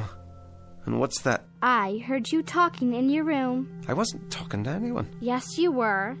You and Caesar. Now listen, you little... Susan, please, you know it isn't nice to eavesdrop on people. Stay away from me. I'm not gonna hurt you. But you shouldn't pry into other people's business. You don't know what you might find. Like what? Never you mind. Now, I'm going out to buy the morning paper, and when I get back, maybe I will teach you the art of ventriloquism. That's what you want to know, isn't it? Won't that be fun? That's what you said before. But this time, I mean it. You'll see. Now, you be a good girl. I'll be right back. Susan, is that you? Yes, Aunt Jean. Come here and help me. In a minute. Be right there. He's so dumb. He forgot to lock his door. Doesn't he ever clean this place up? There you are, Caesar. Sitting in that chair like you're real. Well, you're not. You're a dummy. Where'd you get that cigar? Don't you know there's no smoking? I'll get rid of it for you. Look at your little clothes in the closet. Think you're pretty smart, don't you, Mr. Stuck-Up? You better answer me or I'll wreck all your stuff. Come on, say something. I dare you. Uh-oh, here he comes. Well, just you wait. I'll be back. I know you can talk. I heard you. Hello, Jonathan. Susan. I gotta go.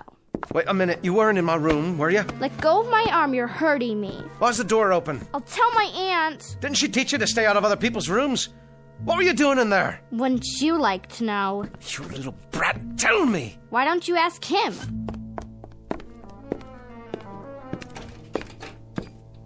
Caesar, what happened? Your cigar, what did she do to you? Never mind. First things first. Where's my paper? Here. Open it for me. Later. We've got to get out of this place. Calm down, jerk. I mean it, Caesar. She knows too much. Hang on. After tonight's job, we'll be on Easy Street. I told you, I'm not cut out for this line of work. Will you cool it? You're eating better, aren't you? You're paying the rent. Where were you before? Nowhere. Now listen to me. This is the big one. The really big show. This is the last time for me. The end. Sure. Sure it is, pal. Now, I got it all worked out. Here's what we do.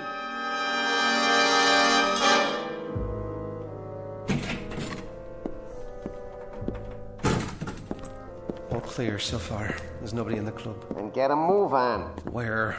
Mike, I told you, the front office. What's that? Nothing. Probably a mouse. Is that what you are? A mouse? Caesar, please. I'm doing my best. Then stop shaking. You make me nervous. Keep walking. Backstage, remember? I got it. Where are we now? I think this is the door. Use the flashlight. What does it say? Manager? Bingo! Now hurry up. I'm trying. And don't forget, if the night watchman shows up, stay cool. You're looking for Mr. Miller. You were supposed to meet him here. Use the screwdriver, then the ice pick. Nice and slow, like I told you. Look, suppose I can't open it. You opened the back door, didn't you? This is a different kind of lock. I can't, Caesar. Stop whining. You want to be poor again? There. Now go on in. Go! I don't know a thing about safe cracking, Caesar. Put your ear to it. Turn the dial till it clicks. Patience, buddy, patience. I'm not sure. That's it. Now reverse. Atta boy! Pull the handle and you're in. Will you look at all that money? Never mind the coins. Grab the real dough. All right. Now let's get out of here. Hold on. Who's there? It's just me, Jonathan West. Ventriloquist. Oh? You remember me? Can't say as I do. Mr. Miller told me to meet him here after the club closed, but I guess I missed him. Already gone, has he? That's right. Oh, well then, I'll just be on my way. Hold on. What's in the case? This. Wait, you remember Caesar? Don't you? Caesar, say hello to the nice gentleman. Howdy doody, Your Honor. Oh, sure. From the other day. The audition. Yeah, Mr. Miller left about 15 minutes ago. Did he now? Well, I'll give him a call. I would now like to give you my impression of the great Jimmy Cagney. You dirty rat. Come on, Kappa. You're the guy who killed my brother. Never mind, Caesar. We won't be holding you up any longer. Sure thing. Some act you got there, mister.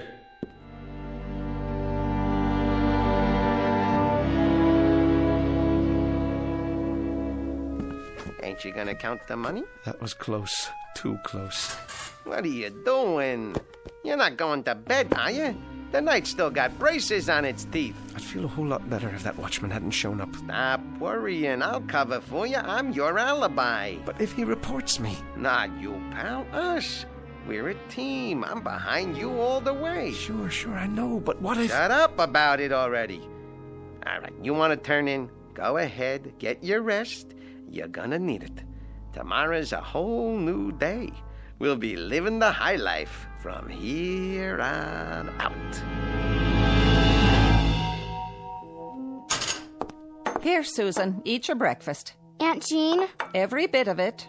Aunt Jeannie, can I see the paper? You can read the funnies later. Not the funnies, the front page. Now, what would you want to see that for? Drink your orange juice. If I do... No deals. You're a growing girl. What's this? Karaoke club robbed last night. Thieves loot manager's office. Saints preserve us. It's just as well you don't read the paper, child. How are you coming with your eggs? Susan? Susan?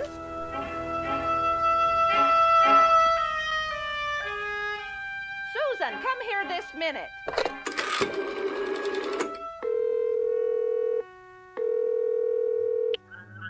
Hello? Police department?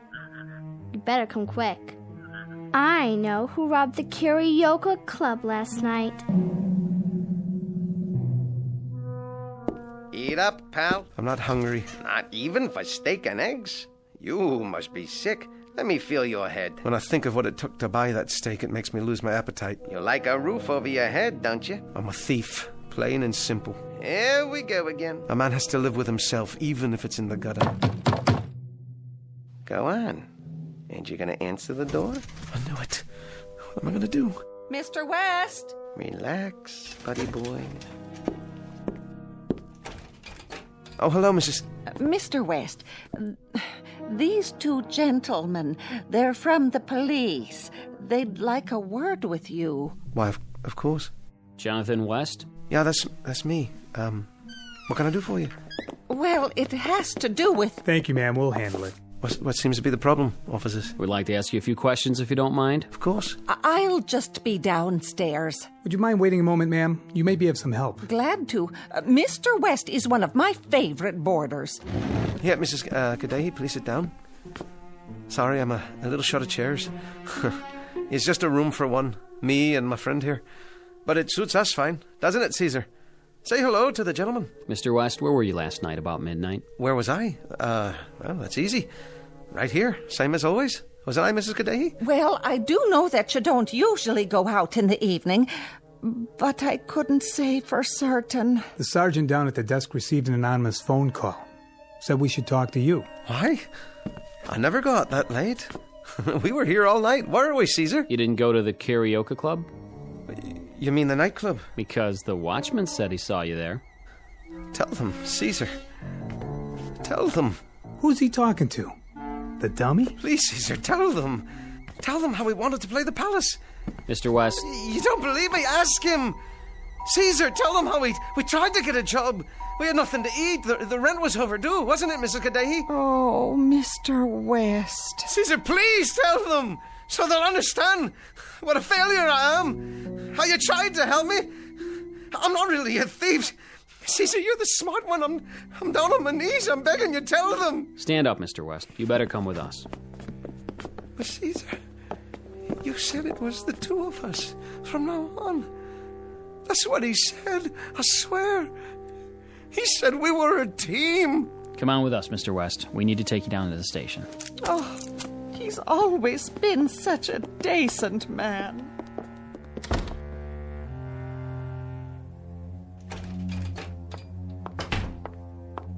He's a no-good crook, isn't he, Caesar?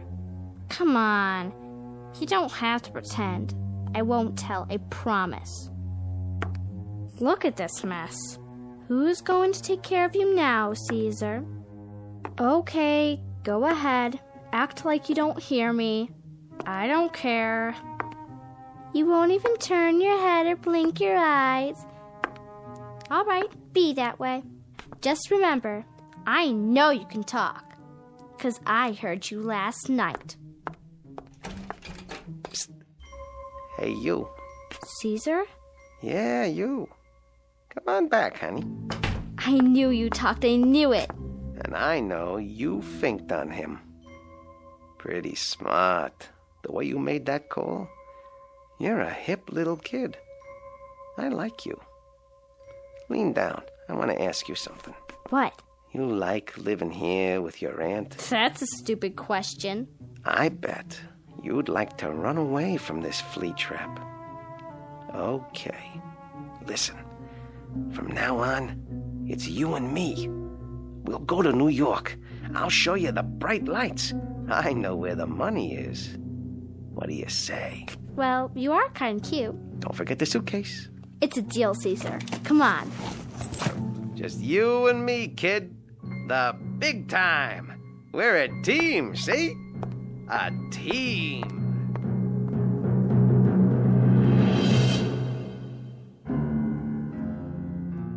An unlikely pair, a little girl and a wooden doll, a lethal dummy carved in the shape of a man.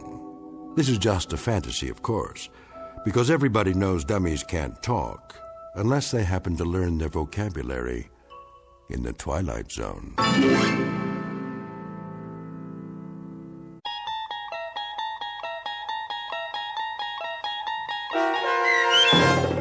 Caesar and Me, starring Jason Alexander with Stacy Keach as your narrator, was adapted for radio by Dennis Etchison and written for The Twilight Zone by Adele T. Strasfield. Heard in the cast were Zanny Laird, Meg Thalken, Rich Komanek, Lisa Joyce, Jeff Lupetin, Doug James, Roderick Peoples, C.J. Amari, Lynn Foley, and Carl Amari.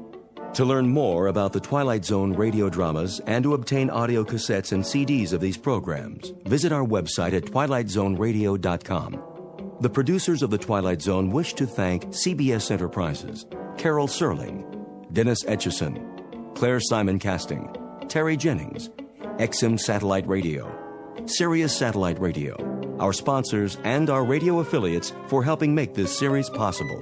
This copyrighted radio series is produced and directed by Carl Amari and Jason Mallow for Falcon Picture Group. Doug James speaking.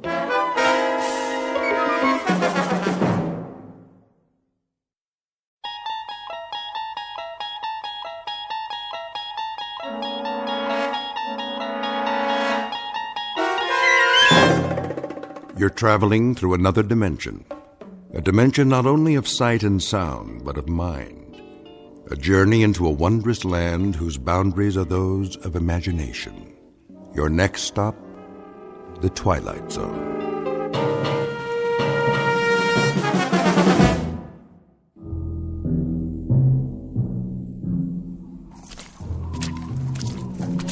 Hey, Perry. Yeah, over here. Find anything? I'm not sure. All right, we better get back to the car. I can't see where I'm going. Whoa, careful. Why'd we get sent out here on a night like this? First snowfall of the season? Watch your step, or you'll end up with mud all over that nice, clean uniform. I could sure go for some coffee right now. Well, there's a diner over on the road by the edge of the woods. Is it still open? Let's find out as soon as we call in. So, what did you see out there? Hard to say. Tops of some trees have been knocked off. Sure looks like something hit the pond, all right. Something like what? Maybe a plane. Yeah, no flights in the area. I checked. No, it could have been a private aircraft. Possible, I guess. Easy to get off course in this weather. Well, we're not going to find it with the water freezing over. Whatever it is, it's going to stay under that ice till next spring. You think it could have been a meteor? Maybe. Well, we better call in a report. Tell them there's nothing here. Lady who saw it wants to alert the National Guard. That's all we need. This is 1183A. 1183A reporting in. Headquarters, go ahead. We're checking out a report on a UFO supposed to have gone down in the area of Hook's Landing. A what? Unidentified flying object. You serious? Don't kill the messenger. Just doing our job. Okay, did you find it? Well, it appears something did clip off some trees and came down, but whatever it was, she's under the ice in Tracy's pond now, and we can't see a thing. Hold on a minute. You see anything else? Nothing but a sea of snow. But there's something. This is Paget again. We can't get a look around till morning. We're going to head back in and then, Hey, Bill! Yeah? Looks like some footprints over here. What kind? It's hard to say. Maybe an animal? Maybe? They lead up out of the pond. What's going on out there? There appears to be some evidence that, Say again? Those have got to be fresh prints with all the new snow. So if something did crash land, I'd say at least one person got out alive. They made it up to the woods and over to the highway. Right. Just swam up out of the ice and then started walking. What are you talking about? We'll have to call you back. Come on, is this a gag? You guys are at the donut shop, right? We may have a situation up here. What kind? I don't know yet. We'll report back in a little bit. All right, Paget. Listen, there's talk about a bridge going out. Enough ice jammed against it to cool the Congo, so as soon as you can, better make sure it's posted and blocked off. Otherwise, you'll really have a situation. Got it. Roger and out. My flashlight's going out. Yeah, it's the cold. Mine's still good. Let's have a look at those prints. See? They came out over here. What did? Well, whatever survived. Something left that pond. Came out here and went that way across the highway. Toward the diner. Makes sense. Cup of hot coffee to take the chill off. Looks like a bus parked in front. Don't suppose it came out of the pond too, do you? These aren't wheel tracks. They're footprints. All right, then. Let's follow them and make sure that's where they lead. Say they do. Then what? Then I guess we go inside and check everybody's green card. And if we don't find any little aliens with 3 eyes, we call it a night. That okay with you? Let's do it.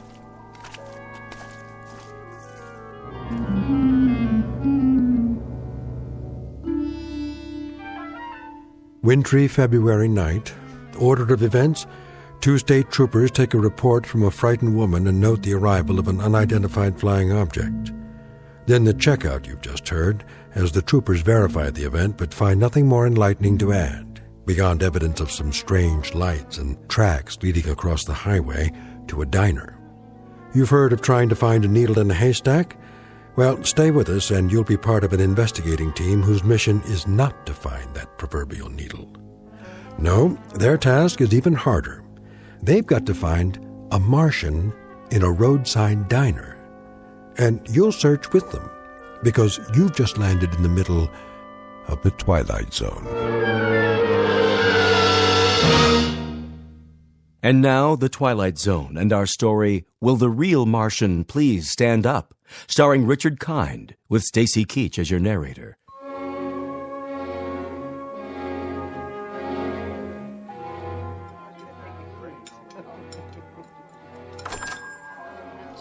Hello, officers. Evening.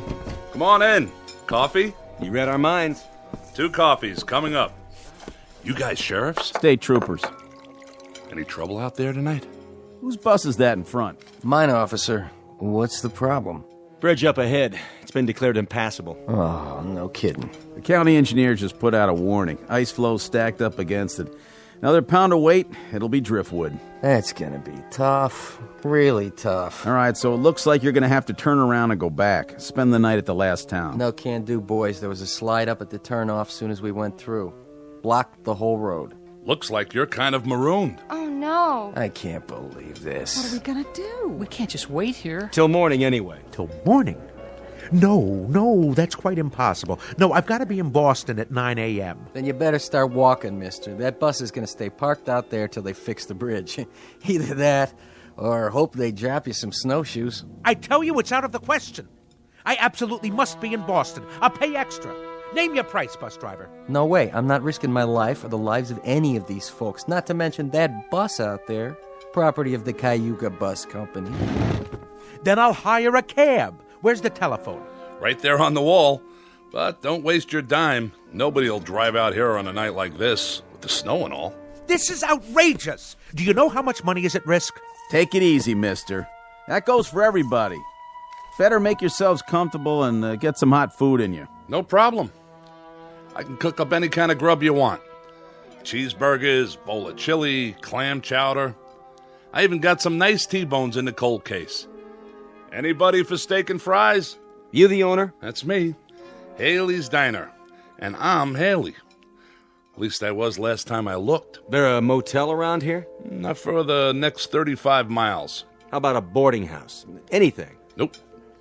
This is it. What are we gonna do, George? Will the bridge be open by the morning? I can't guarantee it. I'm afraid you'll just have to take your chances. Oh, that's just great. That's really swell. You get comfortable, eat some grub. That's precious little consolation for my meeting in Boston. Calm down. We're all in this together. Why don't you just have a seat like everyone else? Oh, this is quite a bus line you work for. They don't care much about keeping a schedule, do they? I wouldn't be too hard on them, mister. They don't control the snowfall, and the bridges, and the avalanches, and the sides of hills that decide to come down. That's pretty much out of their hands. They try, but sometimes Mother Nature, she just doesn't listen. Need I remind you they nonetheless have a responsibility to their passengers. A legally binding contract. What do you think? They're all off the bus, aren't they? Are they? Well, I don't see any little green men, do you? Ready for a refill? Not just yet. Let me ask you a question. Shoot. All these people from the bus? Well, now I guess they are. Where else would they be from? Well, that's what we were wondering. What's the trouble? We didn't say there was any trouble. Maybe not, but you fellas got that look in your eyes. What kind of look is that? Kinda on guard. Checking everybody out. I can see it in your face. So, you're tracking somebody, huh? An escaped fugitive? Nothing like that. Anything I can do to help? We'll let you know. This criminal. What'd he do anyway? Oh, nothing yet. To tell you the truth, we're not sure who we're looking for, or even if he's here. So it is a he? Come on, Perry, finish your coffee. We better get a move on. How many people got off the bus? Take a look. The gang's all here. You saw them come in? Sure did. You there, driver. Yeah, officer? You have a passenger manifest? A passenger manifest? Well, what do you think I got parked out there, a 707? Just answer the question. Mister, that's a 14-year-old bus, and business is lousy. Personally, I think my boss would run rum across the border if there was enough money in it. Me, I wouldn't do that, of course, because it's against the law. Besides, I'd get caught. But for now, we don't ask the passengers any questions. We take their fares, kiss them on the cheek, and help them on and off. We're glad to have them with or without names. You know how many you had, though? Yes, sir, that I do know. How many? 6, unless one of them fell out a window when we hit a bump. I picked up 6, and I'm supposed to deliver 6. That's what they pay me for. And you don't have any kind of list. In that case, we might have a little bit of a problem. What's that? I count 7, besides Haley and the driver. Me too. So if nobody fell out, somebody must have jumped in. Wait a minute. The young couple in the booth. Those 2 retired folks, the lady at the table with the fake fur coat. This isn't fake, honey. It costs plenty. Sorry, miss. Then there's Mr. Boston, Big Shot, and the old guy at the counter. 7. You're right. It's funny. I know I only had 6. Anybody in here before the bus stopped? Nope. I haven't served anybody since 11 this morning. What a day, huh? Then the bus pulls up and these folks get off. You saw that? Yep. I saw them walk in, all together. Where else would they come from? Say, is this a trick question? They did. This place was empty when we came in. Then how do you account for 7 people? Well, that sure beats me. So that means one of them didn't get off. Which one of you people wasn't on the bus? I was. We both were. What's he talking about? We all were. What kind of interrogation is this? It's not an interrogation. Then what would you call it? A police grilling? A lineup? Or are you fishing for something else? Some unspecified crimes? We're simply gathering information. Well, if we're going to be questioned, I insist on the right to consult with a lawyer. Oh, that's a good one. Ain't that a good one now? First he wants snowshoes, then a lawyer. I didn't see you on the bus. No, that's really funny, because I didn't see you either. So I guess that makes one of us a liar, don't it? All right, everybody, hold it down. Nobody's in trouble here. We just need your cooperation. This is preposterous. What difference does it make who was on the bus, who wasn't? And whether there were 6 or 7 or 120? Easy, mister. And you, proprietor, you're supposed to be serving us. So we're going to get some food, or aren't we? Is this a diner or a Gestapo headquarters? What's it all about, fellas? Go ahead, tell him. You hear something fly over here tonight? Fly? You mean a plane? Anything. Nope, I don't think so. Why? Well, there was a call into Central about 2 hours ago. Woman said she heard something fly over, and then she looked out of her window and saw it go down. Down? From where? From up there. Up there? Unidentified flying object. Well, now that's something new. Unidentified flying object, huh? Nothing come down from up there except snow, snow, and more snow. That's all I've seen for the past 14 hours. Where'd she say it came down? Close to here. A UFO? Oh, that's a good one. Something did land in Tracy's pond. How do you know that? It left a lot of broken branches before it hit. And what? We found tracks leading away from the water, or rather the ice. Tracks leading where? To here. Let me get this straight. You mean somebody landed or crashed or whatever they did in Tracy's pond and then came here right into my diner? Oh, that's crazy. Nothing came in here since this morning. Nothing except... Except me and my busload. My 6 fares. I only had 6. But there's 7 in this room. That means one of these people. I don't like this. How do we even know you're state troopers? Easy, honey. They got uniforms. See their badges? I don't like this one bit. We're going away to get married, and now this thing happened. Sit down, Connie. It's gonna be all right, I promise. How can you, George? How can you promise? Relax, miss. There's no need for... I'm trying to understand what you're saying, officer, but I'm not sure I... Let the man talk. You're trying to tell us that there's one among us? We don't know which one, mind you, who landed in some kind of flying saucer and then joined us, infiltrated the group, and then slipped into the diner right alongside us? Do I understand you correctly? Came in here with us, but that's not possible. We would have seen him. Not necessarily. Do you remember who you were sitting next to? Why, I wasn't sitting next to anyone. I was all the way in back, trying to take a nap. Well, there you go then. It's snowing and dark, and we climbed out of the bus with our eyes closed because of the snowfall. Anyone could have come in with us, and we wouldn't have noticed. But you were all together on the bus. Some of you must have noticed who the other passengers were. That doesn't cut much ice. They loaded up in the snow down at Hook's Landing. How long ago was that? How long? Let's see. We left the landing 3 hours and 12 minutes ago.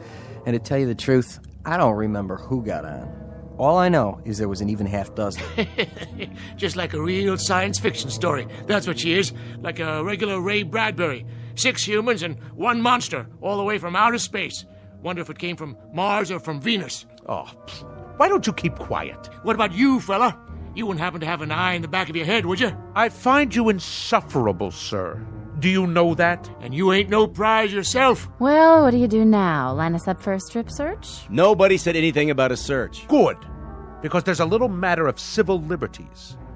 Without reasonable cause, you have no right to ask anything beyond identification. And more than that, you're skating on thin ice, legally speaking. Very thin ice indeed, sir. Well, go ahead. I'm a dancer. I don't have a whole lot to hide. I usually get paid to take off my clothes. But if that's what you want... Look, lady, this isn't exactly par for our course either. We go off on an awful lot of nutty assignments, but this one... Then let me make it easy for you. I work a lot of clubs, and I know how to spot people. Go ahead. You pair off the couples. Since it's just one person who doesn't belong here, that eliminates the couples. Sounds logical. Whew, I guess that means we're in the clear. Cross us off. We're 2 of the humans. And us too. Yes, George. My wife and I were exonerated. Connie? Connie, what's the matter? Nothing. Yes, there is. What are you looking at me like that for? I could have sworn... Sworn what? That you had a mole on your chin. A mole? Connie, I've never had a mole on my chin. You did too. Honey, I did not. I can tell you what's happening now. We're all going to get so panicky that everybody and his brother will start picking up invisible clues from everybody else. This stuff is nonsense. It certainly is nonsense. If a husband and wife suddenly start to wonder whether the husband really is the husband or the wife is really... When did you start turning so gray? Now, wait a minute. I think 23 years is long enough for a woman to figure out who she's married to. So stop looking at me like that. Oh, this is rich. I love this. Better than a horror movie. He don't know who she is, and she don't know who he is. And as for you, Miss Fur Coat, we don't know who you are. And that big-talking lemon sucker over there, he's the most suspicious of the bunch. What's happening? That jukebox. It started up by itself. Who did that? Nobody was anywhere near it. That ever happened before? Not unless you put a quarter in it. The lights! What's wrong with the lights? Somebody turned the lights back on.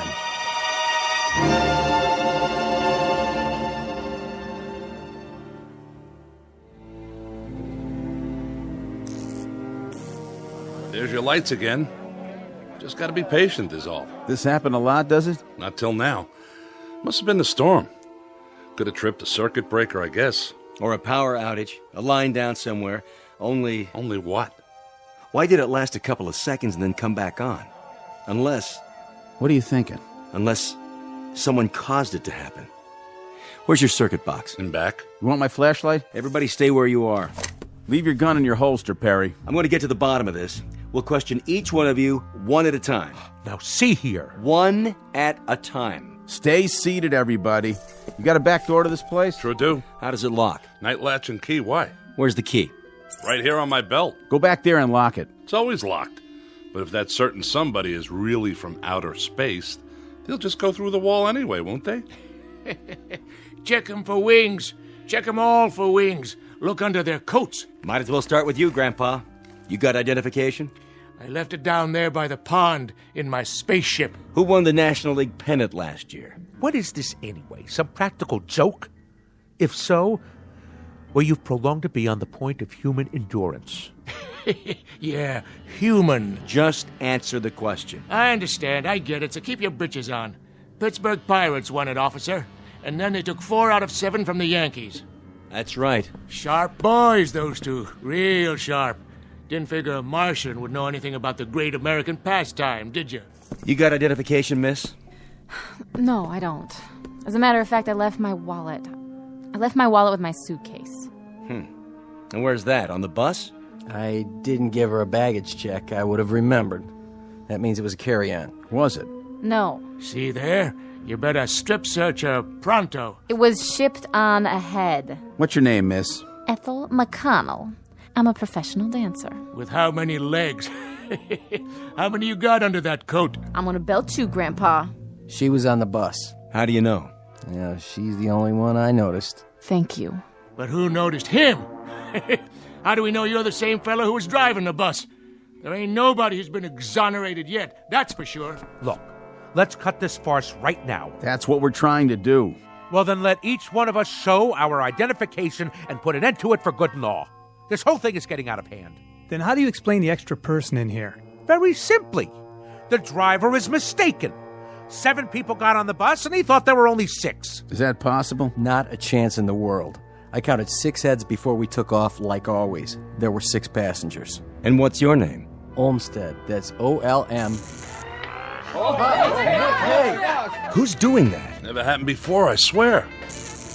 Oh, I can't stand this. Connie, please, sit down. I mean it. I can't. Getting upset isn't going to help matters. What if it were invisible? Sit down, please. What if there were something in here from that pond? Oh, Connie. What if there were, but we couldn't see it? I said, sit down. Hey, I'll see to her, officer. Honey, calm down.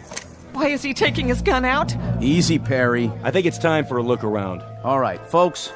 We may have a good laugh about all this in the morning, but for the time being, do the smart thing. Everybody just stay where you are. My partner's going to check the grounds. And please, nobody do anything foolish, like trying to leave. I'll be right outside the door.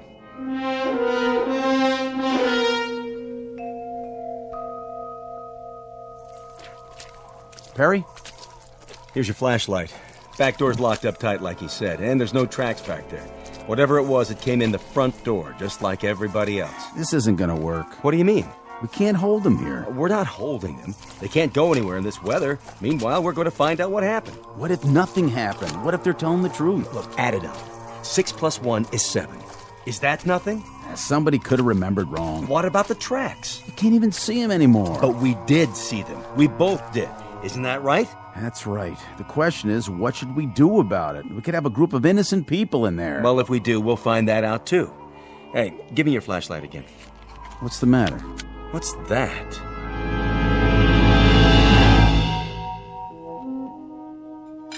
Here you go, miss. 1 New York steak. Medium rare, just like you ordered. How much do I owe you? Put it on my bill, Haley. Sure, you say so. No strings? No strings. With your bag stuck on another bus somewhere, back around Binghamton is my guess, it's the least I could do. You're a nice guy, Olmsted. Next time you're in the city, stop by the club. Drinks on the house. Baby, you got yourself a deal. Hey, Haley? Yeah? Where are the troopers? Still outside, I guess. Snow seems to be letting up. Say, you didn't pull that gag, did you? The business about the lights and the jukebox starting up. Not me. I'm strictly short orders and pay my taxes to Uncle Sam. I don't know anything about science fiction. A jukebox is a jukebox. And if the blame thing feels like starting up on its own, you'd better go call an electrician. Don't have to do that. Just take me to your leader.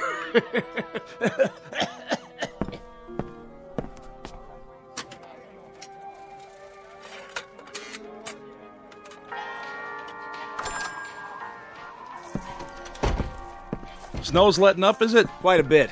You can see the bridge now. And? Well, she seems to be holding up pretty well. I know that bridge. And what's more, I don't trust it. Well, then thank goodness it's not your judgment we have to concern ourselves with. Because if that bridge gets a clean bill of health, you're going to drive the bus across it. Mister, you may be a hotshot in Boston, Mass., but when it comes to bridges and buses, I got seniority. And I tell you, that bridge is so old that... There it goes again. Almost like a strobe light. They keep going on and off like somebody's throwing a switch. We're losing power. I'd say it's the whole area. Or it could just be right here. This is getting weird. Just plain weird. I wish whoever it was would play his cards right now and get it over with. Why don't they do something? What's the point of us all staying cooped up here and... Connie, sit down. I will not sit down. Take your hand off me, George. Oh, my. The young lady suffers from claustrophobia, I suppose. Isn't that just dandy for the rest of us? She's right. If this is some sort of a game, let him come out in the open like a man. That's right. It's because he's afraid. The human race is too tough for him. Is that it? Well, I'll take him on. Even at my age. The point is, we're all kids in a closet here. What does that mean? We're all just as much in the dark. Nobody understands what's going on. But it happens to be a fact that if it was some kind of saucer that landed in the pond, and if he did come in here, I think it would be a real healthy idea if we pinpointed that particular somebody and kept him from leaving. That makes sense. But I think that girl might have the right idea. Maybe whoever it is invisible. Maybe he's just playing around, cat and mouse. Oh, please. That's utter nonsense. It's as good an explanation as any I've heard. But what if the thing doesn't show itself? Do we just sit around here holding our breaths? We may not have to. You mean you figured out who it is? Not exactly, but we found something in the snow outside that may be a clue. Really? And what is it? An alien spacesuit? No, just this. What is it? They look like scales of some sort. Oh, please, for the love of God. Look, it could just as easily be guitar picks dropped by some itinerant teenager. That's what I thought at first. But it turns out there are a lot of them outside, scattered in the snow. Mostly under the snow by now. They sparkle when they catch the light, like fish scales. The trail leads across the highway, from the pond, straight to here. So this is the first hard evidence we have. I'm sorry to tell you this, but I'm afraid it's true. Someone in this diner is not what they appear to be.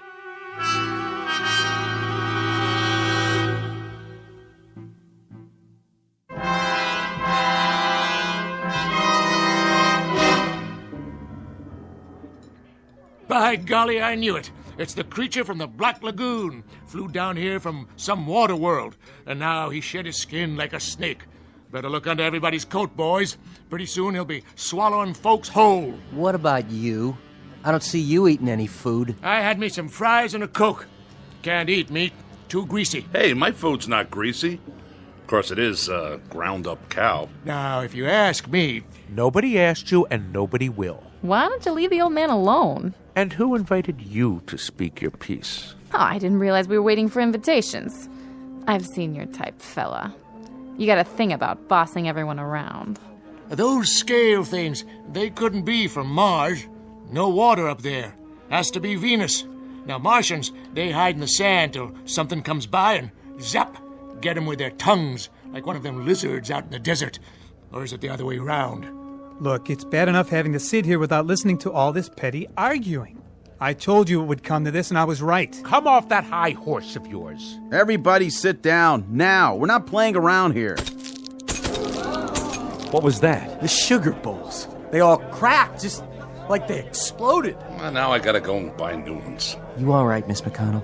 I think so. Now, who'd be calling here this time of night? I told headquarters where we were. I'll take it. Be my guest. Yeah. Yes, sir. It's Perry here. What's that? Mm-hmm. It's definite? Yes, sir. That's fine. Right. Thank you. Well, the bridge is okay. Well, it's about time. Are you sure? County engineers just checked it out. The load of snow just broke away, and, well, with no more snowfall, they say it's safe. Shall we go? Well, if that was a county, I reckon it's okay. I'm gonna take it real slow, though. What about it? We can't hold them. You're making a big mistake, officer. A big mistake. You're letting a monster out. Well, that might be, Pop. That may well be. But I can't hold people on suspicion of being not human. You can move them out anytime. Okay, folks, let's go. You're sure about the bridge, officer? I never liked that sucker. She swings in the wind, and she's not a suspension. Well, you can follow us. We'll take the car across first, just to be sure. You can pay your checks over here, ladies and gentlemen. It's been a real pleasure serving you. Safe trip and Godspeed. You all come back and see us real soon now. Except for one of you, that is.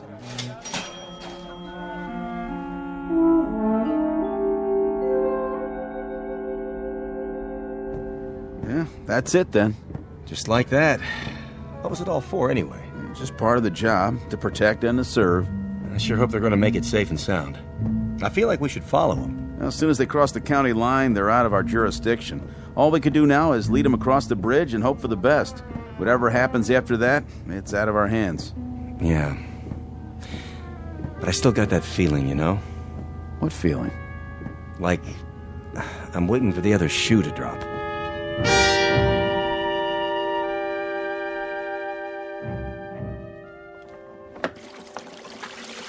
No tips. Not a one.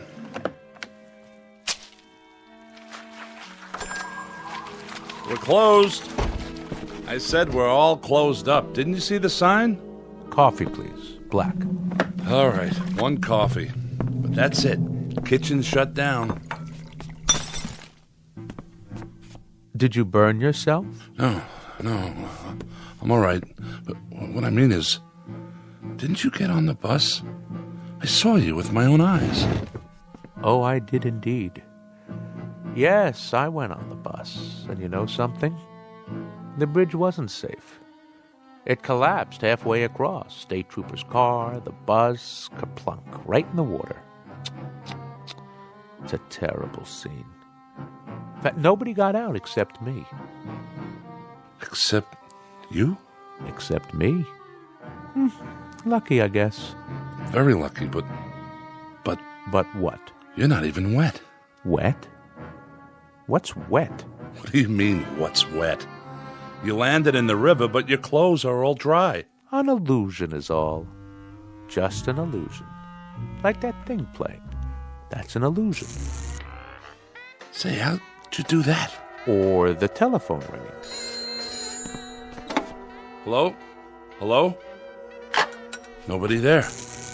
You see, just an illusion. A parlor trick is all. What's going on? What are you, some kind of magician? Me? Hardly.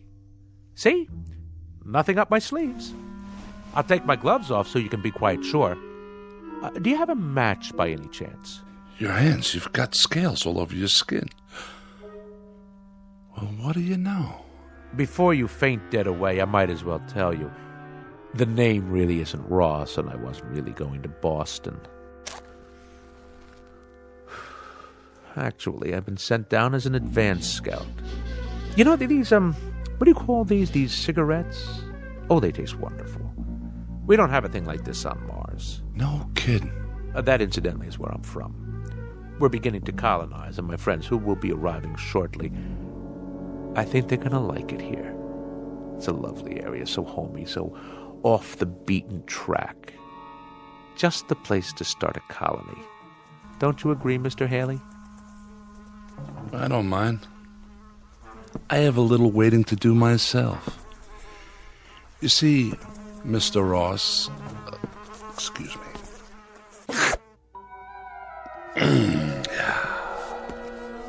How did you do that? With your tongue? Most remarkable. Must have been 18 inches long. Just a tasty little trick I learned back home.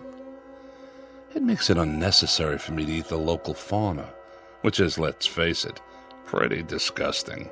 Cows and all that. Anyway, the name isn't Haley, and I agree that this is an exceptional place to colonize. We folks from Venus had the same idea, only we got it several years ago. I think I ought to tell you now that your friends aren't coming. They've been intercepted. There is a colony arriving, but it's from Venus. If you're still alive when they get here, you'll see how much they differ.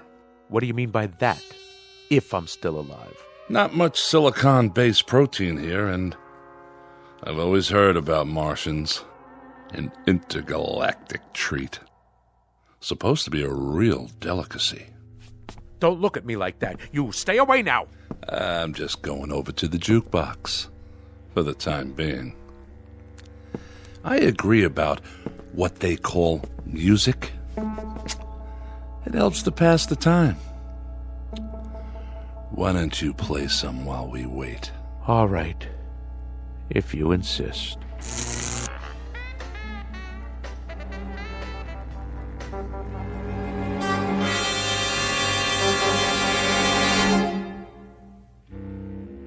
Incident on a small outpost of civilization. To be believed or disbelieved, depending on your frame of reference, your imagination, and whether or not you're from Mars, Venus, or Missouri. But no matter the degree of your skepticism, if a sour-faced dandy named Ross, who looks like a stocks and bonds salesman, or a big, good-natured counterman who handles a spatula as if he'd been born with one in his mouth, if either one of these two entities walks onto your premises, you'd better hold his hand, scales and all, or watch his words, especially that long, sticky tongue of his. Because the gentleman in question just might try to colonize you, or at least take you with them on a one-way trip into the Twilight Zone. More from the Twilight Zone after this.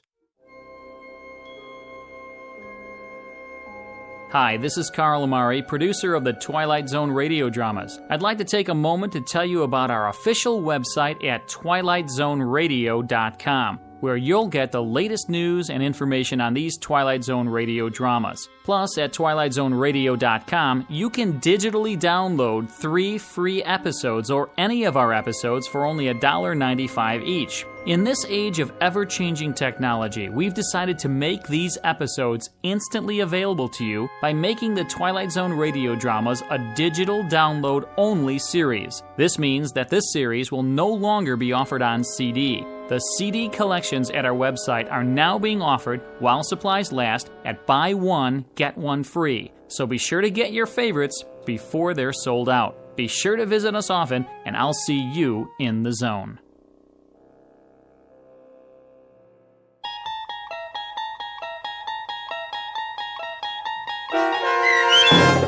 Will the Real Martian Please Stand Up, starring Richard Kind, with Stacy Keach as your narrator, was adapted for radio by Chaz Holloway and Dennis Etchison, and based on a script by Rod Serling. Heard in the cast were Mike Starr, David Darlow, Brooke Sanford, Doug James, Jeff Lupetin, Kurt Nabig, Meg Thalken, Lynn Foley, Carl Amari, Sarah Marks, and Roger Wolski. To learn more about the Twilight Zone radio dramas and to obtain audio cassettes and CDs of these programs, visit our website at twilightzoneradio.com. The producers of The Twilight Zone wish to thank CBS Enterprises, Carol Serling, Dennis Etchison, Dick Brescia Associates, Claire Simon Casting, Terry Jennings, XM Satellite Radio, Sirius Satellite Radio, our sponsors, and our radio affiliates for helping make this series possible. This copyrighted radio series is produced and directed by Carl Amari and Roger Wolski for Falcon Picture Group. Doug James speaking.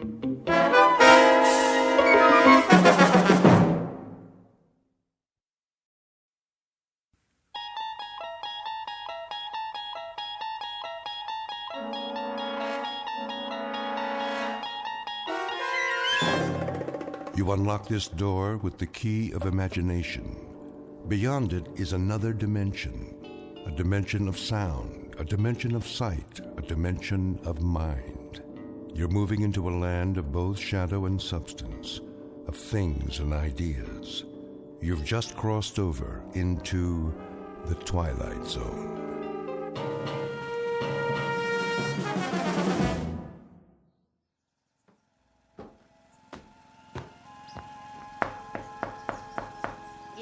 Mrs. Pratt? Oh, hello there, Ida. How are you? Can't complain. And yourself? I was just making some lemonade. Come on in. I shouldn't stay. My son's coming to dinner. I have to put a casserole in the oven. Just for a moment, then. I'll get you a nice tall glass in the kitchen. Well, if you don't mind. You can be my taster. You absolutely must tell the truth, though. If it's too sour, I'll add more sugar. It looks lovely. Where'd you get the lemons? From Mr. Takamori's backyard. He brought me a whole bag of them. How thoughtful. Oh, he's an absolute jewel. I swear, that man can grow anything. He's certainly done wonders for the trees on this street. It's delicious. I always say there's nothing like fresh lemonade. I see Arthur's doing your lawn now. Yes, he's such a fine young man. Isn't he? Always so polite. Do you think he'll take over his uncle's nursery? Oh, I seriously doubt it. With college and all, he has his sights set on something higher. May, I was wondering, couldn't Arthur do Mr. Fenton's lawn, too? Mr. Fenton? Well, I believe he'd rather do it himself. You know that man. Yes, but his place has been a fright lately. Oh, such a shame.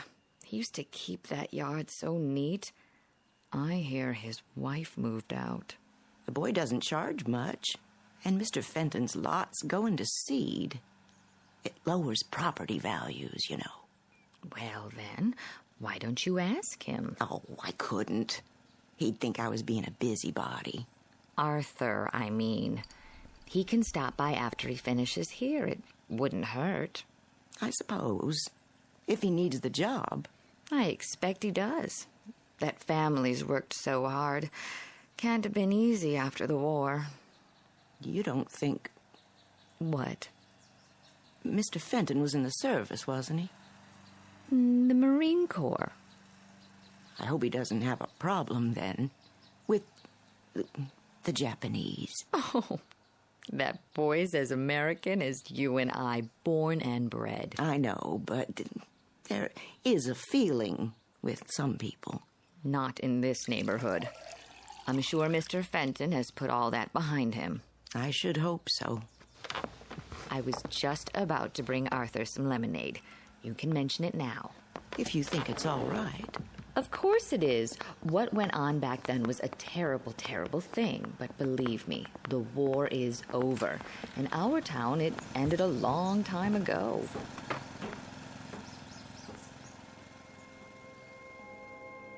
A trip back in time to an era that's now ancient history.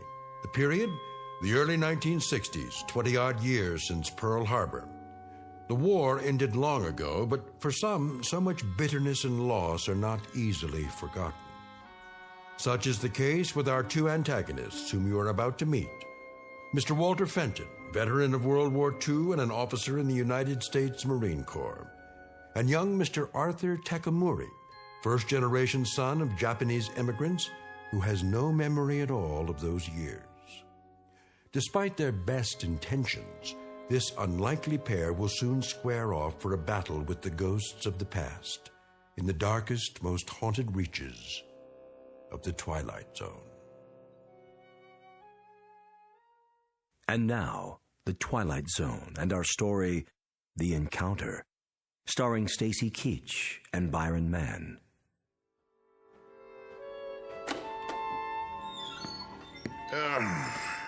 Get a load of this stuff. Where'd it all come from? Psh, what a mess. Not a nuke at all. Shoes, clothes. Hey, there's the old radio. Plug it in, see if it works. Well, well.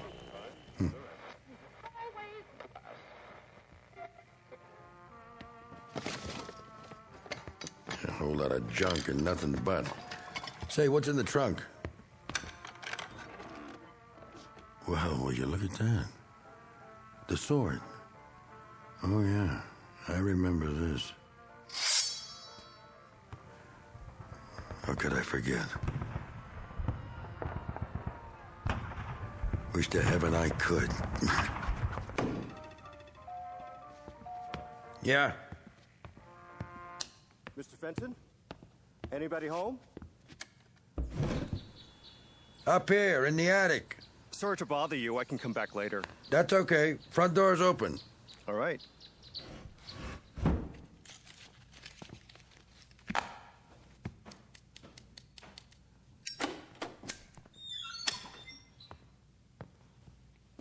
Mr. Fenton? It's me. Sorry if I disturbed you. What do you want? Well, Mrs. Bowles down the street sent me over. Oh, she did, huh? Said you wanted somebody to take care of the yard.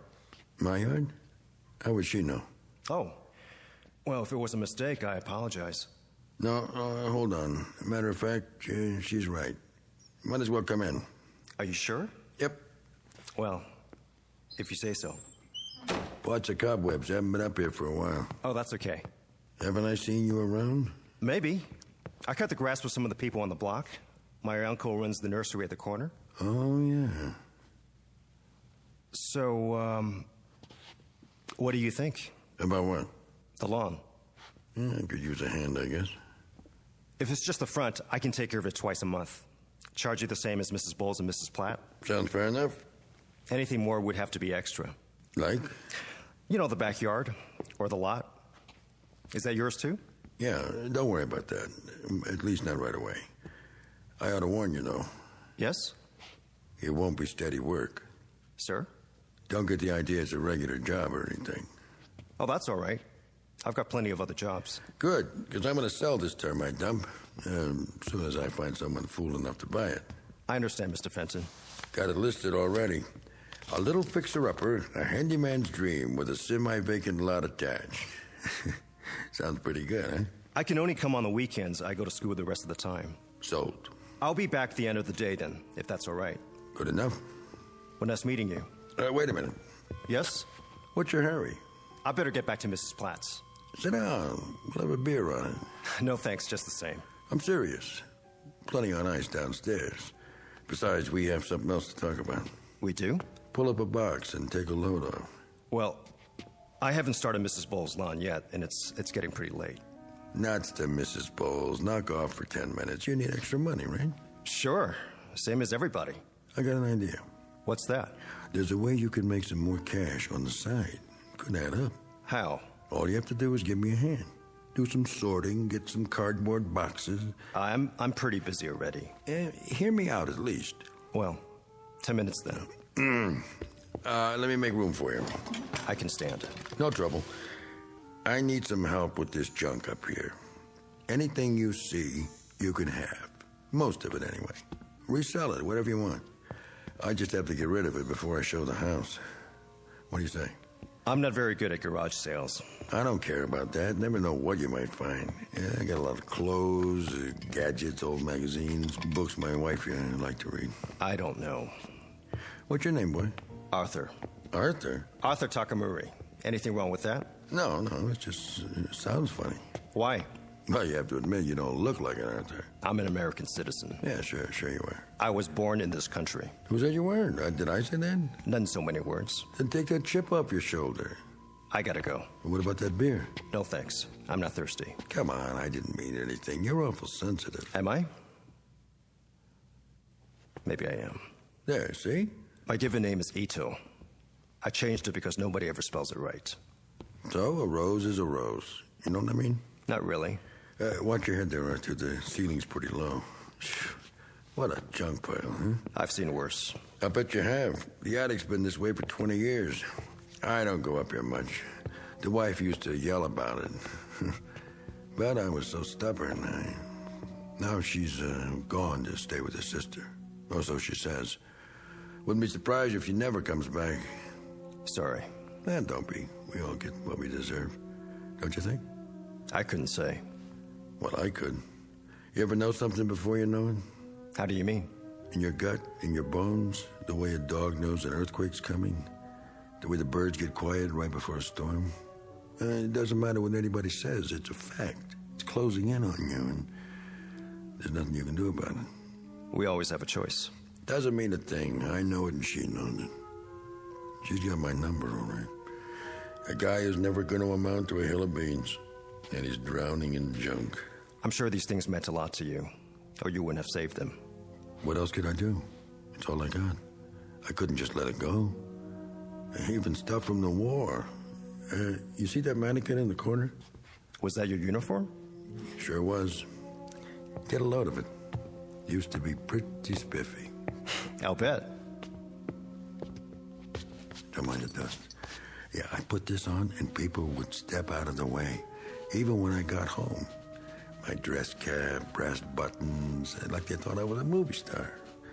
My girl was proud to go out with me to the movies, to get an ice cream, and just to walk around.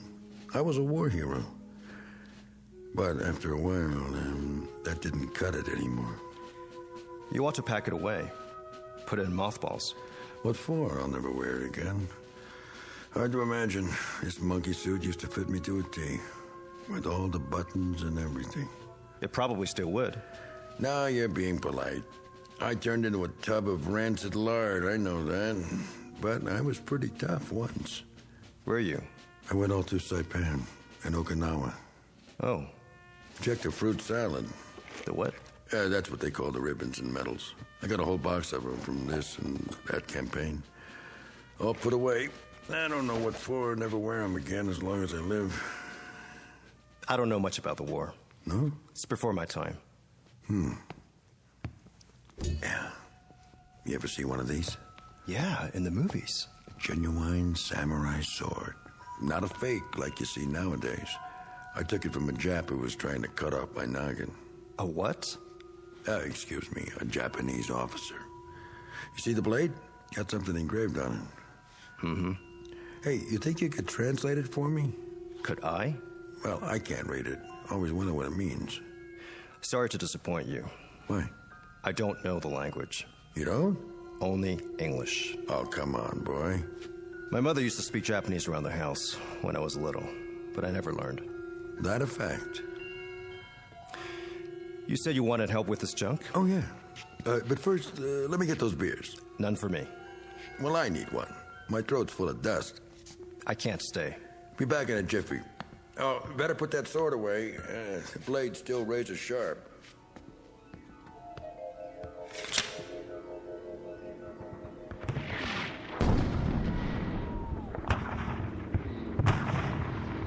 You!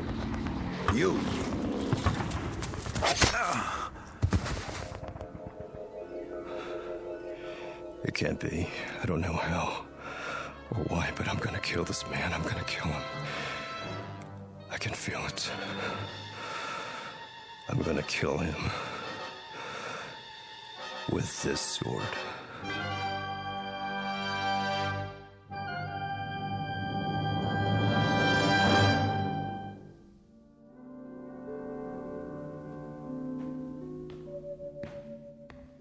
Here you go.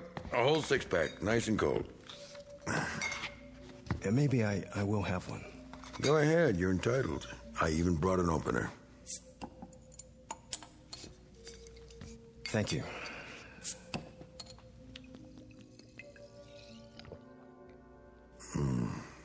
Always tastes better in glass, don't you think? Yeah, I guess so. You partial to beer, Ito? American beer, I mean. The name's Arthur.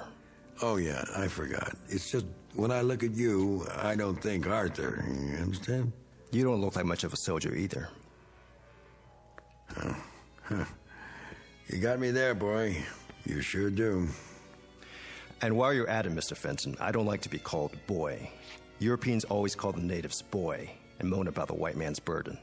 Hey, now, simmer down. The fact is, I'm a full-grown man, I work for a living, and the name I answer to is Arthur, or Artie, to my friends. And once in a while, believe it or not, to Mr. Takamuri. Man, are you wound up? Do this every time a guy offers you a beer? Sorry, nothing personal. No, it sure isn't. I just wanted to set the record straight, so we understand each other. I get tired of being treated like I'm different. Let's forget it. The war's over. Yes, it is. And in case you don't know it, there isn't a serviceman who saw combat in the Pacific and doesn't respect the Japanese army. They fought like tigers. Well, that's what soldiers do. Fight when there's a war. It was a rare thing to take them alive. They just wouldn't give up. Is that supposed to be a backhanded compliment? I guess it is. Well, here's to bravery. Banzai. Okay. I get it. Say, where did I put that pig sticker? What? The sword. I put it back in the holder, like you said. Then I set it on those National Geographics. Well, it's not there now. Well, maybe it slipped down. Not that I can see. Funny if it got lost. I've been trying to lose it for years. I never could, though. Why would you want to do that? This thing gives me the willies. I should have left it instead of taking it as a souvenir, you know what I mean? Maybe you should have. I tried to sell it, hawk it, give it away, even throw it out in the trash. Each time it comes back. I suppose you're going to tell me it's haunted. No, I don't believe in that jazz. But when people refuse it, even as a gift, and when the man on the garbage truck leave it, well, you give up after a while. Say, why don't you take it? I don't think so. Why not? What would I do with it? Well, you could frame it, put it on the wall, sell it, or you could always give it back to me. Point first, if that's what you'd like to do. I don't know what you're talking about. No, I'm just kidding. Anyway, I don't blame you for not wanting it. It's a pretty ugly thing. Not really. Sure it is if you think about it, especially with what's engraved on the blade. I thought you couldn't read it. I can't, but I like to imagine. I always thought it said something real poetic, like, "This sword will avenge me." What do you think? I wouldn't know.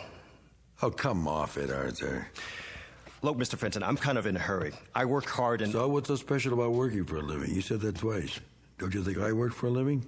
I didn't say... I worked since I was a kid, and I had jobs a lot tougher than cutting grass. I used to drive a cat. You know what a cat is, Arthur? It's no sports car, let me tell you. It's a big earth mover. You ever move the earth, Arthur? No, of course not. You manicure it. I've got to get going. What's the rush? Drink your beer. Just tell me where you hid the sword. Where I? You buried it in here somewhere, didn't you, when I was gone? You're crazy. To get it out of the way. For what reason? Oh, I don't know. It could be dangerous in the wrong hands. Whose? Mine or yours? I left the sword with you next to this stack of magazines. I remember distinctly. Tell me something, Arthur. You don't seem very relaxed. Are you, by any chance, afraid of me? Why should I be? Oh, I can think of a few reasons. Such as? Well, my background, for one. What's so special about that? Because I was a soldier. So were a lot of people. Really, there's no point talking about it now, is there? I was in a fighting outfit. You know what that means? It's not like the recruiting posters, let me tell you. Pictures of a nice, clean-cut kid helping little old ladies cross the street, starting fires by rubbing two Boy Scouts together. A soldier like that wouldn't last one night on the beach or in a foxhole. A real soldier's a highly trained machine, made for one purpose, combat. Split-second reactions in place of emotions. He's on a high wire, always on his toes. His nerve ends are dead, and he's as cold and hard as this helmet, like this one right here. It saw me through plenty. Yeah, it still fits. It always will. Like it's a part of me. The part that survived. He doesn't feel anything. Funny thing is, he doesn't even hate anymore. He can kill without hating. He'd better. It takes time to hate, see? They don't talk about that at home. But he's really something to fear. In fact, nothing is more terrible to meet on a dark night than a trained U.S. soldier with an M1, a Thompson, a grenade, a trench knife with brass knucks, or his bare hands.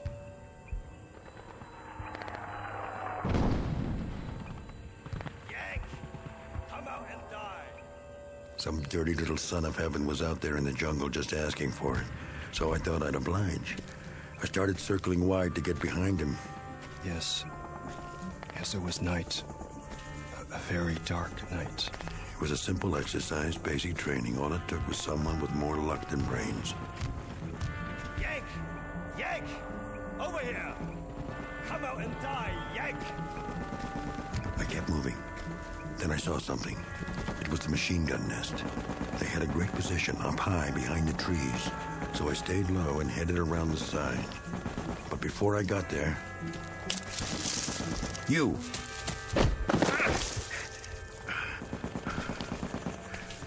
No more, Yank. Now you die. Go on. Do it. Do it, you dirty little... No, wait. Stop. Stop! What? Put the sword down. It was only a story. Story, yes. Don't get carried away. I was only telling you how it was. I'm sorry. Man, for a minute there.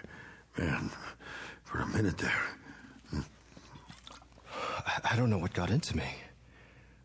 Where'd you find it? What? The sword. It must have slipped down behind the trunk. All of a sudden, I saw it and... You handled it like you were gonna prune a tree.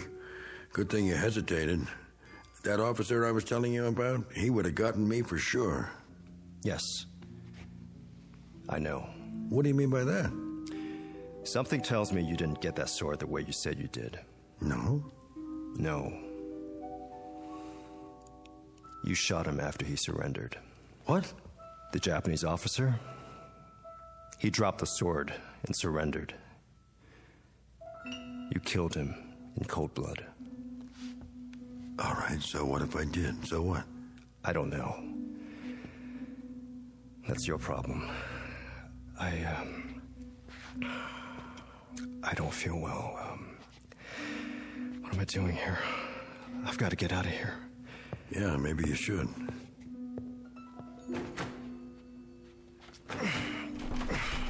The door's stuck. You must be awful weak. Pull. It won't move. Did you lock it? How could I? There's no lock on the inside. Here, let me try. I'll pull with you.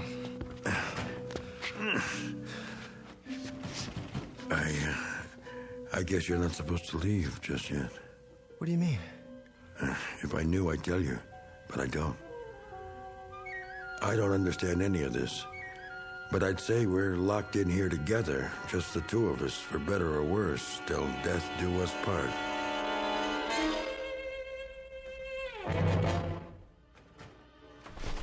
Still stuck. I'll try the window. Just our luck that won't open either.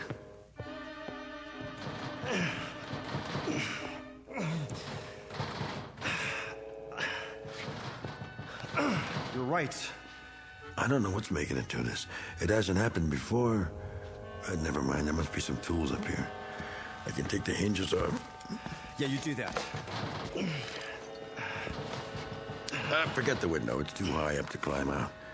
Of course, we could break the glass and yell for help, but that'll be a last resort. See if you can find a screwdriver. I wouldn't know where to look.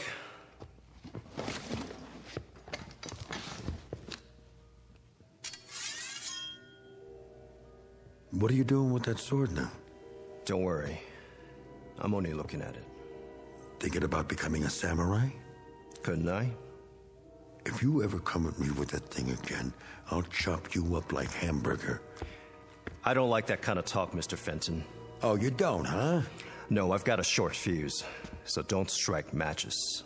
A short fuse, huh? From what, kid? Too much sake in your oatmeal? I was born in Honolulu, near Pearl Harbor. No kidding. Were you one of the pilots? I was 4 years old.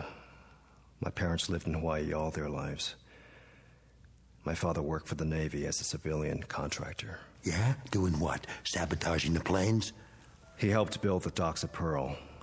He was foreman of a construction gang. Almost a genuine war hero. He was a war hero. He was on the docks when they came that Sunday morning. He was there when the first wave of bombers flew over. Standing there, watching men that looked like him, destroying what he built with his own hands. The plane circled overhead. I stood on the hillside where we lived and looked up at the sky and saw them. And my mother held my hand and tried to make me run inside the house, but I stood and watched the airplanes. While down below at the harbor, my father tried to warn the sailors, tried to tell the men on the ships what was happening, but the bombers came anyway, and I could hear the boom, boom, boom as the bombs exploded. And I could see the smoke, and my mother was crying. My father was yelling to warn the sailors, yelling for them to fire back, and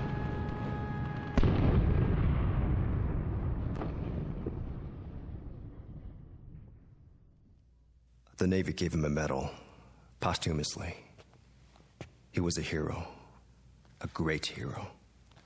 That's some story. My mother and I were shipped to California 1 year later. We were placed in a relocation center. Yeah, I heard about those. Do you know what a relocation center is, Mr. Fenton? It's a fancy name for a concentration camp. That's where I grew up.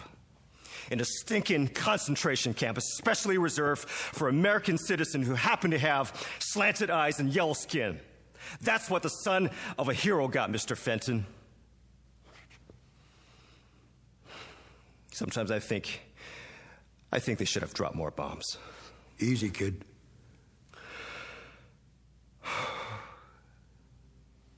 I'm such a liar. What? We all are sometimes. Don't be so hard on yourself. It didn't happen that way. Oh, come on. He was a traitor. He signaled the planes. He showed them where to drop the bombs. Do you hear what I'm saying?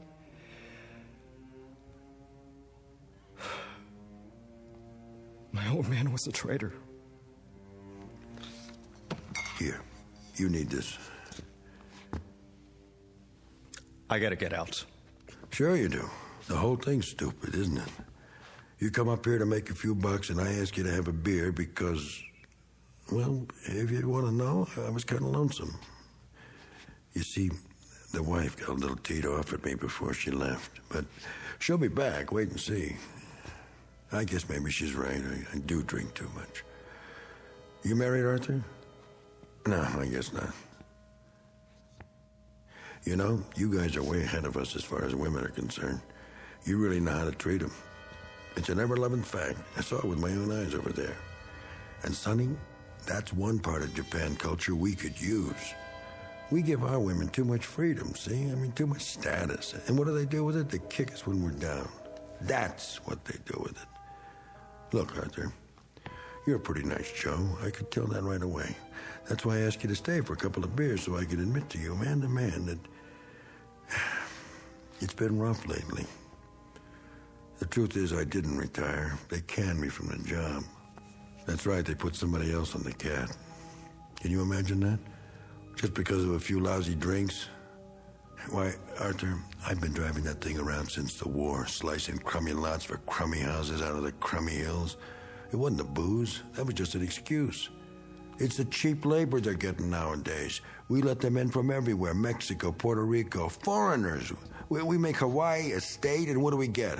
A lot of what? Say it. Oh, no offense to you, Arthur. You're different, 100% American. Born here and everything, not like your old man. I'm talking about those others who'll be trying to snatch your job, too. One fine morning, you'll show up and find some gook at work in your flowers, clipping your hedges, mowing your lawns, taking the bread right out of your mouth, and it won't matter if you're sober or not. They'll work a lot cheaper, so you've had it, buddy boy. Ooh, but I'm getting off the subject. The wife, like I say, she went to her sister's, said we were all washed up. Can you beat that? That's gratitude for you. But never mind, she'll be back. She knows which side her bread's buttered on, and if she doesn't come back, who needs her? A man can make it alone. Arthur, women are a dime a dozen. Anyone who's ever been to the Orient knows that. You're awful quiet, Arthur. Still holding on to that sword, huh? What's the matter, Arthur? Or do you want me to call you Ito now? I have nothing to say. Listen, don't take it so hard. I mean, just because your old man was a sneaky little double-dealing traitor doesn't mean you are. I mean, what the hell? You don't have to go and change your name and all and forget you know how to speak Japanese. There are plenty of sneaks and double-crossers on both sides. Like you. Hold it right there, buddy. You were no better. You were a murderer.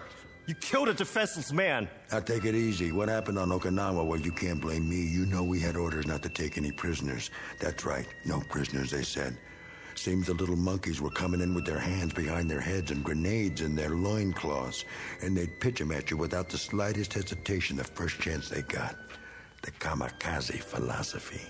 So, no prisoners. That was the order, straight from topside. You had your philosophy, too. You can't hold a man responsible for obeying orders, can you? You get shot in wartime for having a mind of your own. Follow orders if you want to stay alive. Oh, yeah, I know, those Nazi generals in Nuremberg. You're going to bring that up. Well, let's face it, they had a point. They were ordered to do what they did, and they had to obey. The oldest offense in the world. So, who's guilty of what? Think about it. Where does it begin and where does it end? In the Pacific, we were told you people were some species of ape, not even human, so we shouldn't worry about burning you out of caves. Today, all of a sudden, you're fine people, highly cultured, and it was all propaganda about your lousy transistor radios. Is that all we represent to you? Come on, Arthur, put down the sword and let's have another beer. Stay where you are. I don't like to drink alone. And to tell you the truth, I'm a little shaky today.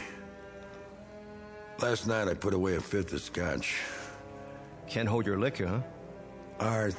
Arthur, don't you get it? The wife up and left me. I'm all alone now. And yesterday, when I called about getting my job back, the foreman hung up on me. I'm not a bad guy, Arthur. Why is all this happening to me? All right, don't answer. Kill me if that's what you're here for. Go ahead, I dare you. What's that? Your judo pose? I told you I'm a trained soldier. Okay, Ito, come on. I'm waiting for you.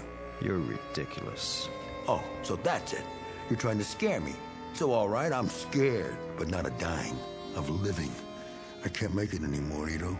Or Arthur, or whatever your name is. There's nothing left, nothing. I got a box full of decorations for killing highly cultured people. And I've been pushed and pulled this way and that till I hate everyone in the world who's not the same as me. Look, I'll prove it. Come and get your beer, you dirty little chap. Why, you? Just bring it. I'm ready for you. Oh, you like that, huh? Judo, nothing. Good old American beating. Stand up and take it. Oh, you can't, huh? Well, here, I'll finish the job for you with a razor-sharp samurai sword. You don't have the guts. No? No? No.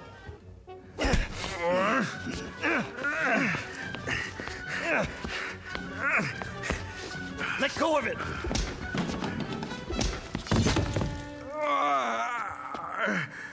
Pick up the sword.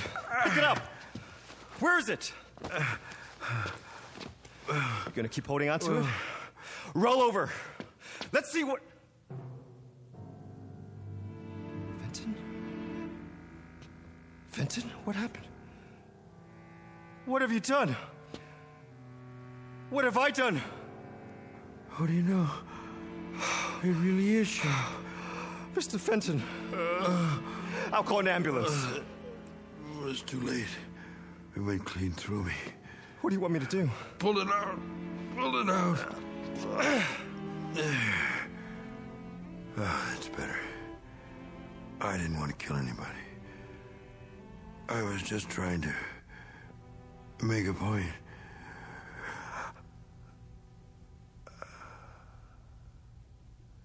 Oh, my God.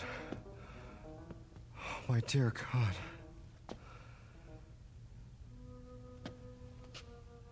Arthur? Mrs. Pratt? Fenton, is Arthur in there with you? Mr. Fenton?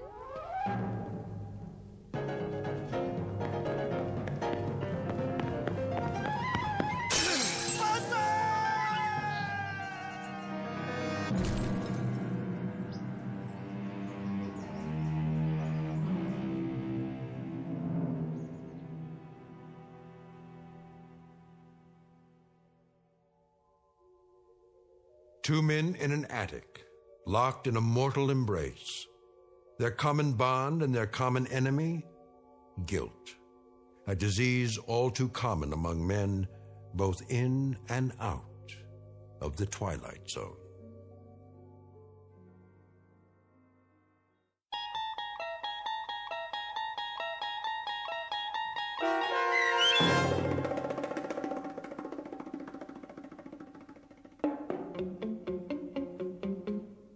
The Encounter, starring Stacy Keach and Byron Mann, was adapted for radio by Dennis Etchison and written for The Twilight Zone by Montgomery Pittman.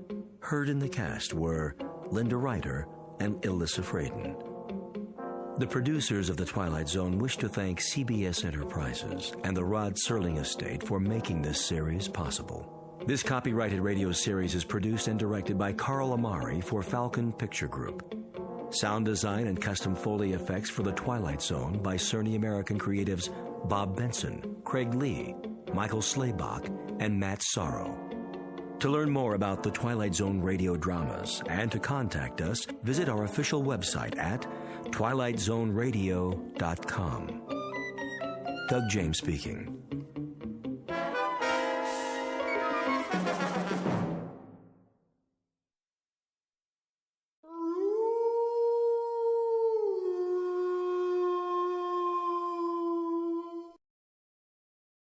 Tune in to nostalgia. Tune in to now. Golden Radio Hour.